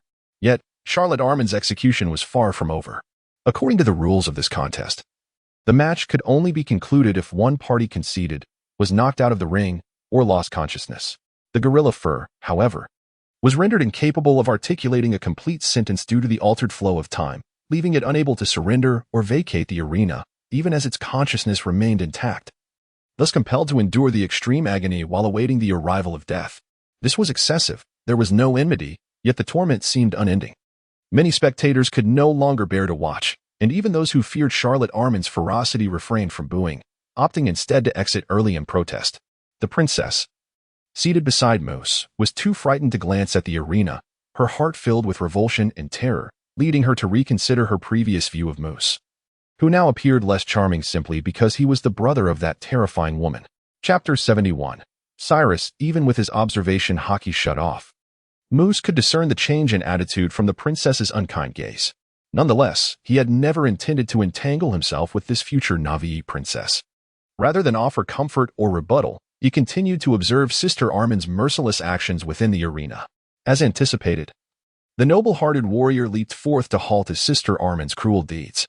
With a resounding clang, a broad yet unsharpened sword materialized in the arena, forcefully expelling the white fish blade from the gorilla fur's body. Blood, previously trapped, surged forth like a floodgate breached, and the gorilla fur's expression shifted to one of relief and gratitude as it attempted to voice something. However, after enduring such torment, it had now lost too much blood. And even the fur tribe's resilience could not withstand it. Darkness enveloped its vision before any words escaped. Moose finally discerned the identity of the interloper. Though merely 20 years old and still youthful, the presence of Cyrus was unmistakable, his noble demeanor and robust yet harmonious physique revealing his newfound strength. Had Cyrus truly become so formidable, seemingly untouched by the passage of time? No, he recalled that in the manga, when Sister Armand aimed to strike Luffy, An interloper had thwarted her as well. This suggested that Sister Armand's time-altering swordsmanship affected only herself and the intended target, rendering it somewhat impractical. After all, where could one find a completely uninterrupted duel outside the confines of the arena? In truth, even this match was disrupted, incensing Charlotte Armand. What irked her further was the referee, who took a moment before hastily declaring her the victor, asserting that the rules remained intact. The rationale was that the outcome had already been determined. Cyrus's intervention was merely a defensive act, not an offensive one, and had not altered the result of the contest. The audience, too, joined in a raucous cheer, chanting the name of the interloper and praising his actions. Cyrus? The number 1 seed. On his way to the finals, perhaps? Charlotte Amand removed the smoking pipe from her mouth, extending her slender tongue to lick her full lips, and cast a sinister grin at the sword-wielding youth who stood guard in the center, wary of her potential breach of conduct. Do take care not to be eliminated prematurely, she taunted. At that moment, the impetuous Cyrus retorted without hesitation, intensifying the already fraught atmosphere between them. You too, foolish woman, who fails to grasp the value of life. Charlotte Amand's strikingly beautiful yet somewhat horrifying eyes narrowed into slits. As a member of the Serpent Head clan, or rather, a half-blood, she cared little for others' opinions on her appearance.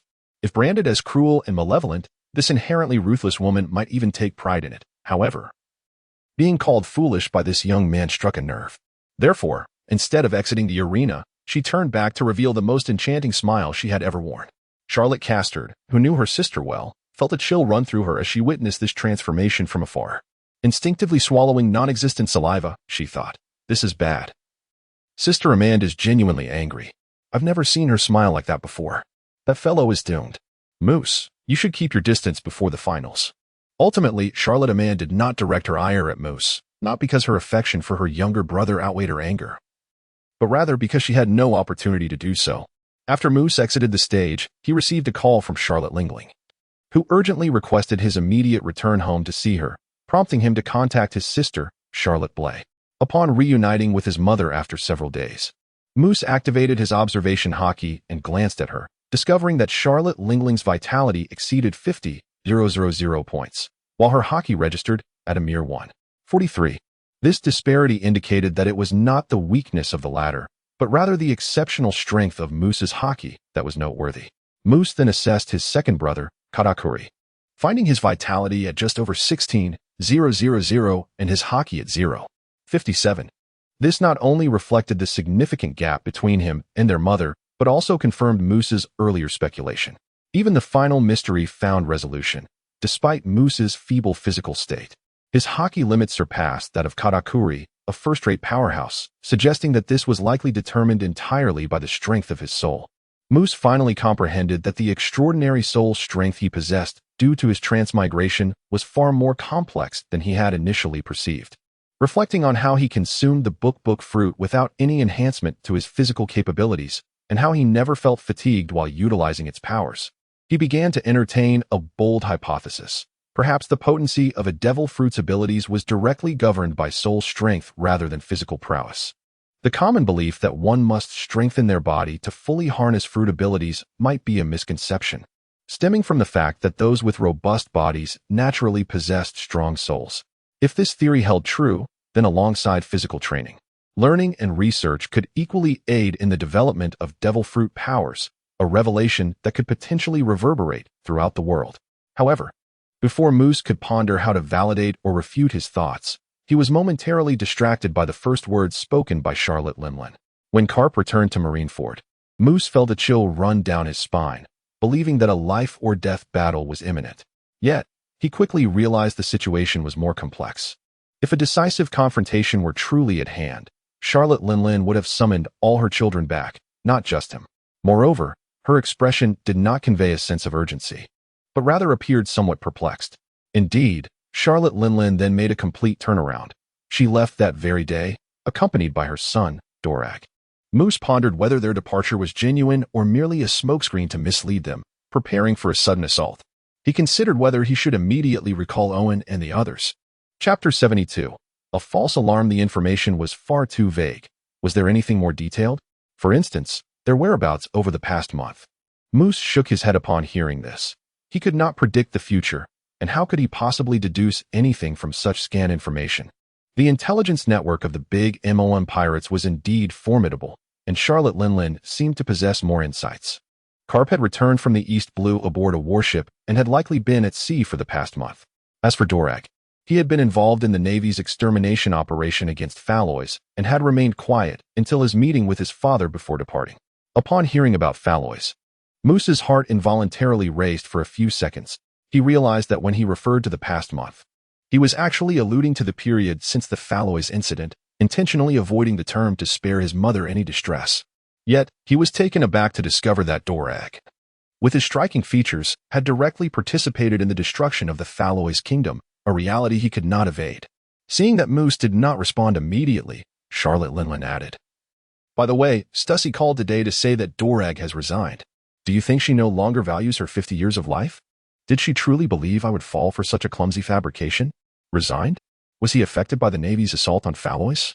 This suddenly ties everything together." Karp's departure might also be due to his knowledge of the truth behind the Falloys incident, leading to his loss of motivation.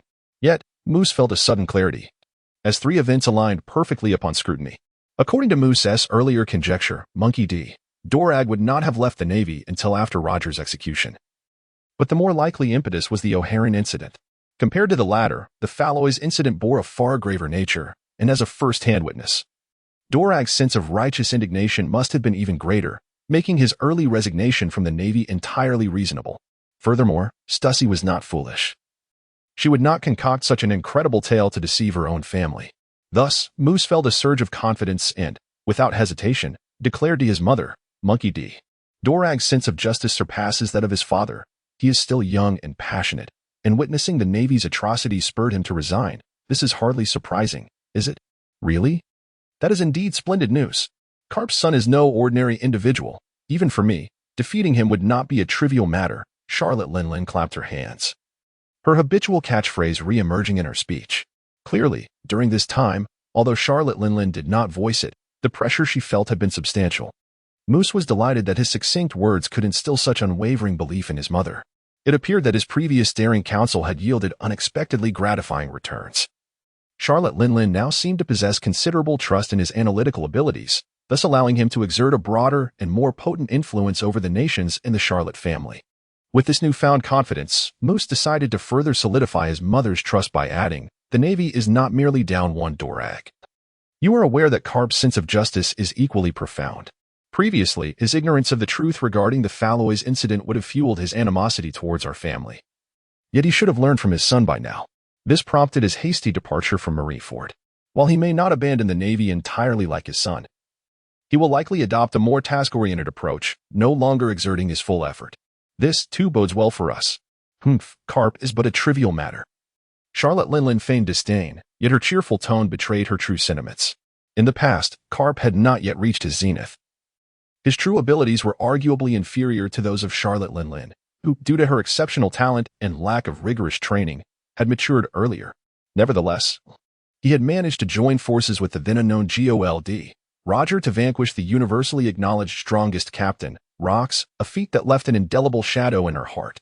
Thus, while she verbally asserted her lack of fear, it was only natural that she felt a measure of relief at the prospect of avoiding a confrontation with such an unfathomable entity. However, upon hearing Charlotte Linlin express that there was no rush to recall Owen and the others, Moose voiced his dissent. Firstly, it was a precautionary measure. Secondly, a thought struck him suddenly. Charlotte Owen had been practicing the King's Fist for less than 10 days. Yet Moose knew that this impatient fourth brother had been accelerating his training with excessive enthusiasm, almost 100-fold, excluding rest and relaxation. Charlotte Owen had effectively trained for over a year. Yet, after all this time, Charlotte Owen had only mastered the initial step of expelling air. The practice of accumulating air had seen unexpected progress in the development of his armament hockey, yet it remained stagnant in its fundamental essence. Despite the extensive investment of time, Charlotte Owen had not even achieved the most basic 3 apples, leading Moose, who often viewed others with the utmost skepticism, to suspect that King Elisabello II of Providence had held back during his teachings. Even if this were true, discerning the reality would not be easy. However, Moose suddenly recalled that according to the King's explanation, the challenge of mastering the King's Fist lay in allowing the armament hockey to flow according to one's will. Thus, would not someone who had already grasped advanced armament hockey find the learning process considerably expedited? After Mouse expressed this idea, Charlotte Lingling found it reasonable and immediately instructed Blay to fetch Owen back. Recalling the prior agreement with Elizabeth II, Mouse opened his mouth, intending to suggest postponing the visit until evening to prevent the latter from discovering it. However, as the words lingered on his lips, Mouse realized it was unnecessary. If Elizabeth II had not concealed anything, then the fist of the king had already been mastered. His awareness of our breach of contract would not differ significantly whether he learned it now or later. Conversely, if he had previously lied, he would never speak the truth. For the weak nation of Prudence, the deterrent power of Mother and Brother Owen was scarcely different. Brother Owen could not compel him to yield, nor could Mother. Ultimately, they would have to capture him and question him like Hamets, rendering the matter of concealment inconsequential. Charlotte Blay's mirror world was indeed quite convenient. Less than 2 hours later, Charlotte Owen, bewildered, returned to Cake Island from the distant Prudence kingdom and recounted the achievements of the past few days to his mother. Chapter 73. Quite simple, he had now become quite adept at releasing air, and as a result, the power of his basic attacks had notably increased, which was an unexpected delight. However, the direct extraction of one's internal haki and its subsequent transformation into armament haki is inherently limited in power. Ordinary strikes, which carry the inherent force of the user and make contact with the target, yield satisfactory results. Yet, when attempting to unleash the so-called King's Fist in a long-range AoE manner, the effectiveness diminishes significantly. The accumulation phase is notably inadequate. Charlotte Owen has reached a point where he can allow armament haki to flow across his body, but he is still far from mastering it at will. A more pressing issue is his inability to maintain it. Not even 3 apples worth of power can be retained before the armament haki begins to dissipate uncontrollably. Thus, while Charlotte Owen believes that the king was not lying, he remains uncertain. Given his perception of his slow progress, he is reluctant to discuss it further, even burying the unexpected joy he experienced deep within. A year ago, he had just awakened his armament haki, and now his current capabilities are commendable. However, Katakuri is pleasantly surprised by his brother's progress, and his interest in the King's Fist has suddenly surged. A technique that requires prolonged accumulation, the time needed is not fixed at 1 hour. The greater the enhancement, the longer the duration. May seem trivial. Yet if it aids in the cultivation of armament haki, its value is instantly magnified. If someone with Owen's talent can achieve such progress, Katakuri muses that he might master advanced armament haki in just a few months. Charlotte Lin, lacking her son's multitude of thoughts, simply inquired out of curiosity about the training method. After a few simple gestures, confusion crossed her face. Why engage in these tedious warm-up exercises to control the flow of armament haki? Owen, who had practiced, was unsure how to respond, while Moose, who had not, suddenly realized it could be akin to incantations that assist in spellcasting, aimed at reducing difficulty or enhancing stability. This thought brought in joy, if that were the case. Then their mother could easily practice without those warm-up motions, indicating it was exceedingly simple for her. Thus, Moose cheerfully remarked to his mother, "If you don't think it's necessary, then simply go with your instincts." Subsequently, Lin stood still, occasionally taking a few steps, and the armament haki accumulating on her body visibly intensified. Katakuri, renowned for his mastery of observation haki, was the first to sense the impending danger and cautioned, "Mother, it's not safe here. You should practice on a deserted island." "Oh, right." Lin nodded, then struck a cloud in the sky with a punch, releasing the amassed armament haki, creating an imposing spectacle. Yet, the cloud did not disperse as she had hoped. In fact, there was no observable change at all. Fortunately, Katakuri quickly discerned the reason, averting his mother's embarrassment. The power of the King's Fist dissipates too rapidly. It's likely unsuitable for attacking distant targets, unlike your Elbaf spear, Wyguk. Perhaps the Wyguk's rotating armament haki concentrates its force, making it less prone to dispersion, while the King's Fist merely releases the accumulated armament haki directly. It might also stem from the excess nature of this haki, which is inherently difficult to control. Is that so? Lin's expression turned from sunny to overcast. Nevertheless, her apprehensions shifted to the deserted island where she had previously practiced. She attempted another punch, this time targeting a cloud that had drifted further away. To her astonishment, the previously untouched cloud vanished in an instant, as if it had never existed. "Mother, did you manage to make the accumulated armament haki rotate like Wyguk?" Moose gasped upon hearing Katakuri's exclamation. It dawned on him that while his older brother had spent over a year trying to grasp the secrets of the King's Fist, their mother had effortlessly learned it and even made seemingly impossible improvements. Could it be that Lin lacked martial talent as he had previously thought? No. It was not a matter of martial aptitude. He quickly corrected himself. It was that his mother's armament haki was extraordinarily potent, becoming an instinctive part of her being. Flowing freely at her command, if she wished for it to roll, it would roll. If she desired it to spin, it would spin. It was akin to the rapid learning found in the novels of Jin Yong, where profound inner strength allows for swift mastery of skills. The sheer power of a single punch obliterating clouds several dozen kilometers away was astounding. Yet, even Moose, lacking experience with armament haki, could not fully appreciate the terrifying strength of that punch. His sibling's judgment was generally inferior to his own, leaving only Katakuri to display a mixture of astonishment and regret.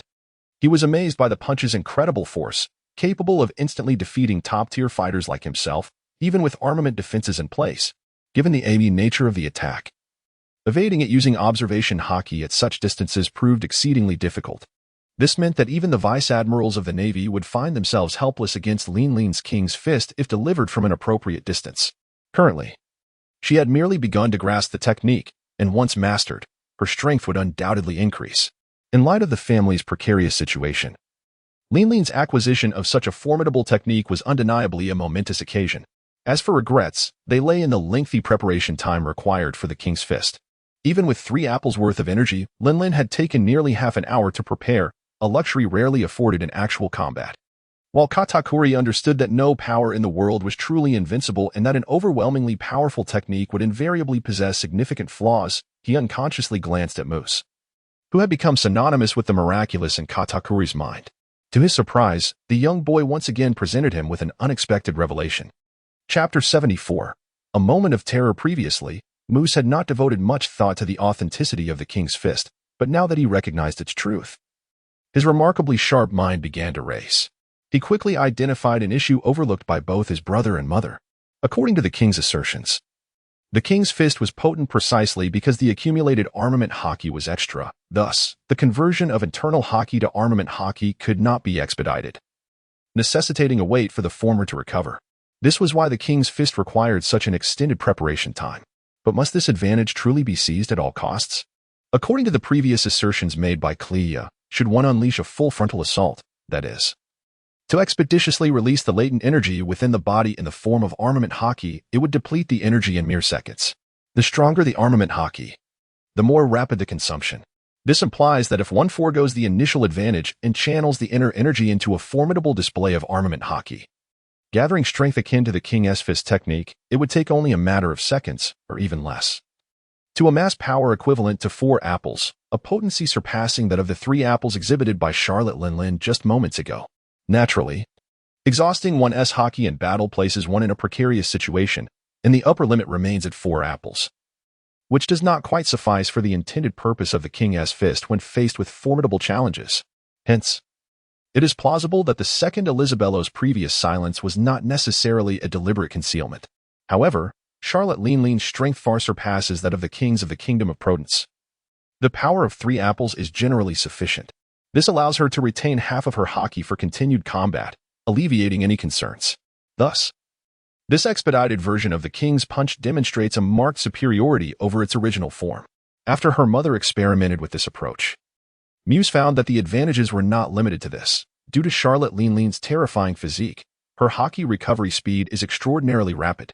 Furthermore, considering that she can defend against enemy attacks merely through the hardening of her armament without the need to directly dissipate damage, her energy consumption is minimal, leading to frequent scenarios where her haki is replenished mid-battle. Consequently, the expedited version of the King's Punch would no longer merely serve as a covert weapon for an initial strike against foes, but holds the potential to unleash a powerful move during combat, elevating its value to an entirely different realm. As Muse quietly reveled in his thoughts, Charlotte Lin, equally radiant with joy, suddenly seemed to have an epiphany. In a swift motion, she transformed her captain's hat Napoleon back into a colossal sword, exclaiming with tears of joy, "I understand now. This is the Elbaf spear. This embodies the essence of the Elbaf spear. This represents the true strength of the Elbaf giants." In a fit of excitement, Charlotte Lin instinctively wielded Napoleon to execute the Elbaf spear, Kingdom's Might. Unlike previous iterations requiring sustained force, this time she channeled all her accumulated haki in one explosive moment. Not only was the power significantly amplified, but the instantaneous nature of the burst made it exceedingly difficult for enemies to counter or evade, rendering it as unyielding as the original Elbaf spear, Empire's Might. However, the cries from her children were not of celebration but of alarm. For their mother's instinctive strike unleashed a fearsome blade of energy directed towards her young son, Muse. Although he did not possess the observation haki, Muse immediately sensed the danger upon witnessing his mother's sword's trajectory. He hurriedly summoned a scroll from behind him, transforming it into its original form to shield himself. Yet, his usually languid mother launched her attack with lightning speed. Just as his large head emerged from behind the scroll, the terrifying sword energy, swirling with incredible velocity, hurtled towards him. Faced with such an unparalleled assault, Muse found himself helpless. Just as despair enveloped him, an extraordinarily tall figure suddenly appeared before him. Yet even Katakuri, in that moment, could not reach his brother in time to escape the overwhelming strike's vast range. He could only grasp Muse tightly to his chest, shielding him with his broad, sturdy frame against the impending storm of sword energy. In the midst of Muse's screams, they were both violently propelled away. Katakuri, witnessing this scene, Charlotte Oven disregarded the risk of muscle strain, unleashing an unprecedented surge of power as he activated the sixth form, Shave, sprinting towards the sea with breathtaking speed. The siblings on the island could scarcely perceive anything but a fleeting silhouette of him. Clearly, compared to his initial grasp of the technique back at Pharos, Charlotte Oven had now mastered the sixth form, Shave, with remarkable finesse. Coupled with the immense boost from his overexertion, his speed rivaled that of his second brother, Katakuri, though a slight delay persisted due to the disparity in their observation haki. However, speed alone could not compare to proximity. Before Charlotte Oven could reach the shoreline, a massive blue-gray figure emerged from the ocean, catching the two who had been struck away, preventing these devil fruit users from suffering a second ordeal in the depths. This time, the large head exhibited notably reliable behavior. Yet, at that moment, Muse had no inclination to offer praise. He merely clutched Katakuri's arm tightly, tears welling in his eyes, afraid that the brother who had risked his life to save him might already be doomed.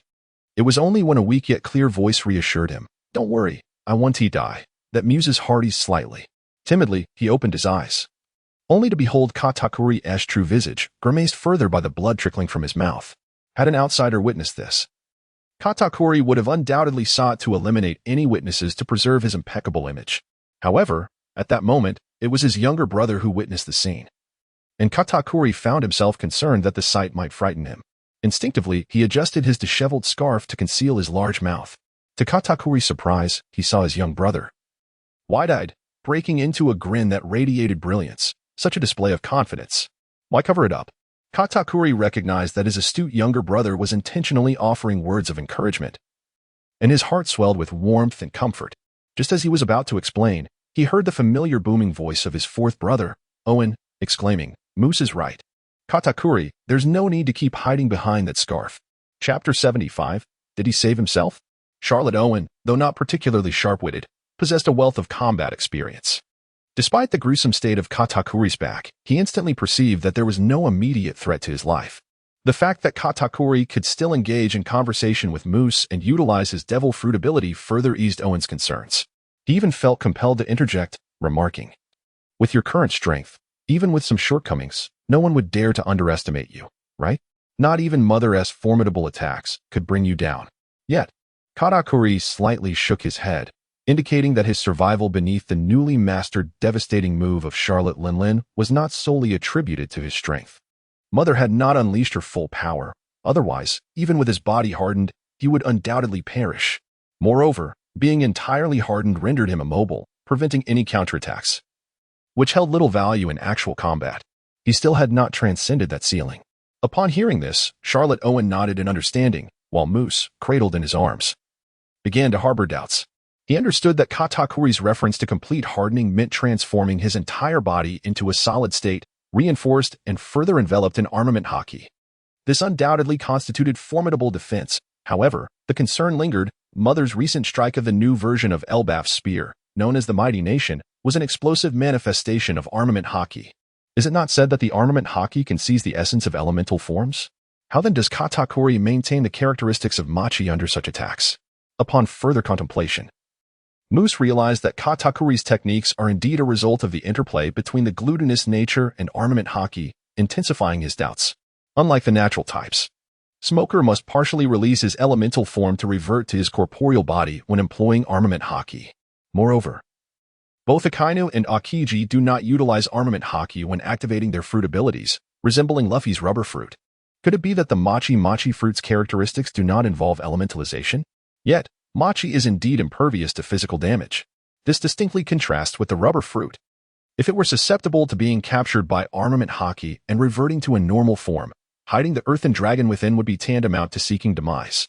Aware of his younger brother's discretion, Katakuri chose not to withhold his insights.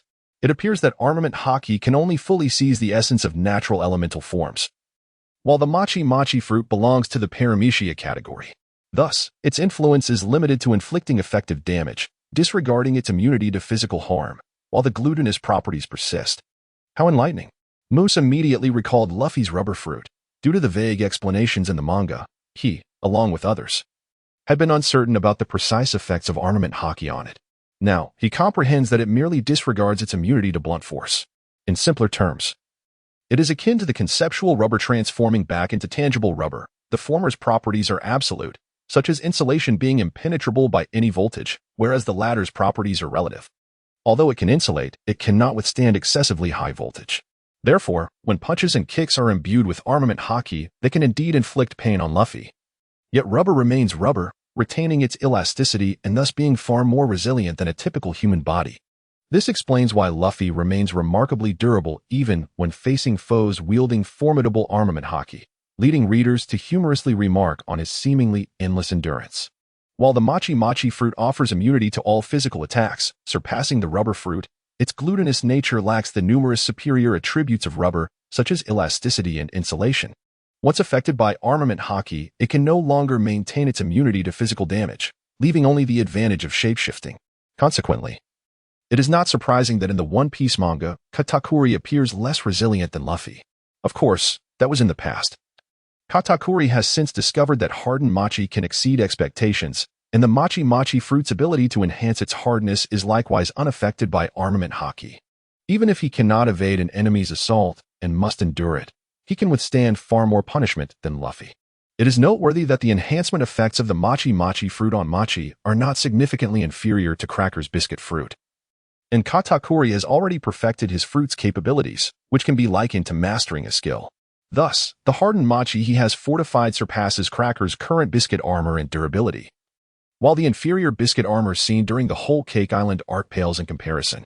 In truth, had the hardened Machi not possessed a vulnerability to heat, Katakuri might have considered parting with the trident, the earthen dragon, which had accompanied him for many years. For when the hardened Machi reaches its utmost limit, further enhanced by armament haki, its strength could potentially surpass all known metals, rivaling even the legendary Supreme Blade. Naturally, the earthen dragon, still far from the might of the Supreme Blade, cannot hope to compare. No wonder that even a thin layer of superficially hardened Machi armor was sufficient to withstand Kizaru's light-speed kicks, and after undergoing full-body hardening, it could even endure Charlotte Linlin's unimaginably powerful version of the Elbaf Spear, the W-Egu, and survive. Thus, could it be that my previous revelations have indeed saved me? Upon realizing this, Moose found himself involuntarily voicing such a retort in his heart. However, despite the complaints, Moose's gratitude towards his elder brother Katakuri remained unwavering. The power of their mother's new technique was undeniably formidable. Even if the hardened rice cake was exceptionally resilient, Katakuri, having experienced it before, could not confidently assume he could withstand it. Thus, at that moment, Katakuri truly cast aside his own life, wholly focused on rescuing his younger brother Moose. During their conversation, the large-headed figure had already flown the three of them back to the island. Paraspero, who shared their concern but was limited by his speed, finally arrived at the shore. Relieved to find Moose unharmed and Katakuri's condition not overly dire. Yet, when the latter inquired about Charlotte Linlin's current state, his expression shifted to one of peculiar intrigue. This was due to the fact that after unleashing the immensely powerful Elbaf gun, Kingdom of Wage, Charlotte Linlin inexplicably collapsed to the ground, sound asleep. This left several of her startled children, including Paraspero who had not yet strayed far, momentarily bewildered. Now, two more were perplexed, as both Katakuri and Owen, despite their extensive experiences, had never encountered such a phenomenon. Moose, however, seemed to have an inkling, and with a resigned sigh, suggested, it should be nothing serious. Let's wake Mother. Yet, Even faced with their slumbering mother, Paraspero remained too timid to approach. Chapter 76. The unmatured child seeing this. Moose could only rush to his brother Paraspero's side and softly share his hypothesis. Humans, particularly adolescents and children, possess a psychological self-protection mechanism that buries terrifying memories deep within their minds to prevent harm. If the trauma is exceptionally severe, one may even faint on the spot. Much like Mother now. In truth, if this were merely an isolated instance, Moose might not have dared to make such a bold assertion. However, he vividly recalled several plot points from the manga, such as Charlotte Linlin falling into a deep slumber after wreaking havoc in the village of Elbath, awakening with no memory of the events. There was also the long-debated incident involving the nun and her missing companions prior to his transmigration, which bore a striking resemblance. Originally, according to the mainstream views of the fans before his journey, such occurrences were believed to be exclusive symptoms of the hunger sickness. Yet, Moose noted that after the chaos caused by Luffy and his crew on Cake Island, there had been no subsequent episodes of fainting or amnesia. Furthermore, his own near-fatal experience after his transmigration had not resulted in similar outcomes. Thus, he reasoned that the combination of fainting and amnesia was not directly tied to the hunger sickness. Once the hunger sickness was ruled out, a closer examination of those two instances revealed that both were indeed monumental mistakes committed by Charlotte Linlin. Given the fragile nature of a child's psyche, the inclination to avoid confronting such horrors was entirely natural, thus triggering that protective mechanism was reasonable. However, due to the ambiguous whereabouts of the nun in the manga, Moose had previously hesitated to draw any firm conclusions until the recent turn of events. Charlotte Linlin nearly fatally harmed her two beloved sons, and she herself believed she had indeed killed them. The conditions triggering the subsequent reactions aligned perfectly with Moose's expectations. While his assumptions may not be infallibly correct, they were at least highly probable. Yet, Moose felt confident, while Katakuri might not share the same level of assurance. Moreover, Moose remained uncertain whether awakening Charlotte Linlin would provoke a fierce response. Thus Katakuri resolved to first tend to his injuries. "I'll call the doctor," Moose declared, retrieving his telephone snail, but his elder brother Paraspero gestured that it was unnecessary. It turned out that Katakuri had now mastered the legendary technique of life return. As long as his injuries were not severe enough to threaten his life or cause permanent disability, a hearty meal would suffice for complete recovery, much more convenient than seeking medical treatment, although he had previously asserted to Owen that he needed to maintain an impeccable image. The siblings present were well aware of Katakuri's true nature. Consequently, he decided to abandon pretense. After handing Moose over to his brother, Katakuri's mouth expanded to an astonishing diameter of 4 to 5 meters, swiftly engulfing the countless rice cakes he had created. His stomach similarly expanded to its limits, digested the food at an extraordinary pace, converting it into vital nutrients to mend his injuries. After consuming an indeterminate quantity of rice cakes, Katakuri finally returned to his normal stature, and by then, no wounds were visible on his body. The effects of life return left all present in awe. Moose, too, ceased to regard Luffy's repetitive sit-ups in the manga as a narrative contrivance, for he had witnessed the marvel not in Luffy, but in the miraculous technique of life return. In fact, for someone like Katakuri, who could conjure food from thin air, utilizing this ability for healing was even more convenient than for Luffy. However, this also provoked a question in Moose's mind. Since the phenomenon of life restoration is so miraculous, and his second brother can both produce and consume life, why did he not employ this method to heal himself after he and Luffy both collapsed in their battle, with him being the first to rise? Fortunately, the loquacious nature of his elder brother, Paraspero, became an asset at this moment. He elucidated a significant flaw of life restoration without Moose needing to inquire. Indeed, the more one consumes and the faster one digests, it essentially accelerates metabolism. This, of course, would inevitably hasten the passage of one's lifespan. With this realization, Moose understood that unless absolutely necessary, no one would resort to such a method for healing. In the One Piece anime, Katakuri and Luffy, by the culmination of their clash, had developed a mutual respect. Thus there was no need to go to such extremes as to use life restoration for healing. After Katakuri's body had recuperated, he still felt uneasy and took additional time to construct a 10-meter thick wall of machi, solidifying it to protect his siblings. Only then did he cautiously approach to awaken their mother. Yet, to Katakuri's astonishment, upon awakening, Charlotte Linlin did not recognize her son, whom she had always held in such high regard. Not only Katakuri, but also Moose, the child whom she cherished most, had become a stranger whom she felt familiar with yet could not name.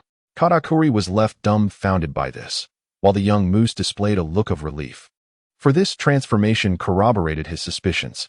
Nevertheless, Moose was somewhat surprised that Charlotte Linlin could forget so thoroughly. Perhaps it was simply the nature of this world? The ability of the toy fruit to erase memories did not seem as overwhelmingly powerful as he once thought while reading the manga in his previous life. The memories erased by the toy fruit were not difficult to restore. Merely incapacitating sugar would suffice. As for the memories sealed away in Charlotte Linlin due to her self-protective mechanisms, retrieving them was even simpler. When her children informed Charlotte Linlin of their identities and the events that had transpired, this irresponsible mother let out a startled cry and fell into a deep slumber once more. Upon awakening, all her memories had returned, as if her amnesia had never occurred. Moose, while at a loss for words, began to discern the fundamental reason why Charlotte Linlin's psyche remained trapped in childhood. Unable to mature, each time she made a grave mistake, she would forget. While this safeguarded her mind from trauma, it also deprived her of the opportunity to confront her failings, leaving her unaware of the need to take responsibility for her actions. Thus, her psyche could never mature, remaining forever that of a mischievous child. Typically, to resolve such an issue, parents would wait until the child was older and more resilient, compelling them to confront their mistakes and urging them to grow. Unfortunately, Charlotte Linlin's parents lacked the ability to enforce such measures, and the later encounters with the virtuous Carmel and Longbread were marked by their reluctance to play the villain, resulting in this situation dragging on to the present day. Now, although Moose possessed a profound understanding of child psychology and knew how to navigate this, he was equally powerless. On one hand, he lacked the strength to coerce his mother. On the other, as her son, he was naturally at a disadvantage, able only to guide her when the right opportunity arose. As for the potential effectiveness of his efforts, it might be considered a mere token gesture. Despite the confusion wrought by the dual experiences of memory, sealing, and restoration, Charlotte Linlin could not help but reveal a genuine smile upon realizing that her two most cherished sons had emerged unscathed. Before she had the chance to utter a word, her attention was drawn to the striking wall of rice cakes, accentuating her dual identity as both leader and pirate. The captain of the Big MOM pirates, Charlotte Linlin, cast a dark glance at Katakuri, her tone dripping with sarcasm as she inquired, "What prompted the construction of such a formidable wall? Is it a precaution against my potential assault?" In response, Katakuri remained silent, yet his reticence only served to heighten Charlotte Linlin's ire. With a cold smirk, she transformed Napoleon back into a colossal sword. Addressing Katakuri, "It is only due to my mercy that you could withstand a strike. Do you honestly believe that this mere 10-meter thick wall of rice cakes could withstand my full force?" However, today, Katakuri exhibited an unprecedented demeanor. He retreated a few steps, increasing the distance between himself and his mother, and with an assertive gaze, he declared, "While I may not be able to endure your full-on assault, this thick wall is an entirely different matter. As long as it remains unsoftened by heat, it cannot be breached. Let us see about that." Charlotte Linlin retorted with a maniacal laugh, leaping into the air and swinging her gigantic sword towards Katakuri. Prepared for her onslaught, Katakuri deftly leapt aside, allowing Napoleon to strike the wall he had just erected. The onlookers were left in stunned silence. Charlotte Linlin's powerful swing not only failed to sever the wall but did not even leave a significant crack. Unperturbed, she approached the wall for a closer inspection, then resorted to underhanded tactics, employing advanced hockey techniques to deliver a hammer-like punch. Though the force of her blow propelled her massive form into the air, it still failed to yield any notable results. However, this was to be expected. The advanced armed hockey could directly damage the interior, proving remarkably effective against formidable opponents with exceptionally high surface defenses. Yet, the inner layer of this thick rice cake wall remained as solid as ever. What distinction was there between striking the interior and the surface? After 2 consecutive attacks yielded no significant results, Charlotte Linlin finally became entirely serious. In her subsequent onslaught, she even unleashed the Conqueror's Hockey, a skill possessed by only a select few formidable beings in this world. Nevertheless, that seemingly indomitable strike, launched from afar, still failed to achieve its objective, resulting merely in the surface of the thick wall crumbling into fragments no larger than an average person's fist.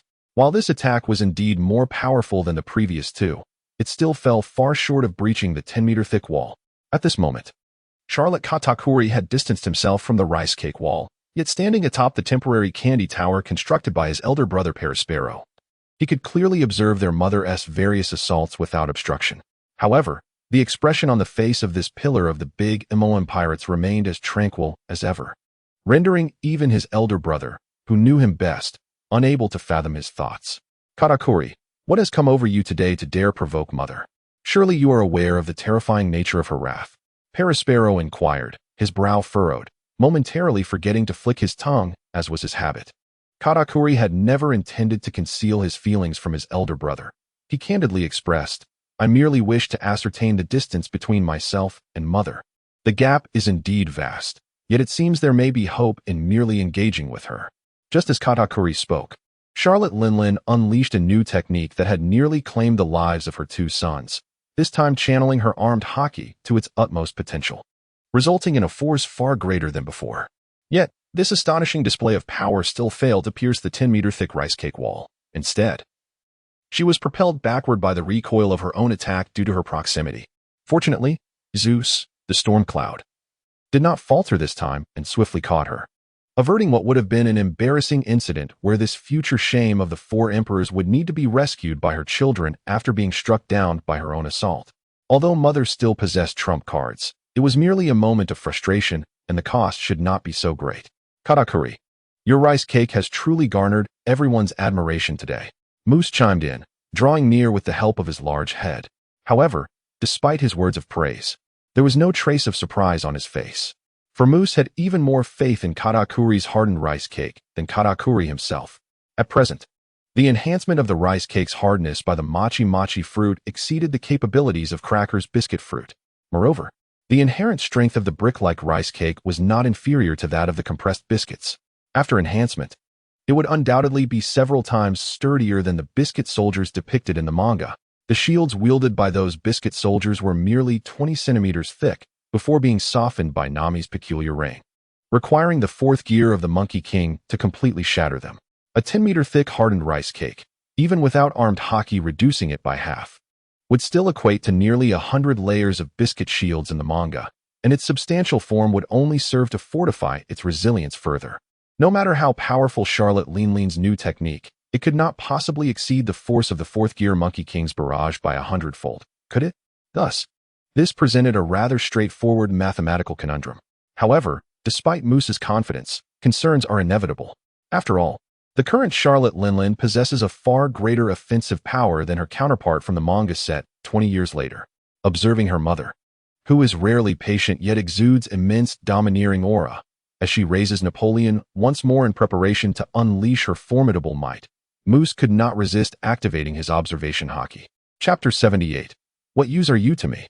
Due to a lack of reference points, Moose could not discern the true potency of this technique. But he stumbled upon an unexpected discovery. His mother's haki limit had indeed improved. Moreover, the increase was substantial, surpassing the threshold of 1.6, indicating an enhancement of over 10% compared to before. For someone like Charlotte Linlin, who already stood among the ranks of top-tier powerhouses, this was no trivial matter. A sudden thought crossed Moose's mind, and he seized the opportunity to gauge his elder brother Katakuri's haki while it was still potent. To his surprise, he found that Katakuri's haki limit had also seen an elevation, with an increase even more significant than Linlin's, approaching nearly 20%. Was this a consequence of enhanced belief? Moose soon contemplated the possible reasons. Previously, Katakuri had mentioned that conviction could influence the strength of the three-colored haki. After Moose had digitized his observation haki, he interpreted it as the awakening level of the three-colored haki, essentially representing an improvement in output efficiency. However, it appeared that the implications extended beyond that. Even the upper limits of haki, or more precisely, the strength of one's soul or mental fortitude, could also experience a rise. The synergy of these factors resulted in a more pronounced enhancement, which elucidated why characters in the manga could achieve such significant growth after overcoming formidable challenges.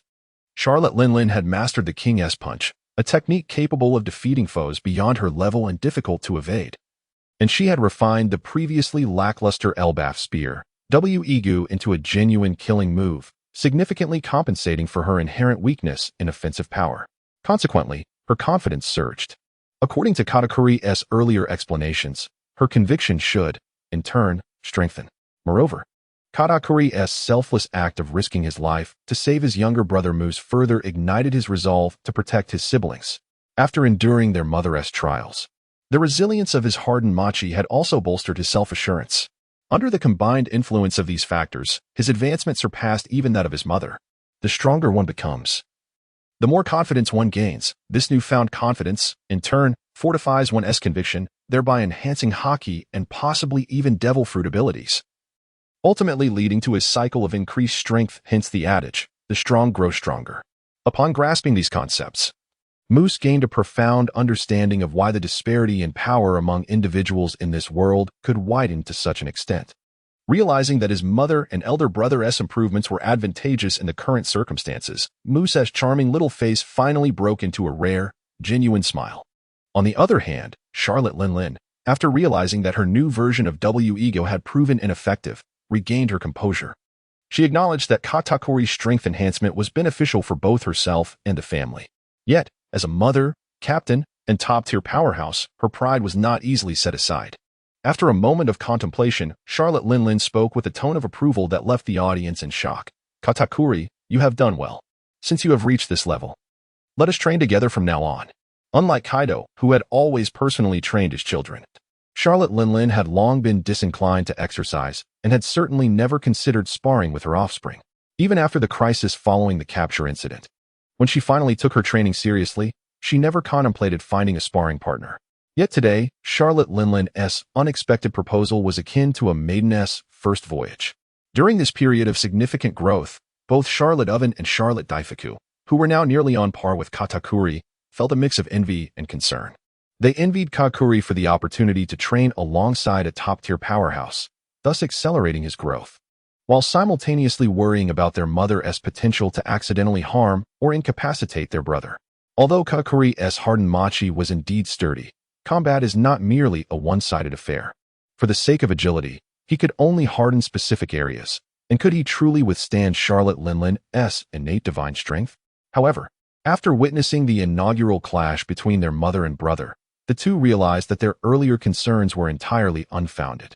Although Katakuri was repeatedly sent flying by their mother's colossal sword, he sustained no injuries. Was Charlotte Linlin merely showing mercy?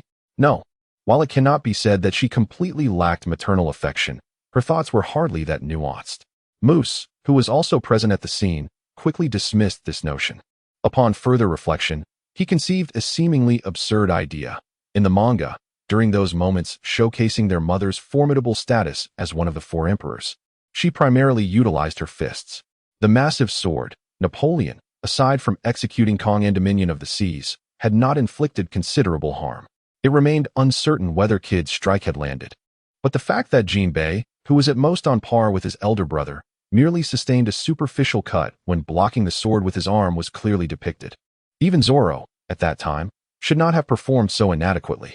At this juncture, upon realizing the astonishing defensive capabilities of the hardened rice cake, Charlotte Linlin grew increasingly anxious.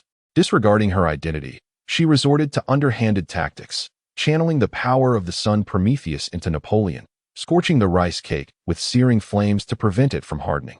Unexpectedly, as Katakuri reverted to a more familiar evasive fighting style, he became even more adept. Charlotte Linlin chased him for over an hour, failing to graze even the hem of his clothing, causing their siblings present to suppress laughter, enduring a painful struggle. The sword's insufficient power to breach even slightly stronger defenses, combined with its unwieldiness that hindered it from reaching a more agile adversary, left Moose perplexed regarding the sword's value. Once the two paused, Moose soared towards his mother, charmingly requesting her to transform Napoleon, now reverted to a captain's hat, back into its sword form. Upon closer inspection, he indeed discerned the issue. The blade's edge was unsharpened. No, it was not entirely devoid of sharpness, but it was undeniably blunt. Was it due to its immense size? Or did the weaponry of the giants prioritize sturdiness over sharpness? Perhaps its transformation into a homie, coupled with the prolonged infusion of Charlotte Linlin's powerful Busashoku haki, contributed to Napoleon's commendable hardness. Yet, the reason swords and blades rank among the deadliest cold weapons in this world is not solely due to their hardness. If hardness were the sole criterion, wouldn't a sturdy stick be more effective? The lethality of blades lies in their sharpness. Only sharpness can sever with a single stroke. This Napoleon was utterly blunt, yet weighed several tons. Moose estimated it with Big Head lifting it. "Mother, is this a sword or a piece of gym equipment?" Moose nearly succumbed to an outburst of criticism, yet he remembered that the sword was alive and could react, holding back his thoughts until he reached Katakuri's side, where he quietly expressed his grievances. Chapter 79, Shedding the Sword, Lightness of Being. However, Katakuri slightly shook his head, indicating that the issue was far more complex than it appeared. In the hands of a master swordsman, even a dull blade could slice through iron like mud. Yet, despite her formidable mastery of haki, Mama's skills were ill-suited for wielding swords. It became evident that Charlotte Linlin's method of applying haki to her massive sword was no different from how she used her fists in combat. It merely increased the hardness without imparting any sharpness. Even her advanced haki was employed in a blunt manner, akin to striking rather than cutting. Abandoning the sword in favor of her fists seemed more advantageous. Her fists were swifter and more agile, capable of delivering a more potent application of haki. The great sword was meant for grand displays, but in truth, even that was unnecessary. Mama's current version of kingdom was derived from the fist of the king. There was no need for a weapon, so what purpose did Napoleon serve? As Moose pondered this, his brow furrowed tighter, and he could no longer refrain from suggesting to Mama that every bit of combat power was crucial, especially with the family still embroiled in peril. Even if Napoleon held a grudge as a result, Moose felt it was a risk worth taking, though Katakuri might face increased pressure in battle as a consequence. He did not hesitate to join in the persuasion. Moreover, given her previous lackluster performance, Charlotte Linlin ultimately decided to discard Napoleon and enter the fray unencumbered. In the second bout, her performance was as if she had transformed entirely, with a physique considerably lighter than it had been over 20 years prior. And having recently engaged in rigorous training, Charlotte Linlin's speed was no longer sluggish. She had shed a weight exceeding her own, and the agility of the queen of the nations surged. Although she could not yet rival Katakuri, the gap had significantly narrowed. Her height and reach further enhanced her attacking range, and despite Katakuri's efforts to evade, he was soon struck by a punch, causing blood to spew forth as he collapsed to the ground. Startled, Charlotte Linlin immediately ceased her assault. Her children rushed over to assist Katakuri, only to discover that 3 of his ribs had been broken and his internal organs were severely injured. Wasn't her strike rather excessive? Inflicting serious injury was not the same as killing, and there was still hope for salvation. Thus, Charlotte Linlin did not faint or evade responsibility. Nevertheless, a look of grievance crossed her face, and she muttered words that only served to exacerbate the situation. "I didn't mean to. How did it come to this so suddenly?" To be fair, Charlotte Linlin had not intended to strike her son with such force. It was merely that Katakuri's previous performance had been so impressive. In truth, it was her own performance that had been lacking, leading her to unconsciously regard him as an equal. Aside from refraining from unleashing her ultimate techniques, she employed every other means at her disposal, including the use of Conqueror's haki. Meanwhile, Katakuri, affected by the heat of Prometheus, could not harden his machi and relied solely on haki for defense. How could he withstand such an onslaught? While broken ribs were certainly not a trivial injury, they were far from fatal for a warrior of this world. At that moment, Katakuri showcased the superiority of the machi fruit, enabling him to reattach the broken bones with a precision that surpassed even the finest orthopedic surgeon. He then utilized the power of life restoration to expedite the healing process, and within a few days, he would be as good as new. Though not quite as extravagant as Luffy and Brooks Milk and dental repair in the manga, it was nothing short of miraculous in Moose's eyes. Charlotte Linlin's unintended infliction of serious injury on Katakuri was unforeseen. It had undeniably demonstrated that the great sword Napoleon was indeed less effective than her fists. Therefore, without the need for Moose to whisper deceitful words, Charlotte Linlin's gaze toward her weapon turned increasingly hostile. As her longtime companion faced dire straits, Zeus, as usual, displayed a lack of loyalty, hiding away in fear of incurring Mama's wrath and refraining from uttering a single word in defense of his comrade. Although Prometheus initially attempted to counsel Charlotte Linlin, he quickly revealed his self-serving nature when Moose spoke up. "After you discard this useless fellow, you can craft a new one," he suggested. "I have an idea that could not only compensate for your current shortcomings, but also potentially enhance Prometheus's strength." Upon hearing Moose's words, Prometheus, who had been urging Charlotte Linlin to show mercy, immediately switched his tune and began berating Napoleon for his inadequacy, infuriating the latter. Even so, Charlotte Linlin still found it difficult to make a definitive choice. It was not that she was emotionally unable to part with him. Rather, Her admiration for the Elbaf giants was rooted in the belief that true warriors did not fight unarmed.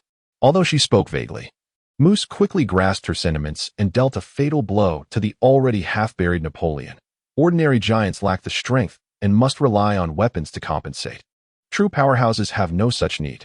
The spear of Elbaf contains a technique called the hero's spear, which is unleashed barehanded. You could adapt the principles of the fist of the king to refine kingdom to rival the Elbaf giant's dominion. Surely, you could create something as formidable as the hero's spear or even the supreme spear. Then, although he spoke little, the gigantic sword homies Napoleon, who had always considered himself the leader among the homies, met his end with a chorus of agonizing cries. Moose had hoped to repurpose Napoleon to obtain high-quality steel, but was ultimately disappointed. Due to its massive size, the material used in forging the sword was quite ordinary. Likewise, the efficiency of hockey infusion was significantly lower than that of typical blades. While Whitebeard's naginata was also large, it had a structure similar to a broadsword, with the blade occupying only a small portion. Even with Charlotte Leanlean's incredible strength and years of use, the material had not been enhanced to even the level of a decent blade, likely only suitable for crafting mass-produced weaponry. Realizing this, Moose promptly lost interest and decided not to linger, urging his brother to take him and their mother to his laboratory. With no relevant factories in the nation, they could only retrieve materials from the lab to begin crafting a new homies. After all, there was an abundance of base materials available for fusion, and they could quickly elevate their strength to the desired level. Chapter 8. The new homies oxygen tanks? Are you referring to oxygen, or rather liquid oxygen? Brilliant. Liquid oxygen is a powerful oxidizer. Paraspero, being a scientist, quickly understood Moose's request. However, unlike Moose, he had not delved deeply into the study of homies, leading him to initially overlook certain aspects. However, when the liquid oxygen in the tank spilled out and violently boiled away, swiftly absorbing the surrounding heat, Paraspero should have realized the implications of his scientific identity. Liquid oxygen, as a foundational material, inherently possesses the characteristic of extreme coldness before it can serve as a combustion aid. The boiling liquid oxygen visibly diminished at an astonishing rate. Yet Charlotte Leanlean's creation of homies was far swifter than her previous assistance to Moose. As the liquid oxygen on the ground diminished by half, a blue spirit leapt forth and dove into the embrace of its creator, despite the temperature plummeting to nearly -200 degrees. Charlotte Leanlean found the sensation of holding the homies refreshingly pleasant, her eyes instinctively narrowing with contentment.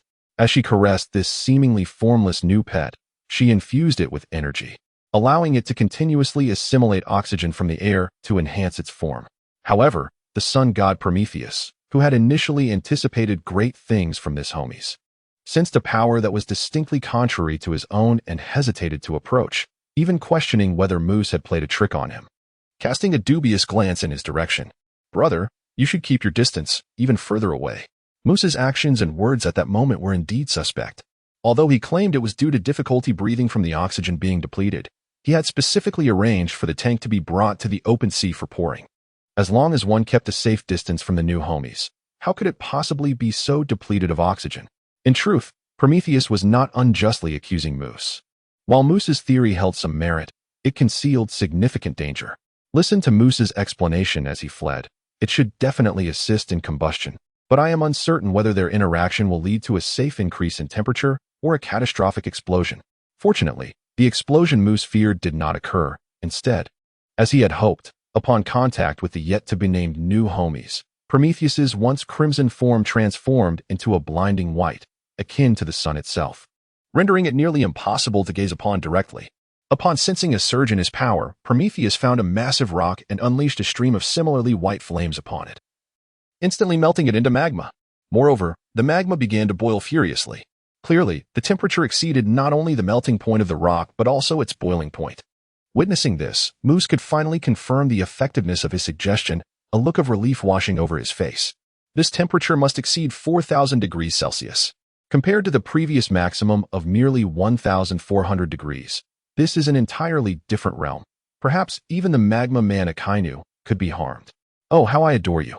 After tasting the sweetness of power, Prometheus, who had previously harbored disdain for the new homies, now eagerly sought its proximity. Yet, the homies recoiled as if fleeing from a plague, incessantly calling for a retreat. Everyone present erupted into laughter, except for Moose and Charlotte Leanlean. The former inferred from his knowledge, while the latter sensed through her innate connection with the homies that the new creation had sustained injuries. It turned out that while the new homies could significantly enhance Prometheus's power, it came at the cost of its own well-being. As the pure oxygen aiding combustion was not merely energy but its very essence. Although the homies could recover from its injuries, the process was far more complicated than a mere depletion of energy. Even with Charlotte Linlin, its creator, offering assistance, the recovery would demand greater mental, temporal, and even soulful investment, though not her own. Thus, while Moose's idea proved remarkably effective, it was akin to the king's punch, something that could not be wielded as a commonplace weapon. However, the combined technique of the two homies far exceeds the effects achieved by Charlotte Linlin consuming souls to enhance her power, and it can be utilized simultaneously with the latter. It is incomparable to the previous two homies delivering a full-force strike, which pales in comparison to a casual attack from Charlotte Linlin, showcasing only a variety of tactics without any substantial enhancement. The value of this technique is undoubtedly significant.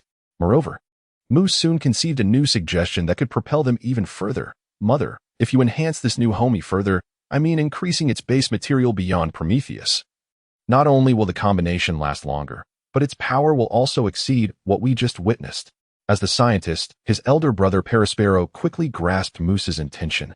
Moose, are you suggesting we utilize the strong oxidizing properties of pure oxygen? That's a brilliant idea. At temperatures exceeding 4000 C, pure oxygen acts as a combustion enhancer, igniting not only steel but nearly all metals, let alone the human body. Whoever comes into contact with it is doomed. Hearing this, Charlotte Linlin chuckled. Well, this base material can accommodate more souls. Let's proceed as little Moose suggested. Moose then realized that unlike the non-rechargeable homies, which theoretically have no limit to soul strength, the rechargeable homies are constrained by the quality of the base material, thus imposing a ceiling on their soul strength.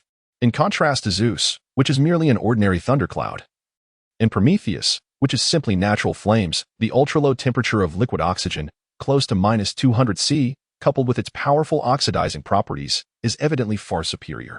Additionally, possessing dual attributes significantly increases its quality, allowing for the creation of homies with greatly enhanced strength. In fact, even Charlotte Linlin, without relinquishing sufficient souls from Zeus and Prometheus, as previously mentioned, no more than half can be distributed, cannot push the new homie's power to its limit.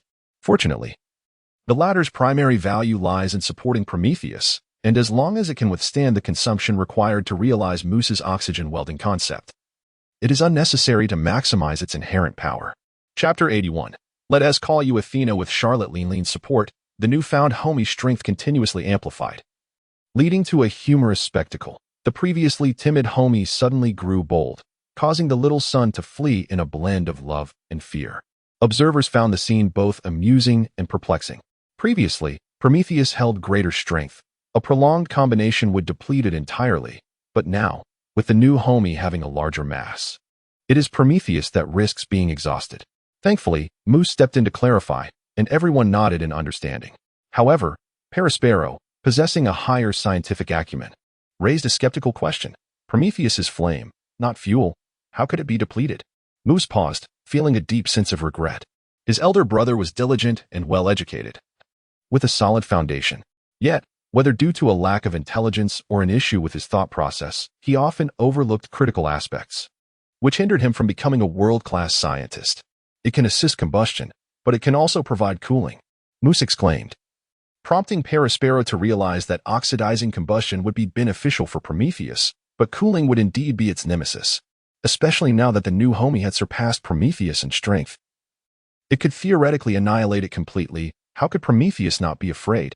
In reality, due to the sufficiently low temperature of the base material and its nearly doubled mass compared to the previous three homies, the new homie's freezing capabilities were astonishing. Following Moose's suggestion, he conducted a test, successfully freezing the surrounding sea, creating an ice surface thick enough for everyone to walk to nearby islands. Even Charlotte Linlin, towering at 9 meters tall, was no exception. This was akin to Akiji's ice age. No, Akiji was still quite young. He likely lacked the power of this entity. Moose, watching his mother frolicking on the ice, felt both astonished and a twinge of pride, as this masterpiece was birthed from his intellect. Meanwhile, an elated Charlotte Linlin also felt immense pride in her son, bestowing upon the new homie a name that seemed surprisingly fitting. You were born of my son Moose's wisdom. Let us call you Athena. From now on, you must coexist harmoniously with Prometheus and not bully him." Moose couldn't help but smile. The name was indeed appropriate. For Athena in mythology was not only the goddess of wisdom but also co-created humanity alongside Prometheus. Undoubtedly, Athena's strength surpassed that of the prior two homies. And her combined technique with the little son Prometheus promised great potency. However, the practicality of this technique in battle remained uncertain, even to Charlotte Lin, its creator, as suitable testing subjects were elusive. First-rate strong individuals, including Katakuri, were not suitable for testing, unless they possessed unique abilities that rendered them immune to fire. Even a slight enhancement of Prometheus's flames could pose a threat. It was inconceivable that the combined technique's power would merely double. The enhanced Prometheus would undoubtedly be stronger and more resilient than before. Thus, the real need for testing lay in determining if this technique could contend with those who stood at the pinnacle of the world. Yet, the problem arose. As the wielder of the soul fruit, Charlotte Lin was inherently immune to the damage inflicted by the homies. No matter how high the temperature of the oxygen welding, she would only feel discomfort, never actual harm, thus rendering any effectiveness testing impossible. Where, then, could they find other superlative beings? Without knowledge of the technique's practical effects, accurately gauging its potential would be challenging, making it difficult to unleash its full power in subsequent combat scenarios. If this were before the family had a falling out with the Navy, it might not have mattered. But now it could be a matter of life and death. Therefore, even Charlotte Lin looked expectantly at Moose, hoping that her youngest son, now the family's strategist, could devise another clever plan. Moose did not disappoint. After a moment, he proposed an idea. Unless someone possesses specialized abilities, such as ice or fire, the only means to defend against high-temperature damage is hockey. We only need to see if hockey can withstand it. And Mother's hockey is unparalleled.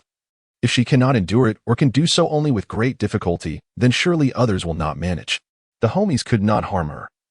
But Mother's hockey was not limited to protecting herself. Thus, Napoleon, which had yet to be reforged, returned to Charlotte Lin's hands. Following Moose's directive, she snapped it in half for separate use and exerted her utmost strength to shield the first half of the colossal sword with her strongest hockey, subsequently initiating the combined attack of the two homies. As a brilliant, blinding white flame engulfed the sword's blade. This immensely heavy great sword ignited as if it were a magnesium strip. Before her eyes, brilliant and fiery sparks danced like a dazzling display of fireworks, startling Charlotte Lin, who had seen her fair share of the world. In a moment of surprise, she involuntarily let go of the massive sword she had been wielding.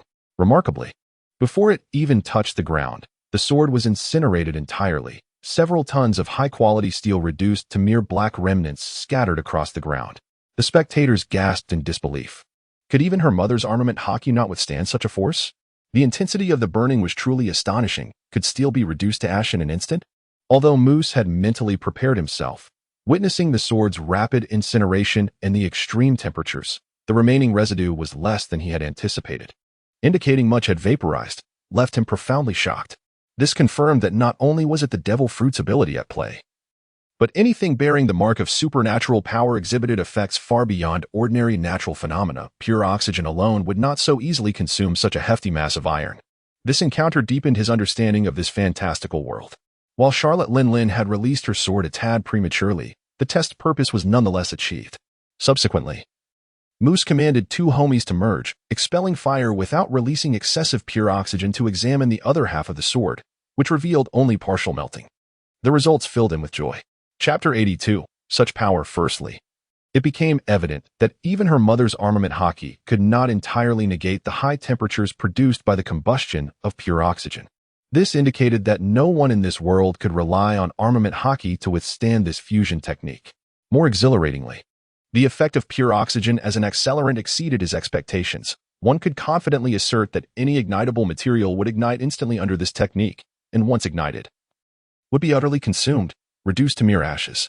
Moose was now entirely certain that even Whitebeard, Garp, or the reputedly immortal Kaido could not withstand this maneuver. The birth of Athena was not merely an embellishment. It provided the already formidable Charlotte Lin with another lethal weapon. In addition to the significant increase in destructive power, the speed of oxygen expulsion post-fusion was several times faster than Prometheus's own flames, making it exceedingly difficult for enemies to evade. Given that most formidable beings in this world relied on evasion tactics, This seemingly modest enhancement held substantial significance, in stark contrast to the unbelievable obliteration caused by this technique. Athena's inherent freezing ability was considerably weaker, yet it was not inferior to Prometheus's original flames, proving adequate against enemies ranked below marine admirals. Moreover, owing to the ice's crowd control properties, it could freeze multiple foes simultaneously, forming a complement to thunder and fire. Thus, its value was undeniably significant. However, due to Athena's immense power, further strengthening her would necessitate the consumption of even more potent souls. Charlotte Linlin estimated that only a top-tier powerhouse's soul would suffice. And procuring such high-quality souls would be no easy feat. Utilizing her own soul was deemed unworthy, for even her strength could not surpass that of her King's Punch or the revamped Elbaf Spear. Simply put, the opportunity to utilize this trump card, Athena, in Charlotte Linlin's arsenal was regrettably limited. Beyond her combustion and freezing abilities, Athena could also facilitate rapid recovery of stamina by oxygen absorption. While this would not prolong Charlotte Linlin's combat endurance, as that depended on when she would feel hunger, it would enable her to maintain a superior state during battle. For someone like Charlotte Linlin, who primarily relied on explosive finishing moves rather than prolonged engagements to wear down her foes, this benefit was arguably more significant than the former. It is evident that Athena's emergence has substantially enhanced the prowess of Charlotte Linlin, a born conqueror. Prior to this, she could defeat 3 versions of herself before mastering the King's Punch. The reasoning was straightforward. Charlotte Linlin was neither accustomed to nor adept at evasion, predominantly relying on her formidable armament haki to withstand enemy assaults. Thus, her initial King's Punch was nearly guaranteed to land, ensuring the demise of one opponent. Following that, she could employ the newly renamed Elbaf Spear, King's Spear, as it was unleashed unarmed, to dispatch another. With only one adversary remaining, who was inferior to the current Charlotte Linlin, what difficulty could there be? Ultimately, even the most formidable defenses could not withstand the unparalleled might of her King's Punch and King's Spear, super moves capable of slaying foes beyond their rank. Given that these 2 techniques boasted greater power than the Sea King, their effective range was naturally extended, allowing her to strike first. This meant that Charlotte Linlin could not only vanquish 3 prior versions of herself, but could do so without incurring any cost for an absolute victory. Now, with such overwhelming power, Charlotte Linlin also possessed formidable crowd control capabilities, shorter cooldowns for her ultimate moves, thanks to oxygen absorption, and a new lethal weapon capable of threatening even top-tier powerhouses. Her combat prowess was simply beyond imagination. Had her baseline strength not seen a significant increase, Moose might have even believed his mother had transcended the ceiling, becoming the supreme ruler above all top-tier beings in existence. However, upon realizing this, Moose could not help but feel that his observation of Charlotte Linlin's conqueror's haki limit seemed rather low. Despite having risen once more, it had yet to surpass 1.8. In comparison to her battle prowess, this increase appeared somewhat modest.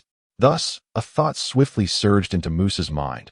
Could it be that his mother herself was unaware, or at least insufficiently aware, of the immense strength she had attained?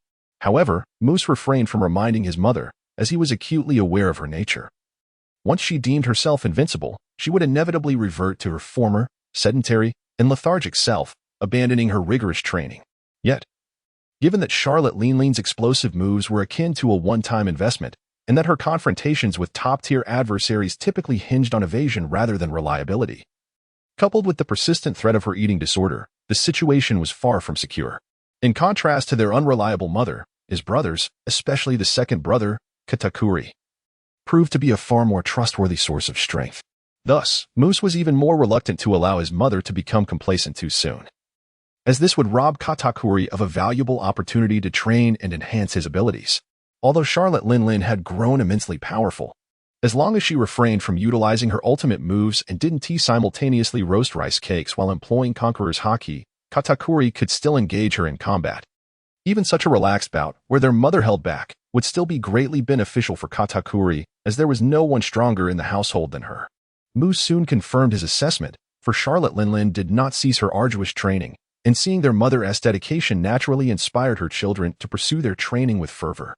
Among them, the third sister, Charlotte Amand, who had just returned from Dressrosa, was particularly relentless, treating her sparring sessions with her brothers as if she were confronting life-and-death foes.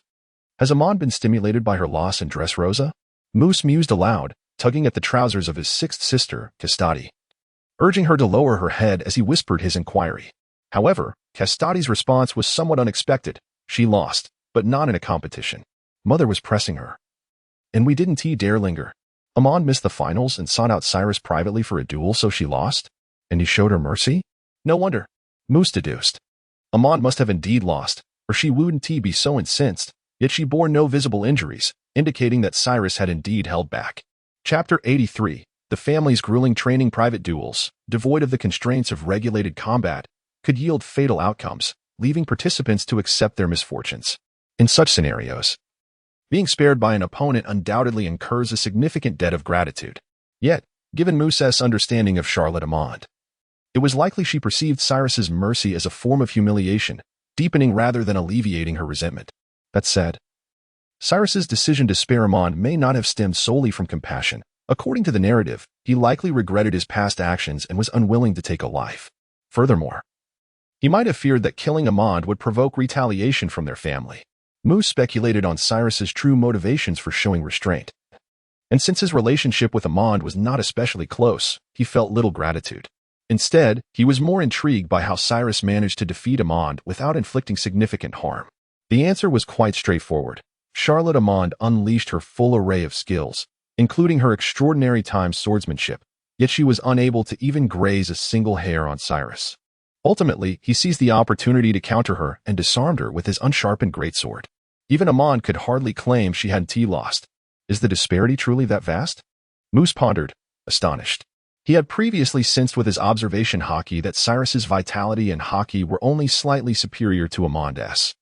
How could the match have been so one-sided? Was it the strength of his supporting aura, or perhaps a righteous mindset that bolstered his resolve?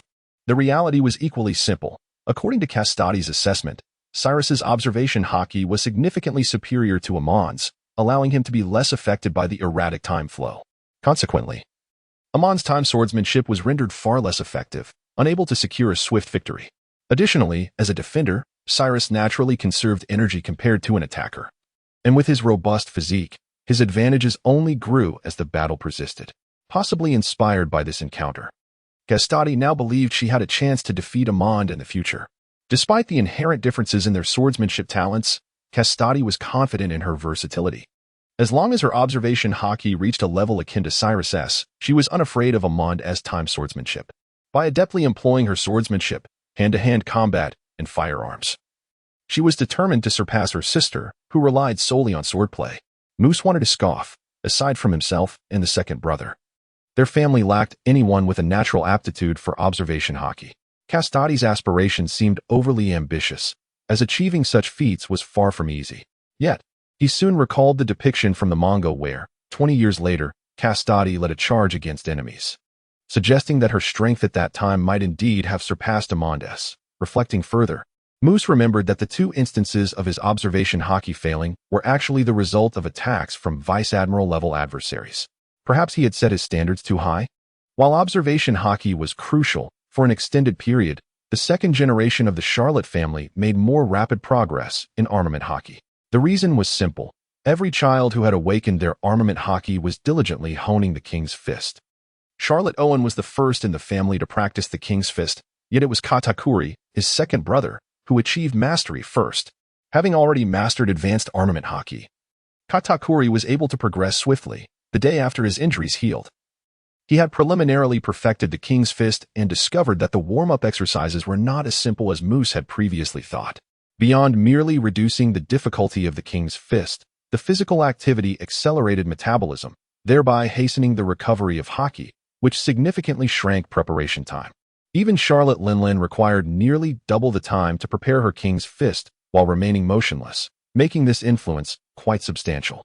By the time Charlotte Owen finally grasped the 3 apples nearly half a month later, Katakuri had already mastered 5 apples, which the Prodinis royal family deemed a state of great achievement. Considering that Charlotte Owen had been training under extreme conditions, achieving in a day what would take an average person many days, the actual disparity between the two brothers was likely far greater than it appeared. Nevertheless, it is worth noting that Charlotte Owen had only just mastered the technique of armament haki before embarking on the practice of the King's Punch. Remarkably, he accomplished this in less than a month, and even accounting for the toll on his lifespan, he had merely grazed the surface of advanced armament haki in less than 3 years. Given Charlotte Owen's relatively modest aptitude, such rapid progress is indeed commendable. In fact, the primary objective for the second generation of the Charlotte family in practicing the King's Punch was to expedite their mastery of armament hockey. Although initially, Charlotte Owen's assertions were proven to be somewhat inaccurate, regardless of whether armament hockey is classified as basic or advanced. The benefits of practicing the King's Punch after mastering its proficient use are not as substantial as once believed. Nonetheless, this method is not significantly less efficient than traditional training techniques, and it comes with the added bonus of a powerful, albeit limited, finishing move capable of overcoming formidable foes. Why not embrace such an opportunity? Of course, the King's Punch itself holds considerable value, particularly for the Katakuri brothers, where it serves as a timely boon. Even with their adeptness in advanced armament hockey, Katakuri's offensive capabilities remain somewhat lacking when pitted against top-tier adversaries, especially those with exceptional vitality. Thus, the importance of the King's Punch and the yet-to-be-mastered Elbaf Spear, the Overlord S Spear, cannot be overstated. While Owen and Daifuku possess the formidable ability of overheat, their inherent strength remains insufficient. Furthermore, the Elbaf Spear, the Overlord S Spear, necessitates complete mastery of advanced armament hockey, which cannot be achieved in the short term, making the King's Punch increasingly vital. It is noteworthy that overheat, due to its inability to augment the totality of hockey, does not enhance the potency of the King's Punch once activated. However, the acceleration of metabolism resulting from overheat significantly hastens the recovery of hockey, allowing the preparation of the King's Punch to occur at a markedly swifter pace than that of an average individual, particularly for Charlotte Owen, who, upon activating overheat, experiences a metabolic rate exceeding normal levels by over 90 times. He can prepare 3 apples, usually requiring at least a quarter of an hour, in less than 10 seconds. Thus, although the potency of their King's Punch may be relatively diminished, it transforms into a regularly employable ultimate technique, undeniably representing a qualitative leap forward. Chapter 84. The Water Princess, Part 1. In comparison to her 3 sons, Charlotte Linlin's progress in practicing the King's Punch is significantly swifter. In less than a month, this innate tyrant mastered the 8 apples, a feat that even the progenitor of the royal Proteans, the originator of the King's Punch, could not achieve. This mastery allows her to accumulate an additional amount of armament hockey equivalent to 3 times the usual limit. Yet, this is not her ultimate capacity. Charlotte Lingling's inherent strength is already formidable. Even the rudimentary practice of the King's Punch suffices for her.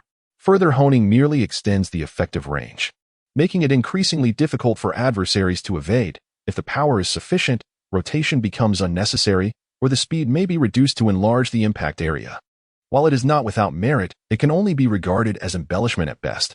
Moreover, Charlotte Lingling's mastery of armament hockey has reached an unparalleled level of finesse, though she lacks the knowledge to strike with the utmost ferocity like Carp. Her innate ability to integrate it into her physicality from a young age is unmatched. Therefore, once she had exhausted the potential for rapid advancement in the King's Punch, she grew disinterested in further practice and dedicated more time to training her physical combat skills, which included sparring with Katakuri. Consequently, the time Charlotte Katakuri spent practicing the King's Punch was significantly reduced. However, his motivation had always been the enhancement of his armament hockey. And no matter how effective the training might be, it pales in comparison to engaging in real combat with a stronger opponent. Given the rarity of his mother's willingness to train with him, he was content to lessen his practice of the punch. However, it is Charlotte Katakuri's mastery of observation hockey that has advanced at a remarkable pace. After observing several battles between his mother and her opponents, Moose identified a crucial issue. His mother's unparalleled offensive power is such that when unleashed, no adversary can withstand it. Thus, the challenge lies not in brute force, but in devising strategies to strike the enemy more effectively. It would be prudent to avoid direct confrontations. Rather, Katakuri should encourage his mother to temper her strength, refraining from using conqueror's hockey, while he employs an evasive style to counter her attacks. This way, both of them could benefit from their training, unlike the head-on clashes where only Katakuri gains experience. Consequently, Charlotte Linlin utilized Prometheus to toast the rice cakes, preventing them from hardening, thereby compelling Katakuri to rely solely on his observation hockey to predict transformations and evade attacks, rather than absorbing the blows. The sheer force exerted by Linlin is formidable, and Katakuri, not being particularly diminutive, struggles to dissipate that power effectively.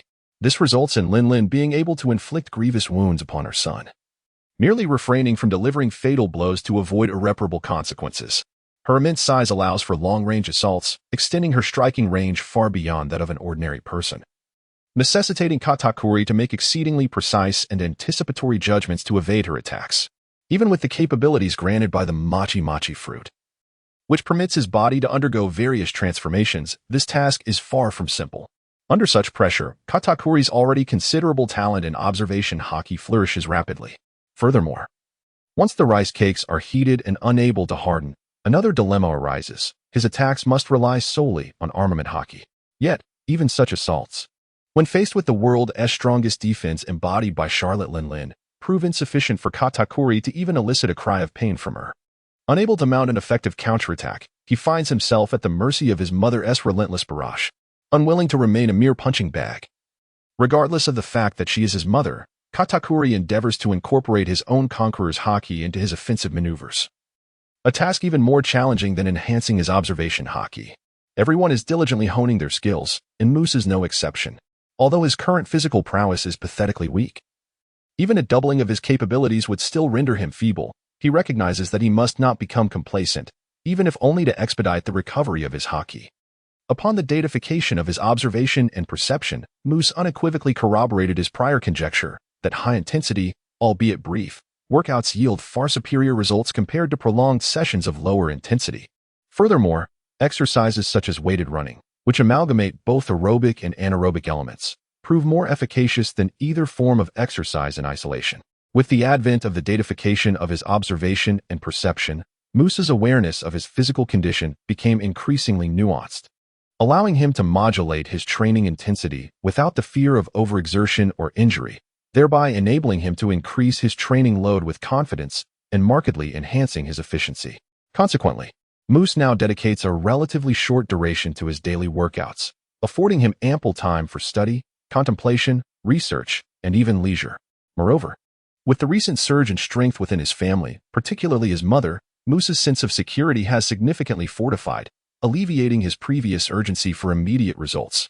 He has begun to engage in endeavors that may seem trivial in the short term, but will only manifest their value over the years, such as mentoring the 11-year-old Charlotte Smoothie in the development of her devil fruit abilities. Among the numerous formidable members of the Charlotte family, Charlotte Smoothie, poised to occupy the second seat among the Sweet Commanders, has been depicted unfavorably in the manga relative to her stature. Despite the author's effusive praise in the SBS, her alarming performance, characterized by a panic-stricken response to a mere betrayal by Capone Beach, casts doubt upon her true capabilities, earning her the playful moniker of Water Princess among readers. Since Moose's arrival in this world, his curiosity regarding this young lady has only intensified. Her talents, while not lacking, seem to approximate the levels of Owen and Daifuku, falling far short of the extraordinary prowess exhibited by Katakuri from a young age. Moreover, she displays a tendency towards timidity and lethargy, often evading danger and hardship. Thus, her ascendant strength is unlikely to be swift, raising questions about the origins of Charlotte Smoothie's exorbitant bounty of over 900 million berries some 2 decades hence. Only a few days ago, when this young lady boasted of her newly developed ability, expanding dramatically on the beach into a towering giant exceeding 10 meters in height, did Moose suddenly grasp the situation in the manga. Her expansion was prematurely halted due to spatial constraints aboard the ship, leading him to underestimate her capabilities. At her current age, having only recently consumed the fruit, she can already triple her height. One wonders how formidable she will become once she fully harnesses her powers. If her potential limit is 10-fold or even 20-fold, she would surpass the size of the formidable Oz from the Paramount War and wield the ability to launch energy attacks from a distance. Is she not, then, a supercharged version of Oz? Prior to the Paramount War, Oz commanded a bounty of 550 million berries, even accounting for the premium associated with his captaincy. A bounty in the range of 300 to 400 million berries is plausible. Therefore, it is hardly surprising that as a super-enhanced version, Charlotte Smoothie's bounty approaches a staggering 1 billion berries. Her value, however, derives not solely from her individual combat prowess but rather from her destructive capacity against ships and structures, as well as her intimidating presence over the weak, which cannot be consistently manifested due to environmental constraints. This elucidates why Charlotte Smoothie finds herself at a loss when confronted by even moderately strong adversaries. Given her innate talent and diligent efforts, her contributions are indeed commendable. However, From Moose's perspective, which is now enriched by a deeper understanding of the devil fruits, this young lady has yet to fully realize the potential of the squeeze fruit in the realm depicted in the manga. The most significant issue, which Moose recognized during his initial reading, is that Smuggy's martial prowess is rooted in swordsmanship, a path that does not synergize well with the squeeze fruit's formidable water absorption ability. The squeeze fruit necessitates contact with the target to extract water, while close-range slashing attacks possess sufficient lethality on their own, often capable of inflicting severe damage or even killing the opponent without the need for water absorption. Particularly, Smuggy's towering stature compels her to wield a massive sword, embodying a power-based swordsman approach, rendering her inherent lethality already overwhelming. Thus, the addition of a water absorption effect is hardly more than superfluous embellishment. In truth, the swordsman path not only fails to align with the capabilities of the squeeze fruit, but also contradicts Smuggy's racial traits. Her long, elegant legs, while visually stunning, become cumbersome when wielding a sword. After all, swordsmanship was developed by ordinary humans, and a long-legged species inherently faces disadvantages in this regard. According to Moose's understanding, throughout the annals of history, the most formidable non-ability swordsman from the long-legged race has only commanded a bounty of around 400 to 500 million berries, a stark contrast to the far more numerous and capable snake-headed race. Therefore, Moose's primary recommendation to Smuggy is to abandon swordsmanship in favor of a fighting style that better leverages the innate advantages of her long-legged heritage and the capabilities of the squeeze fruit. Considering that Baron Egg, a master of leg techniques, is also a member of the long-legged race, a mentor is readily available. To Moose's surprise, this long-legged lowly immediately pouted and tilted her head in refusal, asserting, "No, using a sword is much cooler." Well, I must concede that wielding a sword does indeed exude a certain elegance. Moose sighed in resignation, wisely choosing to abandon further persuasion. After all, passion is the greatest catalyst for progress. Compelling Smuggy to traverse a path she does not favor may not yield favorable outcomes. However, if one were to pursue the path of swordsmanship, the abilities of the juju fruit would not be well suited for offensive development and should instead lean towards supportive roles. After a moment of contemplation, Moose posed a question, but swordsmanship is not suitable for the long-legged tribe. Sister Smuggy, can your fruit ability shorten your legs? Indeed, it can. No sooner had she spoken than Smuggy's elongated legs rapidly diminished to less than one-third of their original length, yet upon touch, they felt just as they always did. Her skin remained smooth and unwrinkled. This revelation greatly surprised Moose, who came to realize that his understanding of the juju fruit's capabilities had been flawed. It could shrink so significantly. It seemed that the process was not merely a matter of extracting moisture to induce shrinkage. Under normal circumstances, a human compressed to such a ratio would likely become jerky. Could it be that the juju fruit possessed characteristics akin to those of superhumans? Just like the nua fruit. Indeed, considering that limbs twisted into knots could swiftly return to their original form, this was a trait exclusive to superhumans. Transforming into a gel-like state, gelatinous human? Upon this realization, Moose promptly pointed out a minor error on Smuggy's part. Rather than making her legs thinner, maintaining a stout and short form would be preferable, enhancing agility without significantly diminishing strength, which would be most advantageous for practicing shave and moonwalk. However, it seemed somewhat premature for Smuggy at her current age to be training in these techniques. Compared to the Katakuri brothers, the long-legged tribe, with their towering stature and even longer legs, would find mastering the high-frequency steps of shave and moonwalk considerably more challenging. Therefore, Moose suggested that Smuggy should take the initiative. After all, while her explosive power would increase in adulthood, her legs would also grow longer, and the difficulty of mastering these techniques would not necessarily diminish. By that time, Smuggy would undoubtedly have become a key combat force for the family if the Charlotte family were to successfully navigate this crisis, making it more difficult for her to devote herself to rigorous training as she could now.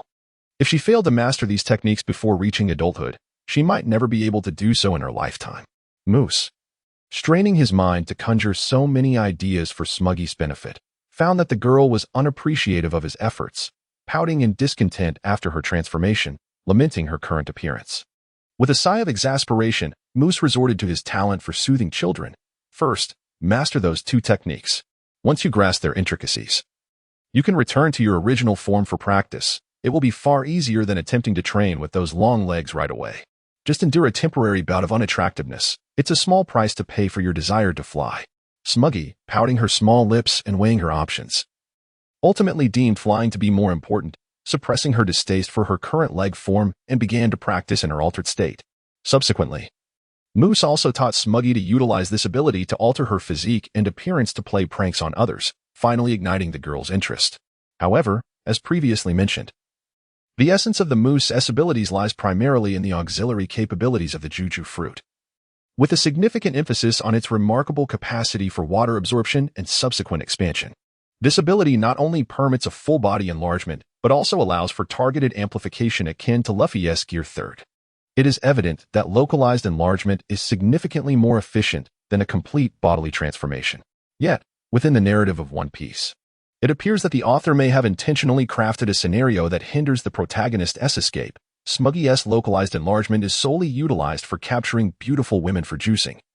While in genuine combat, she resorts to a full-body expansion, nearly sinking her own ship in the process. Moose has now identified this flaw, and Smuggy is unlikely to repeat the same mistake. Transitioning from a full-body expansion to a localized one has effectively doubled Charlotte Smuggy's actual lethality, while paradoxically diminishing her own target size, making her less of a conspicuous target, and significantly reducing the load on her vessel, allowing for a more confident enlargement. Although this enhancement may not rival the overwhelming abilities of Owen and Daifuku, it represents a substantial improvement compared to Moose's recollections. Chapter 86. The Water Princess, Part 3. Despite this progress, Moose remains unsatisfied. Smuggy's Gear 3rd should ideally approximate Luffy's original form. However, unlike the comparatively diminutive protagonist, Smuggy possesses a naturally imposing stature. In most battles, her Gear 3rd functions akin to a cannon firing at a mosquito, lacking practicality. Moreover, swords are external weapons. Without proficiency in swordsmanship and the application of haki, merely relying on brute strength to enhance lethality often results in her breaking her own weapons before defeating the enemy. Fortunately, the Juju fruit offers more than mere enlargement as a practical capability. Even if Smuggy insists on mastering swordsmanship at the expense of her vital water absorption ability, there remains ample potential for development in other areas, such as the reverse action of expelling water. Given that water is considerably denser than air, the effects of storage and propulsion are markedly superior. Confused? Well, it's of no consequence. All you need to learn is how to wield a sword to spray water. Once you are capable of executing flying slashes in the future, you can attempt to combine the water with your strikes, enhancing the power, especially at greater distances. At this juncture, Moose, with a hint of uncertainty, added another concept. If, upon fully developing your abilities, you could expel water at high pressure, the water itself would transform into exceptionally sharp blades. Smuggy was greatly invigorated by this prospect, yet she currently lacks the ability to channel her powers through weapons, instead relying on direct expulsion of water or mist from her body. After attempting to spray water a few times, it became quite amusing. And then the little girl joyfully began to splash water around, causing a bit of chaos. Although it created considerable trouble for her siblings, including Moose himself, the previously reluctant Smuggy surprisingly expressed a desire to learn the Gale Foot and Finger Gun, as they could complement her newfound ability to spray water. This unexpected turn of events was indeed a pleasant surprise. If Smuggy were to master the Gale Foot or Finger Gun, she might develop an interest in martial arts. The long-legged tribe is inherently suited for leg techniques. Why should they shy away from their strengths to pursue swordsmanship? Having experienced both the advantages and disadvantages in her previous life, Moose felt a deep sorrow at such a waste of one's innate talents. Beyond the development of fruit abilities, Moose also offered constructive suggestions on how to utilize these powers effectively. For instance, through his data-driven observation of Kinbunshika haki, Moose discovered that when Smuggy's size increased, not only did her vitality temporarily surge, but her haki limits also rose correspondingly, as the haki value could exceed its previous maximum during recovery. This revelation inspired him to devise a plan for Smuggy to maintain her enlarged form for an extended period, allowing her heightened haki limit to be fully replenished before reverting to her normal state. Consequently, the overflow of haki would manifest in one of the three types of haki, specifically the Busashoku haki for Smuggy, in sufficient quantity to prevent rapid dissipation, thereby enabling her to perceive and control it according to her brother's guidance. As a result, Charlotte Smuggy successfully grasped the fundamentals of Busashoku haki that very day, achieving this feat at an age even earlier than her second brother Katakuri. Fortunately, Moose promptly revealed the truth about her shortcut, or else this little girl would have become excessively proud and complacent. However, What is of greater significance is that Moose, inspired by this, conceived a formidable explosive technique, first transforming into a giant to amass an overwhelming amount of haki, then reverting to his normal size to unleash it as a weapon against his foes. Considering the zaza fruit's potential for further development, it could yield a multiplier effect exceeding tenfold, even if a significant portion of the energy dissipates prior to the attack. The resulting power would still surpass that of the king's punch, rendering it truly terrifying.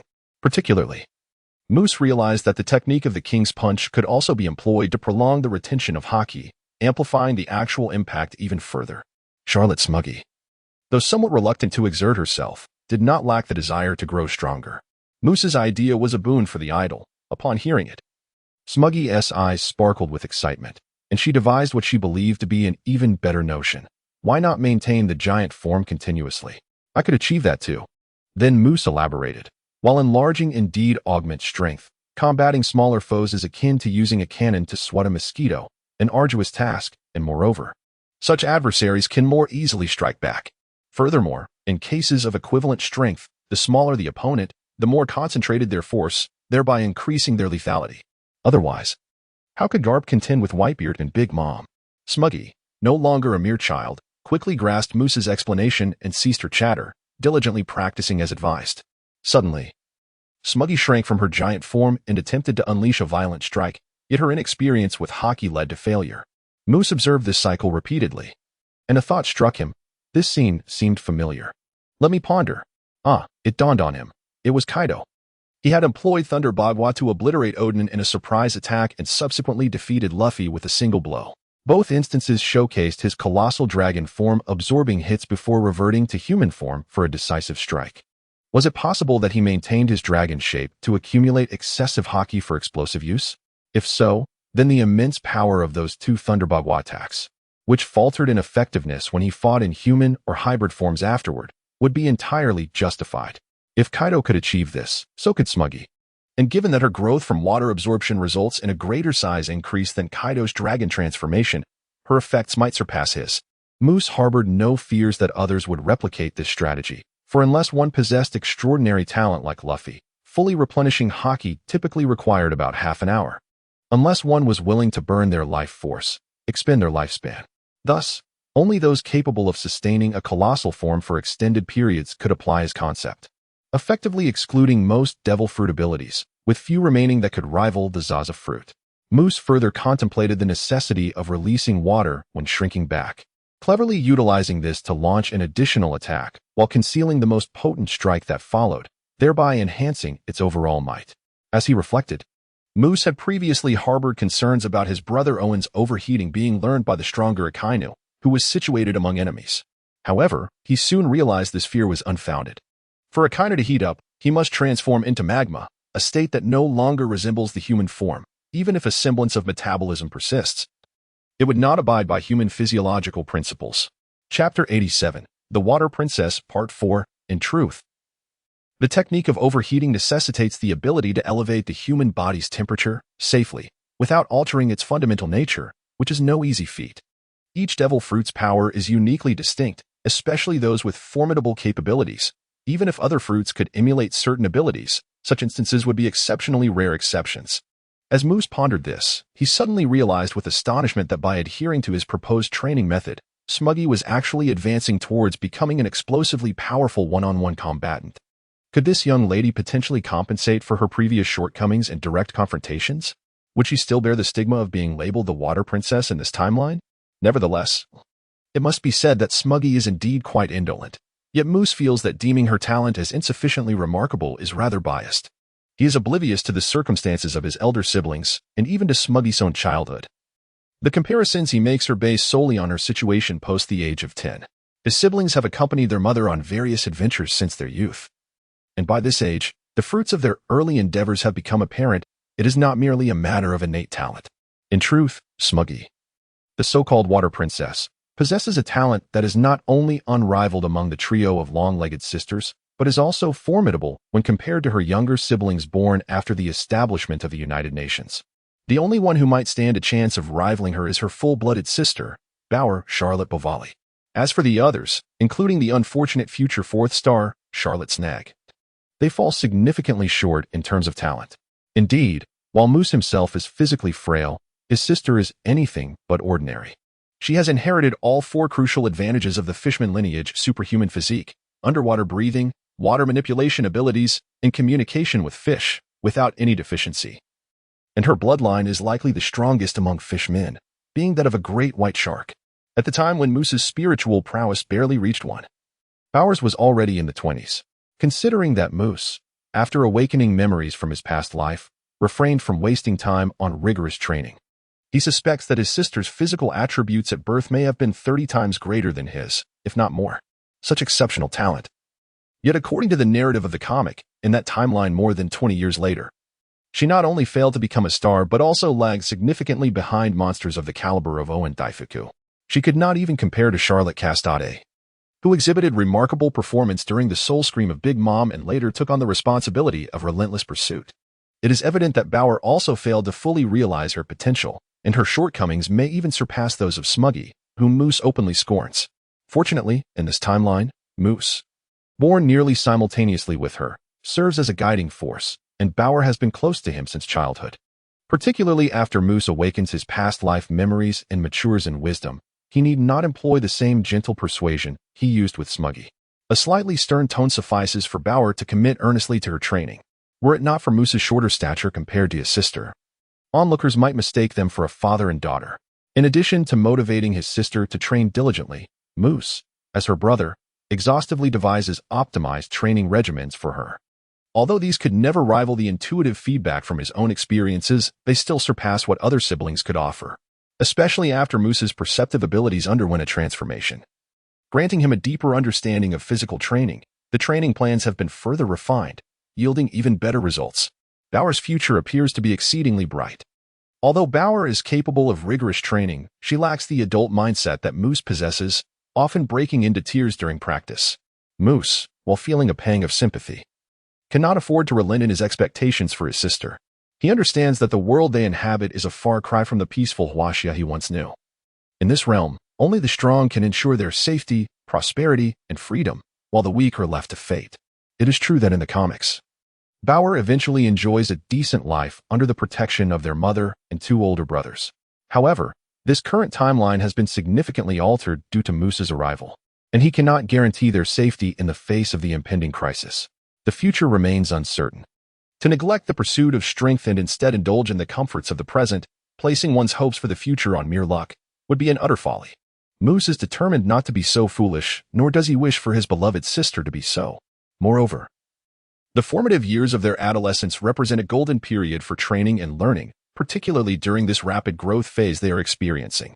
Based on the experiences of their older siblings, a year of diligent effort now could equate to 5 years of post-adolescence toil. Clearly, if one wishes to relax and enjoy life, it would be far more advantageous to do so after maturing. Indeed, Bauer must engage not only in physical training, but also in acquiring knowledge. Initially, Moose did not place significant emphasis on the latter, believing that his own intelligence was sufficient to navigate challenges and that his sisters merely needed to be obedient. However, upon realizing the data quantification of hockey, Moose discovered that individuals with a higher educational background often possess a greater potential for hockey mastery. For instance, when assessing his older brother Perospero's strength, he noted that his vitality was merely over 2,000, vastly inferior to Katakuri, yet his hockey potential approached 0.4, indicating a much smaller disparity. Reflecting on his own considerable differences, Moose surmised that this factor, education, might contribute to their varying abilities. Consequently, he recognized the necessity for martial artists to engage in cultural studies. Regardless, with Moose's current advocacy for high-intensity, short-duration training, even the most arduous sessions would still leave ample time for reading and learning. He is adept at blending education with enjoyment. Unlike many parents from his previous life who impose unrealistic expectations on their children. As a result, Bauer finds learning enjoyable, gradually developing a genuine interest in reading, and even ameliorating her previously volatile temperament. Of course, this shift means that the time allocated for physical training has been considerably reduced.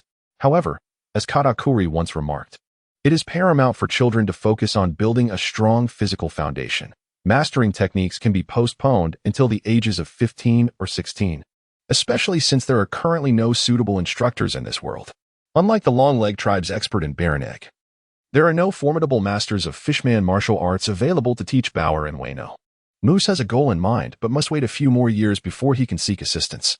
For now, they can practice techniques like shave and moonwalk, which are beneficial for most who cannot fly. Interestingly, the very focus on physical conditioning that Bauer is currently prioritizing causes Moose some concern, as the simplest method for intensity training is weight training. However, Bauer's strength has grown so substantially that she would require a load of 30 kilograms to achieve optimal results. Yet, at not yet 7 years old and lacking the imposing stature of the Katakuri brothers or the Cracker siblings, such weights would be cumbersome, even if made of lead. Given that Bauer's strength is increasing at a pace far exceeding her size, Moose wonders how they will adapt in 2 years. He begins to realize why some high-potential races and individuals shrink in size as they mature, often losing their innate physical advantages. Prolonged exposure to insufficient training intensity yields poor results, and the potential for physical enhancement in the world of One Piece is astonishingly high. For instance, Moose nearly doubled his strength last year, despite lower efficiency. Over time, this disparity naturally diminishes. Utilizing higher-density materials for training equipment could extend their usability for another year. Yet borrowing such a quantity of gold bricks from home may prove challenging.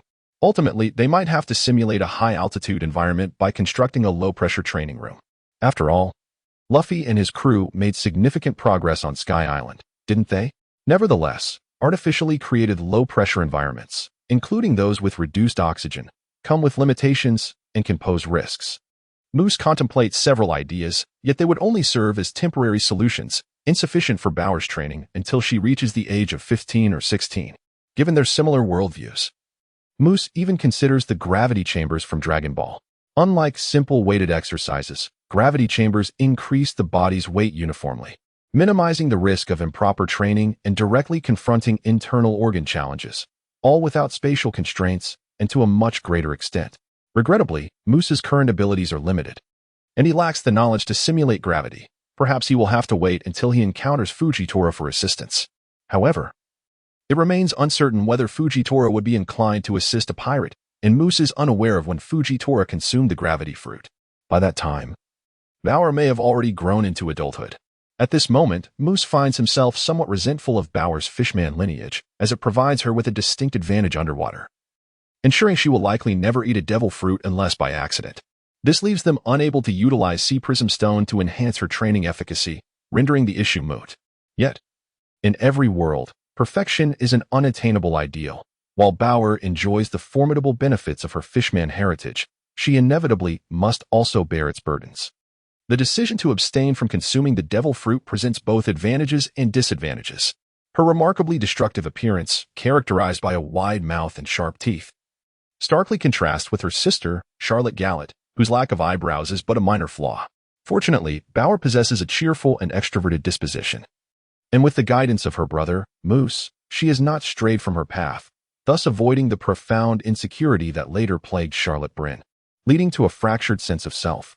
Naturally, she occasionally conceals her imperfections, for she is a girl with a profound appreciation for beauty.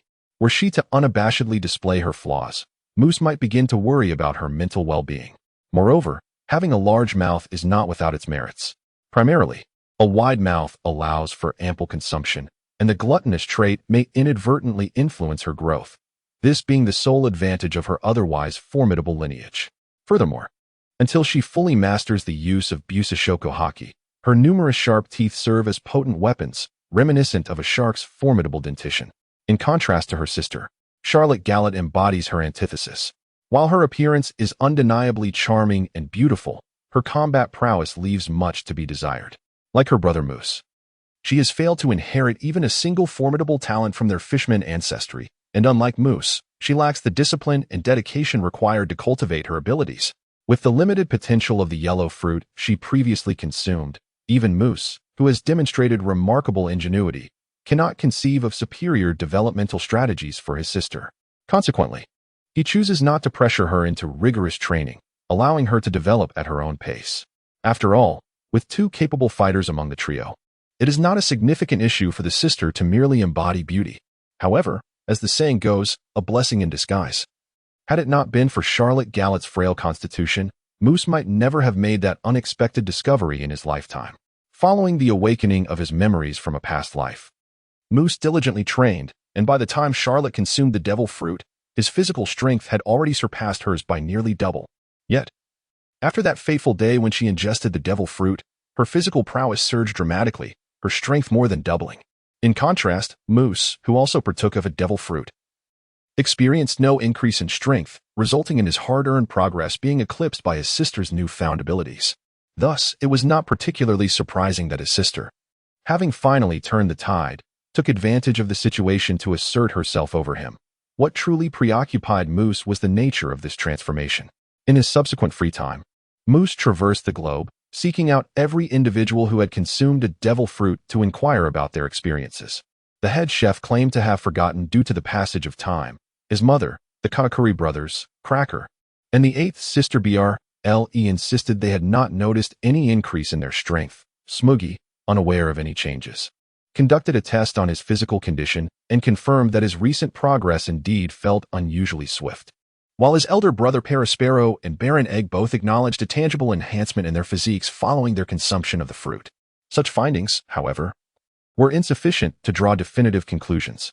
Consequently, Moose employed his improved regeneration method for the devil fruit to conduct experiments on several condemned criminals, primarily pirates apprehended for their transgressions. Since all subjects ingested the same devil fruit, the only variable left was their individual constitutions, thus significantly reducing external interference. Moose discovered that all subjects exhibited increased vitality. And intriguingly, those with sturdier physiques reaped relatively lesser benefits from the ancient Zoan-type devil fruit he had borrowed from the treasure trove of Cake Island. Yet their absolute gains were greater. Could it be that the direct benefits conferred by the devil fruit were fixed values based on physical constitution? This could indeed elucidate the experimental results.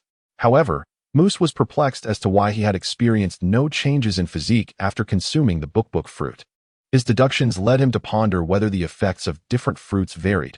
Perhaps the book fruit solely enhanced spiritual strength, leading to the strengthening of his soul. Chapter 89. Moose's Experiment, Part 1. Had he possessed a paramecia-type devil fruit, Moose would have certainly unraveled a significant portion of the mystery. Alas, every paramecia-type devil fruit in his household was immediately allocated upon arrival, leaving none in reserve, unlike the Zoan-type fruits, of which he might possess one or two that had yet to be sold. For instance, the Zoan-type devil fruit he acquired for experimentation was somewhat of a white elephant. Being an ancient variety, it was expected to hold considerable value. However, the issue lay in the fact that the mouse fruit in its kangaroo form was weaker than many ordinary Zoan-type fruits. Pricing it too high resulted in no buyers, while setting it too low felt like a loss, considering it was an ancient type. Consequently, this devil fruit remained untouched in the treasure vault of Cake Island until the hostage crisis necessitated an urgent liquidation for funds to procure more potent devil fruits. Despite this, the initial auction ended in failure, leading to its current status as a mere subject of Moose's experiments. However, the fate of this devil fruit underwent a remarkable transformation. In the course of repurposing what was deemed waste for experimentation, Moose suddenly realized that this devil fruit seemed to be a perfect match with the king's fist.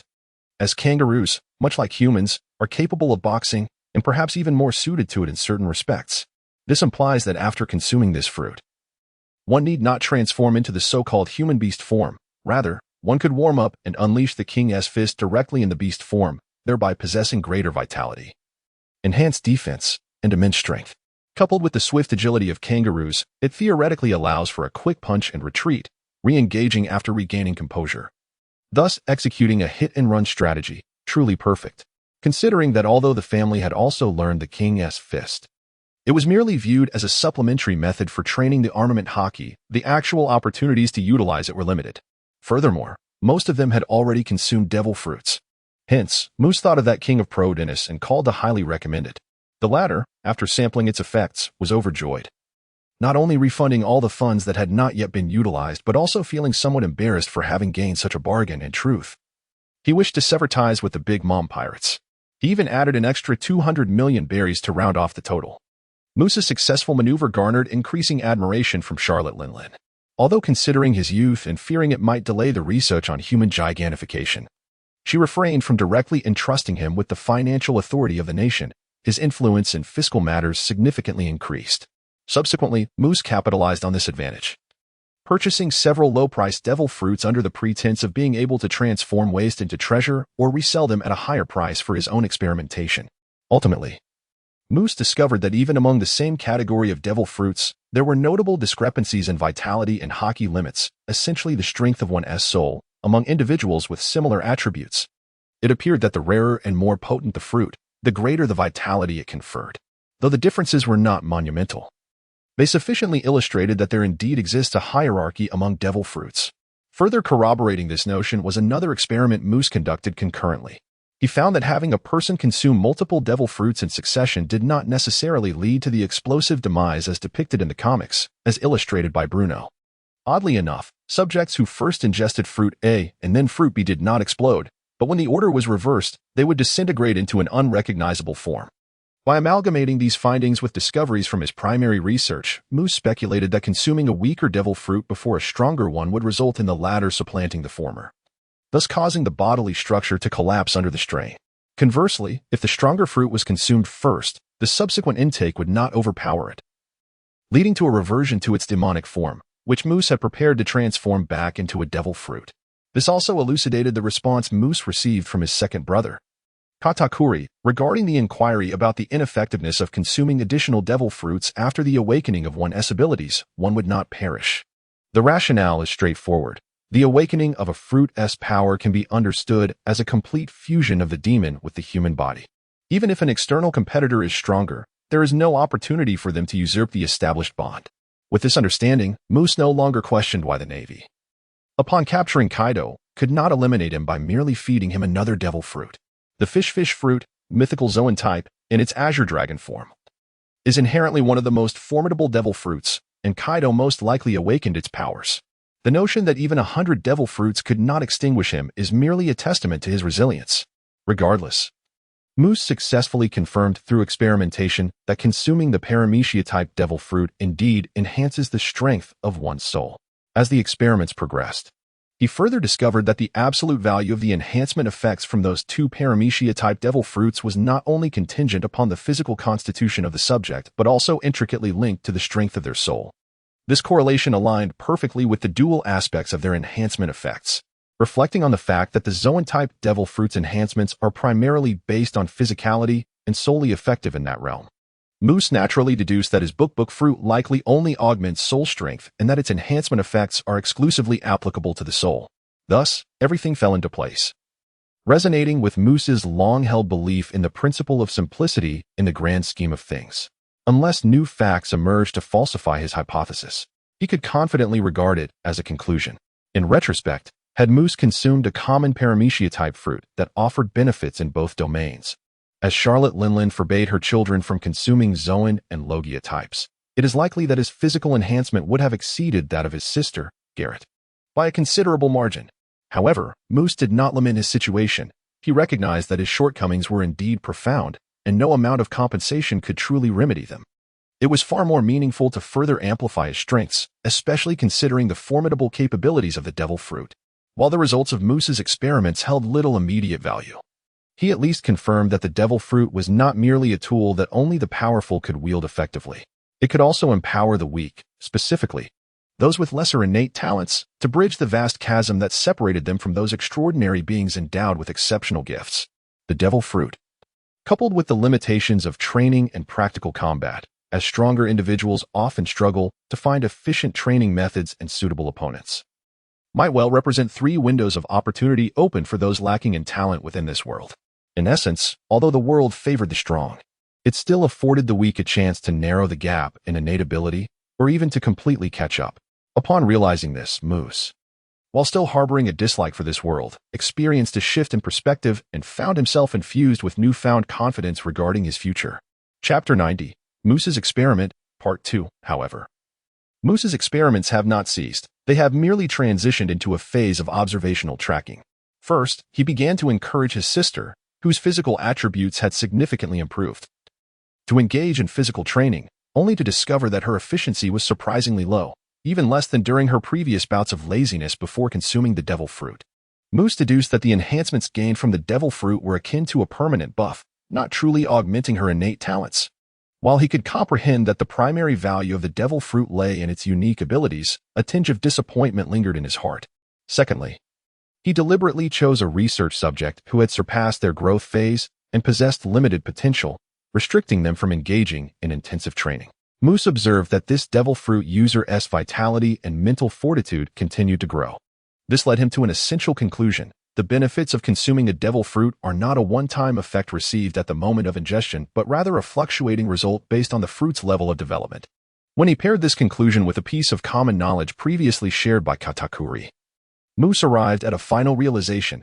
He recalled his brother mentioning that individuals with poor physical condition could never fully develop the capabilities of the fruit, implying that the upper limit of fruit development is linked to one's foundational abilities. He pondered whether the lower limit, or the starting point of development, is also connected to this. When Luffy first consumed the gum fruit, he exhibited no value as he was merely a frail child. Conversely, Blackbeard could collapse Marineford with the powers of the Tremor fruit because he was already a formidable powerhouse. Based on this conclusion, Moose quickly grasped the true essence of how a devil fruit user could continue to progress even into old age. Beyond the potential for new insights that arise over time, there is the unavoidable decline in physical condition that accompanies aging. Yet wisdom tends to grow with age, enhancing the soul's capacity to develop the fruit's abilities. It is not to say that the development of devil fruit abilities has no limits or that it necessarily requires an extensive period to reach its full potential. More crucially, Moose realized that a significant portion of devil fruit users, even if they have missed the prime age for physical training, could augment their souls through the acquisition of wisdom, thereby facilitating the development of their abilities. The most efficient and rapid way to gain wisdom is through learning, particularly reading.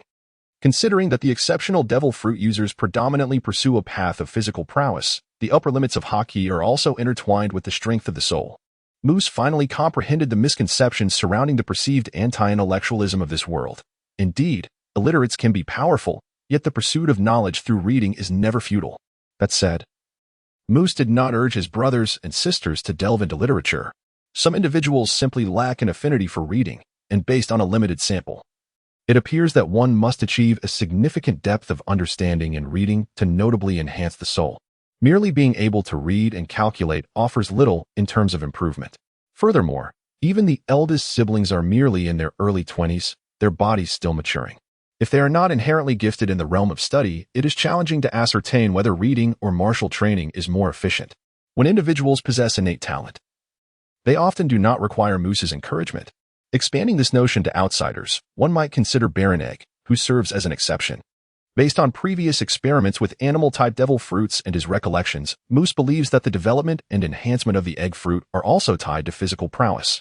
Given that Baron Egg is only 22 years old and has not undergone particularly rigorous training compared to Moose's own maximized potential, he still has room for growth in his final years of physical development. Therefore, he should temporarily temper his enthusiasm for reading and instead invest more energy and time into physical training. After all, unlike the frail young Moose, Baron Egg's physique far exceeds that of an average person, and even with Moose's water training methods, as he currently lacks low purity or extremely fine sea prism stone, he must resort to partially submerging his body for training. The intensity and duration cannot be minimized. Once Baron Egg enhances his physicality, the upper limit of his fruit's development will rise, allowing him to resume training methods that had previously stalled due to lack of results.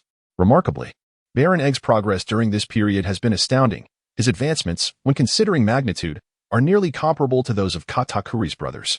Firstly, the egg fruit's capabilities, which he had long struggled to develop, have finally begun to manifest, potentially due to its passive nature. The speed of development has been astonishing. In less than half a month, he reached a temporary limit beyond which he could not progress. Not only has the transformation effect significantly improved, but the incubation period after becoming an egg yolk has also drastically shortened, enhancing its practical value immensely. Moreover, perhaps bolstered by the newfound confidence stemming from the development of his fruit's abilities, Baron Egg has finally broken through in haki, awakening both armament and observation haki simultaneously, an immense enhancement.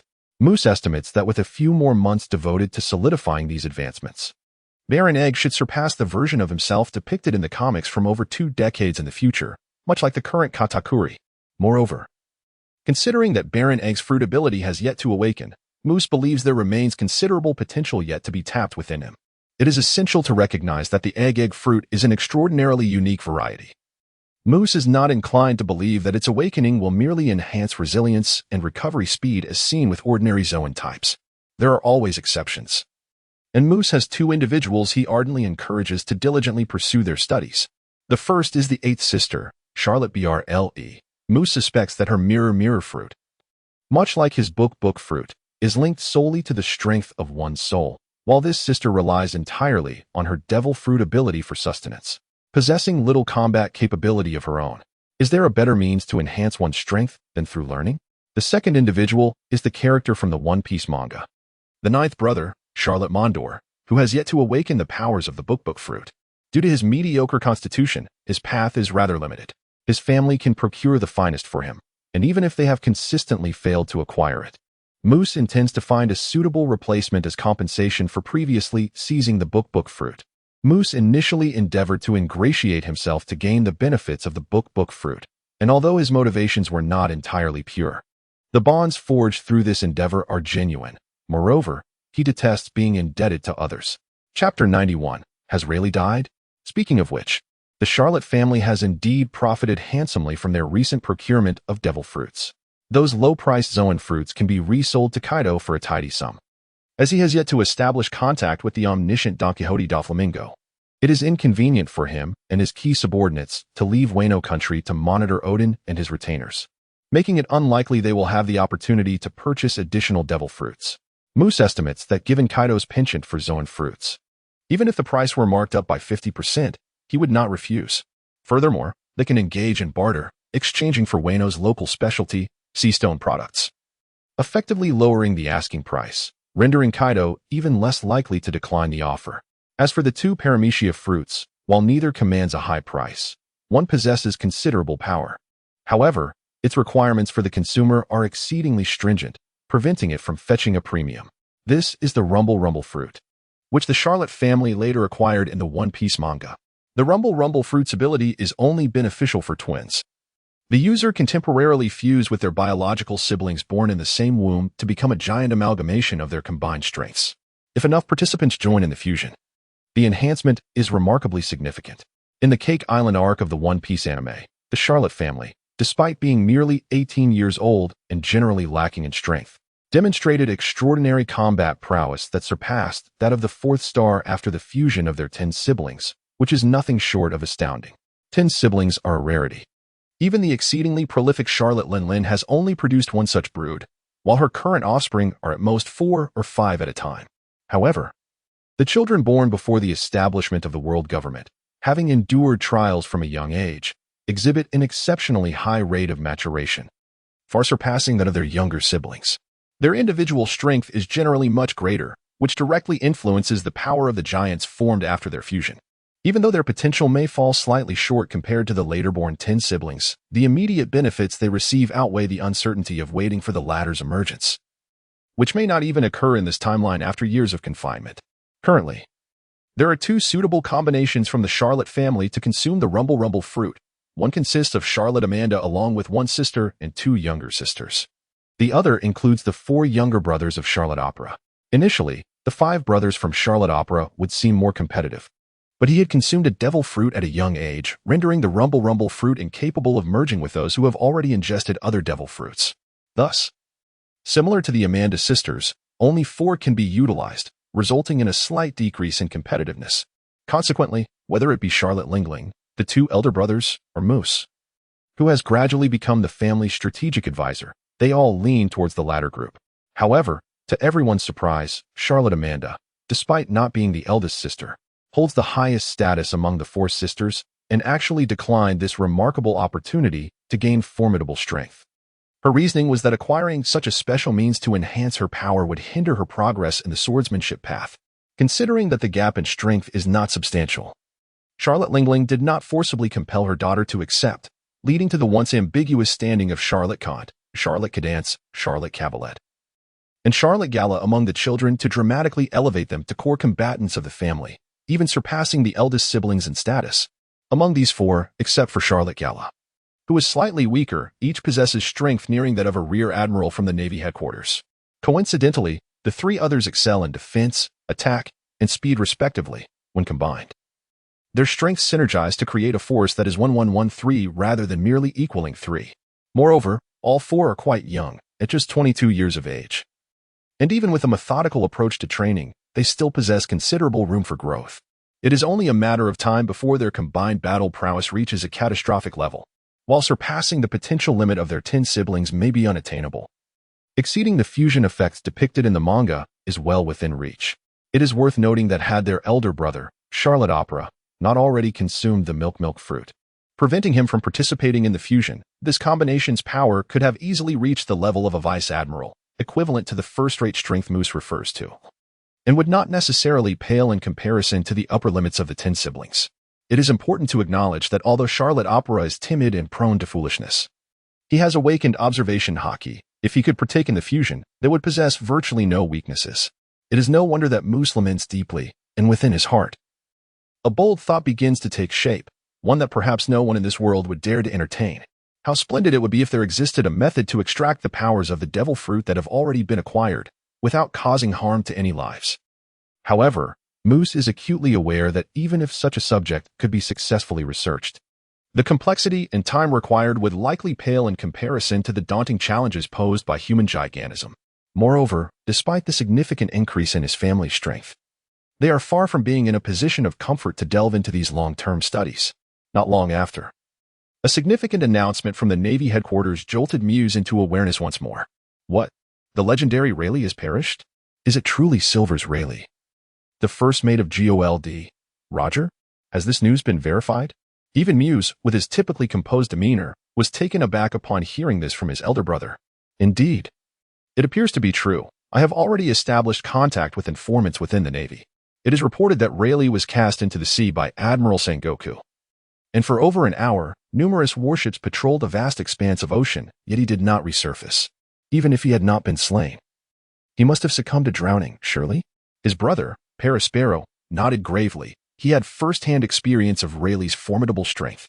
The thought that such a powerful man could be easily dispatched by the Navy after the dissolution of the Roger Pirates filled him with both nostalgia and a heightened sense of fear regarding the Navy's might. Could Sengoku truly have defeated Rayleigh? Well, he commanded a formidable fleet. While Rayleigh was alone, it was not entirely implausible. Moreover, even the mightiest of warriors cannot hold their breath for an hour, especially when grievously injured. Muse pondered this and found it somewhat reasonable, allowing a flicker of belief to take root in his mind. However, his meticulous nature urged him to inquire further, leading him to a moment of uncertainty. Where exactly did Rayleigh vanish? Near the Navy's G1 branch? Is that not the area behind Mareeford? In that case, whether Rayleigh is alive or dead remains uncertain. Muse recalled the time when the young fishman, Jinbei, had once saved Rayleigh's life. Although mainstream readers' interpretations suggested this occurred after the so-called Battle of Eight Wall, the Roger Pirates sailed only one ship. It seemed improbable that they would win a battle yet lose their first mate, necessitating rescue from a mere fishman. This current scenario, however, aligns more fittingly. Firstly, the Roger Pirates have disbanded, leaving Rayleigh isolated. Secondly, the admiral who bested Rayleigh, Sengoku, is a devil fruit user and cannot pursue him into the depths of the sea, granting Rayleigh the motivation to evade capture by diving deep, particularly with the defeat occurring just above Fishman Island, where Jinbei would have had the opportunity and capability to effect a rescue. The only inconsistency lies in the fact that, at this juncture, Jinbei is now 14 years old, which, strictly speaking, does not constitute childhood. However, the comic merely glosses over this without elaboration. The so-called childhood may simply be a misinterpretation stemming from inadequate translation, thus insufficient to lead Muse to dismiss his conjectures. Chapter 92, Roger's Surrender and the Navy's Missteps. Despite harboring doubts, Muse does not intend to investigate the mysteries surrounding the life and death of the Dark King Silver's Rayleigh. Primarily, with time, the truth will inevitably surface, and secondly, Rayleigh's fate holds no substantial impact on the current Charlotte family. Why complicate matters unnecessarily? Yet, it is somewhat surprising to Muse that Admiral Sengoku was able to corner the Dark King Rayleigh, who is presently at the peak of his power. This has drawn his greater attention. After all, Rayleigh, in his later years, managed to hold his own against the then Admiral Kizaru. It appears I have indeed underestimated this future Marine Admiral, who has always been portrayed as a strategist. Perhaps his combat prowess rivals that of Garp. One wonders whether his strength is innate or merely a consequence of the formidable abilities of the human fruit, Buddha form. If Rayleigh's death is alarming yet inconsequential. The news of Pirate King Roger's surrender, though the newspaper states he was captured. It is not difficult to discern the truth given the intelligence capabilities of the big MOM pirates, is far more than merely unsettling. Previously, this pirate king unexpectedly disbanded his crew and vanished without a trace, leaving the world bewildered, while simultaneously constraining the powers of the world government and the Navy. The provocation of the Navy by Charlotte Linlin has yet to elicit retaliation, largely due to this very situation. Yet now, Roger has voluntarily surrendered. What a perplexing turn of events. Has the illustrious pirate king suddenly come to terms with his heinous actions? How is this even conceivable? Regardless of the underlying reasons, Roger's surrender is an undeniable fact. Although the Roger pirates were adversaries, even Charlotte Linlin acknowledges the man's magnanimity and strength. If he too has knelt before the Navy, what does this signify? The thought alone weighs heavily on all. Moreover, what concerns everyone further is that with Roger's surrender, the Navy is now unburdened and can concentrate their efforts on retaliating against the big MOM pirates, who previously dared to provoke them. One might say, they have poked the tiger. However, Moose was well aware of the reasons behind Roger's surrender, and thus he was not the least bit surprised on that day. Upon seeing the simultaneous announcement from the Navy headquarters, he even burst into gleeful laughter. A public execution in a month? Right in Rogertown? Huh. The Navy headquarters seemed utterly unconcerned about the threats from their family. We are already in a state of total war, and yet they dare to divide their elite forces? With the Big Mom pirates having significantly strengthened their intelligence network over the past 6 months, they could now be considered the foremost in the industry. Currently, there are no users of spatial-type devil fruits within the Navy or even the world government who can transport individuals across vast distances in an instant. This implies that, before and after Roger's execution, apart from the confirmed survivor Borisolino, the Navy forces in the headquarters in Rogertown would be unable to provide mutual support, presenting Moose with a rare opportunity for battle. Although the East Sea was peaceful, Steel Bone Kong, the fleet admiral, was confirmed to personally oversee the execution at Rogertown. While Iron Fist Carp's location for visiting Roger was not explicitly stated in the manga, it was highly likely to be in their home in the East Sea. Consequently, the only high-ranking military strength left at the Navy headquarters in Marineford would be Admiral Sengoku and Sakazuki, known as Akainu.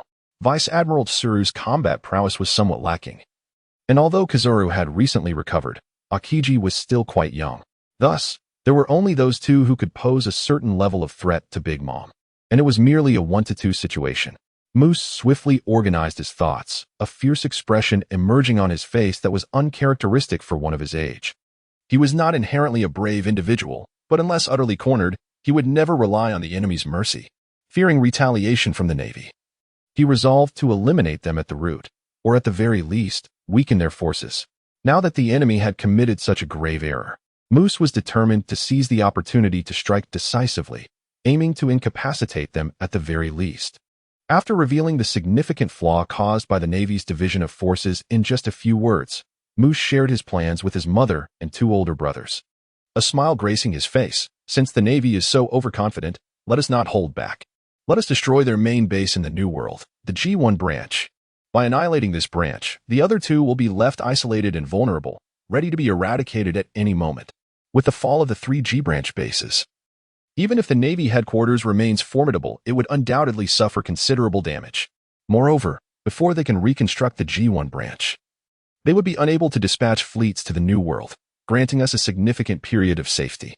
Here it comes again. Katakuri felt the same thrill he experienced during the Farlow's incident, but this time he refrained from contradicting Moose. The Charlotte family had completely severed ties with the Navy. Even if they chose not to strike first, the Navy would inevitably come for them once the Roger matter was resolved. Thus, seizing this rare opportunity to strike first was indeed a more attractive course of action. Furthermore, Katakuri had even more confidence in his mother's strength than Moose did, as he had been training with her for several days and had come to fully appreciate the terrifying power of this born conqueror. In the recent physical examination, Charlotte Linlin's physical prowess had soared to a level that was likely unprecedented for a human in the past 8 centuries, nearing the astonishing threshold of 40,000. Considering her age of 44, such progress was simply remarkable. It was worth noting that before the Farlow's incident, Her physical prowess was just over 30,000, indicating that she had previously been too lazy to train, akin to a couch potato indulging in soda and video games. With proper training, her physique could achieve a qualitative leap. In addition to her enhanced physicality, Charlotte Linlin's progress in martial arts and hockey was even more astounding. Although she struggled with the Navy's 6 powers, particularly the techniques of Soru and Jeppu, which were somewhat challenging for her colossal frame, her footwork improved significantly during her practice of Soru. After relinquishing her massive sword Napoleon, her speed had already seen considerable improvement, now further enhanced. Standing at 9 meters tall, Katakuri found that he could no longer outrun his mother even without employing Saru. Her agility was simply unbelievable compared to her form just half a year prior. What she had not mastered still yielded remarkable improvements, and those techniques she had perfected were nothing short of astonishing, especially the iron body technique. Chapter 93. Mother's Power. Charlotte Linlin grasped the iron body technique immediately and, within less than 6 months, honed it to potentially unprecedented levels. Coupled with her inherent superiority, her enhanced Busashoka haki now provided her with formidable physical defense that could be described as indestructible. Katakuri even suspected that she could withstand the powerful moves of other top-tier combatants using her body alone. Moreover, thanks to Moose's guidance and Katakuri's cooperation, Charlotte Linlin had learned to apply the advantages of hardening her body through iron body to her attacks, enabling partial hardening and circumventing the limitation of being immobile after employing the technique. This not only allowed her to maintain mobility, but also facilitated the transfer of these principles to the application of Busashoka haki, rendering her strikes as devastating as her renowned defense. Now, even when Katakuri augmented his machi with Busashoka haki, Charlotte Linlin could effortlessly shatter it. Her punches and kicks, merely composed of flesh and bone, proved sharper than the mightiest blades. Moose suddenly understood the secret behind the Navy hero Monkey D. Garp's legendary status. Despite his lack of a devil fruit or conqueror's haki, though that was merely 1/3 of the truth. If mastering iron body was merely an embellishment for Charlotte Linlin, who was already a steel-bodied titan blessed with innate strength, then the mastery of the storm leg technique was akin to a timely boon. While Charlotte Linlin had made significant strides in speed, her inability to wield Kinbunshika haki, combined with her imposing stature, still considerably limited her effectiveness in actual combat. Engaging the enemy is no easy feat. Even when contact is made, delivering substantial damage proves to be a formidable challenge. The inability to master the art of shaving further hampers Charlotte Linlin's explosive speed, leaving her pursuit capabilities somewhat lacking. Consequently, the long range and significant power of the Raging Foot, coupled with relatively low energy consumption, accentuate its immense value. Speaking of the Raging Foot, an amusing anecdote merits mention. Charlotte Linlin has yet to employ it in actual combat, yet it has significantly contributed to the construction efforts of the world government. With her formidable strength, a mere kick could cleave a mountain at its base, subsequently flipping the severed peak to yield 2 expansive plots of land for development.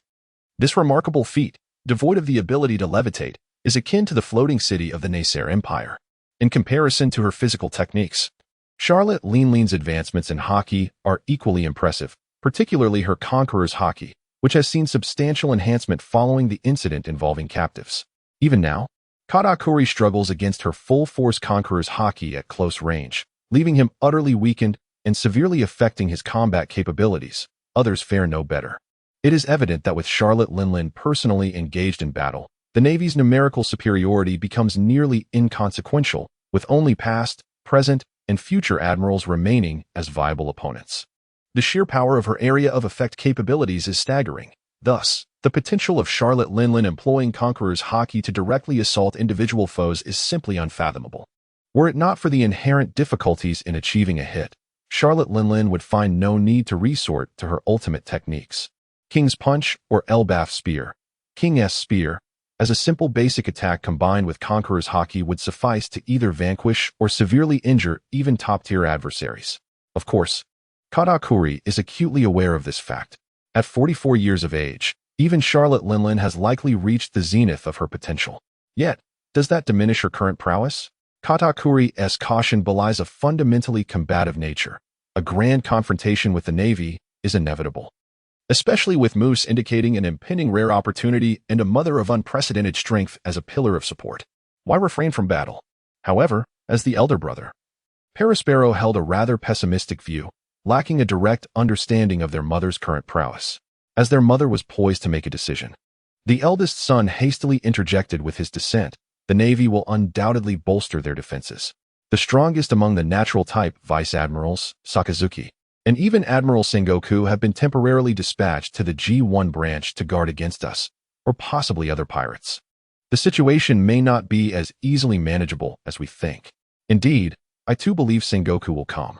Moose, seizing the moment before Katakuri could speak, initially brought joy to Paraspero, who felt that his efforts over the years had not been in vain. However, Moose swiftly altered his tone, uttering words that seemed exceedingly arrogant to the elder brother. But if he comes, Mother could eliminate him, further diminishing the Navy's strength, while also demonstrating to the world government just how formidable she has become. Who knows, we might even compel the world government to seek peace. Paraspero could hardly believe that their mother could decisively defeat Sengoku, let alone contend with two top-tier powerhouses. Yet, fearing to provoke her, he delicately approached the matter from another angle. Sengoku is renowned as a brilliant strategist. How could he possibly expose such a significant flaw? What if this so-called public execution is merely a trap designed to ensnare us? How difficult can it be? Moose had already anticipated such a scenario and promptly devised a countermeasure.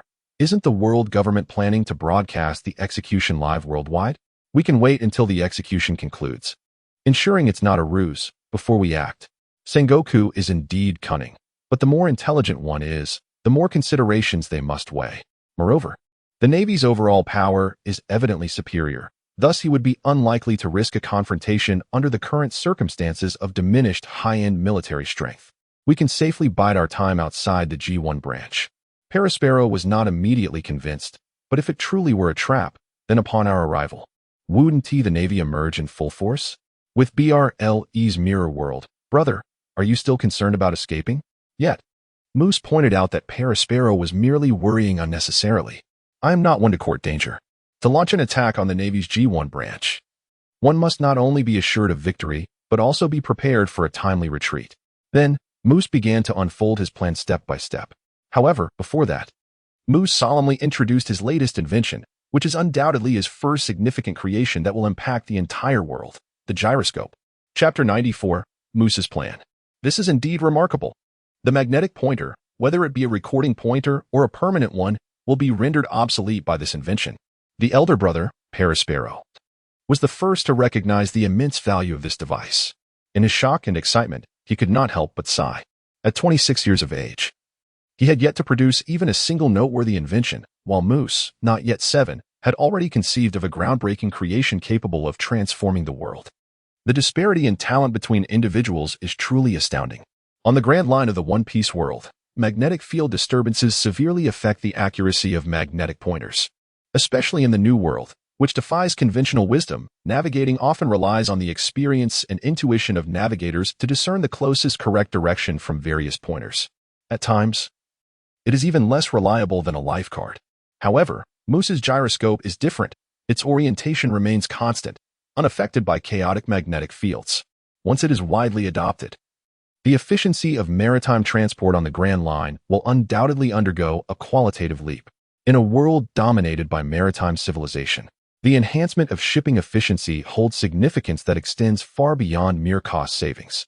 However, the primary objective behind Moose's invention of this device was to facilitate direct navigation, thereby accurately determining the true straight-line distance between islands. Previously, during maritime expeditions in the New World, navigators had to rely on their experience and intuition to constantly adjust the magnetic compass's direction, resulting in a navigational path that was not a fixed straight line, but rather an irregular curve that varied with each voyage. This inconsistency rendered it impossible to accurately measure the genuine straight-line distances between distant islands. Therefore, alongside the invention of the gyroscope, Moose equipped it with an automatic timing and drawing apparatus, entrusting his companion, the large-headed Demise, with the task of redrawing the maritime charts surrounding the nations. Given that the large head could fly at speeds exceeding 500 kilometers per hour without fatigue, and with an unobstructed view from high altitudes, the efficiency of charting was astonishing. Within a few days, the maps reached the Red Earth continent, identifying the distinctly recognizable Yangtze, St. Mary Joya, and the Navy G1 branch situated below. Moose then discovered that this naval base was located less than 900 kilometers from the nations, which, although exceeding the coverage radius of his sister Charlotte Bruley's mirror world, still fell within its diameter. Thus, a seemingly simple yet imaginative plan began to take shape in Moose's mind. We can send a ship to bring Sister Bruley to a point 500 kilometers from the large mirror at home, ensuring that her mirror world can encompass our home's mirror, while Mother, my second brother, and I take a less significant ship, one we wouldn't mind losing, to the Navy G1 branch. This vessel must also carry a large mirror. As Moose articulated this plan, the three present understood its implications. With the mirror world as a fallback, even if it turned out to be a trap that could escape unscathed, Paraspero felt a weight lifted from his heart, but still harbored doubts about the success of this assault. Just Mother and Katakuri, with only one ship, doesn't seem sufficient. How can we conquer the heavily fortified Navy G1 branch? To my knowledge, there are over 100 heavy artillery pieces there. Mother is fearless, but what about the ship? Even the highest fortress cannons have a maximum range of only 10 kilometers. We can anchor our ship beyond their range, can't we? Moose replied, blinking innocently. Paraspero refrained from asking what would happen if the Navy attacked, as that would be easier to handle. Yet he remained skeptical. Staying out of range means we want to be hit, but we also want to be able to strike back. Well, we can rely on Mother. Is there really a need for cannons? Right, Mother? 10 kilometers is a trivial distance for you, isn't it? Moose said with an endearing smile directed at his mother.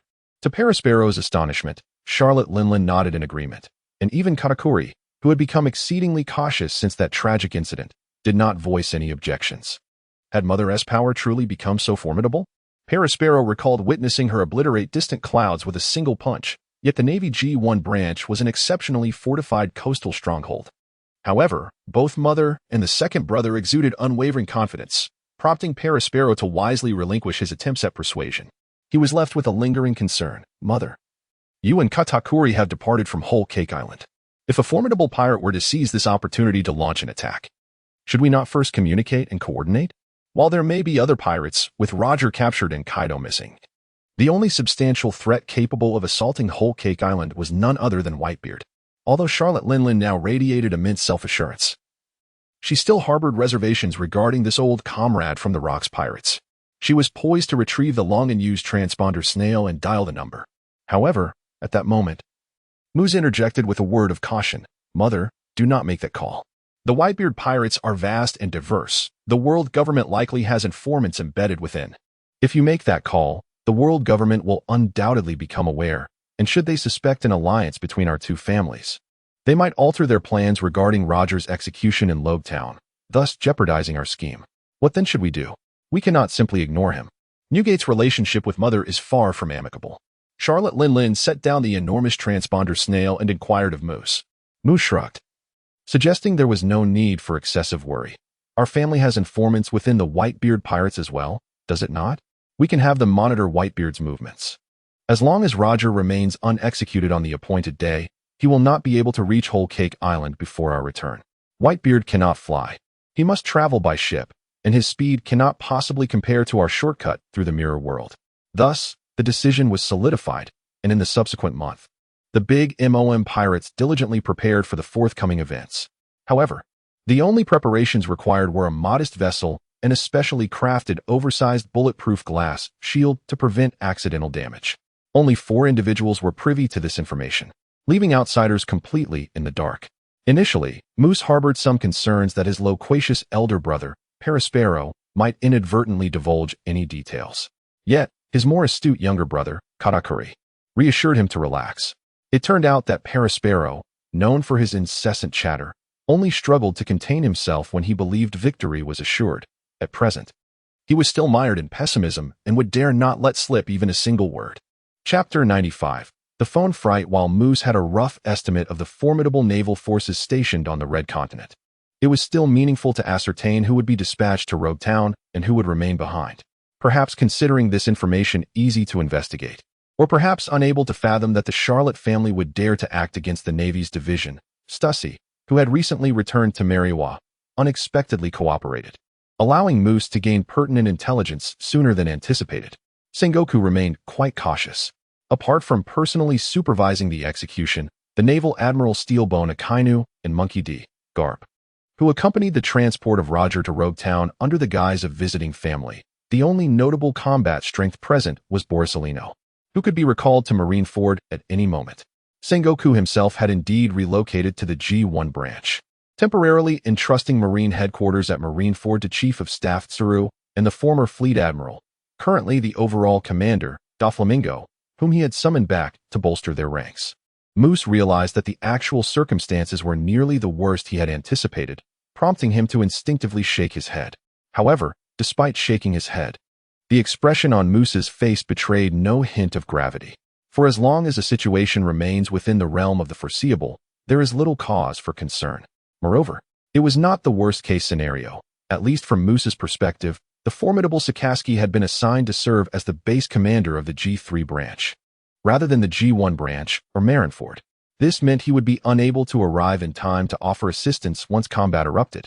With the Navy deprived of such a crucial asset, the odds in favor of the big MOM pirates naturally increased. As Moose listened to Tracy's report, he engaged in analysis. Yet, even while multitasking, Moose's mind remained sharp enough to sense a sudden pause in Tracy's narration. Without hesitation, he inquired over the phone, "What is it?" "Nothing." Tracy instinctively began to respond.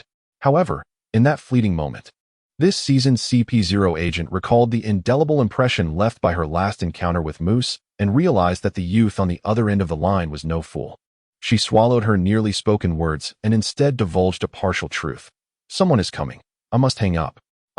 You're hanging up just like that?" "I was eager to hear what you would discuss next," Moose remarked just as Tracy ended the call. At that moment, a voice, aged yet ominously chilling, echoed from behind her. Gritting her teeth, Tracy turned around and was confronted by a frail, diminutive old man.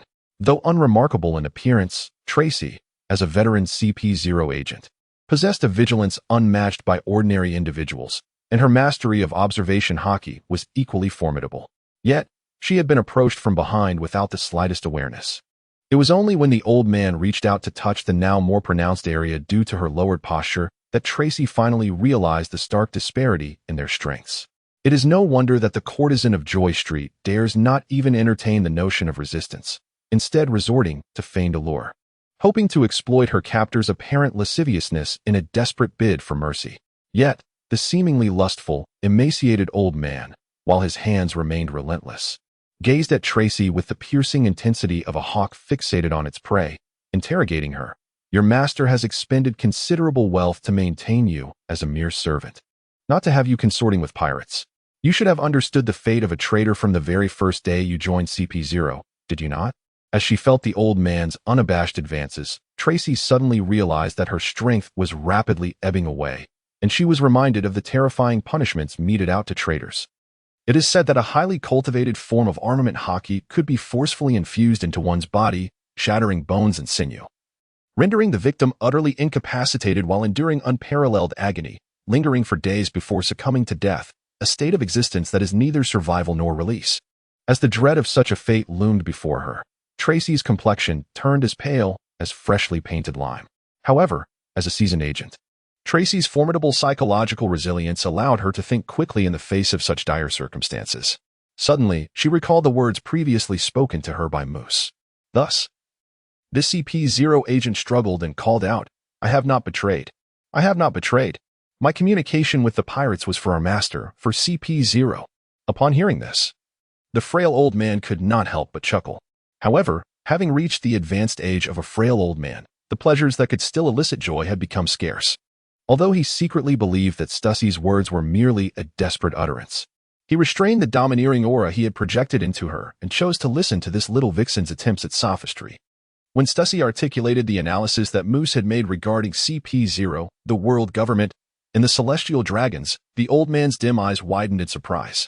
This seemingly mediocre low-level agent dared to share insights that resonated with his own. CP0 was not lacking in formidable warriors, nor in loyal hounds ready to perish for their masters.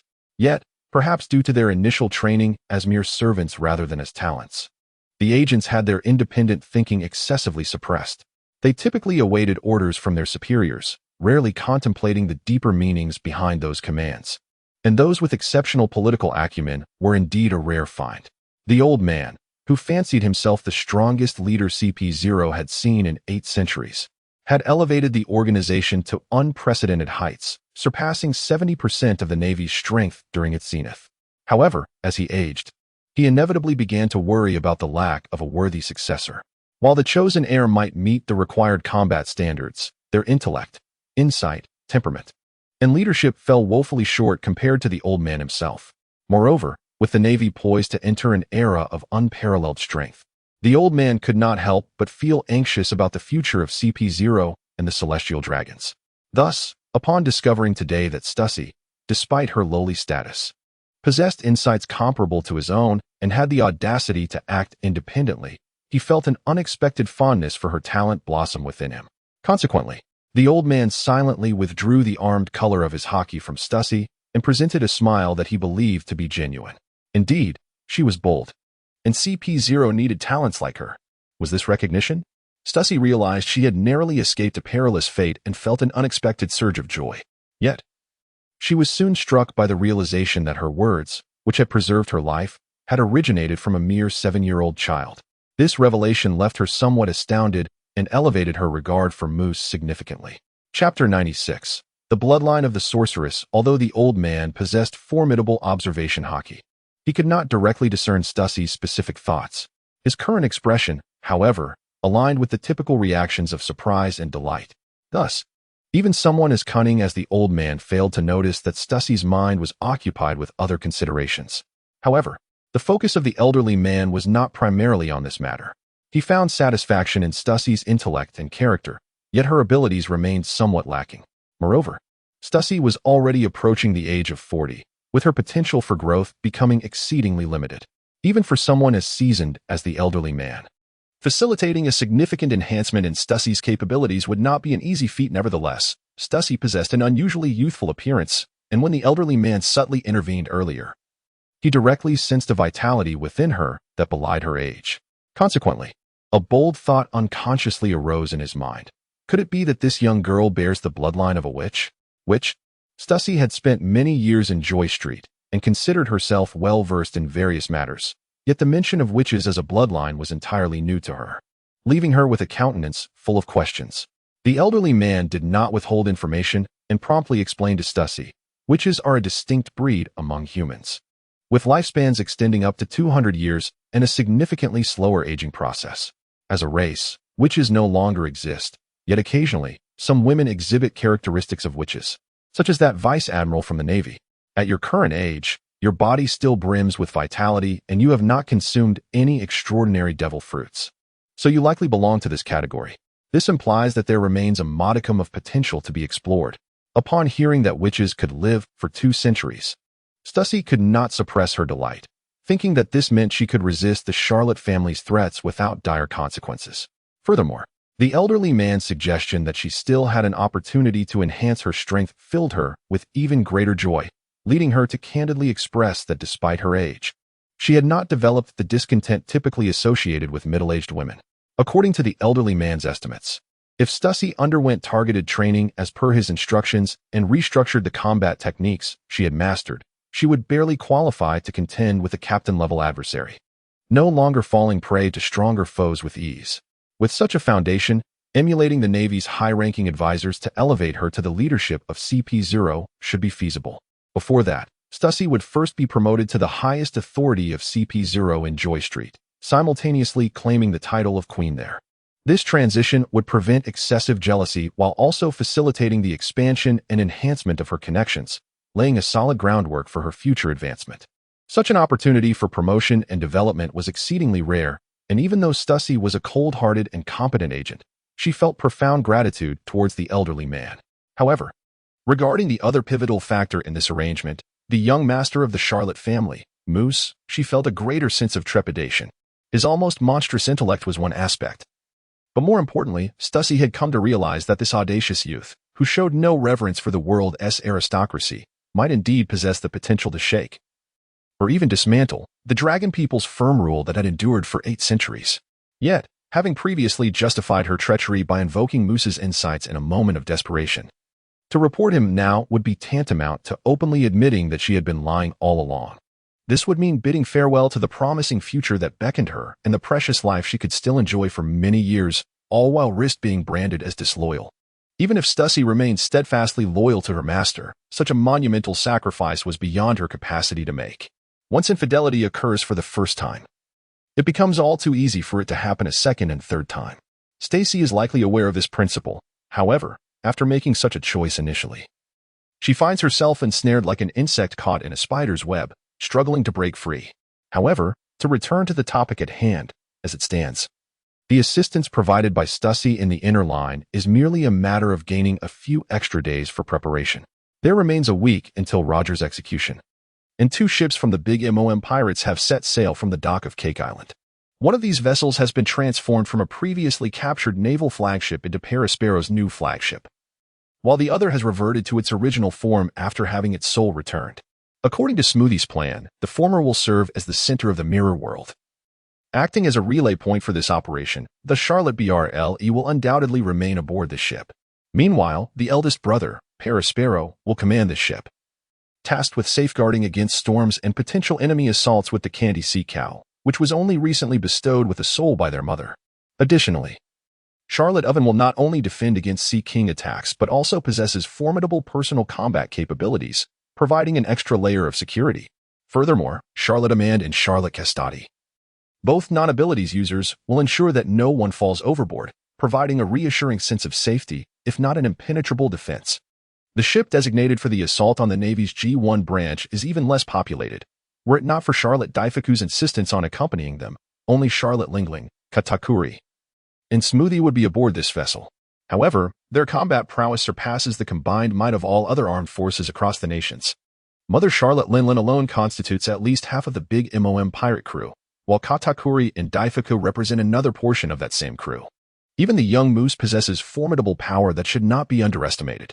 Not to mention, the ship, once a Homie's vessel, now the Paraspero flagship, is capable of safely navigating the open seas without fear of Sea Kings, thanks to Moose's Homie's head, to guard against potential attacks from Sea Kings during their journey. Charlotte Linlin initially intended to employ 2 Homie's warships. However, Moose's strategy involved abandoning the ship assigned to attack the Navy's G1 branch post-mission to evade naval pursuers. If it were a Homie's warship, the retrieval of its soul might not be completed in time, leading to significant waste. Hence, he conceived an idea. If Homie ships deter Sea Kings with their potent soul waves, could a non-ship Homies possess a similar soul wave? Clearly, it could, which led Moose to consider his Homie's head. Note, in this narrative, the perception of Kinbunshika Haki is based on later developments, meaning it can only discern basic intentions. Precise and detailed information such as dinner at 7 p.m. is beyond its reach, unless one possesses a type akin to Luffy's, which emphasizes sensing others' emotions, and even then, only with assistance from the abilities of the Rumble fruit. Chapter 97. Sengoku's caution. Though the head is essentially a heavy stone, its inherent floating ability, combined with the Homie's resistance to seawater, allows it to operate underwater alongside the ship while also retrieving anyone who may fall overboard if necessary. Its soul, derived from Moose, a primary factor, as the level of the soul is far more critical than its quantity when intimidating lesser beings, is substantial. And its effectiveness at scaring Sea Kings surpasses that of the Homie ship queen Mama Chanter, crafted from the divided soul of Big MOM herself. Thus, the issue is resolved. The Paraspero flagship was merely an ordinary armed merchant vessel. After reclaiming its soul and accounting for depreciation, its value was only a meager 200 to 300 million berries, making its abandonment a minor loss. However, its speed remained somewhat sluggish, showing no improvement despite no longer being a Homie's vessel. Though it was not delayed enough to jeopardize their objectives, nonetheless, time was still tight, as the 4 of them took a full 6 days to reach the port outside the Navy's G1 branch, where the pre-prepared transponder snail had already begun to receive signals for broadcasting. Before the broadcast commenced, Moose had already instructed his mother to begin warming up in preparation for the forthcoming execution of the King S Punch. Even under optimal conditions, it would require no less than 2 hours for Charlotte Linlin to unleash the most formidable 8 apples. The preparation time is exceedingly protracted, and should any interruption occur during this period, all efforts would be rendered futile. It is no wonder that Katakuri holds little regard for this technique, viewing it merely as a method for honing the mastery of Haki. Nonetheless, if uninterrupted and afforded sufficient time to execute the King S Punch, its unparalleled might is undeniably substantial. As Moose anticipated, Admiral Sengoku, stationed at the G1 branch, did not make an appearance. However, The mere distance of 10 kilometers has exceeded the limits of Sengoku's observation and perception through Kinbunchika Haki. Even if he himself is reluctant to act hastily, he would certainly dispatch subordinates to the port to ascertain the situation, at the very least to determine who has arrived. Although he has not seen Charlotte Linlin and Zeus, one must always be cautious when engaging with the big MOM pirates, as one cannot underestimate the catastrophic weather weaponry they possess.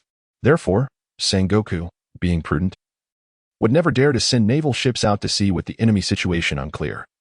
And a distance of several thousand meters is indeed quite far for the use of moonwalk. Thus, this admiral could only contact the recently recovered fire brigade captain, Borsellino, to inform him that the big MOM pirates are demonstrating outside the G1 branch port and request his assistance in gathering intelligence.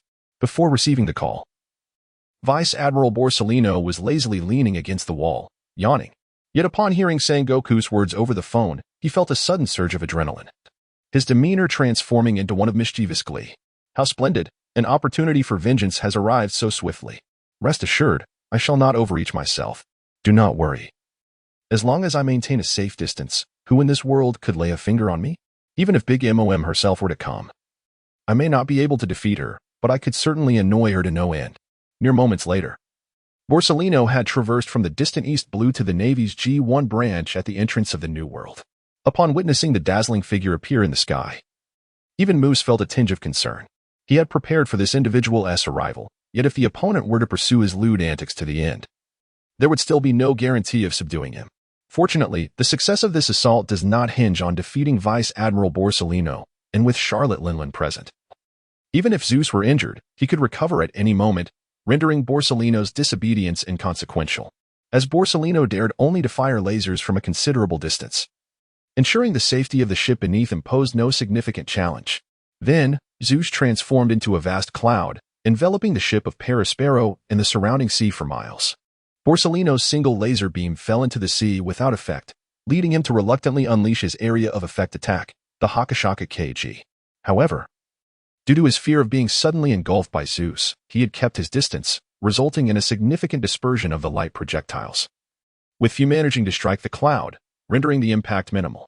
Consequently, the exertion took its toll, and Borsellino, still recuperating from his injuries, began to struggle. Curse this damned cloud, and Katakuri too.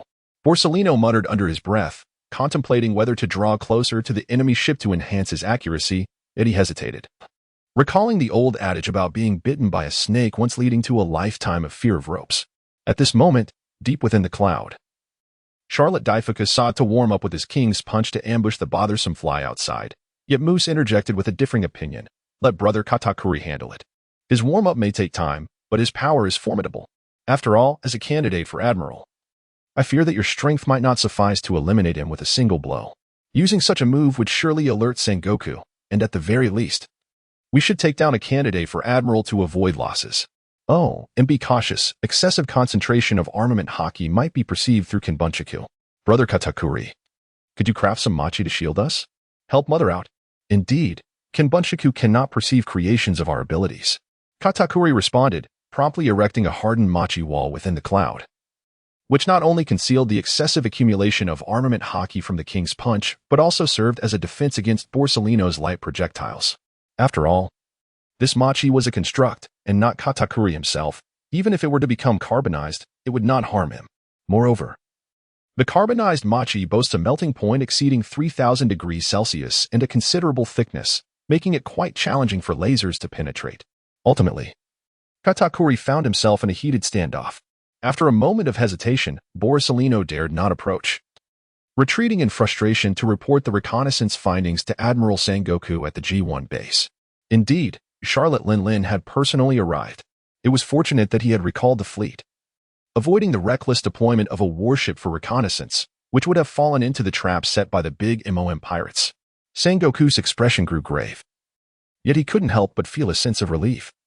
Further solidifying his resolve to remain steadfast in the face of adversity, the overall might of our Navy possesses overwhelming superiority. There is no need to engage the big MOM pirates recklessly while divided. Once Roger is executed and the fleet admiral and Garp return, we shall seize an opportune moment to concentrate our forces against them, thereby enhancing our chances of success. Chapter 98, Kizaru's proposal. However, Borsellino felt a twinge of dissatisfaction. He engaged his astute mind in earnest contemplation, ultimately devising a strategy for Admiral Sengoku. The Navy's forces stationed on the Red Continent are somewhat diminished. But this very circumstance allows us to boldly request assistance from the world government. Charlotte Lin, accompanied only by two of her sons, the youngest, Moose, being disregarded, dares to flaunt her power here. This affront is not merely to our Navy, but to the world government itself. Surely, the Gorosei cannot remain indifferent. Indeed, if that esteemed individual agrees to assist us, or if we can dispatch CP0, it would be 2 against 1. We need not wait for the return of Kazan and Garp. I am confident of our victory here. Furthermore, since Charlotte Lin is confirmed to be outside, we need not worry about the safety of Mariehua. Elder Deal could also be summoned for assistance, although he may not be as vigorous as in his prime. If the CP0 sends someone like that ancient specter, ASU, the chances of a full commitment may be limited, even if Elder Deal can only hold half his ground. That fraction could prove to be a decisive force. Sengoku pondered this and found it reasonable, although soliciting aid from the Gorosei felt somewhat humiliating. It paled in comparison to the objective of eradicating the big MOM pirates and avenging their previous disgrace. What? Charlotte Lin has reached the Red Continent? How audacious! The Gorosei, upon receiving Sengoku's call, were engulfed in fury. As the leaders of the world government, they had already been humiliated by Lin's prior actions, where she had executed numerous captives and then released a few to send word back, a direct slap to their faces. Now, she audaciously took advantage of the Navy's divided forces to confront them openly. The aunts could endure, but the uncles could not, even devoid of emotional considerations. From a pragmatic standpoint, the world government could not refrain from mounting a formidable counterattack. Otherwise, setting such a precedent would embolden pirates in the New World to disregard the world government entirely, leading to further chaos. If Charlotte Lin was allowed to come today, it would not be long before Whitebeard arrived, and Kaido, who had visited more than once before, how could they endure such tumult? Thus, the attention of the gathered members turned to the gaunt, bald figure clad in kimono and wooden sandals, his katana at his waist. Will you go? Or shall we contact ASU? Send him. Once my blade is drawn, it cannot be sheathed again. 3 against 1 is a guaranteed victory, and we must strive to capture her alive. Besides, if a member of the Gorosei were to take direct action, outsiders might believe we, the world government, have no one left to rely on. The bald figure cast a glance at his ominous blade and promptly made his decision. Meanwhile, the frail elder was enthusiastically examining the results of Stussie's rigorous training when the phone bug on the bedside rang discordantly. Frowning, he almost dismissed the call, only to discover it was from the Gorosei, compelling him to sit up and connect. My lord, your blade remains unsheathed. At this moment, Stussie, displaying her finely honed skills, abruptly ceased her flattery mid-sentence, her body freezing as if suddenly paralyzed. Even her breath was suppressed to a whisper. Not even the exceptional hearing of the bald Gorosei member could discern what the frail elder had been doing prior to answering the call. However, the message conveyed by the 5 elders was truly astonishing. The frail old man, who had just managed to steady his breath, found it suddenly becoming rapid and even somewhat chaotic, a sensation he had not experienced even in his advanced age. CP0 operates under the direct command of the Celestial Dragons. Although the 5 elders themselves are celestial dragons, they primarily represent the world government, thus adhering to protocol that prevents them from issuing direct orders. Given that the old man is likely the most influential leader CP0 has seen in 8 centuries, his status is unparalleled, granting him the authority to directly visit the true leader of the celestial dragons in the city of Pangu. Consequently, even the 5 elders, who lead the world government, must request his involvement rather than issue commands outright. However, Charlotte Lin has now reached the Red Earth continent, which is undeniably audacious and likely to provoke the esteemed figure residing in Panga City. Even though the old man previously concurred with Stussie's intention to keep her as a pawn against the Navy, he could no longer afford to diverge from the world government stance. After a brief moment of contemplation, the old man ceased his hesitation and acquiesced to the request of the 5 elders. With a complex expression, he cast a glance at Stussie, quickly donned his attire and mask, and swiftly departed the room like a gust of wind. Before long, the personnel outside the Navy's G1 branch witnessed a torrent of black mud cascading down from the towering heights of the Red Earth continent, threatening to engulf them. Many soldiers, struck with fear, scattered in a panic. That old rascal! Even as a subordinate, he can be so audacious. The Navy Admiral Sengoku, who had been waiting atop the building, was infuriated by the sight. wishing to transform into his Buddha form and deliver a blow. Yet, understanding the gravity of the situation, he merely shouted, "Do not go too far." Aware of Sengoku's prowess, the old man made a symbolic display of defiance towards the Navy before promptly retreating. As the muddy deluge met the rooftop, it transformed back into a human form, and the seemingly endless black torrent was swiftly reabsorbed within him, leaving no trace behind. The rooftop of the Navy's G1 branch remained unscathed, not even a tile disturbed, much to the bewilderment of the previously frightened Navy personnel, who were left questioning whether they had just experienced a vivid nightmare. Even Sengoku, who had always harbored disdain for the old man, could not help but feel a sense of admiration upon witnessing such a display. Finally grasping why the seemingly unimposing figure had managed to wield a devil fruit often considered mediocre and ascend to the pinnacle of power in this world. The control over his fruit's abilities was astonishingly refined, and his observation haki was nothing short of incredible. In this regard, perhaps only Whitebeard could be deemed his equal. The commander-in-chief, Doflamingo, who was even older than the old man, arrived much later, primarily due to the lengthy and arduous journey he had to undertake from Marineford. By the time he reached the rooftop of the Navy's G1 branch, the image-transmitting snail was broadcasting the last words of the Pirate King, GOLD, Roger, before his execution, causing the expressions of the three formidable figures to shift dramatically. Chapter 99. Significant advantage. These three individuals were truly major players in this world, and upon hearing GOLD, Roger's words, they realized the terrifying implications they would have in the future, their hearts sinking with dread. Admiral Sengoku feigned a slip of the tongue, expressing his dissatisfaction with the five elders and the Navy Fleet Admiral, Steelbone Kong. "Damn Roger. I said he must have had a scheme in surrendering. We should have executed him in secret to silence him before the public execution." However, uttering such sentiments now was futile, and the mood of the trio was inevitably affected. Fortunately, they all believed that the forthcoming battle held immense advantages, their confidence unwavering. Meanwhile, the upheaval within the Big Mom Pirates was even more profound than that of their adversaries. Even Charlotte Lin, who had long held a grudge against GOLD, Roger for bullying her children, could not help but feel a twinge of respect for her former foe. Consequently, as she harnessed her armament haki, she unconsciously paused for a moment. Had her mastery not been so formidable, she might have inadvertently dissipated the accumulated haki. Although this was merely a moment of alarm, Moose was startled and promptly activated his observation haki. To his surprise, he sensed three life forces approaching him rapidly, although not quite as potent as his mother-s. They were certainly on par with Katakuri. Considering Katakuri's towering height of over 5 meters, it was likely that these newcomers surpassed even his brother's already formidable strength. Moose's eyes narrowed, a dangerous excitement gleaming within them. 3 extraordinary figures? Such an abundance of prey had suddenly presented itself. If he could eliminate them all at once, the value would exceed that of destroying the Navy's G1 branch. He pondered whether his mother could consume them all. "Mother, how prepared are you?" he inquired, peering through his telescope to observe the approaching warship. Over the past 6 months, he had accumulated some haki, but recovery remained slow, and he deemed it prudent to conserve his energy and avoid unnecessary use of observation haki.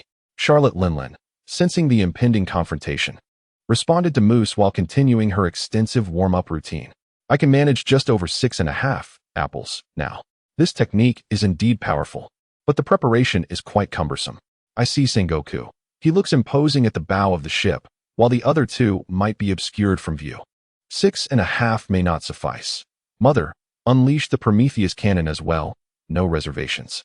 Additionally, we must minimize the area of impact and concentrate our power to ensure the enemy cannot evade. The optimal rotation speed should be."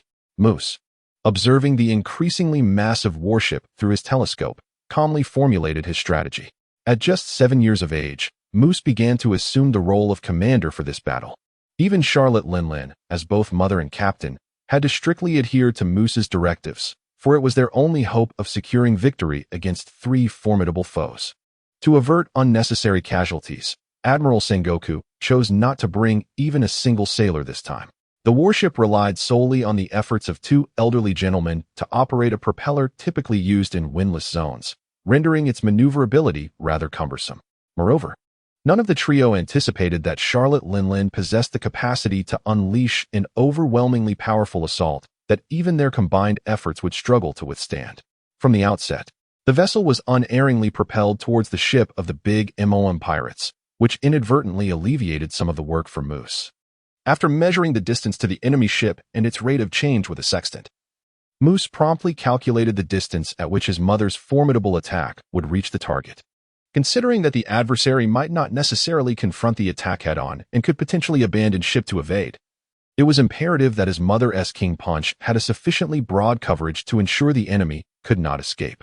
Thus, Moose doubled the basic speed of his shave technique for estimation, reasoning that unless one possessed a unique devil fruit ability akin to Borsellino, they would not be faster. He then directed the large head, now back in his grasp, to point straight ahead for his mother, while relaying his calculated optimal strategy. 3 turns per second. Halt.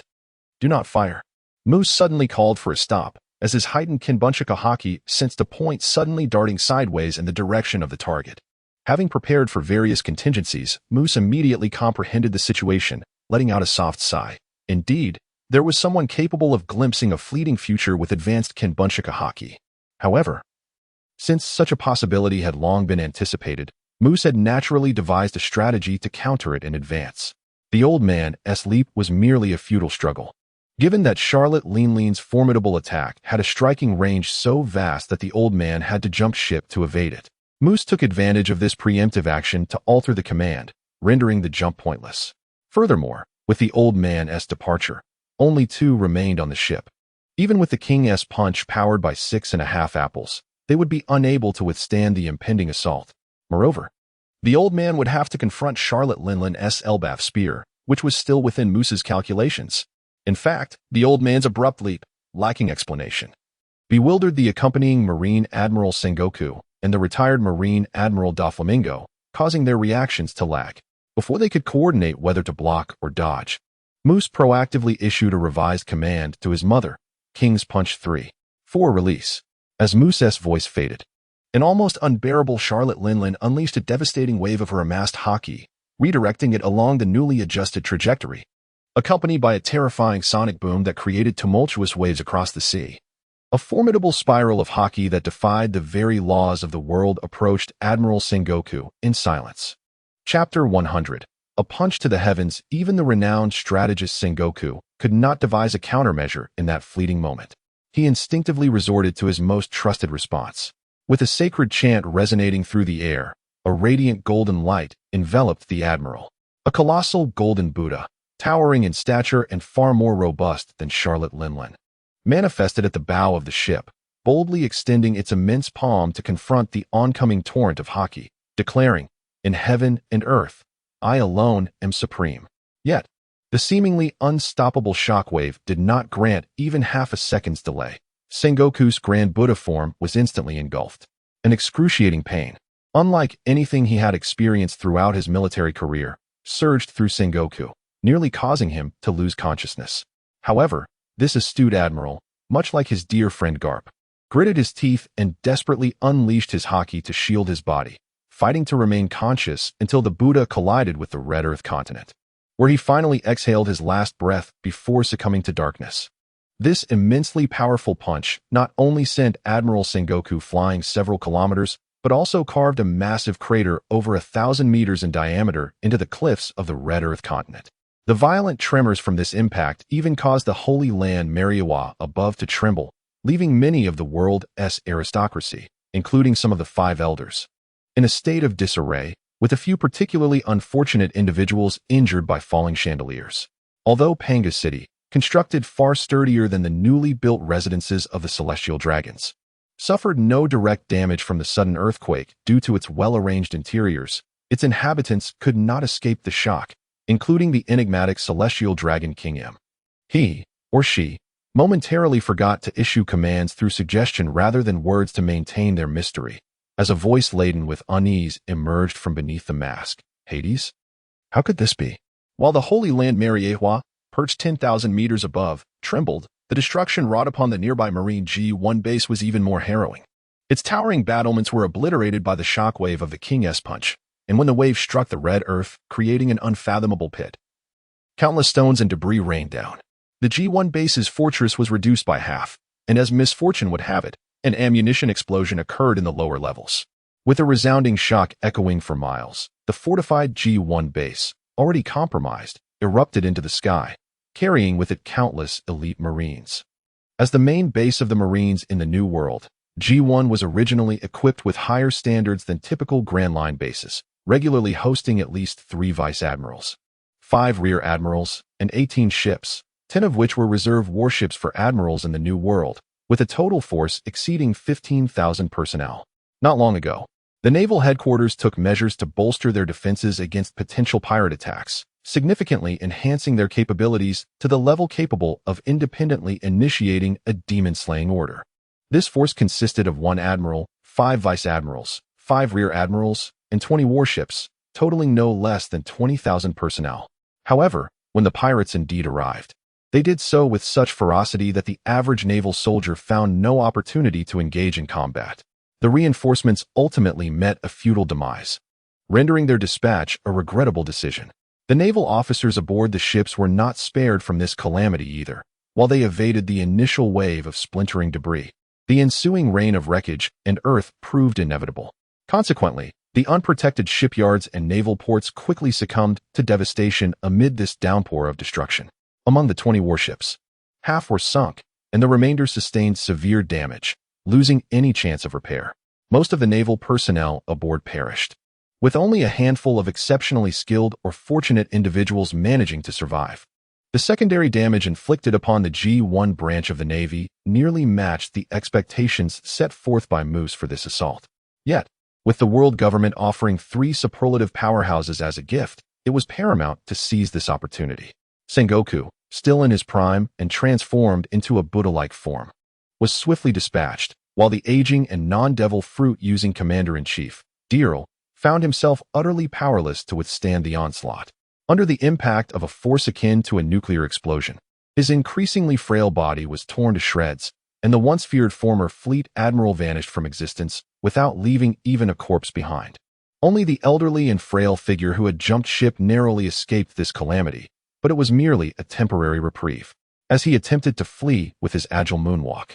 Prometheus and the new Homais, Athena, pursued him relentlessly. Initially, given the flight speed of the 2 Homais, it seemed improbable they could catch up to the seasoned elder. However, upon merging, they unleashed a newly devised technique conceived by Moose, utilizing liquid oxygen as a propellant, akin to a rocket boost, which tripled their speed. Thus, they rapidly closed the gap, and Athena immediately released freezing gas to immobilize both the elderly figure and the surrounding sea. Despite his formidable power, the elder quickly broke free from the ice, only to be met with the powerful technique, oxygen welding, which could only be executed after the Homais had merged, with the elder's advanced observation haki allowing him to glimpse fleeting moments of the future and his natural devil fruit abilities granting him the power of intangibility. Such an assault should have been evaded effortlessly. However, Athena occasionally encased the mud in ice, disrupting the elder's transformation, while Prometheus, following Moose's orders, focused his flames on the elder's feet. This tactic was particularly insidious, as the elder's moonwalk required his feet to remain solid, making evasion considerably more taxing and directly interfering with his rhythm, leading to accelerated exhaustion of his stamina, spirit, and haki. In the midst of his frantic efforts to escape, Charlotte Linlin, unperturbed by the risk of harming the 2 Homais, as armament haki had no effect on them, calmly aimed and unleashed the previously unused Elbaf spear, the Overlord's spear. Guided by the large head, actually Charlotte Moose, Linlin, known for her historically inconsistent accuracy, found her aim true this time. Given the immense power of the Queen of Nations armament haki, the might of her strike was beyond question. Even considering the elder's frailty, a blow of such magnitude would have obliterated him even in his youth. Meanwhile, Admiral Borsellino, hovering at a distance, had not anticipated the rapid collapse of what he believed to be a certain victory in a 3-to-1 scenario, with 2 of his allies reduced to mere remnants. Despite his resilient spirit, he found himself momentarily dazed. This lapse in concentration rendered his observation haki ineffective, leaving him vulnerable to a surprise attack from Charlotte Daifuku. Fortunately, Daifuku's strength was significantly inferior to his, and his newly mastered King's punch, the overheat effect of the steaming fruit was considerably weaker than Owen's, was merely at the level of 3 apples and from a distance. Though the punch connected, it merely sent Borsellino reeling and spitting blood, far from fatal. Otherwise, the world government would lack the high-tier military force necessary to protect Mariahua, as even Moose had not anticipated such an optimistic outcome prior to the battle. Despite the significant improvement in the situation, Moose remained composed, fully aware that the celestial dragons still held the ace up their sleeves, the national treasure. Although the utilization of this treasure likely demanded a tremendous cost, its absence from the Pirate King manga was conspicuous. The fact that the celestial dragons have ruled this world for 8 centuries is an irrefutable truth, and Moose was not willing to wager the lives of his entire family on the potential power of this treasure. It is worth noting that during the Rocks Pirates' assault on God Valley, they did not encounter the celestial dragon's national treasure. Otherwise, Garp would not have had to fight so desperately. Moose, however, prudently attributed this to the great distance separating them from God Valley, exceeding the range of their capabilities. This time, with the battlefield situated adjacent to Mariahua, Moose was again gambling with the lives of his family and dared not take any chances, especially now, as the 2 strongest fighters on his side had exhausted their haki and required time to recuperate, while the most formidable among them, Homai's Athena, was gravely injured and in need of Charlotte Linlein's assistance.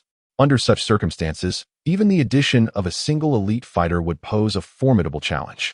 Thus, for the sake of safety, Moose earnestly urged everyone to retreat into the mirror world for recovery. This way, should an overwhelming assault occur, they would merely sink the ship without sustaining any harm. To be frank, Charlotte Linlein's nature is not particularly aggressive. Even after a resounding victory today, she would not lose control in a frenzy. Nevertheless, Moose's counsel was met with refusal. The reasoning was straightforward. When Sengoku was sent flying, Katakuri had failed to sense the cessation of his presence through observation haki, suggesting he might still be alive. As the sole admiral of the Navy and the almost certain future fleet admiral succeeding Steelbone, failing to eliminate him would not only diminish the achievements of this battle, but would also significantly amplify the threat posed by Sengoku, a strategist with whom the Charlotte family had forged deep enmity. Indeed, Sengoku still drew breath, but when Rear Admiral Borsalino found his superior, the latter's injuries were so grave that he dared not extricate him from the humanoid stone pit using brute force. He was embedded too deeply and tightly, unconscious from severe wounds, with every bone in his body compromised. Forcibly pulling him out could lead to a complete disintegration of his form. It is worth mentioning that Sengoku's survival was largely due to his unwavering consciousness after being launched away. He gritted his teeth to maintain the Buddha form in his Busashoka haki. Otherwise, a defenseless mortal body colliding at such astonishing speed with a solid rock face would likely have been reduced to a mere thin paste, beyond any hope of salvation. However, though life was temporarily preserved, the great general of the warring states left behind a peculiar spectacle that could be deemed a lifelong disgrace. At the cliffs of the Red Earth continent, in the very center of a colossal pit, large enough to engulf a small town and created by the king of Charlotte Linlein's punch, there lay a Buddha-shaped depression measuring over 10 meters in length.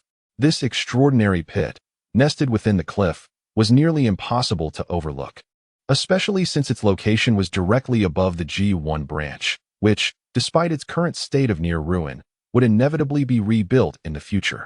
At that time, every naval officer stationed here would be reminded of the moment their superior was brutally beaten. Fortunately, Vice Admiral Borsalino, in a bid to rescue the general, used his laser to slice away the surrounding rocks, effectively diminishing the visibility of the central humanoid pit. Otherwise, this peculiar sight would have transformed into an even more bizarre triple-layered pit, potentially qualifying it among the 3 great wonders of the Pirate King world. Due to his cautiousness, fearing to harm the gravely injured Sengoku, Borsalino's movements were not swift. Consequently, as he hesitated, he had yet to extricate his superior when his observation haki sensed the return of that terrifying presence behind him, causing his complexion to pale dramatically. Was Charlotte Linlein intent on annihilation? The ability to dispatch 3 top-tier warriors in such a short span shattered Borsalino's perception of combat prowess. Given his diminished state post-recovery, it seemed nearly impossible for him to thwart the terrifying Charlotte Linlein and safeguard General Sengoku. However, abandoning his superior to flee would tarnish his reputation irreparably. Even if he avoided a military tribunal, his face would have nowhere to hide. As Charlotte Linlein drew nearer, Borsalino's psychological burden intensified, compelling him to instinctively leap from the pit. He realized that if he did not escape soon, he would be trapped within that vast chasm. Once out, a gust of wind invigorated him, jolting him back to the realization that he had nearly abandoned his superior. His previously pale face now reddened with embarrassment akin to that of raw liver. This unprecedented humiliation rekindled a flicker of youthful bravery within the otherwise worldly vice admiral, and with gritted teeth, he charged forth, positioning himself before Charlotte Linlin, declaring, "Halt, or do not blame me for my rudeness." Chapter 102. Do not force me to lose my dignity, you? Ha ha. Charlotte Linlin initially paused, then erupted into hearty laughter. You dare to put on airs before me, even after failing to defeat Katakuri? Who gave you such audacity? Recalling the agony inflicted by that machi strike, Borisolino's complexion deepened further. Yet simultaneously, he remembered the kite-flying strategy he had employed earlier, and upon seeing the formidable Zeus, now under Charlotte Linlin's foot, confidence surged within him once more. While Katakuri posed a challenge, he felt he could manage Linlin. In a cold sneer, Borisolino provoked Charlotte Linlin, his hands glowing with light, causing her to instinctively squint. Then, two brilliant lasers struck the Queen of Nations squarely, hitting their mark without deviation. Although Charlotte Linlin, cloaked in haki, suffered no substantial damage, her mirth considerably waned. The lasers, not inflicting physical harm, bypassed conventional defenses due to their intangible nature, compelling her to neutralize the damage through a costly direct counter. Even for Linlin, this was not insignificant. Moreover, Borisolino wielded the powers of a devil fruit, utilizing lasers in a manner that minimized consumption, proving to be immensely effective. Considering Charlotte Linlin's reliance on Zeus over Prometheus for comfort, she found herself bound to the former, unable to envelop Borisolino in the thick clouds as she had previously done. Thus, he could exploit his elemental mobility, evading her approach with ease. As for executing a powerful ranged attack, Linlin, preoccupied with her anxiety over Sengoku's potential rescue, had expended much of her haki in her previous assault, leaving her ill-prepared to retaliate now. Even the eliminated Elbaf's spear, the king's might, remained beyond her reach. It seemed that overcoming this adversary was not so straightforward. Charlotte Linlin finally recognized that she was not invincible. The world was fraught with an array of peculiar and formidable abilities, each more troublesome than the last. However, Charlotte Linlin did not allow the thundercloud Zeus beneath her to falter, for her intellect, sharp and astute, made her acutely aware that her primary objective was merely to wait for Sengoku, who was languishing in that vast pit. Theoretically, Borisolino could exhaust himself in the process. Yet he could not impede her. All she needed to do was withstand his assault, dash forward to deliver a lethal blow to Sengoku, and then promptly return to her vessel. Even if her haki reserves were dwindling, considering that Borisolino's strength might not surpass that of the current Katakuri, and with her haki steadily replenishing, it seemed unlikely that she would be completely drained in a matter of mere seconds. Observing Charlotte Linlin's unwavering advance towards the pit, Borisolino felt a surge of urgency, gritting his teeth as he unveiled his true trump card. Halt. Should you dare to harm the esteemed Sengoku, I shall obliterate your entire nation. While I may be powerless against you and your son, you possess countless offspring and citizens. I am prepared to sacrifice my reputation, launching assaults day after day. I wish to see how you both intend to defend yourselves. Charlotte Linlin immediately halted her cloud, turning to glare at Borisolino with a fierce intensity, her silence betraying the undeniable truth that his threat had struck a vulnerable chord within her. Regardless of whether Charlotte Linlin genuinely loves her children and her subjects, the fantastical realm of Wanwa undeniably embodies her grand ideals, which she believes to have inherited from Sister Carmel. The destruction of her unbuilt dreams is something she cannot tolerate.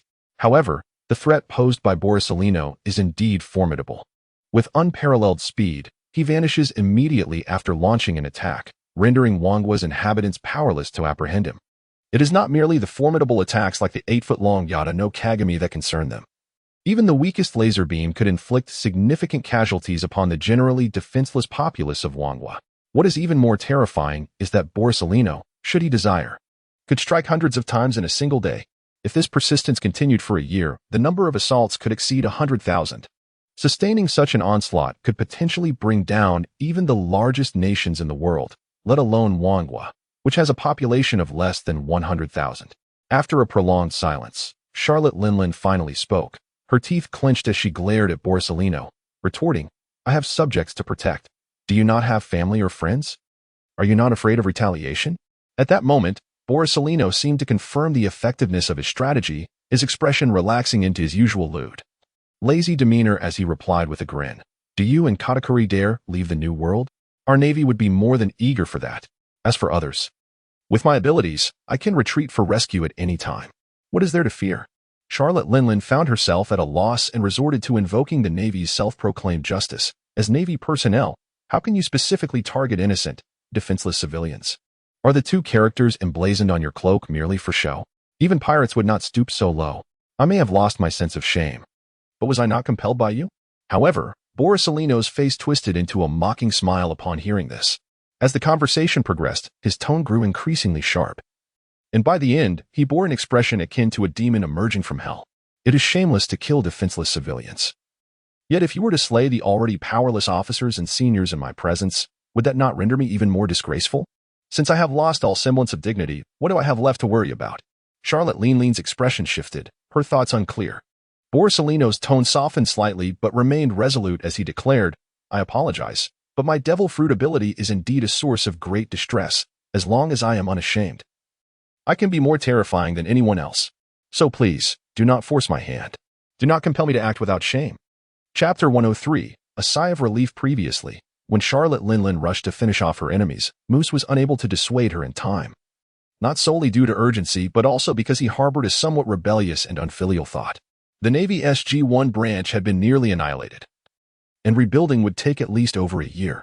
During this period, even maintaining their presence in the New World would be a significant challenge. Furthermore, with the onset of the Great Pirate Era, the first generation of supernovas, represented by the future Shichibukai, would likely swarm into the Grand Line, rendering the Navy incapable of attacking Wongwa for the next 2 to 3 years. Considering that the strength of the three Katakuri brothers and Cracker had vastly improved, Moose believed that even without their mother, they would be able to withstand an attacking Navy that could be recovering, with the Navy no longer posing a lethal threat. The greatest danger Moose and his siblings faced reverted to the unpredictable wrath of their mother. While Moose could never bring himself to harm her, he found himself with a fleeting thought when Charlotte Linlin willingly ventured into danger, causing his advice to falter just a moment too late. However, after Charlotte Linlin truly took flight, and Moose urged his brothers to hide with him in the mirror world, he forgot the fright he had previously experienced and instead recalled the affection his mother had always shown him, feeling a pang of guilt in his heart. Fortunately, their mother returned safely, and Moose finally breathed a sigh of relief. While the danger of the hunger disease was real, he could not bear to watch his mother perish. Unaware of his younger brother's turmoil, Katakuri first noticed their mother's exceedingly grim countenance. Upon inquiry, he learned that she had not faced the ancient weapon attack Moose feared, but rather had been forced back by her defeated subordinate, Borsalino. In truth, many readers had criticized the author for Borsalino's combat style when Moose watched the One Piece anime before his crossing, claiming that it diminished the character's intelligence. As a user of the Pika Pika no Mi, Borsalino possessed the world's fastest speed and sufficient long-range attack power. Theoretically, he could safely eliminate any adversary, regardless of their strength, using a kite-flying strategy, except for a few exceptional warriors. Yet, within the narrative, this Navy admiral consistently charged recklessly into close combat, even allowing the aging Rayleigh to land a blow, which appeared utterly nonsensical. However, upon entering this world, Moose gained a more profound understanding. Perhaps it is because the world of One Piece is a fantastical realm where power resides within oneself, resulting in an unimaginable disparity among individuals, leading to the prevalence of personal heroism. This phenomenon causes formidable individuals to be particularly concerned with their reputations. Although the kite-flying tactic is indeed invincible, employing it may be criticized for lacking masculinity. Consequently, unless absolutely necessary, renowned strong figures seldom resort to such methods. Even someone as cunning as Borsalino is no exception. Nonetheless, it must be acknowledged that while kite-flying may tarnish one's dignity, being defeated by an adversary is even more disgraceful. Thus, if a victory can only be secured through this tactic, those capable of kite-flying would not charge recklessly into battle as depicted in the anime, as evidenced by Borsalino's recent encounter with Katakuri.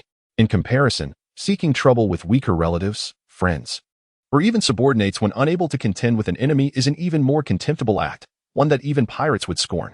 However, as a naval commander, it would be an everlasting humiliation for Borsalino to stand idly by while an enemy slays his superior before his very eyes without intervening. weighing the two options. It is difficult to ascertain which is the lesser shame, hence Borsellino's choice is not surprising. Moreover, Charlotte Linlin was indeed intimidated by his threat, and Borsellino suffered no actual losses. If his declaration at that moment is viewed as a strategy, it becomes an undeniable success. Naturally, Moose would not disclose to his mother that the other party's declaration was merely a tactic, for he could not guarantee that Borsellino would not act upon his words. Particularly since Moose himself could be a potential victim of such a terror attack, he had grown weary of life, prompting him to have his mother test whether the man truly possessed such determination. It was indeed a challenging situation. Katakuri arrived at a similar conclusion as the two, but his cautious nature rendered him somewhat concerned about Borsellino's integrity. What if he chooses to employ this tactic again? Wouldn't we have let Admiral Sengoku off the hook? Moose waved his hand, assuring his brother there was no need for concern. It should not come to that. Borsellino has always been lethargic and is unlikely to exert himself to the extent of disregarding his own reputation. Furthermore, while we are undoubtedly wary of this fellow shamelessly assaulting the citizens of the land of Wano, the world government surely fears our direct assault on Mariewa as well, especially since Mother has just taken down 3 exceptionally powerful foes. Even if those 2 from Lowtown return, the world government may not possess the means to withstand our family's onslaught, right? Were you not previously concerned that the celestial dragon's national treasure was the ancient weapon Uranus? Why have you suddenly lost that fear? Katakuri immediately raised a question. While his intellect may not be outstanding, his composed and rational demeanor, coupled with rich experience, renders his considerations more thorough than those of his elder brother Perispero. Even now, with Moose's intellect reaching unprecedented heights, he frequently finds himself benefiting immensely from Katakuri's insights. However, this time, Moose indeed did not forget his earlier concerns. Given the celestial dragon's attitude towards the citizens of the world government's allied nations, it would be exceedingly difficult for them to comprehend Mother's affection for the land of Wano. Even Borsellino, acting as he did, was merely taking a gamble. Thus, the 5 elders, including any higher authorities that might exist above them, would likely assume that Mother was poised to assault the holy land of Mariewa, a situation that could escalate into a life-and-death crisis. Even if Mother chose to withdraw, it would at the very least result in the death of Sengoku, the future fleet admiral, which would similarly undermine their dominion over the world. Yet, despite such an immense threat, they still refrained from deploying the legendary national treasure. What might this signify? Could it be that the celestial dragons possess no national treasure at all? Perhaps it is merely a fabricated lie intended to instill fear? After hearing this, Katakuri felt perplexed, even beginning to doubt the veracity of the rumor. However, after some contemplation, he shook his head, deeming it illogical. If the intent were indeed to instill fear, it should have been widely disseminated for all to know. Yet, in reality, very few are aware of the so-called national treasure of the celestial dragons. Chapter 104. The terrifying balance. This possibility, indeed, cannot be dismissed. Charlotte Moose was about to agree with his brother's analysis when he suddenly recalled the moment when Roger shed tears of laughter on the final island. If this were truly a colossal deception, it would align perfectly with that scenario. Thus, Moose hesitated to reach a conclusion, setting aside this doubt to consider several other possibilities regarding why the celestial dragons had not utilized their national treasure. Excluding the most ludicrous explanations and the notion that Borsellino simply forgot to make a report, there remained 4 possibilities. First, the ability may be ineffective against exceptionally powerful individuals, such as those capable of causing natural disasters. Second, its range may be limited, unable to reach Mother at that time. Third, activation might require considerable time, leaving them unable to respond promptly. Fourth, utilizing the national treasure could demand an exorbitant cost, ensuring it would not be employed unless faced with an existential threat. If the first scenario were true, there would be no way to deter Mother. The second, however, would be futile. Even the G1 branch could not reach her, limiting their protection to a mere fragment of the holy land of Mariewa. Mother could effortlessly attack from a distance. Her king's punch had proven in battle that even 3 top-tier powerhouses could not withstand it. Furthermore, even within Mariewa, it would be challenging to gather more than 4 admirals-level powerhouses. The third scenario bears little distinction from the first, given Mother's strength. She would have ample time to breach Panga City. After Moose's analysis, he directed the most significant likelihood towards the 4th possibility, which, prior to his journey, readers had often speculated about. If the cost of activating the national treasure were so high that even the death of three top-tier powerhouses could not compel a decision, then merely forcing the celestial dragons to consider playing that card would already be a substantial blow. Consequently, they would undoubtedly harbor reservations, refraining from pushing Charlotte Linlin, a formidable entity, to the brink of launching a full-scale assault on the Holy Land of Mariehua. Moreover, even if we do not attack Mariehua, we could still compel her to abandon Wano and revert to being a pirate without a base to roam aimlessly. Mother and the second brother are both aboard the ship within close proximity, along with the ever-stronger Owen and Daifuku. Would Borsalino still have the means to launch an attack? Without reservations, wherever our pirate ship sails, it could conquer. Would the Navy be able to withstand such an advance? Before long, the celestial dragon's dominion over the world would collapse. Thus, a terrifying balance has formed between both parties, each harboring reservations and unwilling to excessively pressure the other, paradoxically fostering the hope of achieving a prolonged period of peace. At this juncture, Moose naturally recalled the nuclear standoff during the Cold War on Earth, which bore a striking resemblance at first glance. Upon careful reflection, Moose discerned a profound distinction between the two scenarios. The nuclear standoff between the United States and the Soviet Union was a genuine threat, capable of mutual annihilation, an unbearable outcome for either side.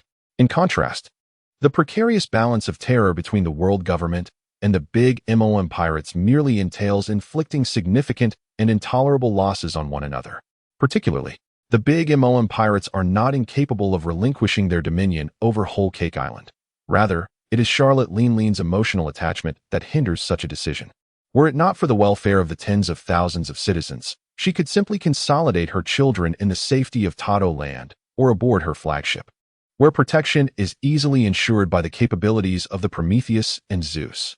Recognizing this, Moose found his assessment of Mother elevated considerably. Regardless of the reasons, Charlotte Linlin harbors genuine feelings for her subjects.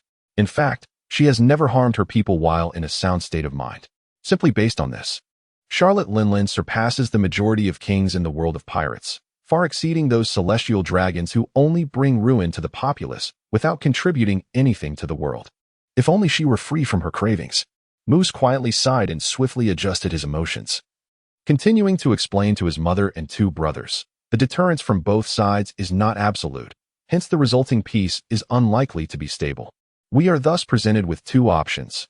One is to attempt to negotiate with the world government for genuine peace. The other is to maintain a de facto ceasefire while finding ways to strengthen ourselves and weaken the opposition. Charlotte Daifuku has always been a man of few words, but being tongue-tied does not equate to a lack of intellect. His reactions are even quicker than Katakuri's. This is not contradictory, is it? Even if a treaty is indeed concluded, both parties can still engage in covert maneuvers.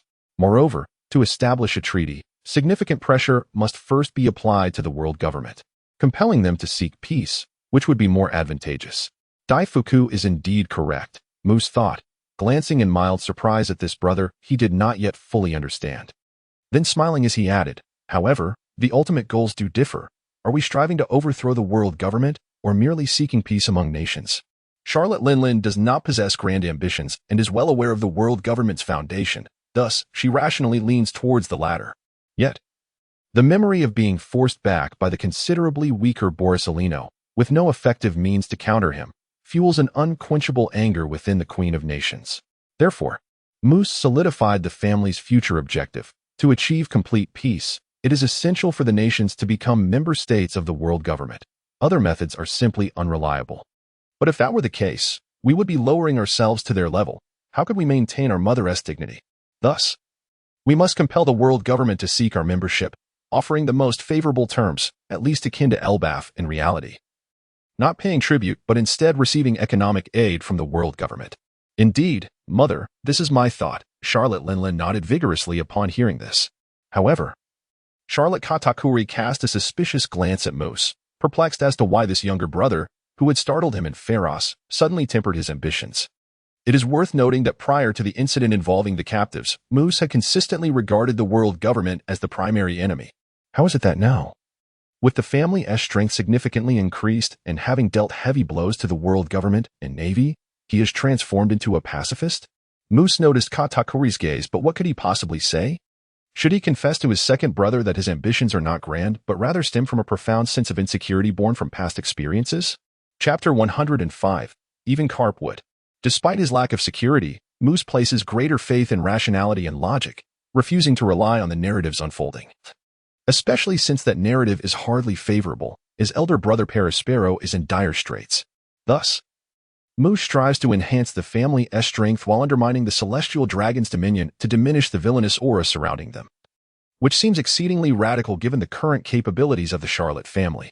Until this attack, although it did not achieve complete success, it nonetheless showcased a significant enhancement in the family's strength, thereby greatly bolstering Moose's sense of security, leading him to favor a strategy of stability. Moreover, Moose has now discerned Charlotte Linlein's thoughts, realizing that opposing her is also a crucial factor. However, despite the pursuit of stability, Moose's proactive style remains unchanged, as evidenced by the strategy he devised for the family's future conflicts. The world government is equally concerned with its reputation and, having suffered a significant loss this time, will not easily yield. Thus, we must seize every opportunity to undermine them until they concede. Yet, since our objective is to promote peace through conflict, we must strive to avoid direct confrontation, especially with Mother, unless absolutely necessary, to maintain the current precarious balance of terror. Covertly supporting opposing factions to undermine them will become the primary method of struggle for both sides. Given the vast power of the world government and the multitude of enemies, employing this strategy truly benefits us. Moose's assertions were compelling, yet Katakuri felt compelled to voice his dissent. For while Moose spoke convincingly, he seemed to have overlooked a crucial matter. "Ah, so you had considered it too." Moose chuckled upon hearing this, revealing that he had indeed contemplated it. As you mentioned, Mother's ability to defeat 3 exceptionally powerful adversaries in one fell swoop largely owes to the formidable might of the Fist of the King, rather than indicating that her strength surpasses that of 3 top-tier warriors combined. With the world government's intelligence capabilities, it is only a matter of time before they uncover this fact. Yet King Elias Bello II will not easily divulge the secret to them. Previously, he disclosed it to us out of concern that, as pirates, we would act without restraint, potentially annihilating the Protean's kingdom should negotiations fail. Moreover, even if Brother Owen could not keep the secret, it would only circulate within our family, posing no direct threat to the interests of the Protean's kingdom and its royal family. However, if the world government were to learn of this, it would no longer remain a secret, and could Elias Bello II accept that? As a member state of the world government, the Navy has no legal right to act against them, and now that the king has acquired a suitable devil fruit, his strength has significantly increased. He will not be as easily intimidated as before. As Moose reached this point, he paused to glance at his watch. Perhaps the time was not yet ripe, for he continued his analysis without further action. That being said, even if the secret were to be exposed and the world government were to become aware, what would it matter? The external manifestation of Haki cannot be concealed from observation Haki, and the warm-up time required for the Fist of the King is exceedingly long. With an astounding accumulation of Haki that would not go unnoticed even from 10 kilometers away. On the surface, our success was attributed to my directive for you, brother, to create thick rice cake walls to obstruct the enemy's perception through observation Haki. But the crux lies in the fact that the enemy never anticipated Mother had learned this technique. You know, the ability to create barriers may indeed obstruct the perception of observation Haki indiscriminately. Once your rice cake wall is erected, the preparations for the Fist of the King would remain concealed. However, the enemy would also be unable to sense our own movements. Would they not harbor suspicions? If they were to suspect that Mother had learned the Fist of the King, whether they attempted to attack or hurriedly retreat, it would impede the execution of the technique. Upon Moose's revelation, Katakuri finally understood. The technique that would wield greater influences, in fact, the Elbaf Spear, Overlord Spear. This attack possesses considerable power and requires a significantly shorter preparation time, leaving the enemy no opportunity to thwart it.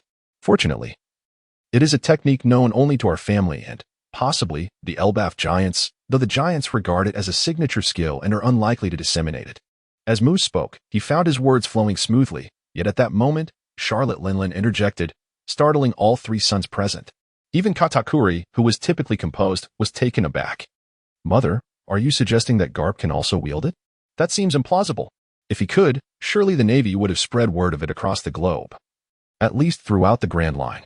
However, Charlotte Linlein grew increasingly confident in her assertion, stating that while Garp may not possess Conqueror's Haki, his iron fists are fiercer than Whitebeard's. In hindsight, aside from the application of iron body from the six styles into an offensive maneuver that Charlotte Linlin had previously considered, it seems only the Elbaf spear could provide an explanation. The reason Conqueror's hockey is particularly formidable lies in its output capacity, which surpasses that of the other two forms of hockey. However, by mastering the Elbaf spear, one can preemptively unleash an overwhelming amount of armament hockey externally, concentrating it for a powerful burst once sufficient quantity is achieved, thereby circumventing the limitations of armament hockey's output. In fact, since armament hockey is inherently designed for combat, its efficiency could be even greater. As for why Monkey D. Garp has not shared this technique with his comrades in the Navy, it might be due to a promise made when he learned it from the Elbaf giants, rather than through self-discovery. It is also possible that the Elbaf spear has certain prerequisites, making it challenging even for a Marine Admiral to master. If that were the case, and Mother has effortlessly mastered it while the giants certainly would, it raises the question of whether there are size requirements. Yet, Garp seems to fall short of 3 meters. Does he not? Could it be a matter of total hockey capacity? Under comparable conditions, a larger physique would inherently allow for greater vitality and a stronger soul, thus increasing the upper limits of hockey capacity. If this were true, it would indeed elucidate why such a grand technique would originate from the Elbaf giants. Moose continued to ponder his mother's line of reasoning, discovering a logical coherence that begged the question, could it truly be so? Chapter 106, a fruit picked up for free. If there is indeed a high requirement for total hockey capacity, considering that Marine admirals typically stand around 3 meters tall, it may well be that only the exceptionally gifted Garp could have mastered it. If this is the case, the Charlotte family need not worry about the spread of this technique. However, as he pondered this, Moose suddenly burst into laughter. For he had stumbled upon a rather intriguing question. Even if the situation escalated, it would be the Navy that would face the greater headache, not us, wouldn't it? Their operations are vast, their bases numerous. If high-stakes battles devolve into long-range skirmishes, each of those bases would become a target. They could be easily obliterated.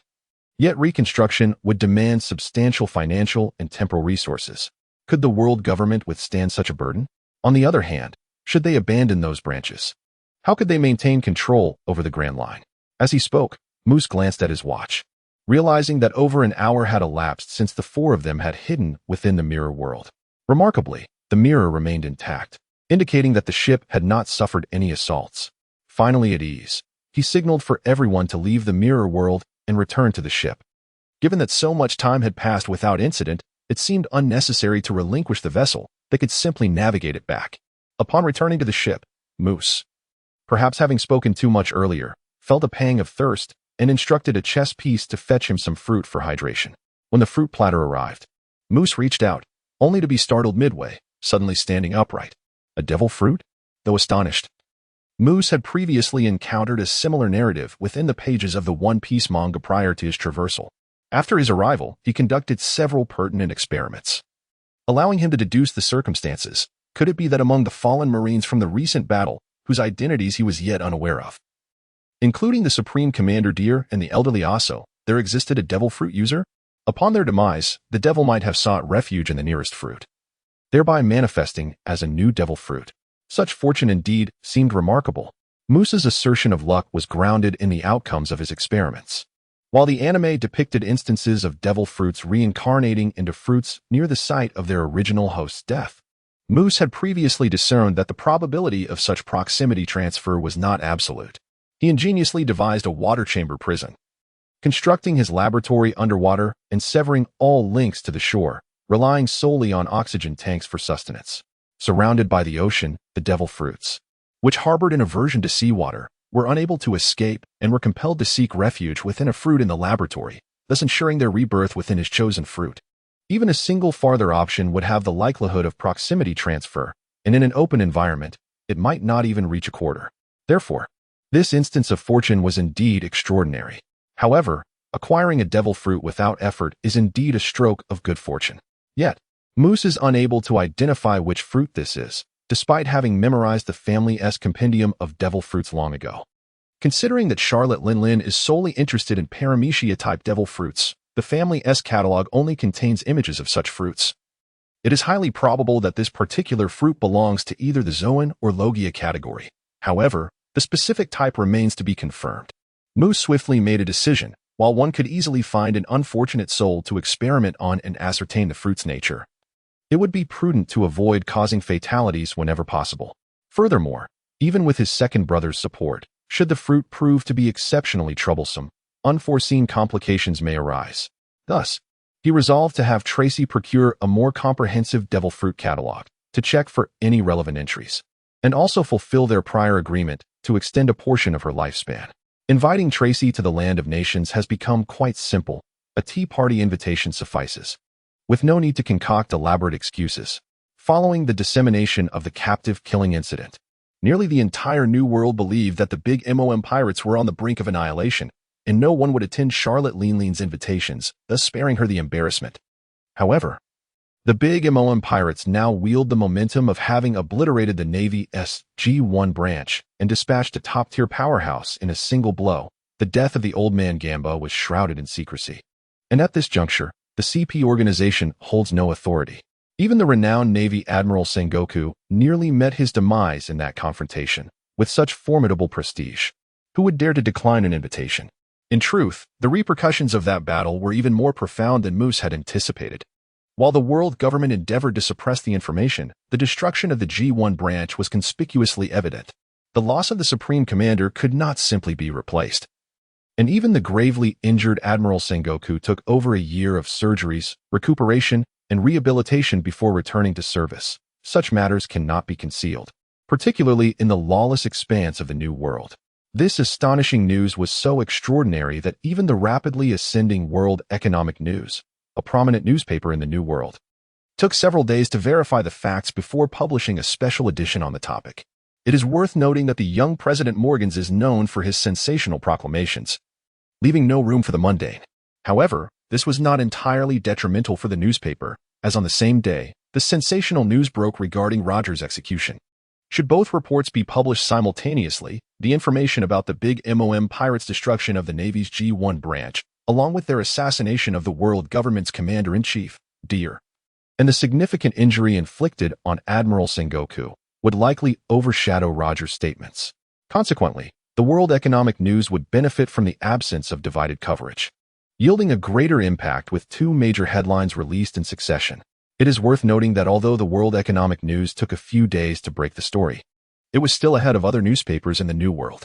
This slight advantage ensured that the publication decisively outperformed its competitors, establishing itself as the uncrowned king of the New World, while simultaneously extending its reach into the first half of the Grand Line, and even into the Four Seas, which are tightly controlled by the world government, but that is a tale for another time. The media outlets under the world government initially refrained from reporting, and only when they could no longer contain the news were they compelled to release it. The outcome remained unchanged. It begs the question of why such a struggle was necessary, particularly as the wave of piracy ignited by Rogers' remarks left the Navy overwhelmed. The world government finally realized that they could publicly disclose the outcome of the destruction of the G1 branch to mitigate the incitement caused by Rogers' final words, thus deterring more young individuals from seeking adventure at sea. Thus, after much debate and indecision regarding the bounty on the Big